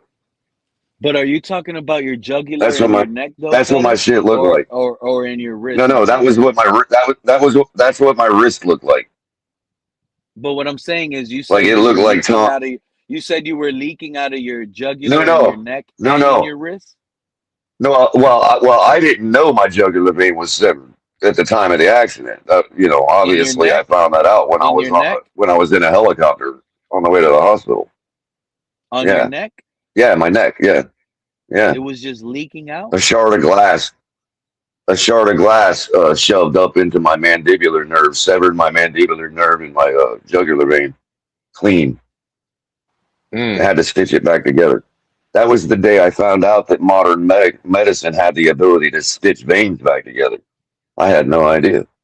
But anyway, so my wrist looks like a piece of spaghetti, right? And I get out, and the first thing words out of my mouth were because I'd never broken a bone in my life. Played football and everything, Lou. Never broke a bone in my life. Didn't even know what it was like. And I look down at my wrist, and it's funny how they say you know it when you see it when it happens, because that's the first words out of my mouth. I'm like, well, my wrist is broken. Like I'm so nonchalant, right? The first thing I realized was, oh shit, Pope is about to converge on this place. You know what I mean? So I'm first thing in my first order of business. You know what it is, Lewis. Don't matter what I feel like, what I might have done to myself, the consequences of the accident. None of that matters at that point. All that matters is that bag of weed's got to get as far from this freaking car as it possibly can before everybody converges on the place, right? That's a fact. You're over here bleeding Right. So out. I get out of the Thinking car. about this bag of weed, bro. Oh yeah, shattered wrist and all, Pete. Shattered wrist and all. Now I knew my wrist was broken. Didn't know how bad it was, but I got out of the car and I did all I could. I was in such a panic that I didn't even roll the bag up nice and tight like you normally do to get some good, low wind resistance. I just wadded it up in my hand and chucked it into the woods, catapulted it with my broken wrist. Right. You know what? And After hearing that, got away, went to the hospital. Spent 6 days in the hospital. Almost lost my life. All of that, right? Got back, got out of the hospital. My stepsister says she went back to the scene because they had to tow the crumpled car out and all that. And she said she saw my bag of weed dangling on the shrubs right there in plain view for everybody to see. Damn. The cops never saw it or anything. Well, since it's over, 2:00 in the morning and we're telling all these crazy stories, I'll give you one. In my early days, I think this was my second job out of high school, I believe. Either way, make a long story short, my father worked at a hospital. He retired there. He put in like 40 years. He got me the job there. I was working as a transporter for radiology. I kind of moved up, this, that, and the third. I became a radiology assistant or whatever. Still kind of had some of the things. I was just getting paid better. Either way, at the time I was working overnights in the ER department. So like if a patient in the ER, let's say, had to move or go to ultrasound, I could take them and, perform certain things in ultrasound, MRI, X-ray, basic shit like that. Either way. So we get a call, a trauma's coming in. When a trauma comes in, they're either airlifted or ambulance or whatever, and they're going right to the trauma center. And usually you get a bunch of nurses, bunch of doctors.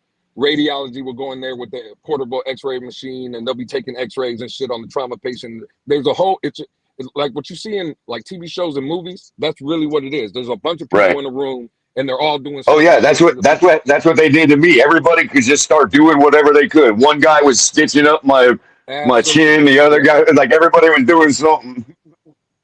So this story kind of goes to Pete's story about his friend in the armpit on the fence. So y'all both seen like the black metal fences, the ones that are a little bit taller. They're black. They're metal. Yep.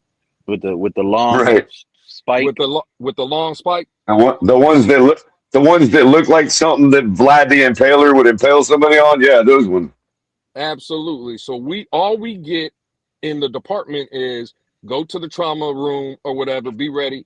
Trauma patients coming in. That's all we get. We don't know what the hell we're about to see. Dude comes in, supposedly he was running from the cops. He tried to jump the fence. He was wearing these pants. It got caught in the pants got caught on the spike. Went through his pants. One of the spikes went through the pants, went through his testicle, and out the other side. When I tell you this guy showed up in the trauma room and they brought him in, but they couldn't get, the fence was like they chopped it off there with like a chainsaw or whatever. They brought the patient in with more than half of the fence still on him through his testicles and everything. And while we were, doing what we were doing, they were still trying to chainsaw because I guess they couldn't even do it in the helicopter because they brought them in a helicopter. They couldn't do it there, so they had to have a big enough room so they could start trying to chop the fence off.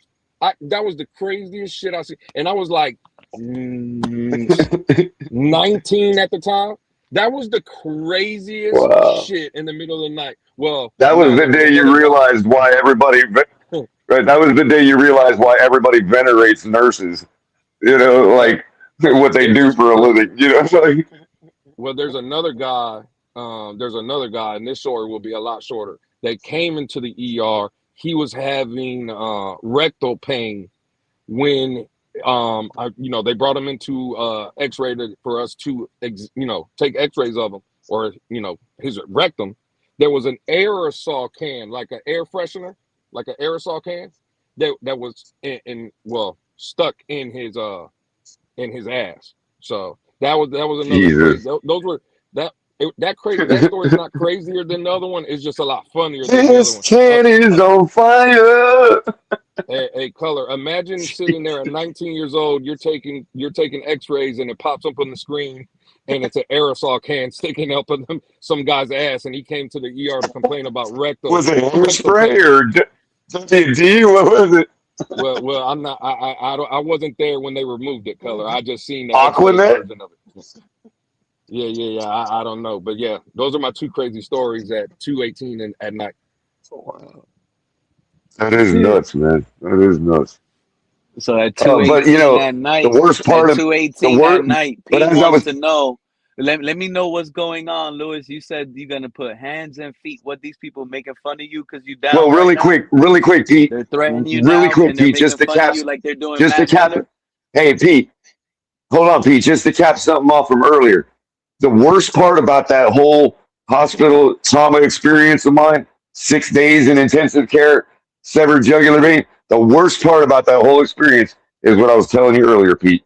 The channel was stuck on Babylon 5 the Because whole Color, fucking weekend, man. Lewis is one of the Twitter guys too, right? That you would consider from the earlier conversation. One of the Twitter. He's one of the Twitter guys, right? Oh, I don't know if they're on nah. Twitter See, anymore. Lewis and I have been to Listen, Kiva together, bro. Yeah. Well, listen, colors again. I ain't got no issue with color. Color's not So invited. Color's I not don't. invited on the Twitter guys. He Who? says that, there's Neil What? Driscoll's get the floor, but Color said the same take 30 minutes before. Oh well, yeah. A lot of people let Neil talk.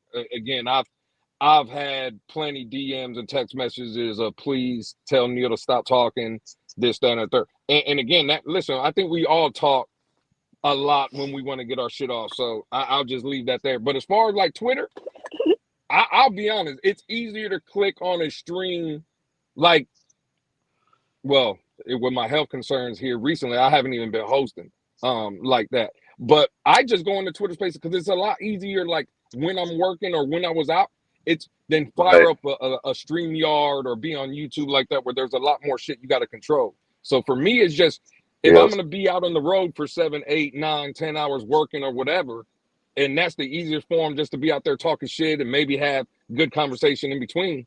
That's why I do it. You know what I'm saying? Yeah. I'm not saying there ain't a purpose for it, like for that purpose. It's just that like uh uh I don't know. I guess it's it's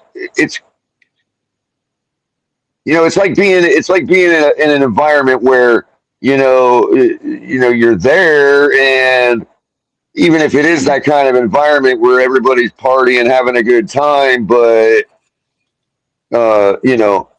there's You're not being treated like say half the what you were people there, saying earlier. half the people Say there, what you were saying half the people earlier, there Color. don't give a Remember, beer. you said you're not gonna hold back. I'm saying half the people Remember, there don't get a beer. this is not You know involving what I mean? Lewis in particular.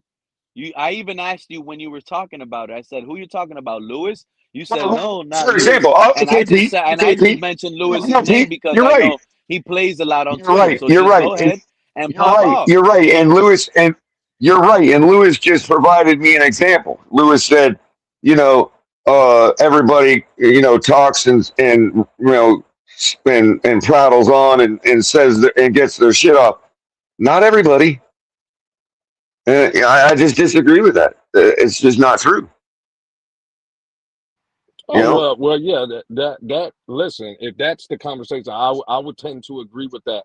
Um, Listen, it's like that for me in certain spaces. Though I know there's certain spaces when I go into, there's people I'm going to argue with, and again, in a lot of these spaces, in certain ones that I go to, yeah, for the most part, they'll give me the co-host or whatever, and that's again, Well, I've never it's even been fun. given the respect. I've never even been given the respect to know why it's like that. Nor have I been given the respect to answer for myself. Everybody answers for me, and I get put on mute. So what am I supposed to do with that, Lou? You know Well, what I mean? that's what I was about to say, Color. When I go to there's certain Twitter spaces when I go and I enter them, they're gonna mute me too. They're gonna shit. Most of the time when I go into other spaces, they throw me out. You know what I'm saying? I think for me, Well, and I think sure. Color, we talked about this behind kind of closed doors, and again, I talk to you as a friend. You know what I'm saying? Like, it is what it is. At some point, you just well, for me, and I've told you this. Fuck it, you don't want me around, cool, I won't be around. Like it just Yeah, exactly. And where have I just is been? what it is. You know what I mean? Yeah, and I respect that. That's why I don't feel the need. That's why to Pete's point, I don't feel the need to drop names and drag it on about it, because it's just that's a group of humans that don't want me around. Then there may be a bunch of humans in that group that are cool with me. There's a bunch of humans in that group that see no problem with the way I'm treated in there. Hey, that's fine too. Everybody's entitled to their own life. There's plenty of shows and clubs and whatever else that I can't go to. You know what I mean? And every one of us can't go. There's plenty of places we all can't go to. There's places my friends go to certain parties, and there might be one guy there that can't stand me. Well, I ain't going to that party. Sorry, guys. I'll sit this one out. Well, Color. Yeah, Color, like recently, Lewis, I don't stop people from talking, and I've always been loud about the situation when it comes to muting people because that person is not here. I understand some people have a problem with that, but again, people just don't realize that what we're doing here is recorded and it's public, so it's never ever behind someone's back if they're here or No, not. but Lewis has a point. Recent, You got to keep. You can't. You can't let StreamYard. But you can't let you StreamYard time out your screen. It'll disconnect you. I got you, but recently, right? It's a pain. Recently, it was not too long ago. Nick, the Panthers fan, right? And that's why I always drop names, right? He was up here, and he came up, and he's like, "Yo, that stuff your boy did, that's some fuck stuff. He's fake, this and that, and all this and that." So I was like, "Who is he talking about?" And then what he was talking about was he said he went on Twitter to where Lewis was co-hosting the space, or he was running a space, and he had a debate with him, and he got kicked out, and they were dogging him and this and that, and he was just coming over here talking about Lewis and what was happening on Twitter, and I'm like, if Lewis clicks that link, he's not going to be stopped, and he just was like, he's just saying what happened. Well, Color. For what I'll say to you is, I especially know how you feel, Color, because when Pete starts his shows around 3, 4, 5 o'clock, and his minions are on the show, I'm not wanted on the show. I can come on at 2:30. Oh, I hear you. You know what I'm saying? I can come. I found that out recently too, Pete.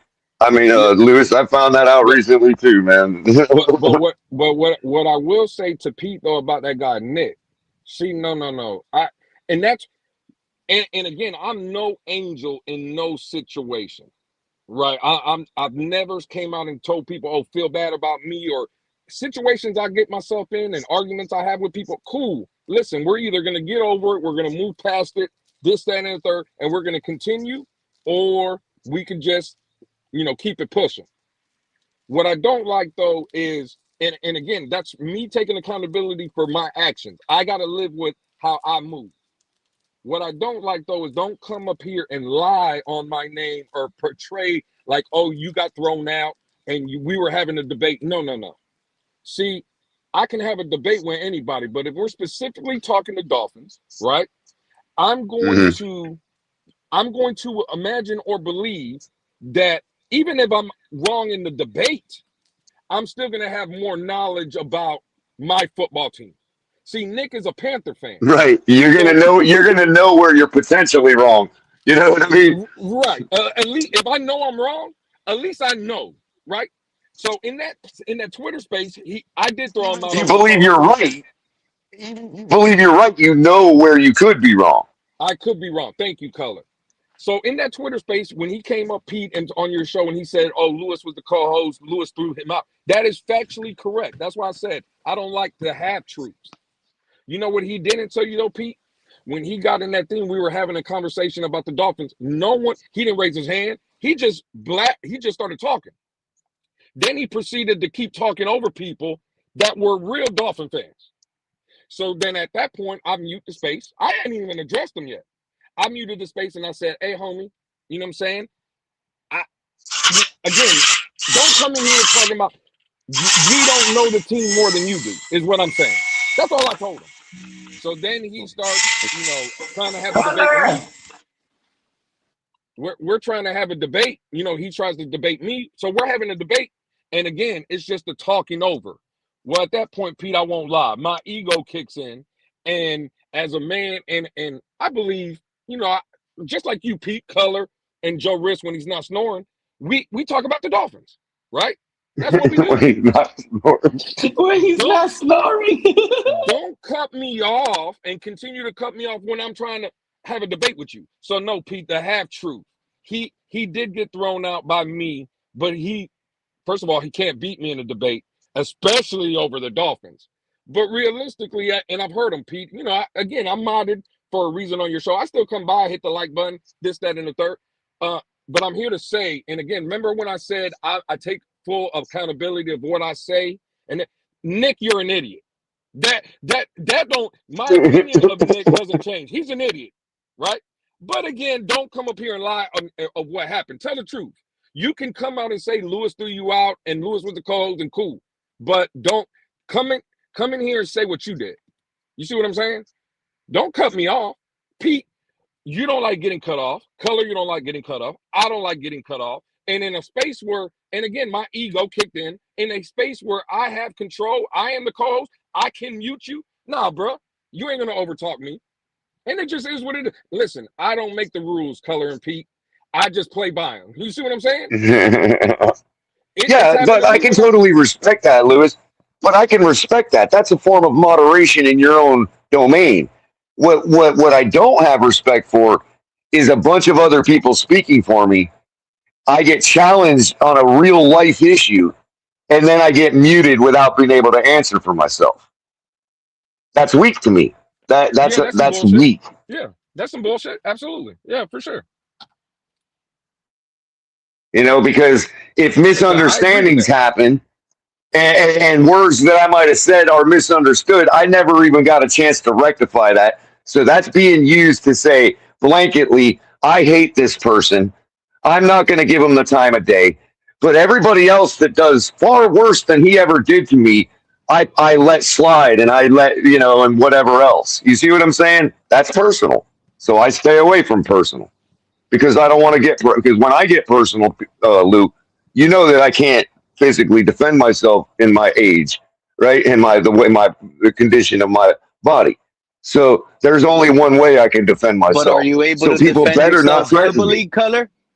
Are you able to defend yourself? My point is the moment that if a person's threatening me, bro, then it's like I only have one way to defend myself, dude. I'm not a young buck anymore. Says who? Well, says my body. I can't even close my fingers, bro. Yeah, I was about to say, according to him, it says his body. Yeah. Listen, at the end of the day, I can't even use my hands, dude.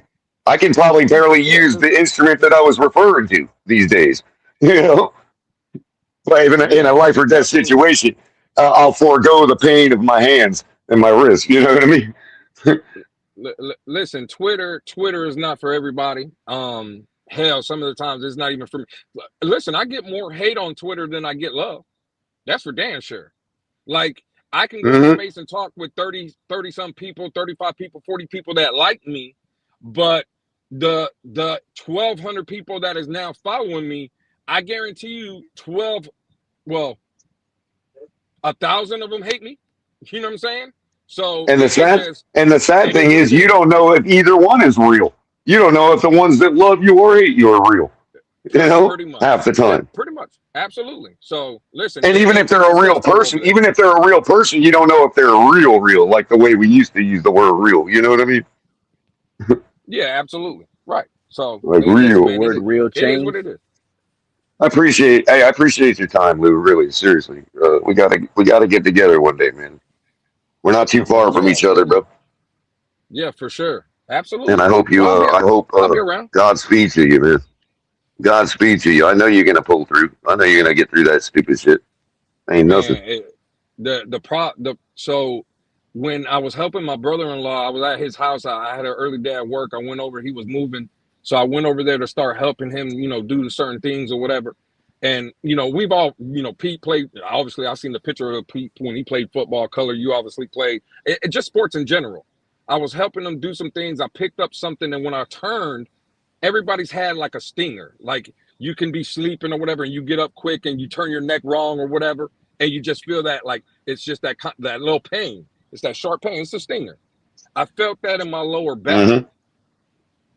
I went back to work. I worked for about a week and a half, almost 2 weeks, and then my immediate supervisor was like, "Yo, like this, why you're just limping crazy? Like you could barely move." And I'm like, well, it is what it is. This, that, and the third. I was kind of slowed down. I'm not going on the road as Right, much. right. We're bred. You and I are bred to like just move on. It's gonna go away.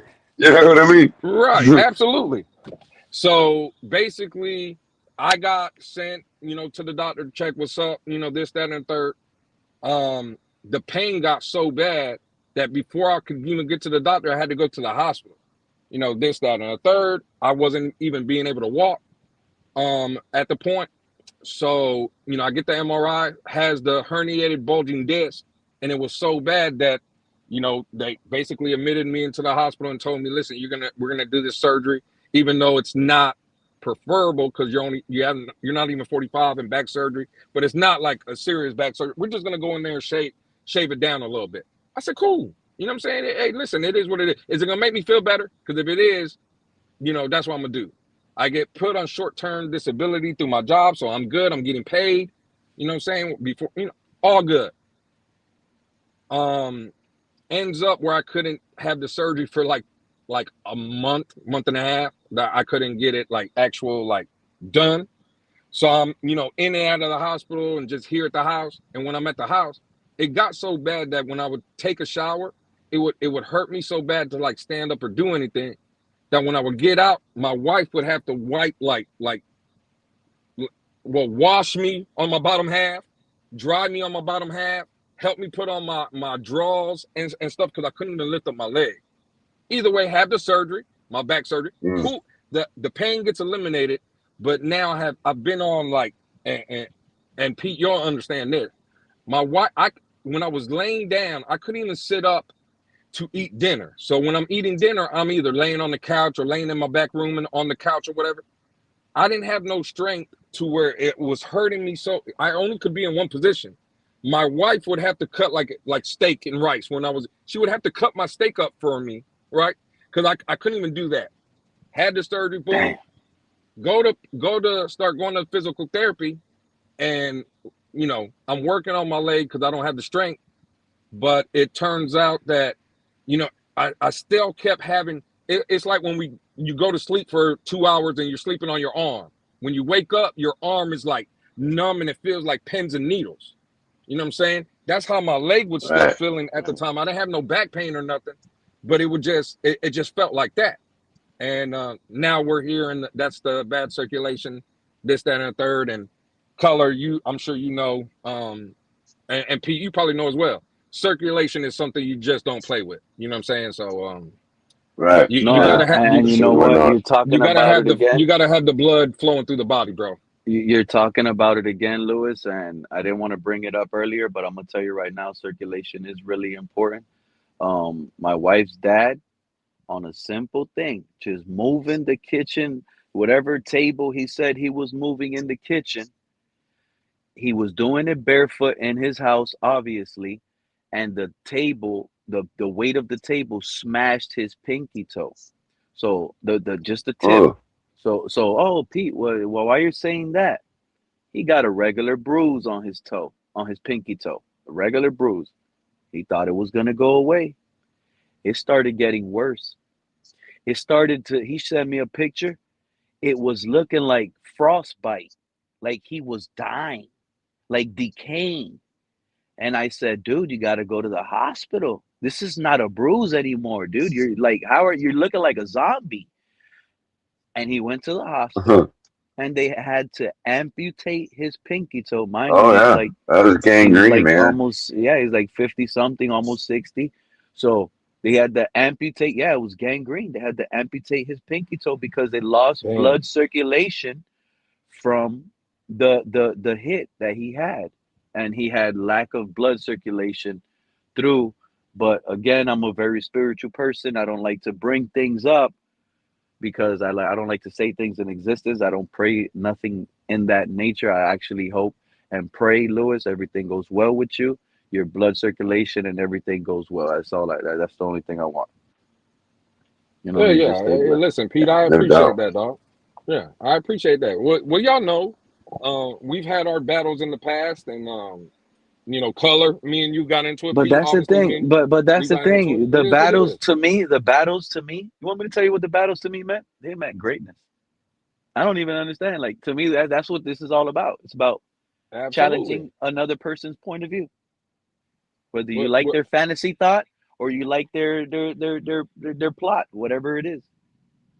listen, Pete, I was just Well, about to say the same thing. So I just go know ahead. that this world is a better place with guys like you, Lewis. So we can't have you falling out on us.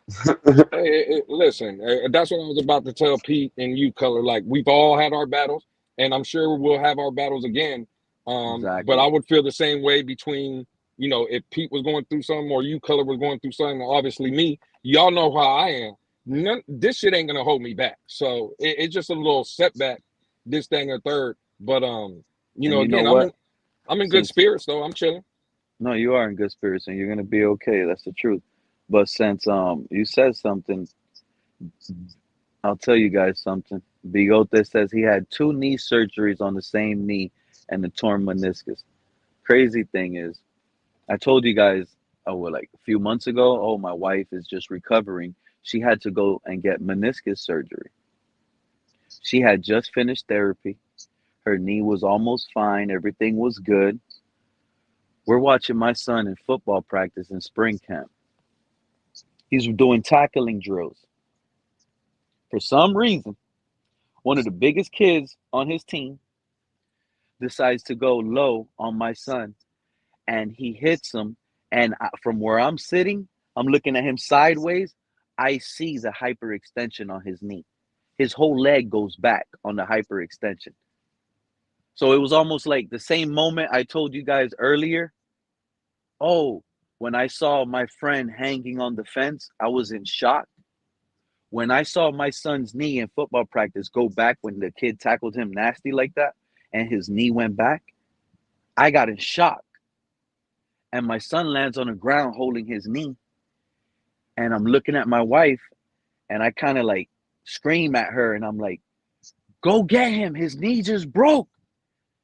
And my wife got scared when I just like blatantly just jumped at her like that, coming off her knee surgery. When I scared her, screaming at her that our son's knee just got damaged, instead of me getting up, she popped up so fast out of her seat that her knee popped again. She just went Well, through knee surgery all over Damn. again on the same right knee like 2 weeks ago, 3 weeks ago. Oh, well, I'll tell you the same thing you told me, Pete. Hopefully, and I'll be praying for your wife to have a speedy recovery, and It's hopefully she's crazy. getting through it. Yeah, for sure. For sure. That just don't let that him that take the remote control away from you, Lewis. nah, never that. That's crazy though, Pete. Next thing I you I know, you'll know. be stuck. You'll be stuck on Babylon 5, man.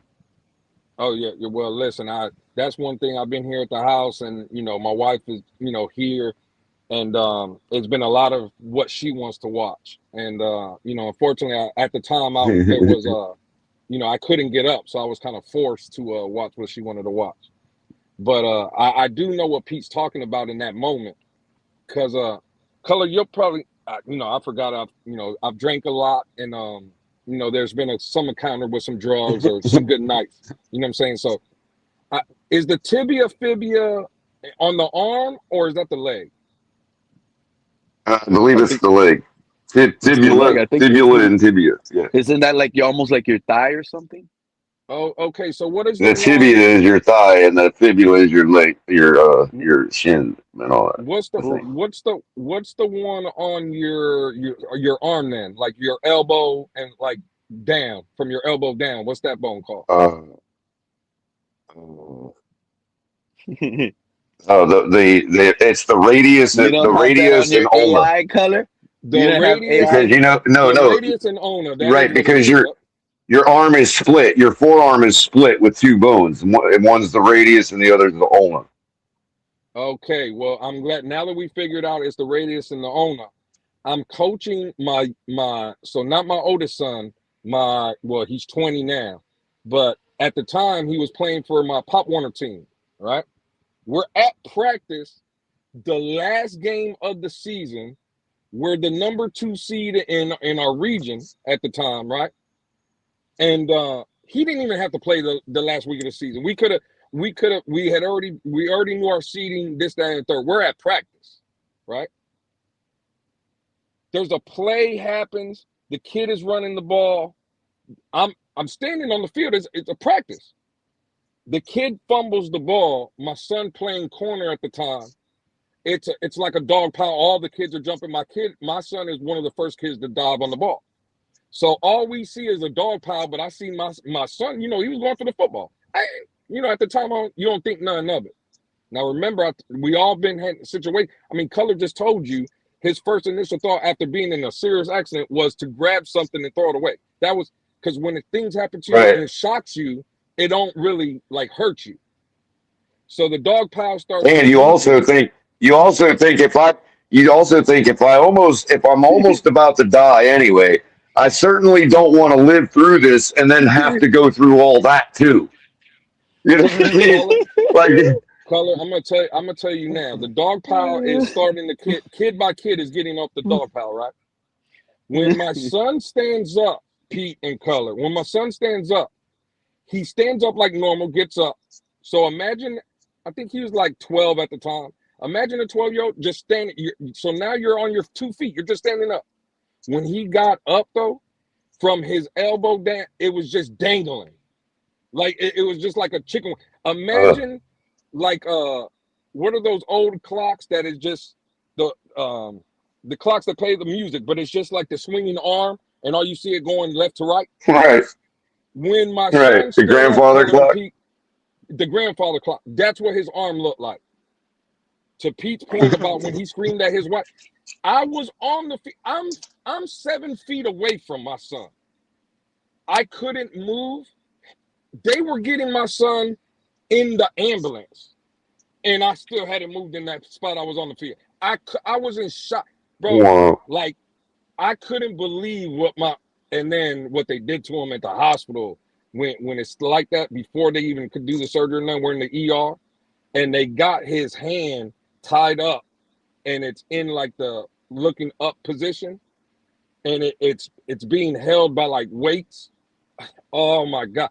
The scream and the agony of a kid going through that pain. So Pete, I completely understand when you said that happened to your son at practice, because when that shit happened to my son, I could not believe it, bro. I was in shock.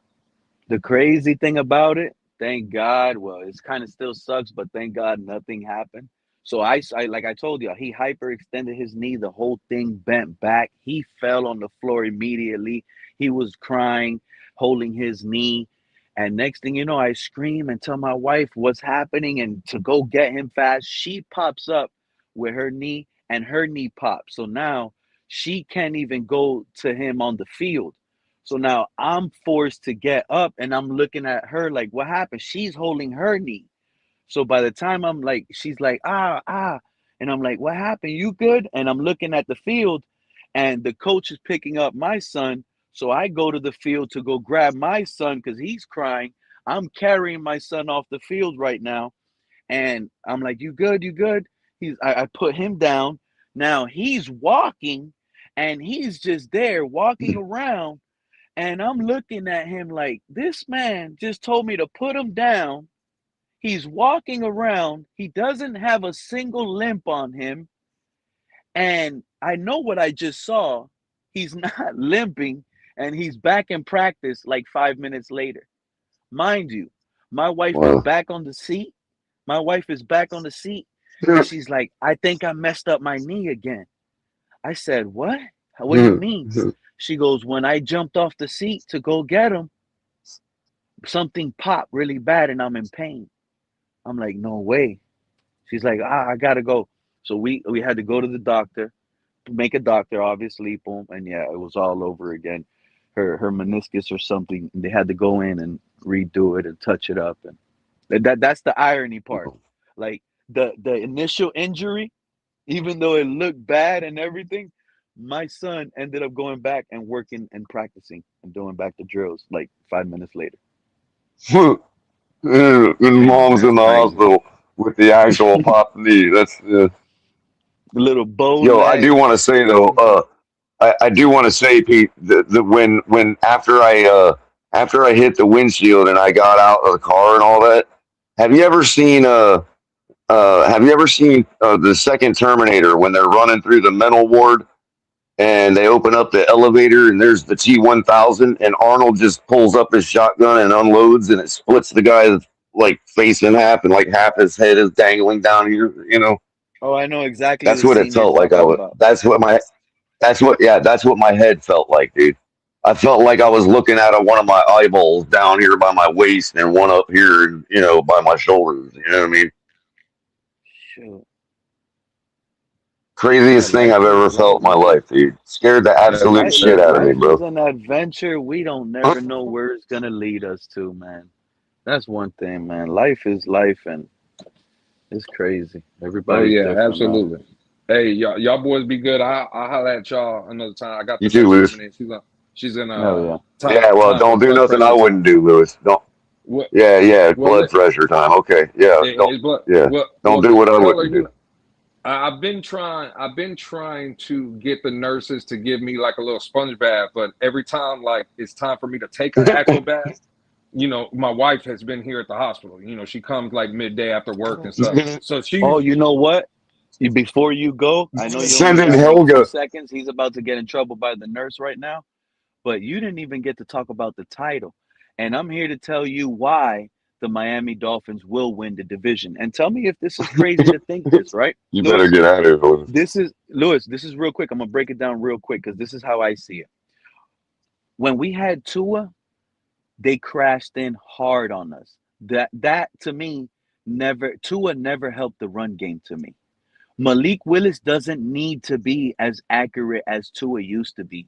Malik Willis's ability to slow down the rush and make the defense think because of his ability to run is going to help out Jalen Wright and help out Ollie Gordon. So and forget about A-Chain. This is about Jalen Wright and Ollie Gordon, one of those two young backs taking that major leap this upcoming season. And if I'm right on that, and Malik Willis and the Dolphins have a real top-notch running game, and even our backup, because he's not really going to be our backup, like Color pointed out earlier when I was talking about it. Ollie Gordon or Jalen Wright might be the real deal bell cow back for us this upcoming season. And A-Chain is that Darren Sproles. He gives you 9 carries. One of those went for 50, so he had 9 carries, 70 yards. And then he had 6 catches, 60 yards, and gave you over 100 scrimmage yards with a score. But Ollie Gordon, he has 19 carries, 90 yards. You know, almost 4. We're not going to be greedy. He's 4.5, 4.3 yards per carry, but he's just chewing you down. And it was so effective because Malik Willis's ability to run the ball is making defenses own in and not be able to like just crash in and stop the run. 3rd and 1s, we can actually see Ollie Gordon go like a Derrick Henry, 20, 30-yard run. Because you can't just commit to it because you got to worry about Malik Willis taking it and running it himself. You see how crazy this offense now has turned out to be in my head? Like, I'm thinking second, third year backs now, Lewis, is what's gonna make this offense deadlier. Because yes, we lost Tyreek and Waddle, but we also got young running backs that learning the curve. And I feel like Malik also helps those two guys make them even better. So if they were projected to get 400 yards rushing with Tua, I really believe Malik Willis unlocks them to where they could potentially give us 600 to 750 yards rushing this year. Now, Pete. Go Before to I sleep, end, Lewis. Go to sleep, no, Lewis. no, If you need to go no, to no, sleep, no, just go to sleep. no. I actually, I'd rather talk about the topic with Jonathan Martin, but we'll talk about that later. I'll say this, Pete, before I give you my analysis of the Dolphins. I just got to ask you a question. So I was tuned in earlier, and you had a couple people on, but a true Fin fan was on, and he asked you, Pete, how do you today have the Dolphins winning the division, but yesterday you said they were 3-14? Is that true? That's true. That was yesterday's stream. Yesterday's Okay. stream Okay. was Oh, why I'm telling you guys it will be a terrible season. Why Jeff Hafley will be fired. We're going to be 3-14, and we're tanking for Arch Manning. And that Stephen Ross set this up. That was yesterday's stream. Absolutely correct. okay. I think for me, for the people that haven't heard me kind of give my analysis, well, I haven't been around because of the stuff I've been going through, to be honest with you. I'll say this about the Dolphins, Pete. You should have stayed with your take closer to 3-14. I think the Dolphins could possibly be in play for the number one overall pick, at least a top 5 pick. See, I've never been a Hafley guy, even though he's saying all the right things and stuff. This has always been my argument to people that are You jumping see, off that the would have been window. good for yesterday's conversation, though, Lewis. This conversation today But on the title, I need you to answer that question. Whether you believe in it or not, it's not about flip flopping. It's about talking about that well, point. I So think I want to know. I just told you my point. I think Malik Willis right. unlocks Ollie Gordon and Jalen Wright, and this Okay. is what's going to make us be one of the best teams in the league. And this is what Right. offsets that inaccuracy issue that Right. supposedly Tua had over Malik. Okay. And I also Okay. pointed out what Malik Absolutely. had over Tua that unlocks the running game that makes us elite and hard to stop. And that's what's winning us games. Tell Okay. me a case that you can see for this team that can tell you, yo, if this happens, this is why we'll be division winners this upcoming season. Well, What do you well, need to well, what well, do you I think can't. will be? I think you would need to see a miracle. Is what that's the only analysis I can give you. This team is not that talented, Pete. When you're talking about the running game and what Malik brings you, I think that is true. Like I said earlier, though, I think two Okay, what things. if I'm telling you straight to my face, lie to me, Lewis? Lie to me and tell Well, me again, something. Just lie to me. I just lied to you. Well, Malik will lead the league in rushing and passing, and the Dolphins will win the division. If Malik Willis wins the MVP of the league, the Dolphins can win the division. I'm That's not me gonna Did telling you you lie. just something. say Drake May was going to get hurt? No, you know what? I really do believe Malik Willis could win MVP, bro. Okay. Well, Pete, let me just squeeze you the other way though. Let me see if I can convince you back to your 3-14 take. Remember Deshaun Watson in Houston before he got traded? Yep. His team won 4 games. He led the league in 4 and passing. 12. He was considered a top 5 quarterback in the league. Yeah, but he Right? didn't give you 1,000 yards rushing though, Lewis. I That understand, man but he probably also gave you 200 yards rushing. but he also gave you, I believe, 40 plus touchdowns passing and led the league in passing. See, I think I Pete, think he when was you're third. saying 33 to be exact. okay, when you're And only talking 7 about interceptions. And only 7 interceptions. and there you go. And Pete, when you're talking about Malik Willis and what he can unlock He for the didn't running have a game, run game. no. Again, maybe he didn't. He What didn't I'm have saying, Devon Achane. Why okay, would Pete. our quarterback with Devon Achane, a running back that's easily top 5 in this league, and you're gonna hand him the Right, rock? Why would your right. quarterback be out there passing for 40 times a Well, game? Again, people might not like this analysis about Devon Achane. Even though you look at the contract and he didn't break the bank, right? I would have traded Devon Achane.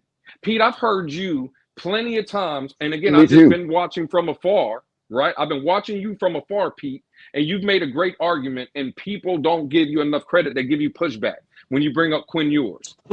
Why did you give Malik Willis $45 million guaranteed, right? Which is not breaking the bank money. We all get it, right? For a quarterback, that's good money. That's where you want to be. Why, though, when he has a game and a half of him playing good football in the league? See, the people that want to believe in this Malik Willis shit to the fullest, let's break down Malik Willis for a second. When I hear people come out and say he's elite, well, explain to me, was Malik Willis ever elite in college? At Liberty for statistically, pretty much. I mean, if you respect. No. Pete, forget about the numbers. I'm asking Pete with his eyes and Color with his eyes. When you watch Malik Willis, the first words where you thought were, man, that quarterback is elite. Have y'all ever seen that? He I didn't watch him enough in college to say that. I'll tell you what. But I never thought that. I never thought that when he was in Tennessee. We're Dolphin fans. We're Dolphin fans, Lewis. So, based on what we just recently had in Tua and going to Malik, I think it's elite. 1,000%, Pete. But when I asked you if you believed Malik was elite, before you mentioned Tua, you know the word that you said when I asked you if he was elite? You said flashed. Oh, he's flashed. And Pete, I can't take that away from you. That is great observation by your eyes, Pete. You know what I'll also tell you? Tua Tagovailoa flashed. Yeah. He flashed. So what I'm telling you is Malik Willis has never been elite in college. He wasn't elite, to Color's point, in Tennessee. And he played, again, in a game and a half of football for Green Bay. You didn't see him be elite. You've seen him be good. We see quarterbacks every Sunday be good. You gave that man $45 million because the coach and general manager you hired had an infatuation from him. They watched him in practice, right? Cool. The issue I have is you gave that man $45 million. I don't know how much better. Let's say he's marginally better than Quinn Ewers. Pete, you understand what the word marginally means. Color, I know you know what it means. Now, when we use the word, but I know exactly where you're going with this too. Now, when we talk about marginally, though, one quarterback is $45 million, the other quarterback is $800,000. If you mean to tell me in a season where Dolphin fans are realistic with ourselves, right, would have gave the coach, would have gave the general manager a pass on a losing season, let's say, because we know what this is, right? Instead, that general manager and head coach paid a guy $45 million when they got a guy already on the roster that makes $800,000. And if you think that Malik Willis, let's say Malik Willis can win you 7 games this season with everything that Pete's talking about. He gives you the running game. He gives you this, gives you that. Well, I could debate Quinn Ewers could have won you 5. What's the difference in the long term with playoff games? Ain't that what we want? We want the Dolphins to end the 25-year drought. I'm here to tell Dolphin fans, right? And I'm sorry, Pete. 7 wins or 5 wins ain't competing in the playoffs. You ain't making it. Now, what's crazy, though, right, in a year that the fans would have gave these people a pass, we both know, all 3 of us know, actually, our team, this is going back to the point when I was trying to explain to Nick, those guys that talk about the Dolphins, but they're not Dolphin fans. Pete, you know what this team is lacking on this team. Color, you know their holes that you could see looking down and breaking down this roster. Oh, yeah. Do you think it would have been easier to maybe fill another 2, 3, maybe 4, maybe 5 roster Maybe spots yesterday's stream, I would have known those holes. with But 45 on this stream today, I don't think we have no holes. Well, keep going, Lewis. Well, again, Pete, I'm saying with $45 million, you could have brought at least 3 or 4 more players to the team, right? In a year, you're not competing anyway. What I'm saying, though, Pete, when I said trade Devon Achane, right? Achane is this miracle. Oh my God, he's a unicorn, right? When I hear people talk about him, no, we've never seen Devon Achane play football before. Okay, cool. Devon Achane is going into his 4th year. You know he only has 1,000-yard season. He has 1. How many running backs have you? Rico Dow last year, right? No, he's not Devon Achane. He's not a superstar. He led Carolina to the playoffs. He had 1,200 yards. He had 9 touchdowns. Now, what people fail to realize is Devon Achane had 1,300 yards last year or something like that. Cool. And I think it was like 1,700 yards or 1,800 yards total. Cool. When the Dolphins had the number one rushing getter in Raheem Mostert with 18 touchdowns, he led the league. In that same year, the Dolphins as a team ran for over 2,000 yards. And I think Achane in that year played, I think he had like 800, 900, right? Something like that. You think they should have waited and tested Achane out on his 4th year? I mean, he was still under contract. Pete, what I'm telling you is we've had teams in the past here recently that as a team has ran for over 2,000 yards. What I'm saying is Achane got you 1,700 or like 1,300 rushing last year, right? And that was under a 4 scheme without Tyreek anymore. And that was under Mike McDaniel coaching too, force feeding it. Is Bobby Slowick even going to force feed Achane like that? What Jeff Hafley said that this is going to be a running football team. Remember what Jeff Hafley said? He said, and I quote, "I want teams to know when we're going to run, we're going to be successful running it." Those are his words.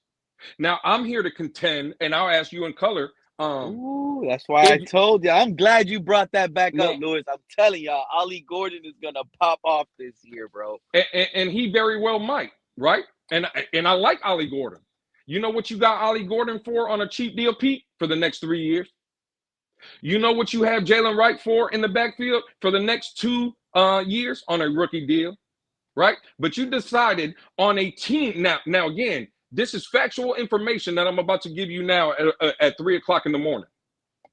Devon Achane is again, I know people don't want to hear it. He's a Darren Sproles, right?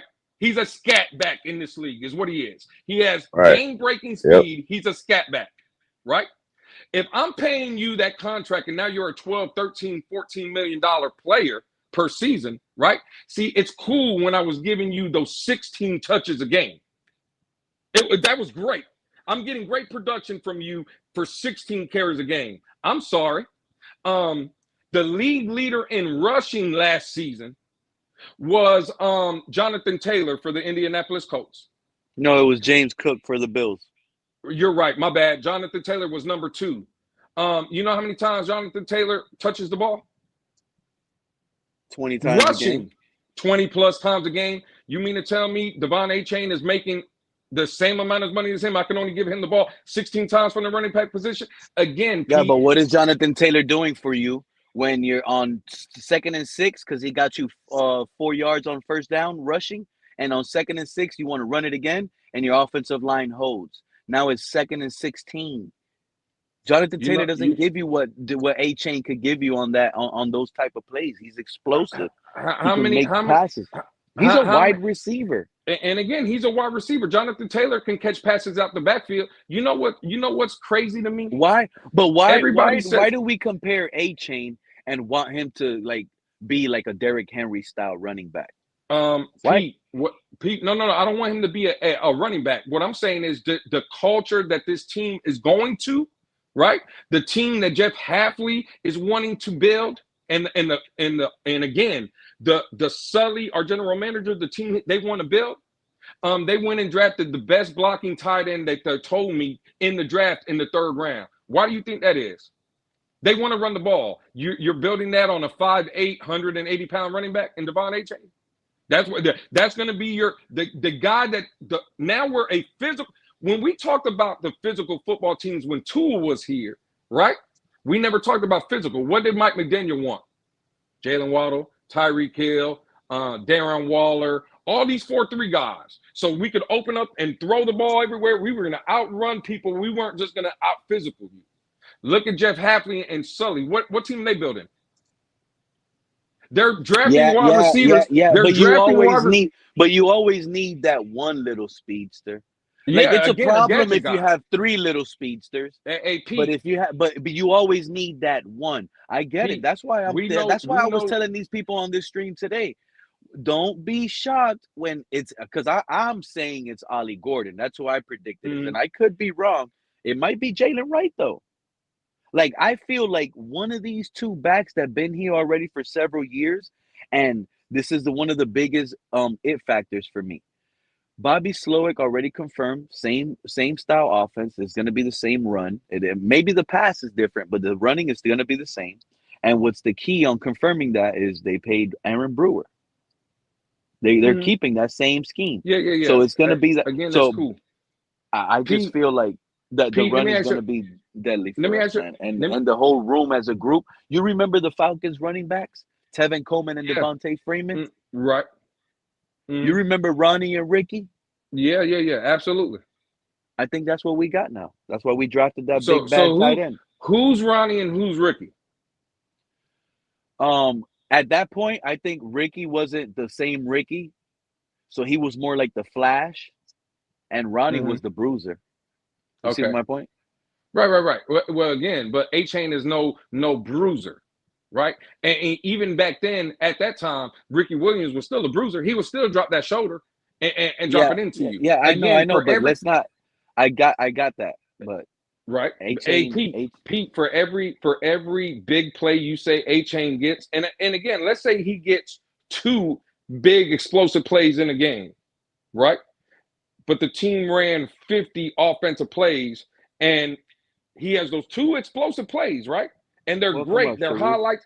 They're the top 10, right, Pete? The problem is, Pete, there's 8 plays of Devon A-Chain getting arm tackled by a guy with 1 arm. Does the two explosive plays go and give up the 8 or 9 single arm tackles that Devon A-Chain gets? I'm just asking. I'm gonna be honest. And I've watched A-Chain a lot. I don't even recall when that man has been taken down with 1 arm tackle. Well, you ain't watching some of these games. Like Color, you recall that moment when A-Chain is getting tackled with a We've all sloppy seen 1 arm it. tackle? We've all seen That him man breaks against. almost. He always makes his first player miss. Think it. Okay, I'm cool. just flashing. I'm just flash. He always makes his first player miss. Now, if you're talking about behind the line of scrimmage, absolutely, then I can see what you're saying. Well, that's what I'm talking about. That's what I'm talking about. Again, I don't care. Like him running in between the tackles, I'm trying to vision. Yeah, there's been plenty of times he ran in between the tackles, and a body lands on him, and it's like an arm tackle type thing. Again, and that's what I'm talking about. And from the receiver standpoint, right? And Pete, we know you're not as old as, let's say, me and Color, right? To your A-Chain point of this, that. Again, they never made Darren Sproles one of the highest running backs that paid in the league. They never did that. And again, but you're not happy with a Reggie Bush? We got a Reggie Bush. Again, cool. Reggie Bush never won nothing. I thought our objective is to win. Our objective is not to get people paid. Our objective is to win. On this team, Devon A-Chain is the best player. But again, let's go to the narrative of Devon A-Chain being a wide receiver. Reggie Bush was probably the best player on his team, every team he played for. Again, cool. That's fine. Guess who was the best player for the Dolphins the last 3 years? Tyreek Hill. Did the Dolphins win? I'm not talking about if you're the best player on the team, Pete. I'm talking about winning. Color, hey, Pete. I think we'll both agree. But we know why we couldn't win. Why, we had talent. Why? Tua, bro. Again, cool. I'm not debating that. Whatever the reason is, Tyreek was our best player, though. And what I'm saying is we didn't win. Pete, let's go to the narrative, right, of Devon A-Chain being a wide receiver. Barry Johnson, not Barry Johnson. Barry Sanders was the best player. What did he win? He didn't win nothing. Now, Dan Marino was the best player. I'm glad you brought that up. I'm glad you brought that up. Would you compare Barry Sanders to Devon A-Chain? And in a way where he makes the first defender miss, not the same style jukes. They're different. But who was the better running back? At the rate, I'm not gonna lie. I think A-Chain is faster than Barry Sanders. All right. Yeah, I think it's about time. Me and Pete were doing real good. What was Barry Sanders 40 times? What was Barry Sanders 40 times? Yeah. I'm not going to sit here and compare Barry Sanders to Devon A-Chain. Pete, what I will say, though, is when you brought up Devon A-Chain being a wide receiver, Pete, me and you, I think we'll agree on this. From our fan base, Color has great numbers when it comes to averaging out, putting things together. They're Color, at least for me, I won't speak for you, Pete. He's one of the best in the business that I know, putting numbers together. Color, you'll appreciate this. When I hear Devon A-Chain is a wide receiver now, his average yard per catch from when the quarterback throws him the ball to where he catches the ball and is less than a yard away from the quarterback. It's 0.9. It's not even a full yard. Pete, I'm here to tell you, what Color just told us a story where he hit a windshield. His goddamn wrist was about to fall off his hand. I've seen Color personally. I've heard Color enough to know he played wide receiver when he played football. With that wrist that was about to fall off, if you put Color not even a yard away from me, and I threw him that football, I'm sure Color's going to catch it. I'm not saying that Devon Achane can't catch the ball. What I'm saying is, can we stop with this wide receiver shit? He's catching the ball not even a yard away. Pete, Did we forget that corner of catch on the end zone that Tua threw him, lobbed it up in the air, and Achane jumped in the sky, and he turned around, right? And he kept his 2 feet in bounds in the end zone. Was all of that he displayed on that play, and I believe who was it for? Who was it against? That was Carolina. I was against Carolina, and exactly that's what I was just about to say. That was against a good defense because he was draped in coverage. He had to jump up, turn his body. Everything he displayed was wide receiver material 1, on that play, and I'm glad you said 1,000%. So why we can't take that play into consideration that shows on film that he has wide receiver traits there? Why do we got to project? Why do we got to project the numbers that because of Tua, like I pointed out earlier, because of Tua and his style of play, it was a force feed to Achane. We couldn't run the ball with Wright or Gordon. Why? Because they weren't scared of Tua and this Tua-led offense, Lewis. This is what I'm saying. This is why 1,000%. the unknown. This is why the unknown for fans. The expectations are your expectations, Lewis, and I respect you for it. You might be right. You might be right. We might. You know what? You know what? We might be right here this time next season. Some of y'all might be mad we passed up on Dante Moore because we picked Arch Manning. Y'all were screaming for Dante Moore all off. That's what the conversation might be next season. I'm not going to deny that you might be right. I don't want Dante Moore. Pete, when you asked the question though, you said from that one play, and I was sitting in the stands in Carolina. I watched the play, but that quarterback that you said couldn't win, and he's the one that threw the ball. He threw that to Devon Achane. That's number one. I know, Okay, cool. but you're blaming a not. McDaniel offense. I'm not blaming McDaniel. And you're putting that 0.9 yards per catch average on Achane, and why he hasn't done nothing downfield, like knowing like this wasn't a Tua get rid of the ball and check it down type offense. Hey, Pete, you know, this is why I think me and you argue so much, but we get along too. Because you know at the end of the day who you're talking to and who you're messing with.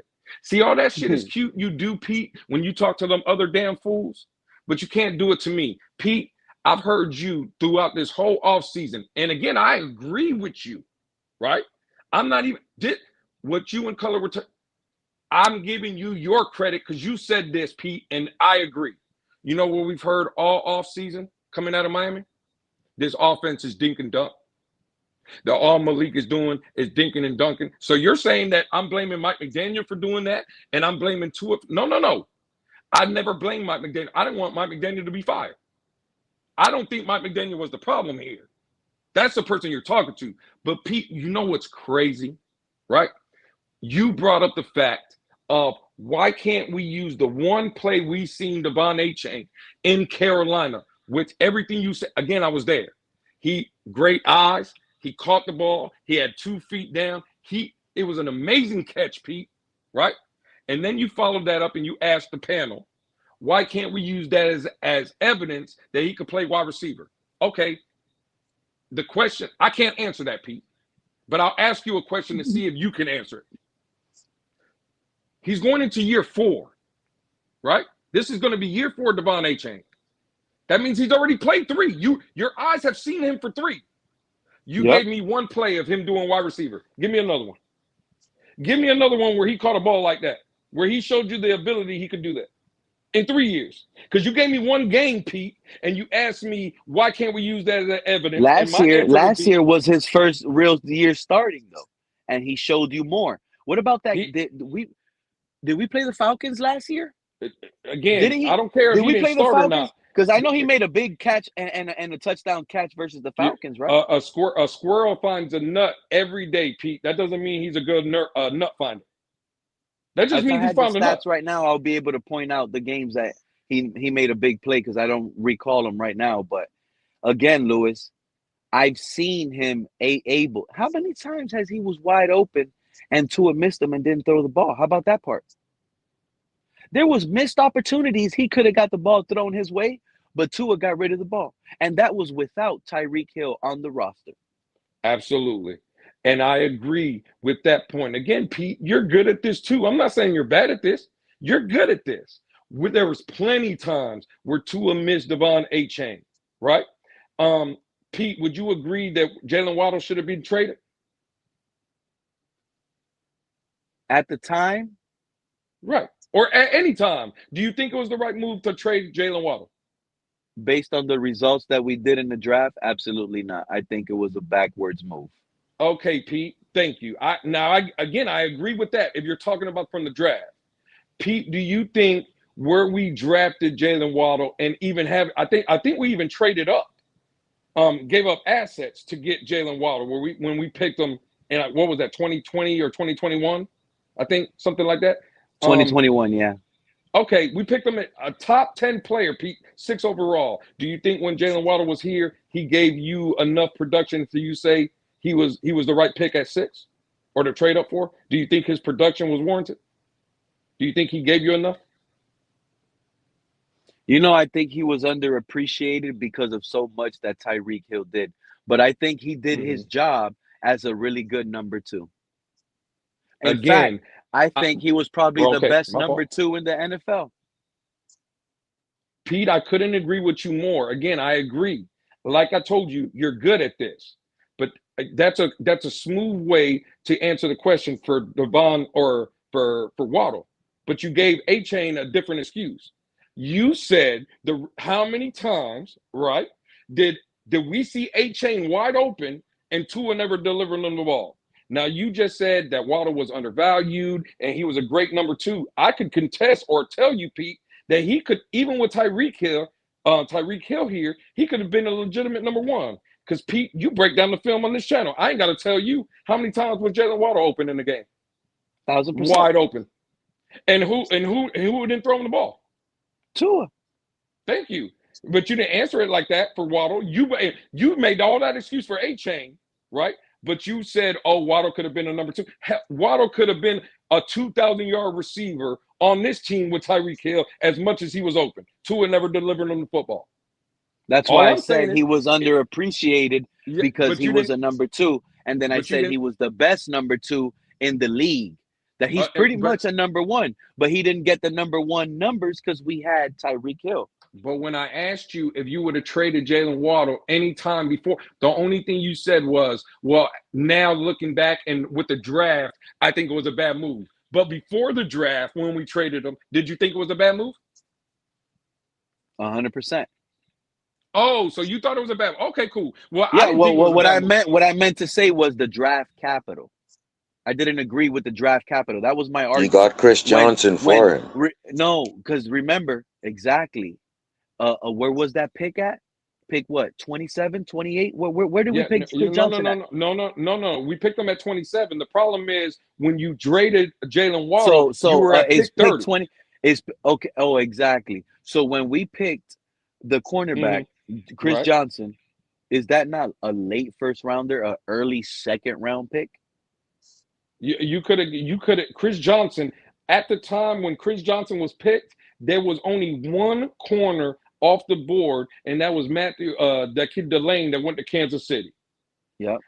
Pete, you could have drafted him in the second round. He would have been there.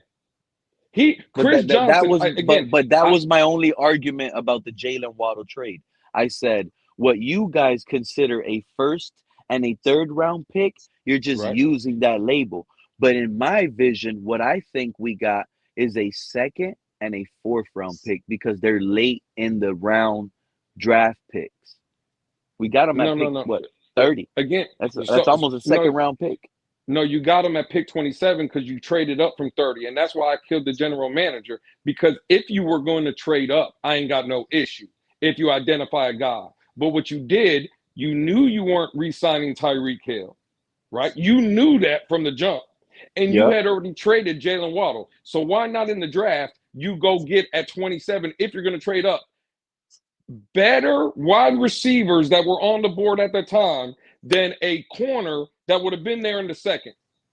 Exactly. There was people that had Chris Johnson, right, as the 5th or 6th best corner in the draft. They took him with the 2nd overall corner in the draft. And you traded up to get him. That's if you would have got him at 30, I would have thought it was a reach, right? But again, cool. You traded up for the 5th or 6th best corner? That's because of the school and the conference, Lewis. Okay, cool. Well, you can say that, Sharif. I don't believe that. Welcome up, Sharif. What's going on with you? No, I'm just listening in. This is good, because we have to be real and establish what I call substantiate why, and Pete, you got to answer the questions, you know what I mean? And so I'm just listening in. Gotcha. Yeah, I don't agree with the Chris Johnson. I would have addressed the wide receiver position knowing where this team was. I mean, if you want Malik Willis to succeed, right, you want to go get him at least some players. Really offensively, Greg Dulcich, I like. Is he a game breaker, though? No, he's a good guy that can move the change. He can break some tackles here and there. He's probably going to be a good weapon for Malik. That's not what I'm saying.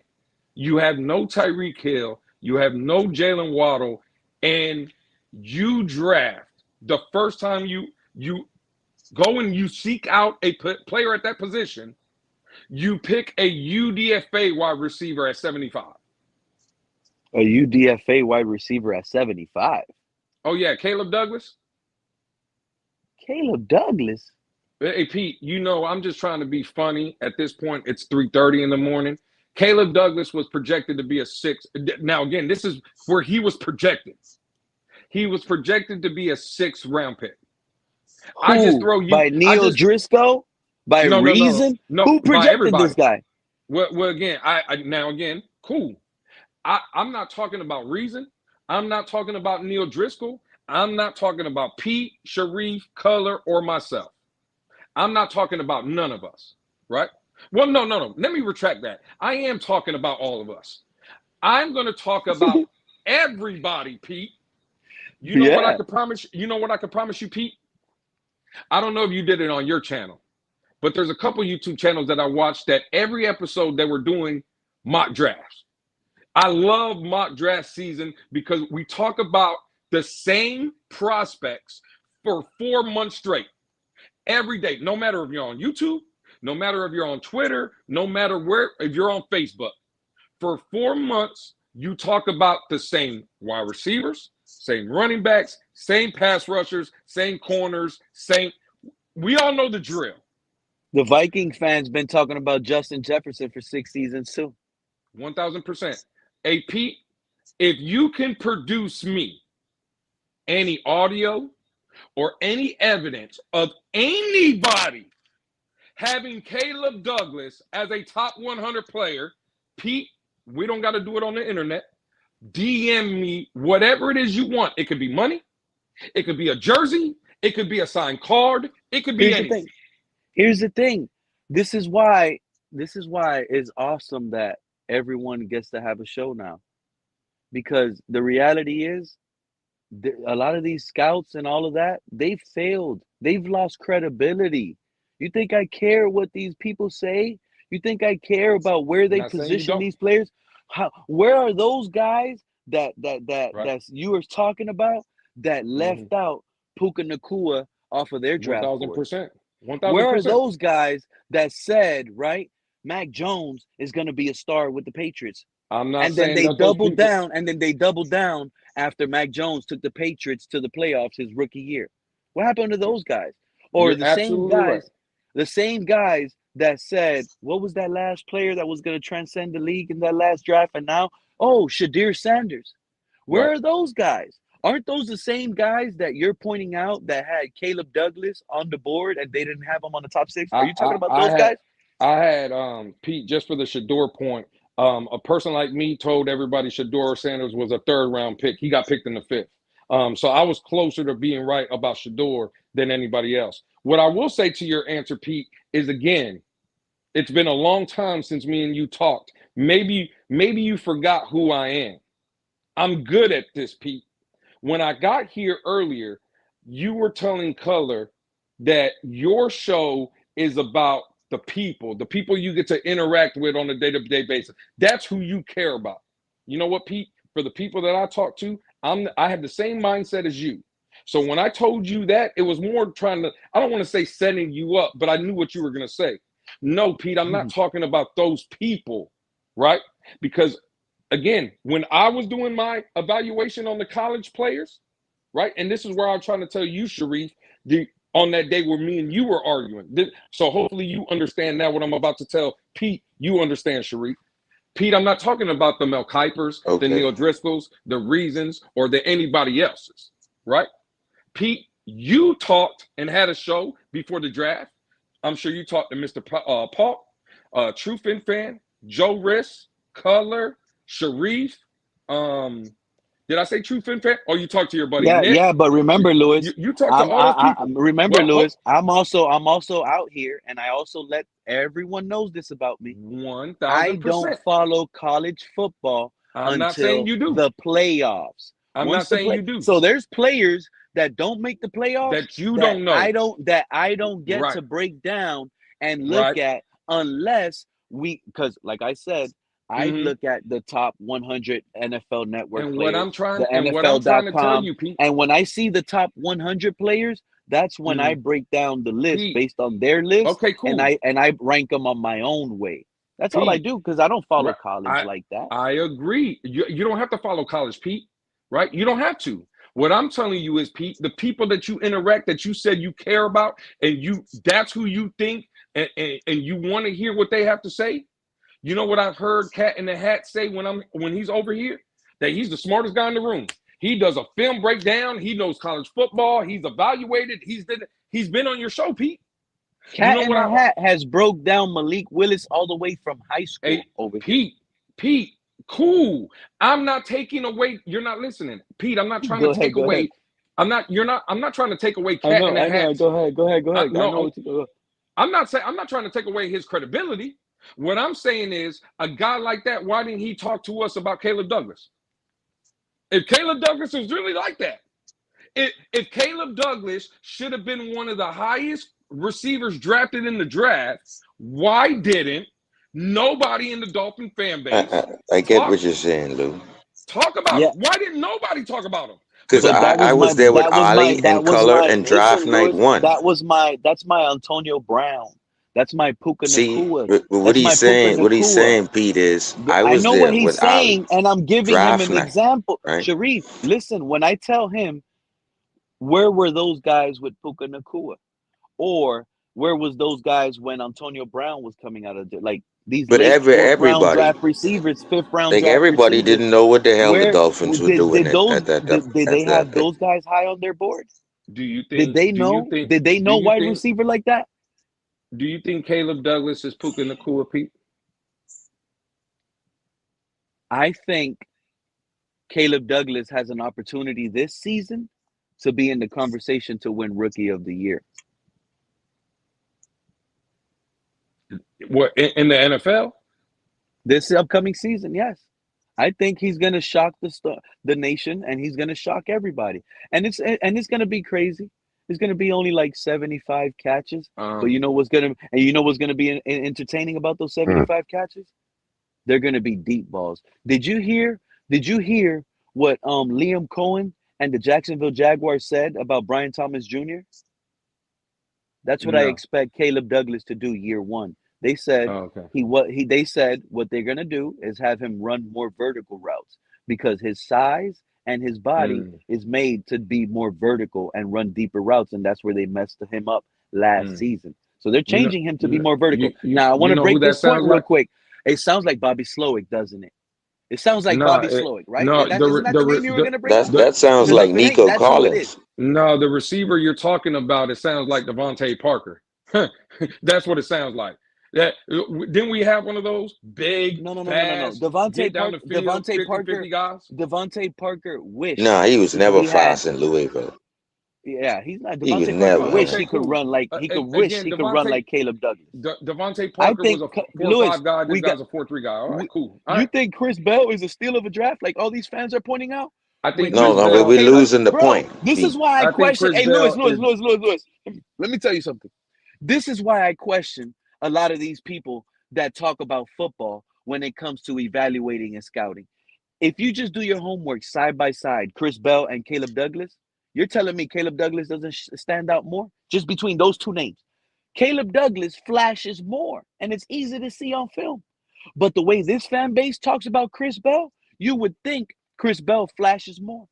So if we're gonna go based on that standpoint, Chris Bell is not one time. He's 3 times. He's 5 times. He's Chris 10 Bell times has better never has than Chris Caleb Bell. Yeah, Oh, so Douglas. he's a complete receiver. He's a bro, Chris complete Bell receiver never had when him. healthy.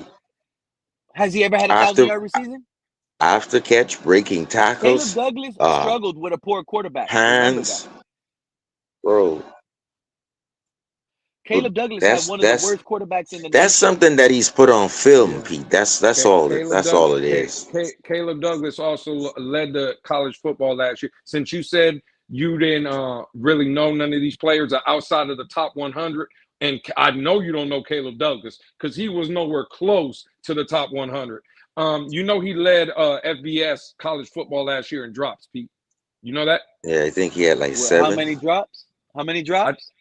No, I think it was 8 last season, and I think over his career, it's like 14 or 15 or something like that.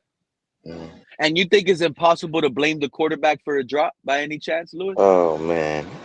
Yeah, I mean, I don't know. So you're like Color. If it hits your hands, even if the ball is dirt low, that's your fault. Well, no, it's not your fault that the ball is low to the floor. I say it's your fault. You dropped the ball. I say it's your. Remember, Pete, when the Baltimore Ravens played Buffalo and Lamar Jackson threw that ball to Mark Andrews and Mark Andrews dropped it? That was, yeah. I remember that 2-point play. Remember that ball? It was low, right? It was low and a little behind him. I won't even. There you go, Pete. Low and even a little behind him. I'm not going to tell you, Pete, that I think that was a great throw by Lamar Jackson. I think it was a worse drop by Mark Andrews. More than it was a bad pass than what's it called? Because I do in line with Color. Again, Pete, you got to evaluate the whole play. Lamar Jackson threw a bad football. It was off target. It rerouted the top. It rerouted. Listen to this now.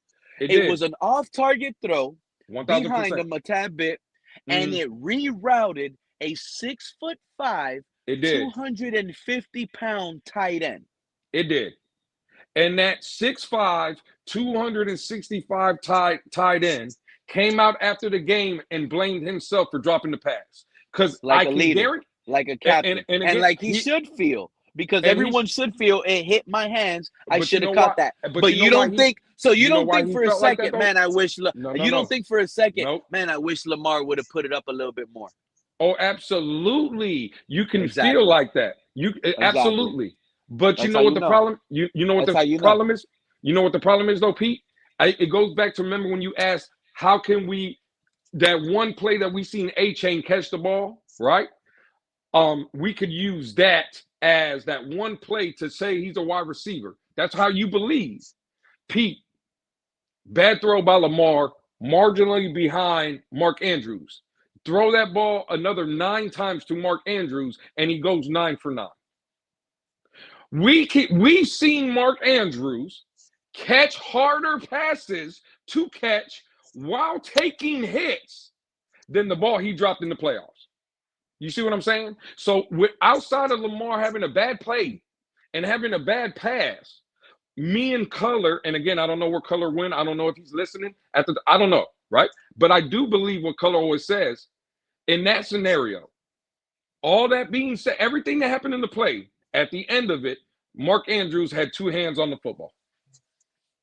And Mark Andrews, Pete, he's going to go to the Hall of Fame. At that What were the weather conditions in that game? I don't know nothing about that. Now we're talking about weather. Like what else? Oh, are we wait. So a cold, rainy day doesn't affect that. So we're only going to allow the quarterback to be allowed to have an errant pass because of the weather, but the tight end doesn't get no excuse because of the weather in a snowy, cold game? Again, they can both have excuses. The problem is Mark Andrews for his career has played his entire season in Baltimore. They are consistently in the playoffs. A lot of home games have been played in Baltimore or Kansas City or Buffalo for that matter. Let me ask you, or Pittsburgh for that matter, or Cincinnati, that division that they play in general, right? Most AFC teams, hell, in New England with Tom Brady, right? You know where there is always bad weather, Pete, rainy conditions, things of that nature, in all those places I just mentioned. Mark Andrews, Pete, is a future Hall of Famer. He's played his entire career in bad weather, rainy conditions, this, that, and a third. And Pete, you, as a fan of the game. Well, we need to stop giving this gold jacket talk to everybody. So you don't believe Mark Andrews is a Hall of Fame? You don't if the believe Mark Ravens Andrews ain't is a winning Hall no of Fame Super player? Bowl, I guarantee you that guy ain't going to no Hall of Fame. He might be a Baltimore Ravens ring alumni. There's a lot of players that went to the Hall of Fame, Pete, that don't have no rings. But Mark Andrews ain't that guy, bro. He ain't that guy. You want to go look at some of them numbers Mark Andrews has put up? He got to win. I think the Ravens need to win a Super Bowl. They're going to try to talk about that. Again, there was, Pete, you could argue he's not getting away from that 2-point drop. This is the point, like you're trying to make. Oh, here. so that whole drop. This is the point you're trying to make. Regardless that I'm trying to use weather, the excuses I'm bringing up, you're basically summing it up that it's Andrews' fault that the Ravens pretty much didn't ride to the Super Bowl that year. No, it's Mark Andrews' fault. He dropped that pass in that playoff game against Buffalo. Exactly. You tie that game, you give yourself a chance to go ahead and go to overtime and win the game. But Pete, that was the loss. Pete, could you argue when you say that Mark Andrews, because he don't have a ring, is not going to the Hall of Fame? I'll ask you, Pete, in the era what that he tight end played, made it to the Hall of Fame with a drop that crucial in a moment that big? Without a ring. Well, I'm sure Jason Witten. What was that tight end from the 49ers that made that spectacular catch in the back of the end zone? I'm pretty sure his stats aren't crazy, but that big moment That's not Dallas catch. Clark. That's something Clark. I forget his first name. Yeah, Dwight Clark, right? Dwight Clark, yep. That was just a big game moment. I guarantee you that guy's in the Hall of Fame. Yeah, his whole team. Mostly his whole team is in the Hall of Fame. And Mark Andrews probably has more stats than that guy. But you know what the memorable moment for Mark Andrews is right now? You dropped that 2-point conversion. I don't think Dwight Clark is in the Hall of Fame, though. You don't think that guy made it to the Hall of Fame? No, I don't believe so. And what I'm saying is, Pete, in the era when in the era Dwight Clark played with the 49ers, Pete, in that era, Dwight Clark was never considered one of the best tight ends in the game, right? He was tight end too at that time. You could argue, Pete, for a decade now, right? A decade, right? 10 years plus. If you don't want to say he's better than Jason Witten in Dallas, cool. Again, I like Mark Andrews over Jason Witten. I'm not going to lie to you, but that's just me. If you he's been one of the biggest tight ends. Like he's been behind Kittle. He's been behind Trey McBride. He's been behind. No. He's not bad. Trey McBride has played 3 years or 4 years in the league. Again, he looks like he's going to be better. At this point, he's not better. He don't have a resume like Mark Andrews. Trey McBride is on a trajectory way. Brock Bowers, like all these Andrews young guys is behind young and all these young guys. Did Brock Bowers not get over 100 catches as a rookie? Last season over he got hurt. He's going on his third year. over the last decade, Pete. Over the last, I'm talking about 10 years, right? What has Mark Andrews done lately? Pete, over the last decade is what I'm telling you, though, right? Mark Andrews has more top three, let's say, tight end, like he's considered a top three tight end over Brock Bowers and Trey McBride because they're just too young. What I'm telling you is, Pete, over the last 10 years, let's say you have Jason Witten, the guy that retired from Dallas, better than Mark Andrews. Okay, cool. Let's say you have Travis Kelce in Kansas City. There's two. And I'll give you the third one over the last decade if you want to say George Kittle, which I don't even think he's played 10 years, but he's in there, right? Let's say those are the top three. Mark Andrews has been the fourth best. At most, over the last decade, he's been a top four player at that position. And listen, go back and look at what Mark Andrews has done for Has he ever gotten all pros? I don't know. I would have to look that up. I don't want to speak and say automatically, yeah. But I'm sure he's That's what I'm got. saying. Like, we got to stop with this gold jacket talk. This man hasn't even had no all pros. Has His Trey big McBride, moments, they are low. Has What Trey has McBride had an all pro? Trey McBride? I'm pretty sure he was on the all pro team. Has Brock Bowers made an all pro? He was a rookie, almost a rookie of the year. Well, almost. Now we're talking about almost. He broke records, bro. Jalen Waddle broke records as a rookie. Is he on the Hall of Fame trajectory too? 100%. At least Brock Bowers is, and so is Jalen Waddle. Pete, you're going senile close to 4 a.m. You're going crazy. You need to end this stream right now, Pete.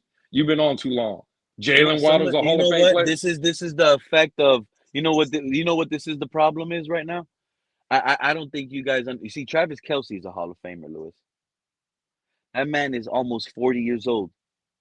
But his numbers, they're not regressing. He's still producing. He's still making plays in big moments, playoffs, making it happen. Travis Kelce, his numbers have regressed the last 2 seasons. And Travis Kelce was terrible last season. But he's almost 40. This is what I'm saying. He's at the end. Mark Andrews, 32, 33.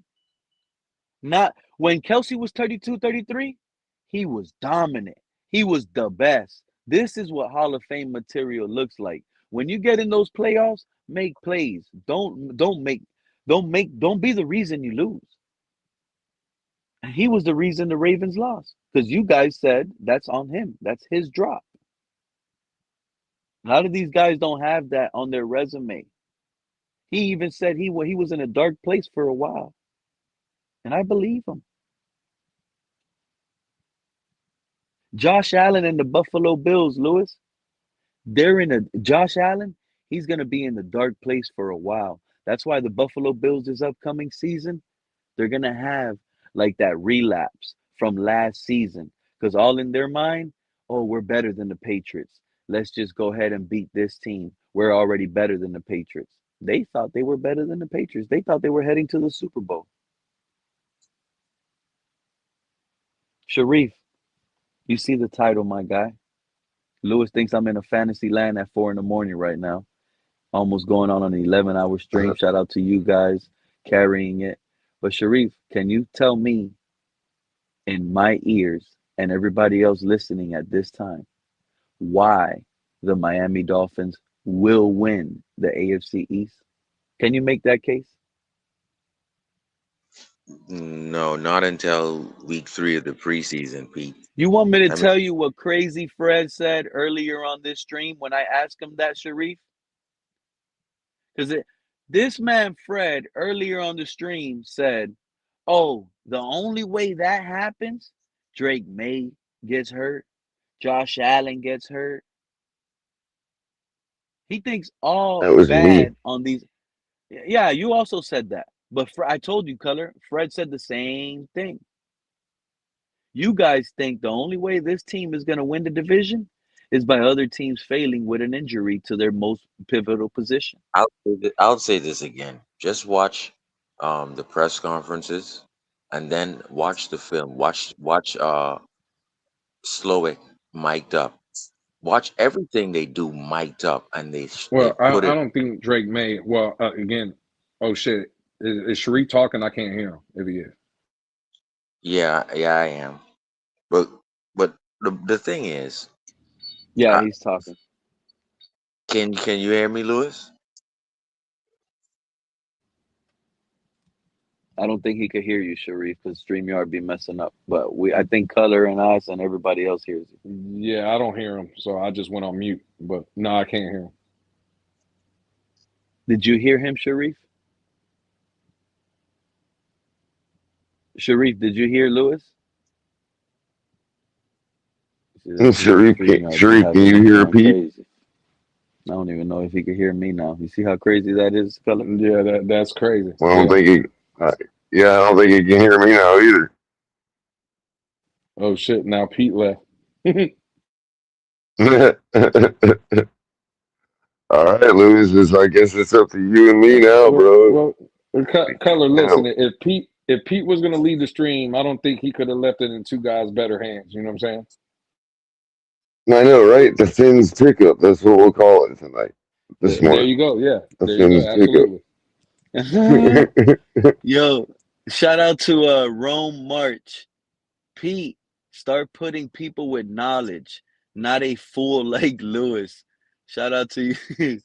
Oh my God, what is going on? Rome. Lewis will be the fool to laugh in the months to come That's crazy. after Now I such can't hear Pete. stupid statements. Let me try to come back. Oh, he can't hear me? No. Can't wait to see the team He's play. gonna try to come back. Sharif is back. This guy, Lewis, knows more than the coach and GM. Oh, you think Lewis knows more than the coach and GM? Oh, They the gave him old money. appeal to authority fallacy. Oh,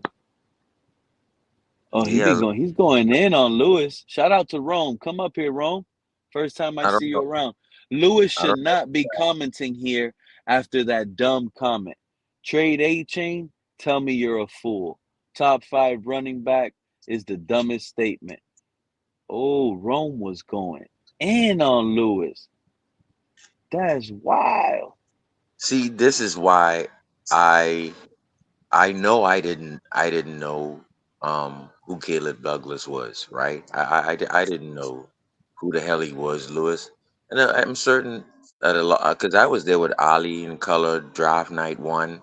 We all were scratching our heads, but I can tell you one thing: we nailed you, Lewis. We nailed Rieger. Well, I nailed Rieger. I nailed Max Llewellyn. You nailed him. I Pause. nailed Kyle Lewis. Ali nailed Kyle Lewis. Shout out to Ali. Like we were live in the moment, and this is where you feel better as a fan watching the all I'm 22. sorry. When you watch these young guys, the only thing you got to compare him to is he gonna be a young Pouncey? Does he have the comparables to this or that? Because the film will tell you what the results of the kid could be in the future. For instance, Campbell, very good in run blocking. Who does he remind you of? Jamie Nails. Is his pass blocking gonna pan out? That's what I'm looking at for DJ Campbell. Conga. Conga reminds me, believe it or not, he reminds me of Nada. He just has to sustain that power because if you watch his film, Lou, he throws. Tell me if I'm lying, Lou. Does Conga throws people out of the way? Oh, I guess Lewis stepped out. Good night, Color. But shout out to the Dolphins people in the comments. And but oh My yeah, but bad. like Last thing I heard, Sharif, was Conga. What were you saying? Lewis, tell me if Conga is not throwing people out of his way.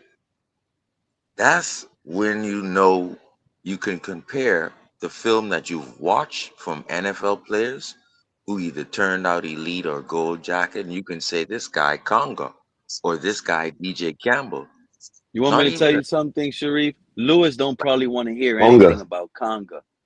He don't think Conga. That's what the guy Conga. downstairs called He called thinks Comcast. Conga. Lewis might tell you Conga is gonna be the reason why we're picking number 1 pick. I can tell you right now, Lewis thinks we're gonna have a top pick in the draft. How you feel about that, Sharif? You see his how the chat is going off on him? Congo's opponents is teenagers and kids, but if that translates, you got to steal in you basically got someone who can control his power with that one gap scheme and basically throw your center out of the way. But so that's Sharif, what I've learned, Sharif. and that's how my This is what I draft be trying to looking. tell you, Sharif. I know you get. I like. You know what I like about you? You're a fan that comes around and proves to this fan base, and this is what I really like about your takes too, Sharif.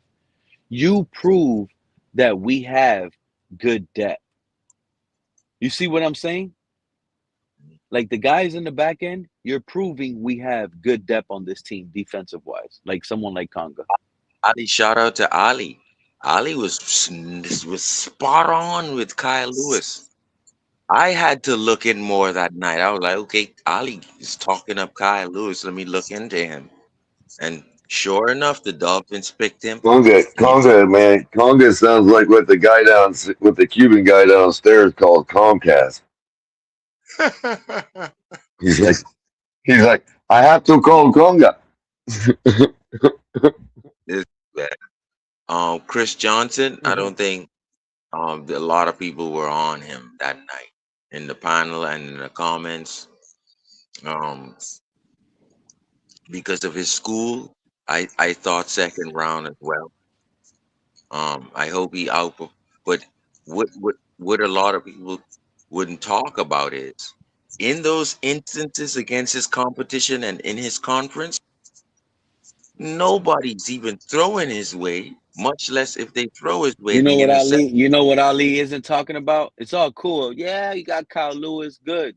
That's a fun moment for you fans. You guys been right in the draft plenty of times. Sharif, let me remind you guys. You go back to the draft last season since you want to bring up, right? You're the one that brought up the situation where, oh, I was live on draft day and Ali got this right and that's cool. Getting it right on draft day with a player doesn't necessarily mean success, my No, guy. Like my I'm point is gonna give you an example. I'm gonna give you an better example so you can remember what I'm talking about.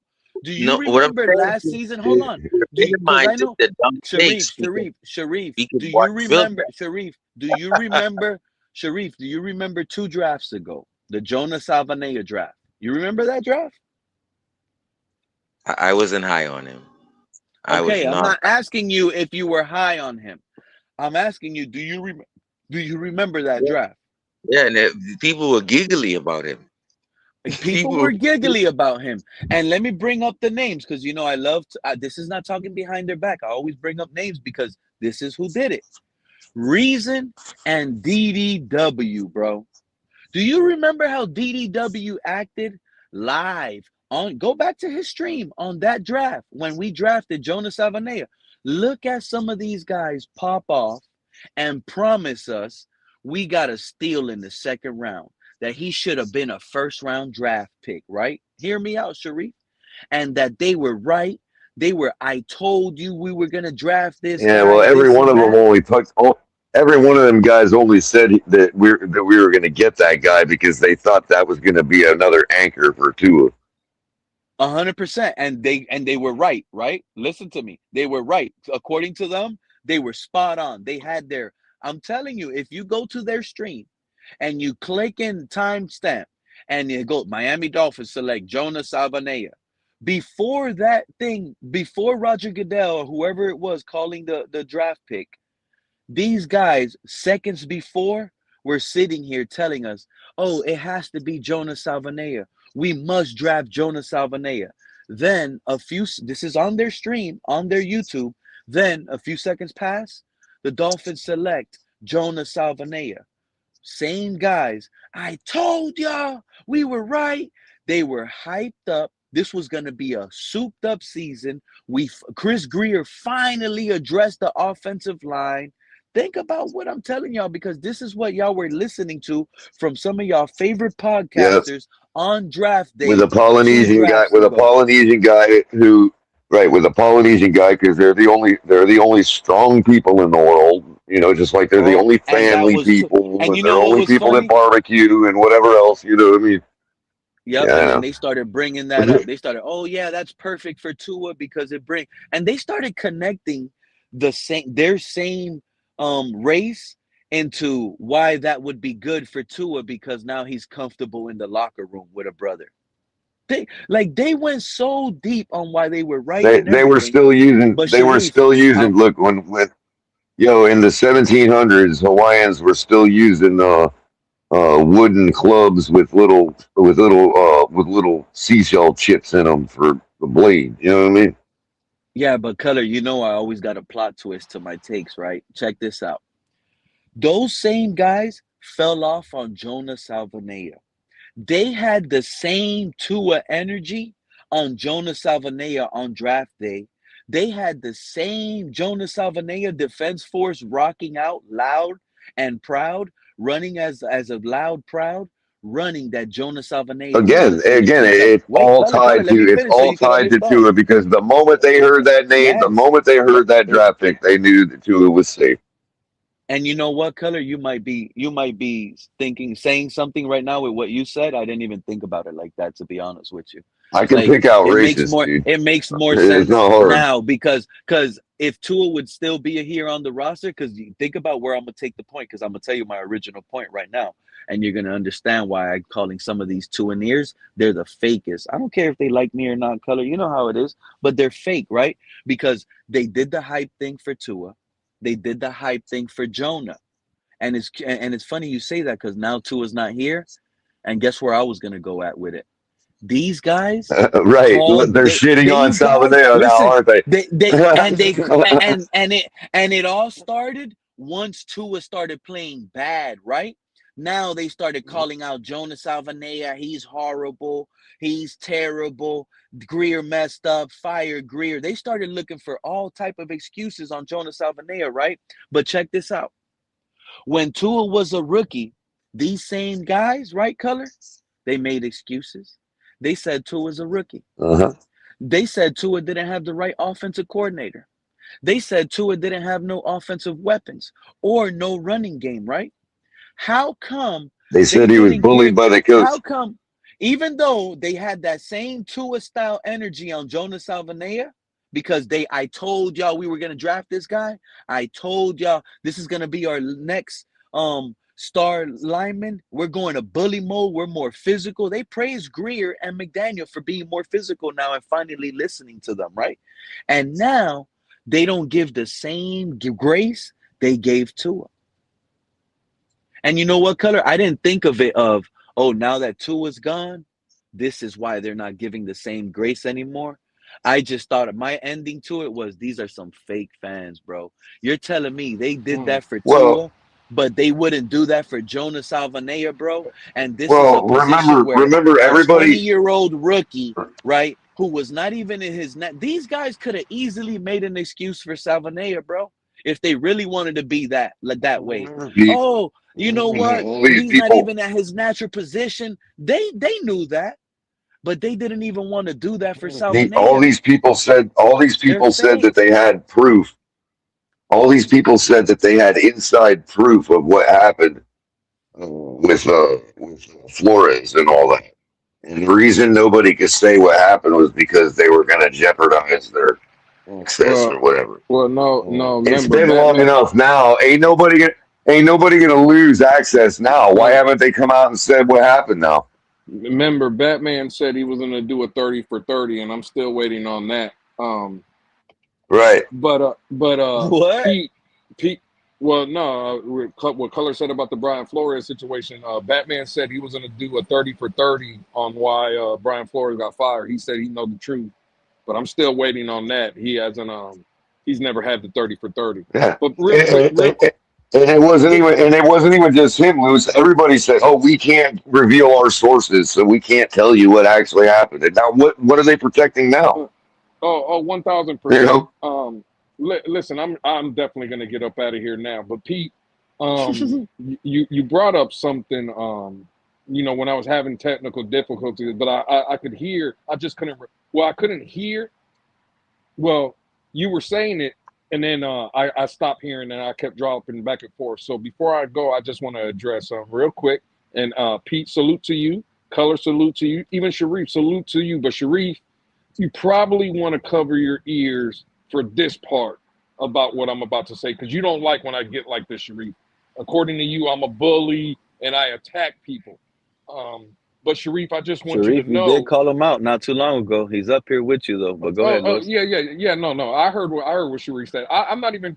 Again, I'm at the time of where I am now, Pete. I don't want to argue. I will say, Sharif, though, to the point of that, I'm a bully and all I do is look to be demeaning to people and talk down to people. Pete was bringing it up. I just want to go to the comment section real quick before I go. There's a guy named Rome March. The last thing he said was, Pete, start putting people with knowledge, not a fool like Lewis. I didn't even, I haven't talked to that guy not one time today, Sharif, but that's what he the said. first time I see him in the chat, so shout out to him, Lewis. That absolute, hey, shout out. Support Pete, like and subscribe to his channel. I want to go to another comment though, Pete. And this is the one, well, let me address the one, start putting people that know football and instead of this fool Lewis. Let me address that one real quick. The thing I don't like when people do that, and Sharif fell off and Pete, you're back. But you know what I don't like? And Pete, you just said it. You've never seen this guy before, and I want him to come back. The problem is the people usually that say this, right, are people that you don't know, that you've never heard of. I hear Color say it all the time, that he even said it earlier today. We don't even know if people are real. That's probably for a bot for all we know. That's probably not even a real person, but he gets an interaction. Right. You know what's crazy though, Pete? It's not even the one that he says, I don't know football and stuff, but at least I can come up here.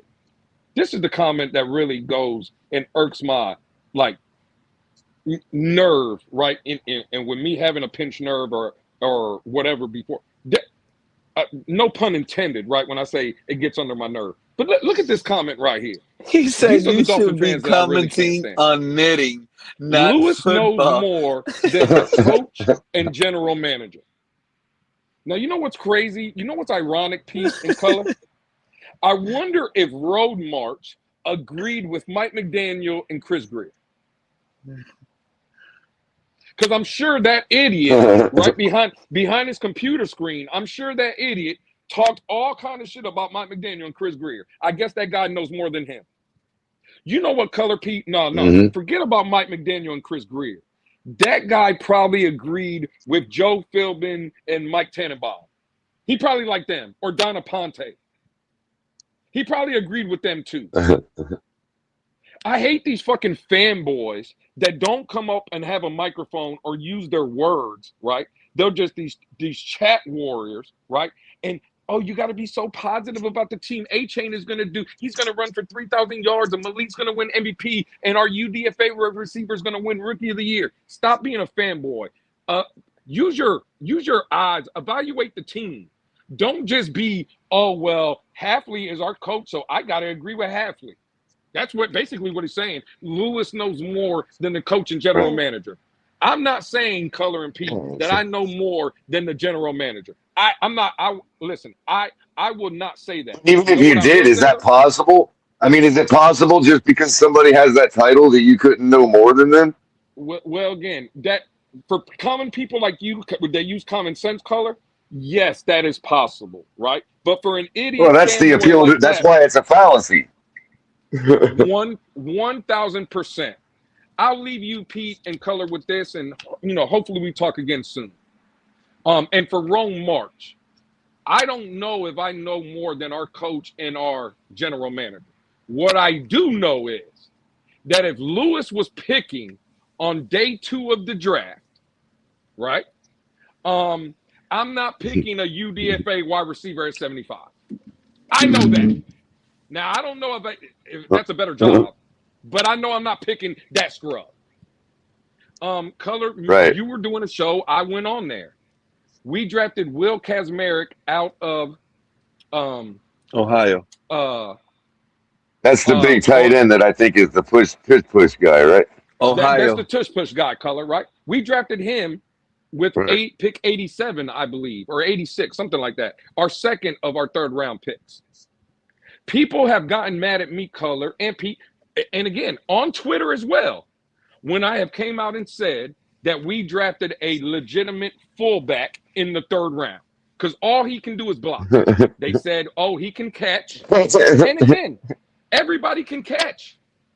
And like my 10-year-old at my house can catch a foot. If he's 10 yards away from me, he's catching out of 100 balls, he's catching 93 out of 100. Right? Oh, so you're saying that Durham's Mice syndrome? Tell her he has a 79% catch rate, is what I'm telling you. Right? He can catch. People get mad, though, when I say Will Kazmarek is our fullback. The ironic thing is, though, right? When we drafted him, because I went and did the research. I had to go because people got mad. I was watching it on ESPN the day of the draft. Others were watching it on the NFL Network. Do you know when we drafted him, the first highlight of Will Kazmarek, and I asked the people in our own chat at the Blitz Pickup that were watching NFL Network, because I was on ESPN, what was the first highlight? Because I know what the first highlight was on ESPN. It was the same one they showed on NFL Network. Well, I'm going to answer that question for the same reason that I don't watch those networks anymore. Is they probably showed him a play where he was acting as a fullback. Color, I will put this on all 4 of my kids, my wife, and my surgery that's about to happen on Friday. The first thing they showed was Will Kazmarek in a 3-point stance in an I formation playing the fullback. But people got mad at me because I said they drafted a fullback in the third round. So you understand why I don't watch them networks, right? Because they're so damn predictable, dude. 1,000%. The point I'm trying to make is, though, right, is everybody loves Sully. And there's things I like about Sully, right? But I'm just not going to believe in the blind faith, and I'm not going to be like this idiot that says, oh, well, he's a general manager, so he knows best. Right? Okay, cool. If he knows best, right. Let me ask that idiot or anybody else that's in this chat right now, listen. Who in the hell would have drafted Alex Ingold in the third round of any draft? No. You know what? That's a bad example. What has he ever done for us? That's not a bad example. Well, that's a bad example. Alex Ingold is a bad example. My bad, I'm over talking. I can't hear you, Pete. Alex Ingold is a bad example. I think the best tight end is the one in with the 49er, Juszczyk. I think a very good one is the tight end in Baltimore, right? Richard or whatever. Well, Juszczyk is actually a fullback. Right. Well, but this is what I'm saying. Alex Ingold is a legitimate fullback too. What I'm saying is, I believe Will Kazmarek is a fullback. What I'm saying is, when I said who would have drafted Alex Ingold in the draft, you had the right response, Color. Well, Alex Ingold is not at that level. Well, okay, cool. Let's go with the 2 best fullbacks in the game today. Juszczyk and the guy in Baltimore. Who's picking those guys? Neither one of them should be drafted. Right. I wouldn't even pick Maurice Jones-Drew that high. Thank you, Color. That's the point. If you're telling me, and I hold him in high regard. Me as well, Color. And I'm not trying to say that Will Kazmarek won't be a good player. It's the position that we're frapping on, not the player. Right. He was picked in the top 100 picks, Color. As a top 100 player. You want me to believe a guy that did research? When we're already rocking Dulcich. Color. He's not better than Greg Dulcich, and you already got him on the roster. That's what I'm saying. We were already pretty solid at tight end for that particular Color Pete related to that guy. You know what I mean? You know what's even more depressing about the Will Kazmarek pick in the third round? You wanted a blocking tight end. Fine. One of the first players in free agency that the Dolphins brought in was a fucking blocking tight end named Ben Sims from Green Bay. Right. He's really good. How many motherfucking blocking tight ends do you need on a team?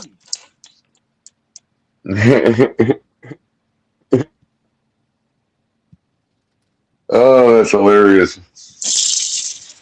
But What hey, do you know, Color, though? Pete, hey, Pete, Color, I don't know nothing. We should all be like Rome March and just whatever this team puts in front of us, we should just agree and love the team because again, they're general managers and coaches, and Pete, Color, and Lewis are not general managers and coaches. I'm sorry, Rome Mark, but Right. I What have my about own fucking right? opinion. I'm sorry. What about the 31 other general managers that didn't take that guy in the third round? Are they not good either? Do they not know as much as Sully? You know what, Color? The argument I've heard, right, with Will Kazmarek is that, and again, I'm not taking this for face value because those guys, Mel Kipers, the Todd McShay, all those guys have been wrong before. That's not what I'm saying, right? But sometimes you got to use some kind of numbers to base your Well, own opinion on, right? You have to do it well, sometimes. Lewis, it's like yeah, it's like I always say. It doesn't take. You don't have to be a 5-star chef to know what a good cheeseburger is. That is 100% Yeah. So fact. yes, a 5-star chef could probably construct a better cheeseburger than you. But that doesn't mean you don't know what a good one is. Don't worry, Rome. Yeah, Don't worry, You're Rome. still the team will one pop eating off. the burger. Rome. You're Color, still the can you one that hear me? has to eat the burger. Yeah, I can hear you. Oh shit, Can you I hear me, couldn't hear. Pete? No, I can't hear you, Color, but I couldn't hear Pete. And now Pete can't hear me. Maybe it's Yeah, me. see. No, because I can't hear Pete either. I'm the connection. I can't hear him neither. Can you guys hear me now? I hear you now. I can hear you. Perfect. I'm so happy. You see what you heard? Y'all heard what Same as he Lewis can was hear just us. saying, right? Yeah, I hear you guys. And you heard what Lewis was just saying, right, Color? Pretty much to sum it all up, this is what Lewis said in that long segment.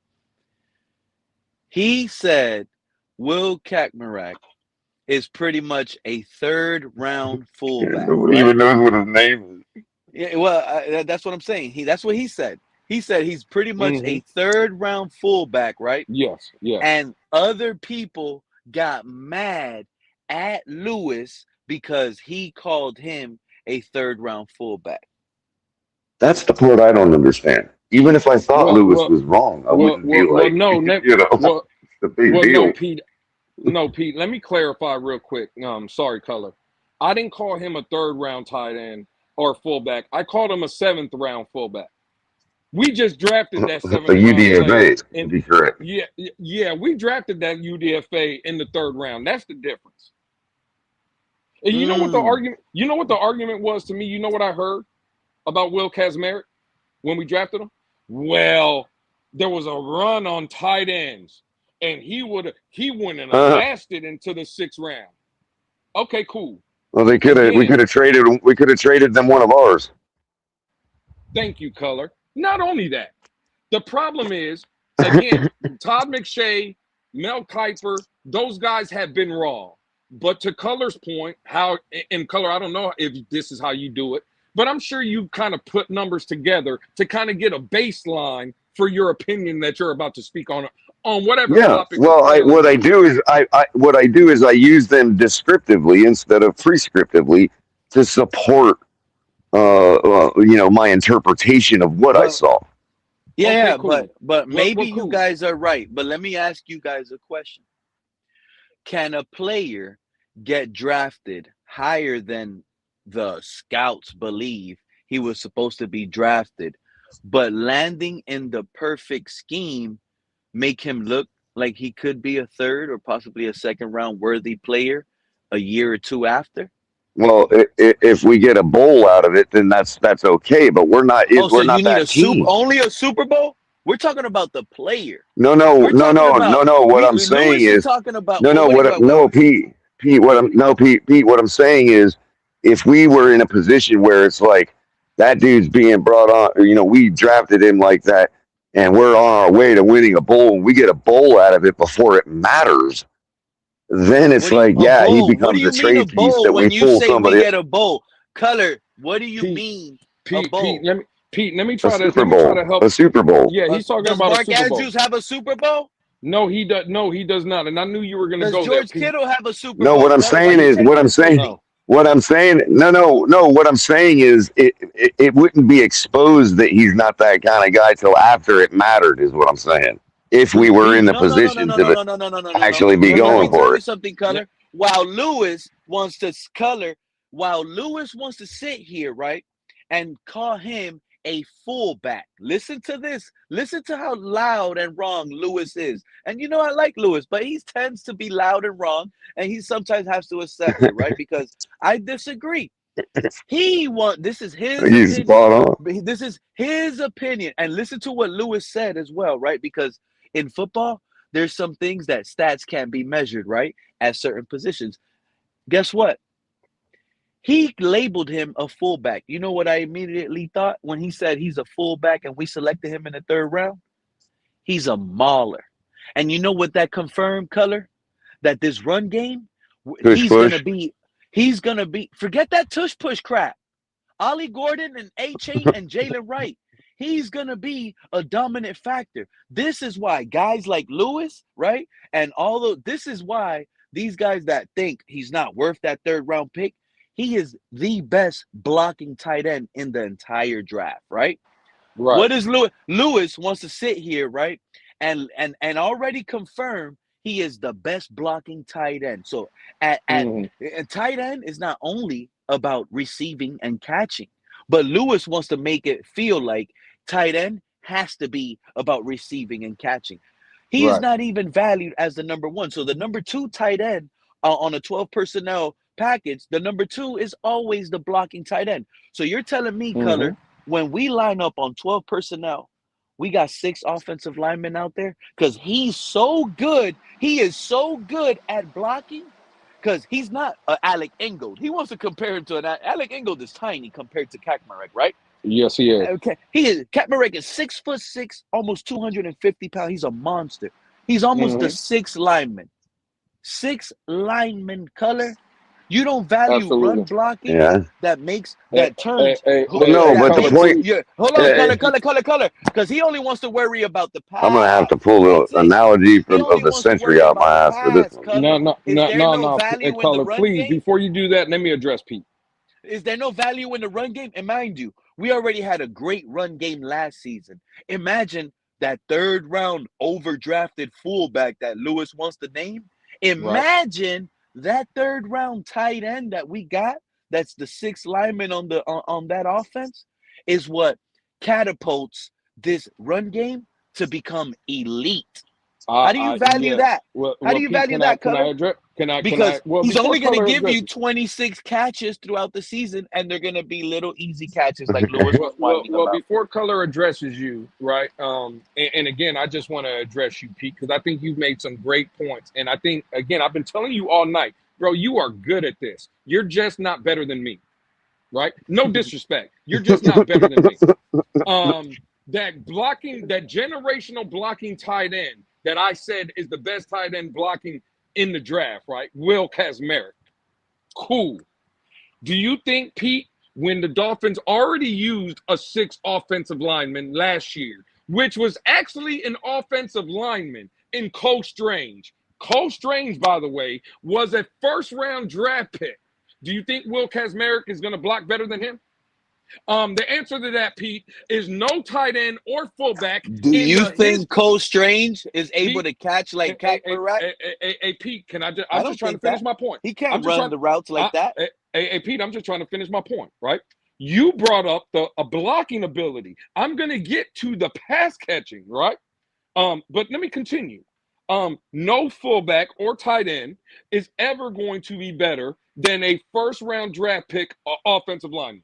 Will Kazmarek is not a better blocker than Cole Strange. I'm going to leave that there. Now let's address your point, Pete, of the 20, because you brought up 26 catches from Will Kazmarek. Those catches he's going to give you. Pete, again, you're great. I'm just better. How You many know for who? first downs? You know how important a third no, and 3 no, is? So no, no. Lewis, Hold on. A third I'm and just trying. 3? I'm He just trying to converts that finish. for a first down off a chip block. A chip block. You're absolutely right. You know who Will Kazmarek is, Pete? He's Julian Hill. You remember Chewbacca. Julian Hill? You Yeah. remember? No, well, no. We don't You even saw got the to go to. contract. Hold on. We don't. I We used to don't. get laughed at. I used He's to get laughed Chewbacca, at, right? bro. I used to get We to don't get got. laughed at because I used to protect Julian Hill, right? What was his Pete, contract with the Patriots? Well, Pete, why did I'm not Julian worried Hill get about. that weird big contract? Hey, The Pete, I'm Dolphin not fans worried. didn't value him. Pete, I'm not worried about his contract. What I'm saying is Julian Hill was the chip and release guy, catch the balls in the flat when he was wide open, right? Yeah. Same thing Will Kazmarek is going to do. And Julian Hill was to block for our running back. Pete, this is where people that have that debate that you're trying to make will always lose this argument to me. Because I'm talking about where you drafted the player. Forget about if he's good or not, Pete. You don't draft just a one-sided tight end, and in my case, a blocking fullback in the 3rd round as a top 100 player. This is Right. why. Just like you don't buy You know Chewbacca. why? Just Because like you know why you think Lewis, like that? you don't You know why buy. you think like that? You think the roster is shallow, Lewis. You I don't think think this roster. Yo. I don't You think the see, roster while is they're shallow. Let while me they're tell you what, filling up, Lewis. Pete, Lewis, you just said we're gonna win 3 games. no, While but again, you think we have holes, no. they're covering up. They're putting the BPA, Pete, like you Pete, said. you're not. Pete, He you're is the not. best No. blocking tight end. He You're is the right. best at he You're is a BPA type Pete, player they selected in the draft. Pete, you're not listening, right? You didn't even let me finish my point. What I'm telling you is you picked him at pick 85. However people want to slice it, however people want to slice it, Pete, that's a top 100 player that got drafted in the league. This is where the kicker is, where people will lose the argument, Pete. Just listen for a moment. Lewis, did you ever go ahead. I'm sorry. Well, no. Finish up. I'm sorry. This is where people will lose the argument, Color and Pete, right? With the Will Kazmarek. Devon A-Chain last year with a bad offensive line from what Dolphin fans told us, right? With the worst blocking guard graded out in Jonas Avenea, with a non-blocking, what people told us was a terrible tight end on Julian Hill, Devon A-Chain was able to run for almost 1,400 yards, 1,300 something to be exact. That's what he did, right? With the worst graded out guard, right? And Julian Hill.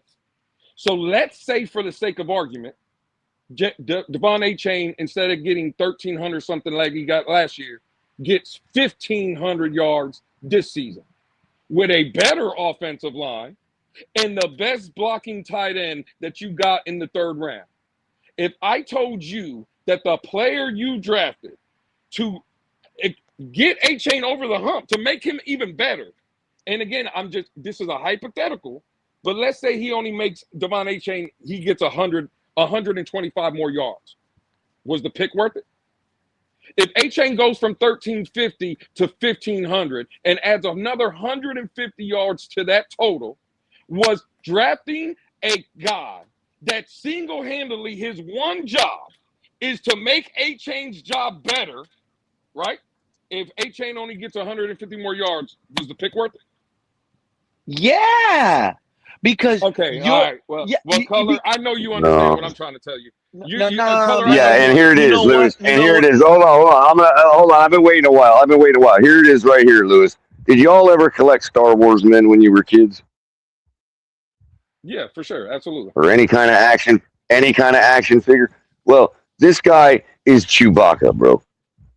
And he might do everything for your collection because he's the last piece you need for your collection, right?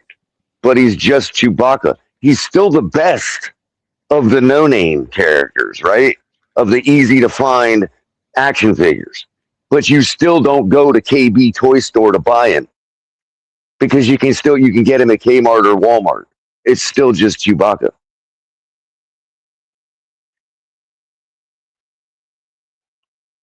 You go to KB to buy the ones that nobody else has. Hell, you go to the 3rd round to get the guy that nobody else has. Color said you go to Kmart and Walmart. No, you go to the local garage sale to get that. That's a yard sale. That's a good Color, one. did you hear what he said, bro? If A-Chain you get what I'm saying, though, right? yards, I If told you I had to pull that analogy out of my rear, man. If A-Chain gets 1,500 rushing yards this upcoming season, Lewis is making it seem like, oh, that's only 100 plus more yards. But in fact, in reality, what that truly is a full season work. And with 15, listen to this, and let me make this very clear. You got With 1,300 no, no, no, something no, no, last no, no, year. no, no, no, no, no, no, no. With 1,350 yards rushing, right? This so-called trash GM, trash head coach, trash overpaid quarterback last year, hurt Tyreek Hill, but in and out the lineup, Jalen Waddle. That same team that I just told you about, right, won 7 games under 1,350 yards. Keep that in consideration about what I just said with 13. So Kakmarek, a third round, Lewis supposedly wants to label him a fullback and way over. You could have got him undrafted or in the 6th round, like he said, right? You want to know why he's still wrong? Because him bringing up the fact that only 100 yards, he's leaving out the fact that this 3rd round draft pick, right? Because that's what he was, right? Or 4th round. This 4th round draft pick that we drafted in the 4th round, where the chances of a player contributing all season and actually helping out the offense get better, there is no value at a position. That means that pick is solid gold, my guy. What are you crying about? This 3rd round pick is more valuable than you're picking because then you're saying because of the fact that you want to label it a fullback or you want to label it something that he's not as a receiver, but he was drafted for helping out the run game based on the pieces that we lost. We lost a hell of a second. Hold on, Color. We lost a tight end that you brought up his name, Julian Hill, who went to a division rival and got a big paycheck. Big check for a second tight end, by the way. I just want to know when have I ever been if he replaces that type of contract, Lewis, if he replaces that type of player, Julian Hill, and he's excelling at it better than Julian Hill, we just got a player that, look at the extension he's about to get with on his next contract is going to be higher than Julian Hill because he's producing with A-Chain. And if A-Chain with 1,350 got us 7 wins, you think Malik Willis, the upgrade at quarterback, A-Chain getting 1,500 plus rushing yards is not going to catapult this team to at least a minimum of 9 or even talking playoff at the end of the season? Well, I just want to say, I just want to say that I don't know when I've ever, I don't know when I've ever cry and say this was a 3rd round draft pick. We just drafted a fullback in the 3rd round. Are you crazy? This is a 3rd round draft pick. Pete, I don't. In most cases, are they don't even give you regular season snaps. 3rd rounders are developmentals, and we're talking about a player that's going to contribute throughout the season, all season, and not only contributes but elevates the rushing game. And we know he came out of college as the best rushing blocker. But is it okay? But is it him? Is it him? When he came out, he did just that and prove it on his rookie deal. Okay, but just because A-Chain got a war number, but just because A-Chain, no, Pete, just because A-Chain gets a war number of 1 because of this guy doesn't mean that another guy couldn't have also given A-Chain a war number of 1. I just want to say though, when have I ever been blessed to be in a 3-way conversation about something like this between Lewis and Pete at 4:30 in the morning on a Thursday? I'm actually ready to start doing my pre-market analysis for trading today. This is crazy, man. You know what? I'm glad you reminded me because this stream has been so fun. I forgot it's 4 in the morning. Yeah, the problem with what you're saying. I've been trying to go like 10 times. They replaced Julian Hill with Greg Dulcich. They also replaced No, we replaced Darren Waller. Greg Dulcich replaces Darren Waller. Okay, cool. And Ben Sims. Oh, Ben Sims replaces that guy. Replaced Julian Hill. Yeah. Ben Sims is a top guy, bro. If Kakmarek is the starter. If Kaepernick is the starter. Kaepernick ain't. Why would he be a starter? Well, he's the second tight end. Why is Ben Sims the second tight end? Well, again, I'm just saying Can he who block do you? better than Kaepernick? He's good. He's good enough. Ben Sims can. Yeah, Ben Sims definitely can. Was Ben Sims ever labeled the best blocker in I've draft watched it, class? every time I've watched a Green Bay game, all I ever hear is Ben Sims' name getting mentioned, and I Forget see about him on the that, bro. screen. So yeah, This and you know what? you know what, Lewis? It's perfect. This is a key member of our team. You guys have no idea how important Kaepernick is to our offense. And he's gonna catapult Ollie Gordon. And he's gonna this is I don't understand. Like if you Alec Ingold, do you of guys course not it's aware how Cashmere. important Alec Ingold was to this offense last season?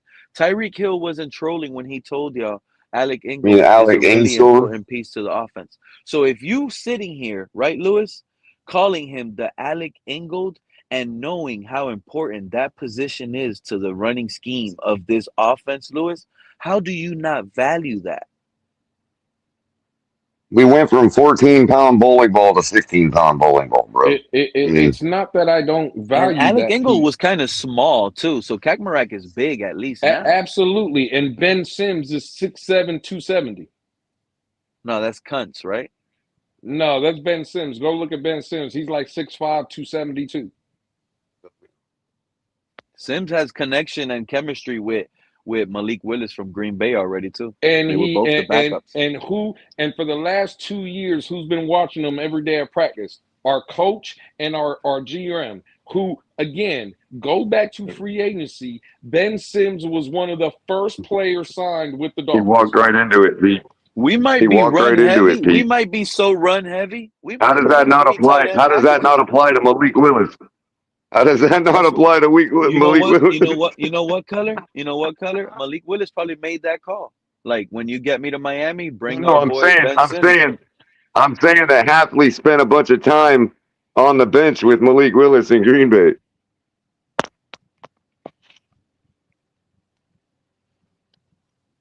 Yeah, but from Lewis's point, Hafley was also in practice with the scouting of Malik Willis and that's another thing, right? He's over here. Malik Willis is asked to scout the quarterbacks, act as the quarterbacks we face every week. I need you to portray them. So Malik Willis wasn't asked every single week, fellas, to sit here and break the huddle. No, if the Packers were playing, for example, the Rams, he was asked to make throws and make plays like Matthew Stafford out of the pocket. You understand what I'm telling you, Color? Right. Yep. So in practice, he's acting as Matthew Stafford at that quarterback position. And he's only allowed to make passes out of the pocket in time, in rhythm. You know what? I think it's late enough. And again, y'all know me. I like to get messy sometimes, Pete. And I think you, for the most part, you kind of like it, Pete. And Color, I don't know if you like it or whatever, but I do. Let me take a couple shots. Yeah, because we're from the muck and we don't give a fuck. yeah. A couple shots at some people because we're having. And good let me football tell you, let me conversation. remind you something, Lewis. We're not going to be back live until after 4th of July. So I already said it on the stream earlier. So all of you guys listening in, Get it all streaming out. along, enjoy the weekend and have a great 4th of July weekend and celebrate and have a great time. And you too, Lewis. Hopefully you enjoy it in there somehow, some way too with your family. But go ahead, Lewis. Say what you were going to say. I definitely appreciate Now, that, rip Pete, into the and chat. likewise to y'all. You know what I don't like about Dolphin fans? Because I Tell watch me. Pete's There's a lot what I channel. don't like. I watch Pete. I watch a lot of these guys that TSTV. pop up on the panel, right? You don't like a lot of that, what they be saying, right, Lewis? Tell us how you Well, feel. no. It's not that I don't like. Sometimes I just disagree. I'm talking about because I heard y'all guys talking earlier, and I'm talking more about some of the big time people that are in our community. And it's not that I don't like them. I just think they're fake as fuck. If that makes sense. And it goes for beat writers. You're not hating on their game. No, listen. However you get your money, or you provide for your family, or again, I'm not hating because you're big. I'm hating because No, but you're calling it what it is. Right. In my opinion, I don't think you know what the fuck you're talking about. And again, I just, I think people sometimes are fake. I'll speak on Dudley Do Wrong for a minute. Everybody loves Dudley. Hell, I love Dudley as a person. Don't get me wrong. I don't know him, but it just seems like, and I've heard some horror stories about Dudley, and I've heard some very good things about Dudley. I just think Dudley placates to people. And that's what I don't like. If you don't like what I say, cool. Just tell me you don't like it. But again, at least you know how I feel, because I'm not going to just blow smoke up your ass or make everything seem perfect. You know what I've heard? And the only reason I'm bringing this up is because we were kind of talking about now, and Pete and was making the example of what Sully and Halfley did with Malik, right? How they seen him every day, and how Malik was their practice quarterback. He was the Matthew Staffords. He was the Jared Goffs, right? That's who they were preparing for. You know what I heard Dudley Do Wrong say the other day and this is when the Dolphins were in training camp, and he said it on the Collective. Shout out to the Collective, by the way, right? But he said on the Collective, and I quote, because Pete, you did the show about it. There was rumors of how Quinn Ewers was playing better than Malik Willis. Alan Pupar came out and said it on the Collective. Omar Kelly had said it. And I'm not saying they're the end-all be-all. There was a lot of people that was saying it, right? That the competition was close. Dudley Do Wrong came out on the Collective, and he said, and I quote, maybe Malik Willis ain't a good practice player. That's what Dudley Do Wrong said on the Collective. Pete, Color, I almost lost my fucking mind when I heard him say that. You know what I think is fucking crazy? What did he mean by that? Maybe Malik is not a good practice player. Like, he meant that maybe he's just a game. He meant that maybe he, like when you say that somebody's got game speed, but they're slow in practice. Right. That's what he was saying, Pete. He was making it seem like it was a platitude. It was a platitude. It was a platitude. There you go. He said, Pete, maybe he's not a good practice player. To Color's point, he's spot on. Dudley Do Wrong was trying to say he's a gamer. He's going to show up in the game. Right. You know what I think is crazy? Jeff Halfley and John Eric Sullivan literally said one of the main reasons that they brought him to Miami is because how well he performed in practice. The fucking head coach, and we don't listen to them no more. That had been with this guy for the last 2 years. They say how well he performed at practice, but Dudley Do Wrong was already trying to give him the excuse. You see how these Dolphin fans are? You see how they placate to their audience? You see how they're always going to spread the Billy gospel, because there's so many Dolphin fans that believe you win games on Sunday because how well you speak on the team Monday through Saturday. Folks, you can blow smoke and believe you got the greatest quarterback, the greatest head coach, the greatest general manager. You could think the Dolphins are the greatest thing created to man. That doesn't mean this is why, but this is why he makes it to the Collective, bro. This is why he gets to talk to the likes of Omar Kelly and Alan Pupar. You know why? Because if he says it, because what he's doing is he's making sure that none of the fans say, you know what, I'm just going to cancel my season tickets this year. He's shilling. And that's why he gets access, dude. Thank you. It's platitudes. It's don't cancel your season tickets. Maybe he's just a gamer.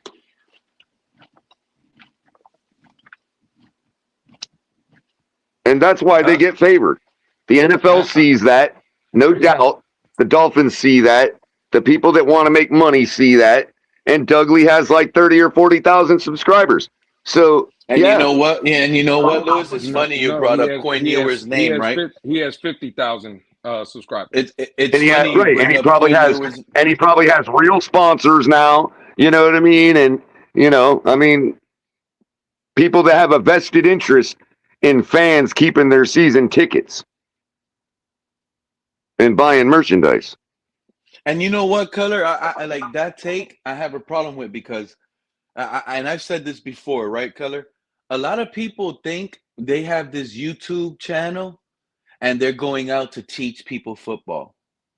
Who do y'all think y'all are? Y'all think the chat don't know football? Right. Y'all Right. think They y'all came to really your chat. believe They came to your they come channel on their because they shows? like football and they Yeah, wanted to be in a community of people that like football. So why would they not? Why would they need you to teach them football? Mm-hmm. That's why I always try to tell Mr. Polk not to sell himself short. He's been watching his whole life too. He knows what he's looking at. He may not, he may think he can't verbalize it, but he knows what he's looking at.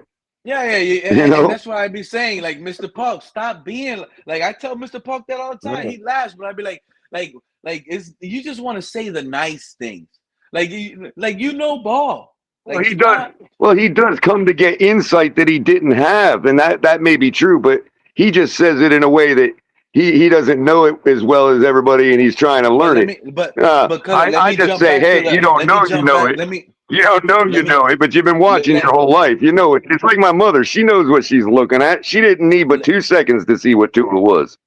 let me jump back to a point that Lewis was making about some of these fake fans. Right? Check this out. And some of them are some of them are going to get upset. The MWAs, you know who the MWAs are, Color and Lewis, by any chance? No, You know who the MWAs no. are? No, I don't know who that is. Okay, so the MWAs are the Malik Willis Association Society, and it's Oh, led geez. by and it's led by and it's led by Chat GKP. I think he's the KP, Finnish really? affiliate. Oh, KP KP, Don't put loves that on Malik yeah. Willis. So KP, Yeah, bro. he loves but Malik Don't Willis. put that on yeah KP. no he. What do you mean? He, Don't put? Have you heard no, KP because I lately? agree with He's him. I keeping these agree with his receipts. position. No, but I No, agree no, with but his position. I think no, it's but you're equally not wrong understanding. to But sit here no, and label wait, the guy a bridge as soon as he walks in the door, having no. gotten a check for 45 million. I'm pointing out a small, like he's just one of them.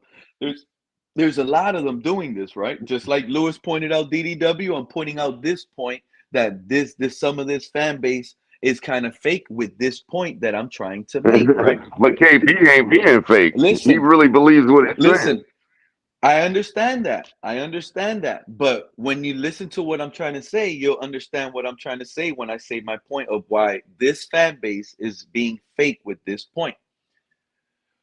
If Tua in OTAs was balling out, right, in shorts and basketball, it was the Tua haters, Color, that were coming out and saying Tua is only balling out in OTAs because it's in shorts and no pads. The Tuaneers in OTAs will be posting up the highlights and showing how deep he's making passes, how Yeah, but accurate. that was Listen to after me, already having Color. a year Hold or up. two. I understand that, Color, but they were using the OTAs. Us Tua haters would laugh at Tua for throwing an interception in OTAs. We would use Right, this. but the reason Listen we to did what that is because I okay. we already had a 2 year sample size to know that that was a sign of bad things to come. We don't have that with Malik to know that. Okay, Other okay, than his okay, lackluster performance thus far in the league, you know what I mean? okay. But this, hear me out. Now, based on OTAs, like Lewis pointed out, that we have live streams about this here, right?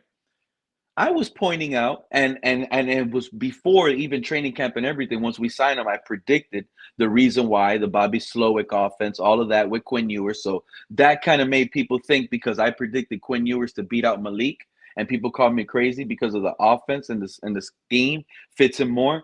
They called me crazy and a Malik Willis hater from the beginning. But then it went away, right? Boom, boom, boom. Now we're in OTAs. Malik Willis is getting in trouble for checking it down. Malik Willis is not being really the guy, like Lewis pointed out, in practice. DDW wants to sit here and make an excuse for Malik Willis. He's not a practice guy.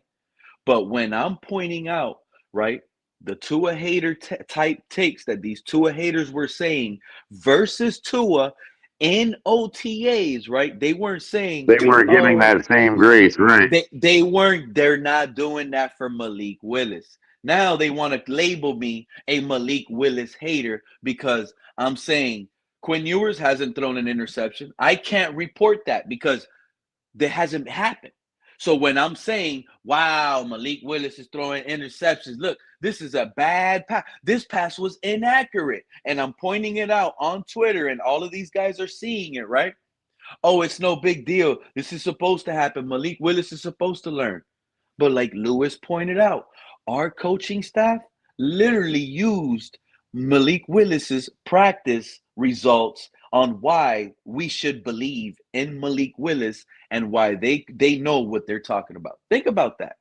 So we can't even judge Malik Willis in OTAs because some of these guys are treating Malik Willis like Tua now on a small sample size.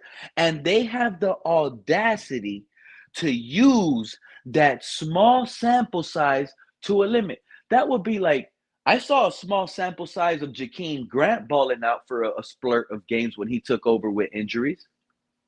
You see what I'm saying? Like there's Right. He looked a lot like Tyreek Hill. Looked a lot like Tyreek Hill, but is he Tyreek Hill? Thank you. So this whole Darren Sproles looks a lot like Achan. This a small sample size thing. There's a reason why it's a small sample. There's a reason why. Right. And it wasn't because he was sitting behind Tua. So people want to get upset now. Oh, by the way, Lewis ain't doing that good. By the way, looks like that stint over in St. Louis for the Battlehawks is going to have to be put on hold. Old Skyler's backing up Lamar now, dude, in Baltimore. He's just getting passed around the AFC North, bro. Yeah, I seen that. Shout out to Skylar Thompson. Because I mean, at the very least, Lewis, if he runs through the North like that, you think maybe he could like have a little resurgence later in his career with that, getting beat up like that. Oh, listen, Skylar Thompson. Hopefully, again, he'll certainly be ready for St. Louis. Like if he does the St. Louis thing, he'll certainly be ready for that. Well, even if he don't make it to St. Louis, if you're telling me a guy can make $10 million over an $8 million or over, let's say, an 8-9 year career in the NFL, sign me up. I would love to be Skylar fucking Thompson. So exactly, nah, bro. Again, to be in this league, you got to have some talent. It's the same as the Tyler Huntley path, dude. Look what he's doing, bro. People are actually like, he's like endearing himself to people as the backup, like with these commercials he does as the life backup. You know what I mean? There's a guy, I forgot what network he works for now, but his name was Chase Daniels. He played, I think he played like 12 years in the league. He made over $30-some million. I think he started like 4 games in the league. Yep. So he might have even been a Dolphin for a minute. He could have been. But to Pete's point though about what these people are saying and how they're saying it. Like when he brought up KP, I've had conversations with KP on the Twitter side. And I don't think KP, to your point, Color, I don't think KP's lying. I think he believes what he's saying about Malik Willis.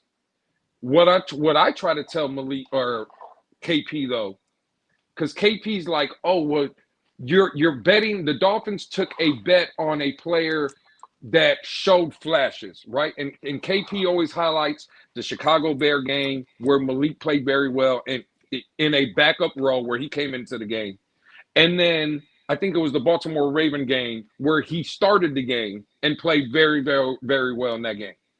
But again, what I would ask KP or what I've asked him is, if that's what the Dolphins are betting on, I still don't think that's worth a game and a half is worth $45 million because Malik Willis in those 2 games that he played in I think they beat Chicago. They lost to Baltimore, right? So he's 1-1. Again, the quarterback that's on this team that you could have played for 800,000 went 1-2 in his backup role, and he showed flashes. He showed. Again, he's not Lamar Jackson, right? I think Malik Willis is closer to Lamar Jackson running than Quinn Ewers. But I will say Quinn Ewers looks like Lamar Jackson compared to Tua Tagovailoa running the football. Right. You see what I'm saying? So again, we could have placated the fans. Right, we could have placated the fans for a measly 800,000. Not only that, color, but when KP, and I've also heard Pete on your channel, Fred gets so upset when you say anything about Malik Willis, right? Yeah. And again, yeah.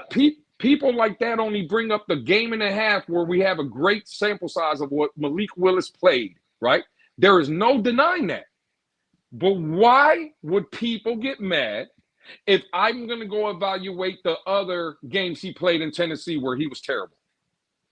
Why do they get so mad when Lewis, I brought it up. You don't even have to go back that far, but you know what they said? Oh, don't worry about preseason. They go back to last year. Listen to this. They go back to last year. Oh, his last 3 regular season starts, he was 2-1. That Ravens game was marvelous.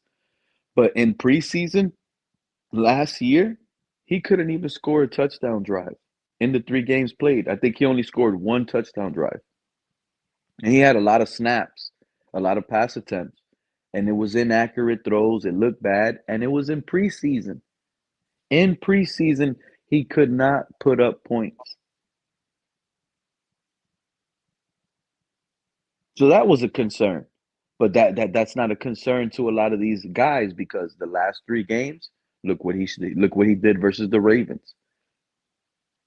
I just that would be fine. Again, that would be fine. I really want to believe. If we weren't I really want to believe. But yeah, but Color, I really want to believe that what this guy was doing is actually what we think he can do.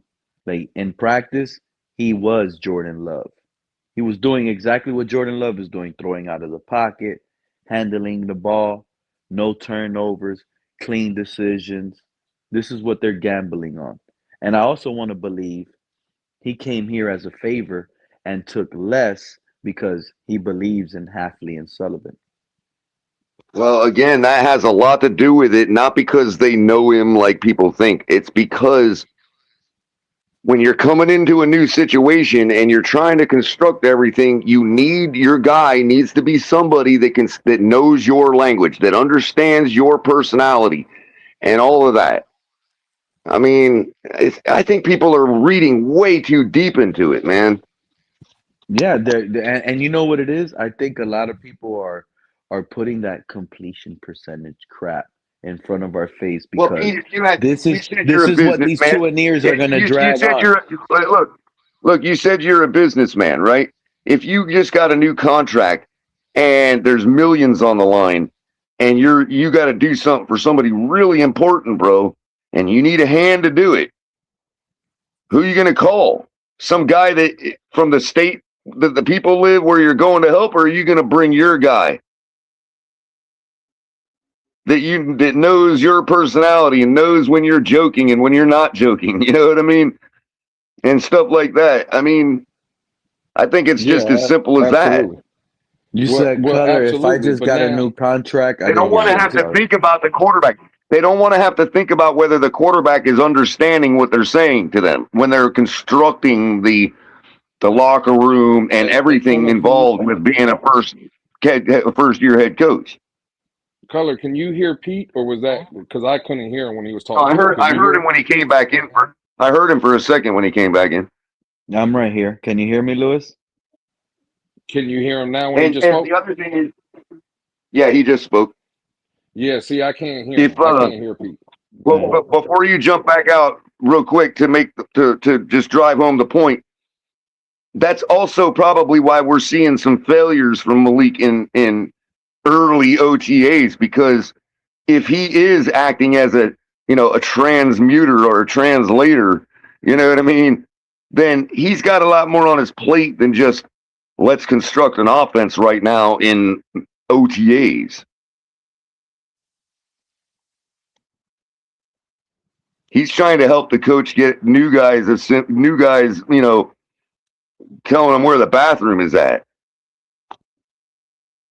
You know what I think? I think coach is like, don't worry about this OTA stuff, Malik. Go ahead when the pads come on, show them what you got. We'll go ahead and show off then. Like Malik Right, is that's what I'm literally saying. If the coach is relying on him as an old friendly glove, then yeah, he's got more on his plate than Quinn Ewers does. You know what, Color? But that will bring me to another question then, right? You can have your belief, and I'm not saying you, I'm just saying in general, right?